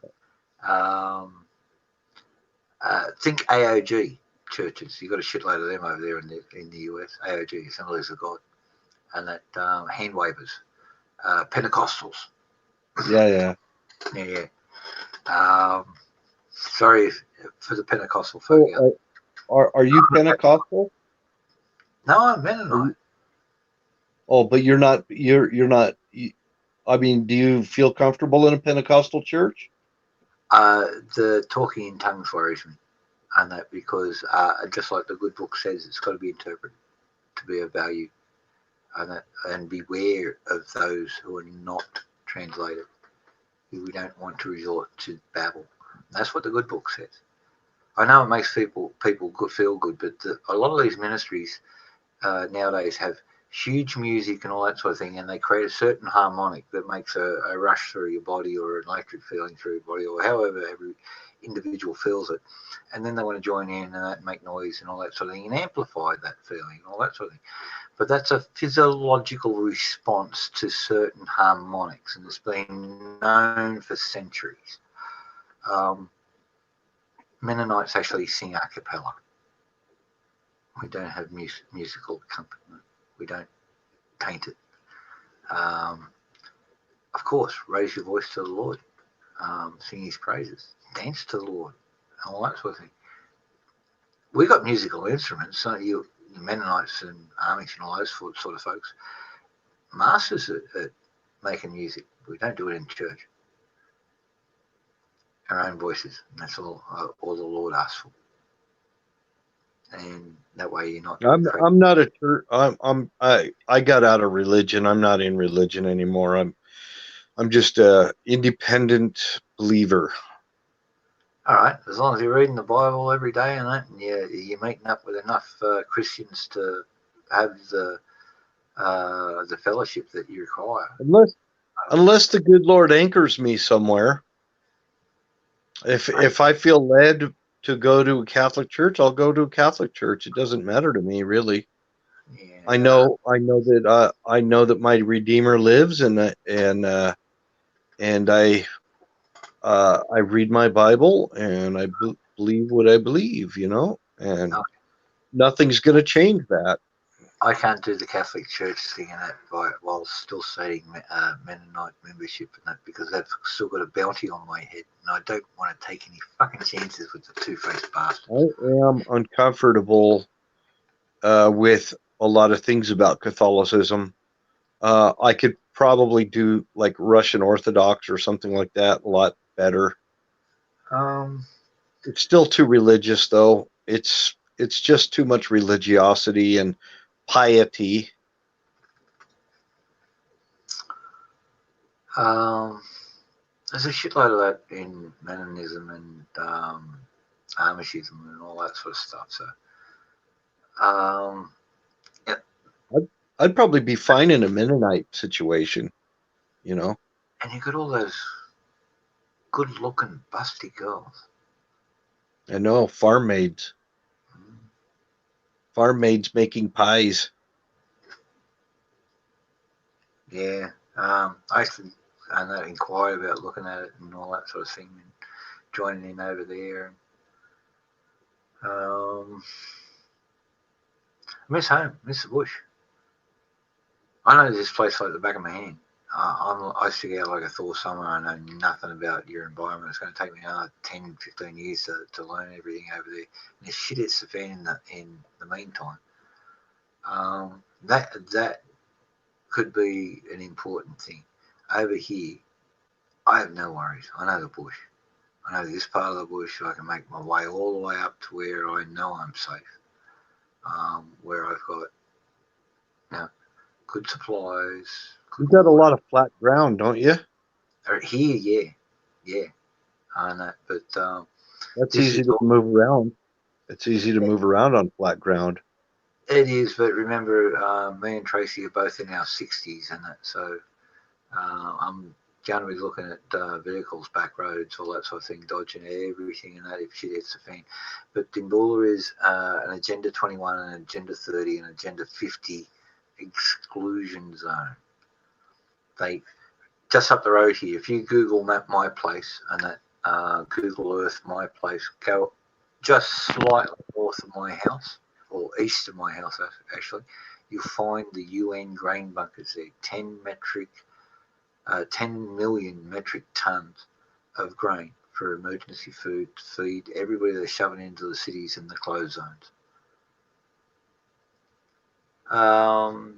G'day, Geezer, follow for follow. As explained again before, I ain't the boss and I'm not on Twitch. Well, Bill's not on Twitch, but if you come back tomorrow around about now, we're talking about 6 hours earlier than now, come back and ask the boss. He's got no problems for that, you know. If you want to invite folks, if you've got a channel, cool, tell us about it. Come on up here and tell us about it. That's what it's all about. So, but I don't run the place and I'm not on Twitch, neither is Bill. So, but if you come back tomorrow, the boss, and that, he can even put up an ad for you through the restream. So if that's good enough, but yeah, you got to get here earlier and that and catch the Wizard of Oz. It's his thing. Because I'm only bogeying the turnip boy. We'd like to have you. Yeah, cheers, g'day, Perez. I'm on D Live. I do the D Live one, but I just don't do Twitch.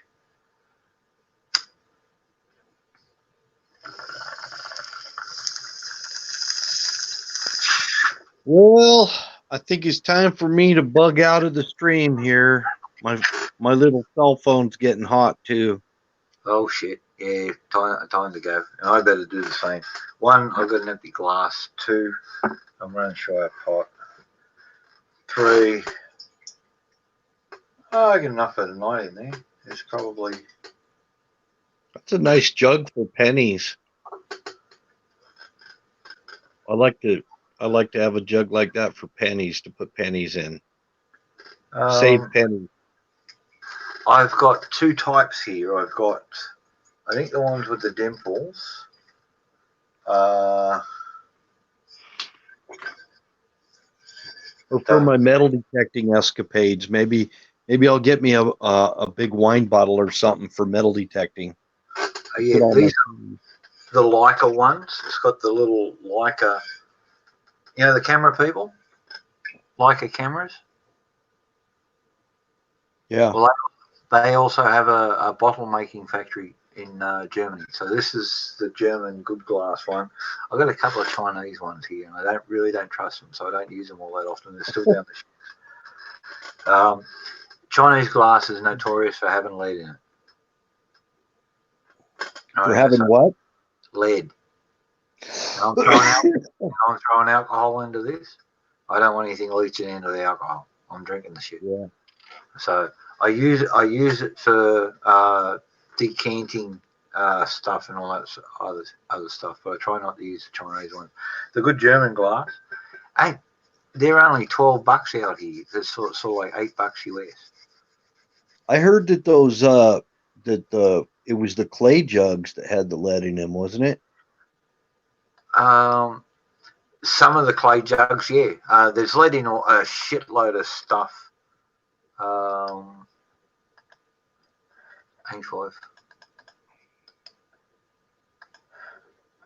I'm coming up. Time for an old man nap. All right. Well, you get going. I'm going to actually. G'day, geezer. Come in, and there's the link to come on in, mate. Here's the rules, because we've had some fuckwits fuck us around. Got to use a camera, but you don't have to use it up here on the public screen. Right here. Show me there. You give me a thumbs up so I can see you're a moving human being and you're actually not naked or something stupid like that. I'll give you a thumbs up back. Turn your camera off if you wish, and I'll bring you in. So it's all there. So yeah, it's all there. I'll hang around. It's only like 10 o'clock here. 10 p.m. What time is it there? It's got to be coming up to 6 o'clock there around that wall, Bill. 3:53 my time. 3:53. It's 9:53 here. I'm on Mountain Standard Time here. I haven't got a clue what that is. Yeah, we have. Let's see. We have, I think, 4 time zones. We have Pacific, and then there's Western Pacific, which would be like Alaska, and then Mountain Standard here, and then there's Central Time, Eastern Time, and Eastern Atlantic Time. All right. So we several time zones. It's like what's his name? Canoes. He is 2 hours later than me. Yeah. Well, so you're broad. We're a little bit broader than you. So you've got a 4-hour spread across your country. Actually 5, don't you? 5. Well, on the main continent, it's 4. Yeah, on the main part of the continent, it is 4. Alaska and Hawaii. Yeah. They freaked out. Hawaii, I forgot. Yeah. So, which I don't know if they're the same as Alaska and Hawaii together. I'm not sure. I don't know. Used to be there was talk about changing it because it went funny. The time zone, remember on the globes and that, the time zone lines and that, and it went funny all the way around Hawaii, so it matched there. But they were talking about changing that. But Answer me this. Yeah. When you were a kid in school, yeah, were you taught all the different countries inside the USSR? Yes. I wasn't.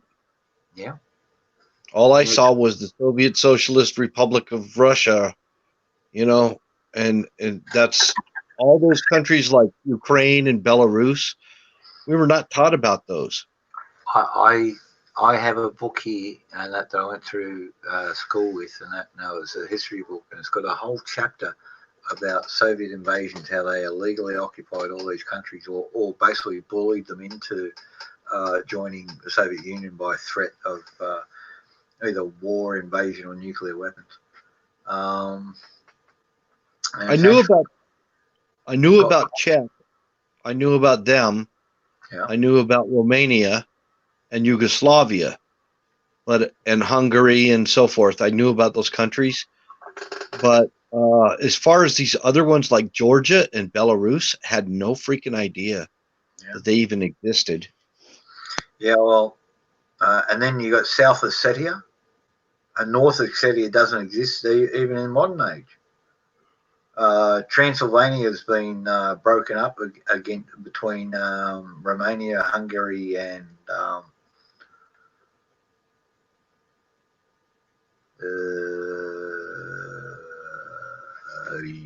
sorry, too many drinks and too many smokes. But yeah, all those sort of things. So the world's maps changed, and that. And the Soviets changed the shitload. Well, Yugoslavia was one big country. It was just called Yugoslavia, and then we wound up getting Croatia and It's the Bosnia, Herzegovina, all the rest of it. Yeah, I know. I went through Yugoslavia and that during the war. yeah, none of those countries at one time, none of them were considered independent countries. They were just all part of Yugoslavia. Yeah, and being held together by one strong man, which that free fucking guy, Tito. Tito. Yeah, absolutely. Yeah. And this is why fucking removing that idiot Gaddafi, and that was a fucking very wrong thing to do for Hillary and crew, but they needed. See, what happened was they emptied all the lockers in the US of all your anti-tank guided missiles, right? 80% of your stocks ended up on a ship bound for ISIS under Obama. And someone stuck a limpet mine on the ship and that set it off in the middle of the biggest storm that they could find, which wasn't real big actually, but it broke the ship's back and it sank with enough fucking weaponry in there for these guys to go on for fucking years and all that sort of thing. That many anti-tank guided missiles and all that sort of thing. When Trump got in, you were down to 20% of your minimum requirements for all of these weapons. Where had they gone? And that's what this book and this whistleblower and that just turned up dead just recently. That's what all that's about. And the covering up of jihadi groups and CARE and all the criminal activities of Islamberg and all that sort of shit and all those connections there. Yeah. You know, it's deep. It goes all the way through. It goes so bad, I know.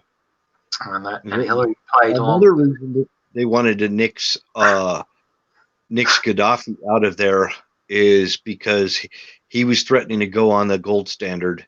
Yeah, well, that was a long-term fucking angst for him, and that. But he wasn't actually getting any. He had a fair bit of backing, but not enough, especially from the principals. The Saudis wouldn't join him. Did you like Maggie Thatcher? Yes and no. She had some good points. She had some fucking horrid points. It's so interesting to get your perspective of things.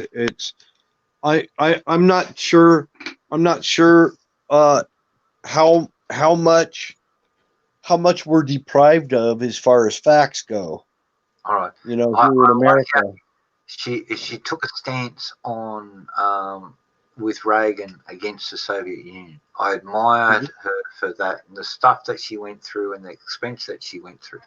But selling out the British petroleum industry, Britain's lifeblood of income and all that sort of thing, she sold off a third of it for this EU fucking promise and all that sort of thing. And look where the EU went. Now they've got Brexit. But she warned against Brexit, but she funded it. Figure that one. And I know that Ireland, a lot of people in Ireland really freaking don't. Oh, well, the teams over there fucking hardcore. She was going to wipe out the fucking provisional IRA. She wasn't going to fucking deal with them in politics. She wasn't going to let the Sinn Féin make a fucking party. She was going to wipe all the bastards out. That was another thing that I didn't like about it. Okay, so you see my points? Yeah. It's a loaded gun, isn't it? Mate, when you do when you're breaking the rules of decency and all that sort of thing. See, I got in this shit over there in Northern Ireland. I was an airborne troop over here. I'm an explosives bomb, IED sort of fucking guy. You see me running, try to keep up. I got the t-shirt. So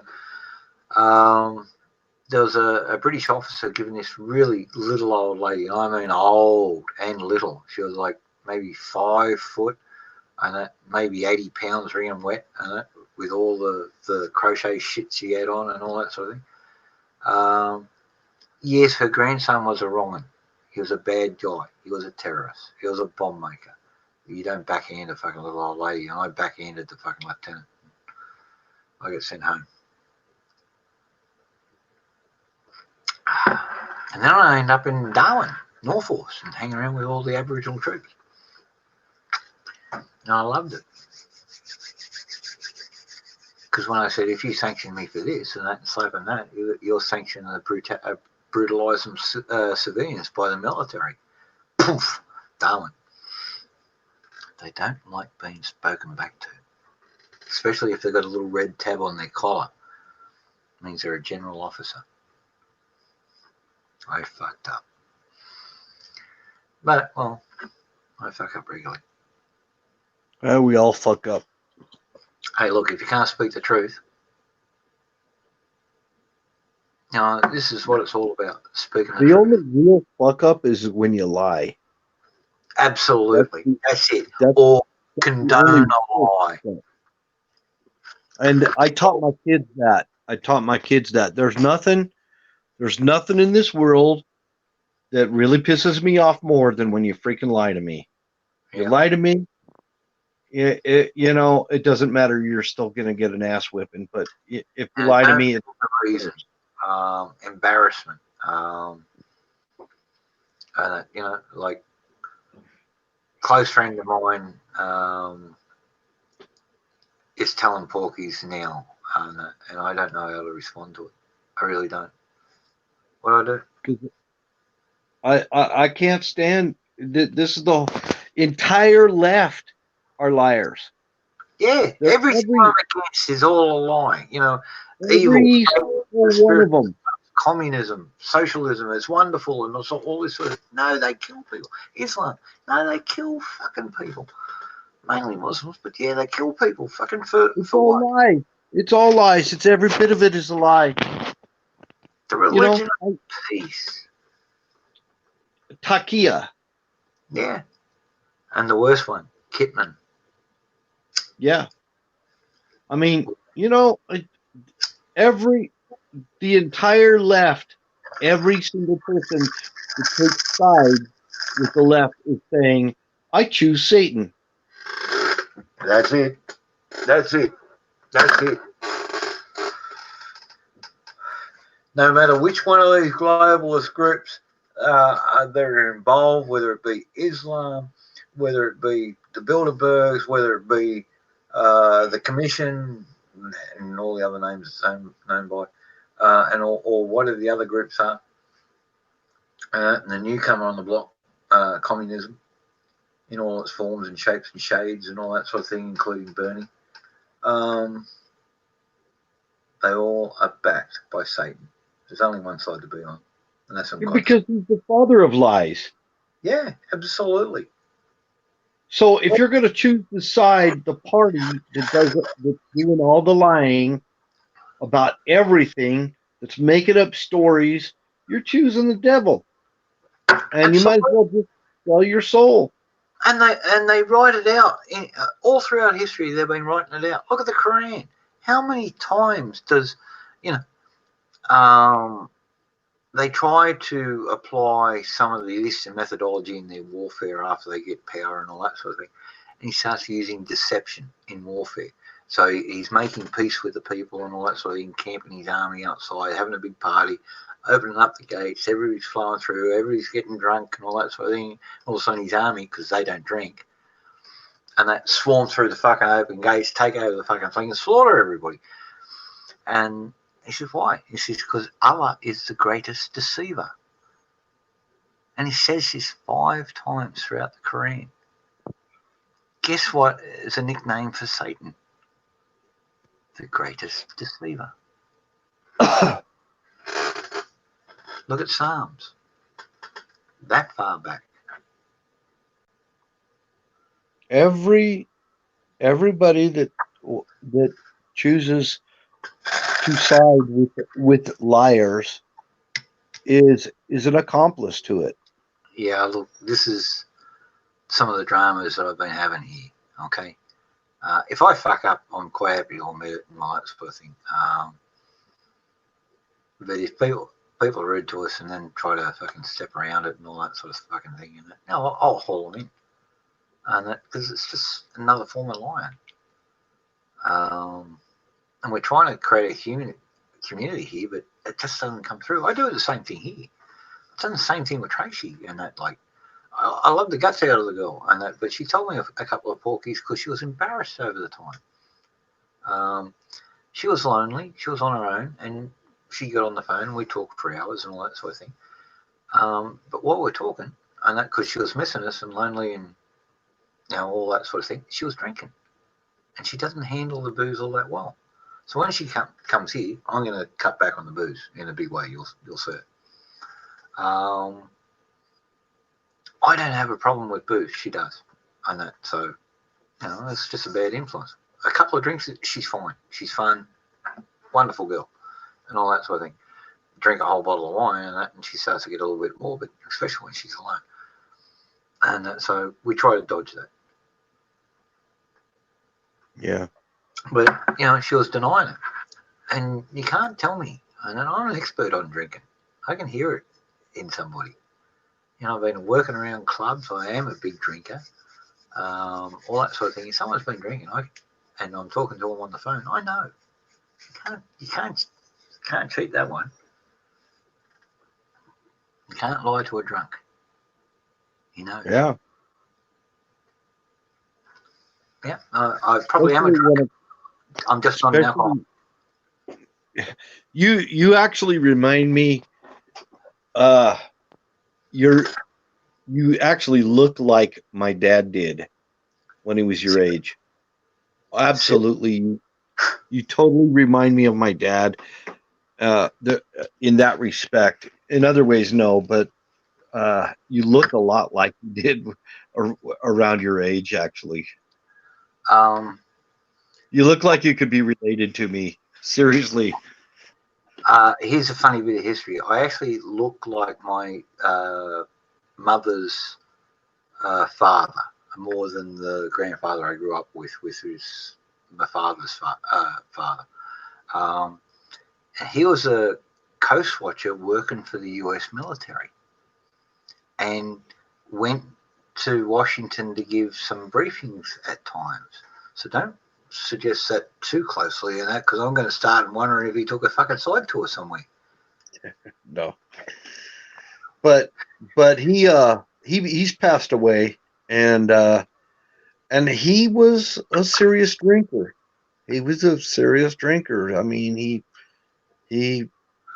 a heavy drinker, probably on par with you. My dad was, seriously. Well, there was here's a normal day when he's not drinking. I'll lay it out. On days when he was not drinking, he would do an 18-pack of Coors Talls and a half a fifth of whiskey every freaking day. Now, half a fifth, that's fifth of a gallon, so that's a pint and a half. Half a fifth, I don't know, it's a bottle. Yeah. Do you know how many mils in the bottle? A standard whiskey bottle, whatever it is, I don't know. It's 750 mils. So yeah, half of that. Yeah, half a bottle of whiskey and an 18 of Coors Talls.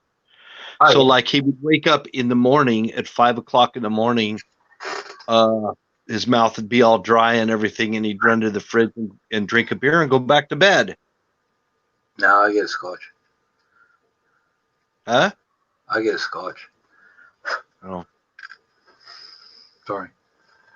But that was his routine. I'd rather drink cider. Hot days, I'll drink beer and all that sort of thing. When I go down to the pub and that and have dinner with Tracy and all that sort of thing, because they've got a pretty good restaurant at the pub, I'll drink the local produced ale.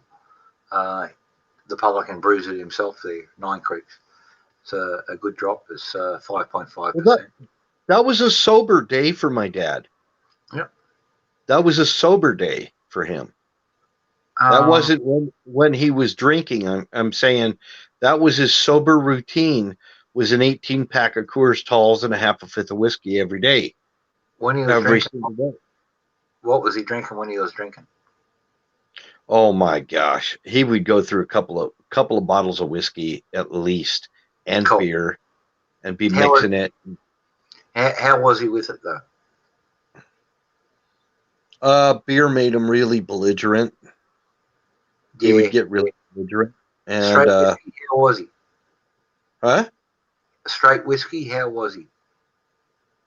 Not as bad. Not at all. He was totally mellow. I'm mellow when I drink whiskey too. Yeah. Look, I have a theory about that, and it's all based about sugars and that, and where you get cane-based sugars and all that sort of thing, modern complex sugars and all that sort of thing. If you've got grain-based sugars like the whiskey has, because your sugar in whiskey comes from malted dextrose, you germinate your wheat grains or your barley. There's a couple of ways to make scotch. Sometimes it's a combination. You germinate that. That's why I drink scotch. Yeah. Is because if I drink sweet liquor, I get mean. That's why, I'm the same with rum. Rum fires me up and that, but I drink this, and like, if you know, when I'm really chopping into it, like if I've had about 3 liters and that of what's going to come out of the keg, because that's not as strong as this. Rum doesn't make me like that at all. I'm okay with rum. See, it's sugar it's that El Porto tequila we were talking about the other night. I'll tell you what, I'll be fighting. Yeah. Look, I like tequila. It gets me active, but it doesn't get me angry. And that rum. I start fighting everybody. See, that's the problem. I end up going to jail. That's why I steer clear of the rum. Well, it's a sweet tequila, and same thing with Mad Dog or Southern Comfort or any of those sweet liquors like that. Never been able to stomach Southern Comfort, to be honest with you. I use it in cooking. I throw it in scones. Southern Comfort in scones is quite good. And if I'm really, if I do drink it, I gotta really be careful how much of it I drink, because even Jägermeister will get me going. Oh, that gets it Jägermeister, going, doesn't it? Especially if you do Jägermeister bombs. Fuck. schnapps, any sweet schnapps. Good schnapps, and that I'm sitting back like I'm drinking good whiskey, same as good vodka. That's why I make my own, and that I have. You can ask Tracy. She's seen me. Well, you see me here. I drank 3 liters here one day. I was fucking maggot. I wasn't nasty and all that sort of thing. In fact, when I finished here and that, I cooked a meal and that, and was singing to myself the whole time. And those sweet wines, they do that to me, like Mogan David and Ripple or any of those freaking cheap sweet wines. I just get really that's that. I reckon that's that syrup they put in with it. What is it, corn syrup or fructose nasty. or whatever? I don't know what the hell it is. It's just nasty stuff. No, I'm a Scotch man. You nailed it, bro. I'm a Scotch man. If I drink, I prefer Scotch over everything. Yep, and that is a pleasant drunk. I don't even get drunk on it. I just drink until I kind of, feel a little loose or whatever. Yeah. And I want to go out and do stuff. It doesn't make me tired or anything. It doesn't make me angry. I like a good solid buzz. I'm a happy man when I drink Scotch. Yeah, me three. Me three. Ask my girl. She's seen me drink more Scotch than any. She worked in a bar, and she says when you work in a bar, you see it all. But I've never seen anybody drink like you do, and not fall down or get nasty or get weird or get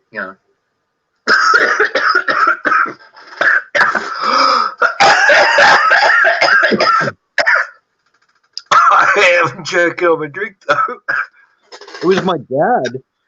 My dad is the one that explained all. He kind of taught me how to drink Scotch. Excuse me. That thing go real good.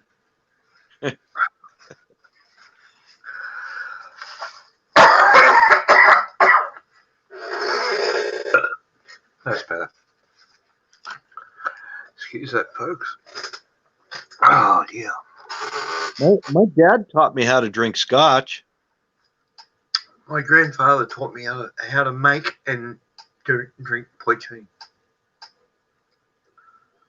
My father was a beer drinker, so he wasn't a spirit drinker. But my grandfather put me onto poitín, and which is basically Irish moonshine. I just take it one step further than what he taught me, is to, when I make a barrel, I char the inside of the barrel, and that using a non-petroleum flame, so butane. You can do it with fire, a burning thing, but the blue flame does it so fast, it's great. You're done in 10 minutes, even on a hogshead side barrel, which is 86 imperial gallons. I'm not too sure what it is in US gallons. But you char the inside. You never get, you know, our butane torch has got two flames. You've got an inner blue flame and an outer blue flame. I only ever use the outer blue flame, and that because the inner blue flame will char it too much, whereas you're actually only trying to caramelize the wood, get the flavors and a little bit of smokiness in it. And you're not actually trying to char it, because that gives it a charcoaly taste, and that's not what you want.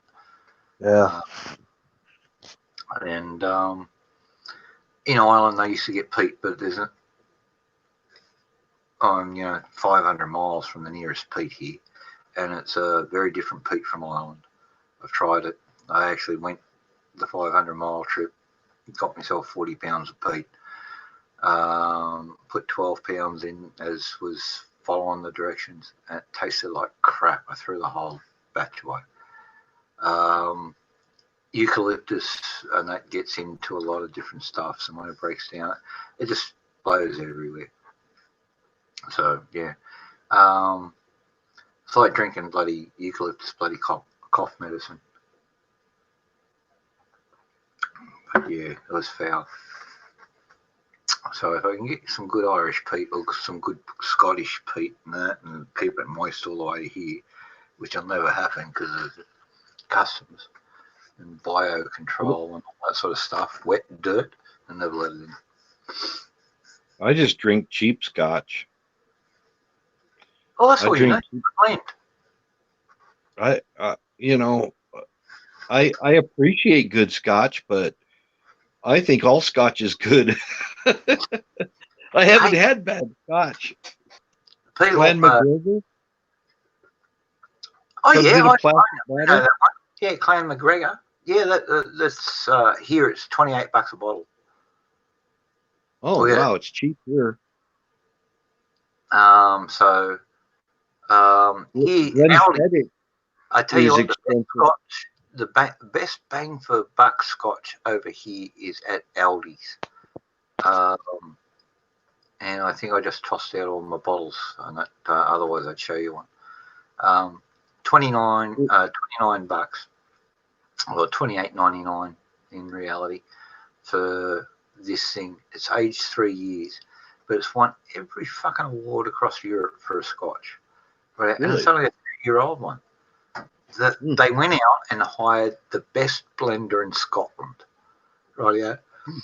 Got long-term contracts from all these places, put this guy in charge of it, and said, he said, I can't possibly do this and that because I live in Edinburgh and all that sort of stuff and that, and the house and that, and because of all the immigrants in that area, Edinburgh and that, you can't sell your house. It's like San Francisco in some places and that, because they've got all these Africans hanging around. And I said, don't worry, what did you pay for your house? Rightio. Gave him the cash money for it. Forget about what you can sell it for it. Here's the 350,000 and that, and here's a wonderful place, and here's an extra 100 grand to keep into it. He bought a small estate, which is like 5 acres and that, with a lovely Tudor house on it, and took over that. And that's the guy who's running all the Aldi Scotch for him. His 7-year-old Scotch has won every fucking gold medal across Europe, and that, and quite a few in North America and that. And the media is actually, because they're not big advertisers, Aldi's do their own ads. They buy their own time and all that sort of thing. No one's making money out of Aldi's except Aldi's. And so they ain't getting the share time and all that sort of thing. And the big things, including Johnny Walker and all that sort of thing, Clavia and all those sort of things. Adagio, Southern Cross, all those other folks. Cuddy Sark. Cuddy's part of Southern Cross nowadays. Oh. They got bought out a few years ago. So they're all part of Southern Cross. Adagio, I think. So Adagio even own Remy Martin nowadays. I don't even think Cuddy Sark is good Scotch, and neither is Johnny Walker. I don't care for Johnny Walker at all. Look, I've got a bottle of Johnny. That's a 1 litre bottle and that. But I tell people to buy me the Aldi Scotch, but they keep on buying me Johnny and that, and I'll drink it. Look, it's a blend. I'll drink it. I'll drink it. If it's there, I'll drink it. But I'm just saying. I got 4 bottles for my birthday. You think I'm going to say fucking no? That's 4 litres of Scotch. Of course.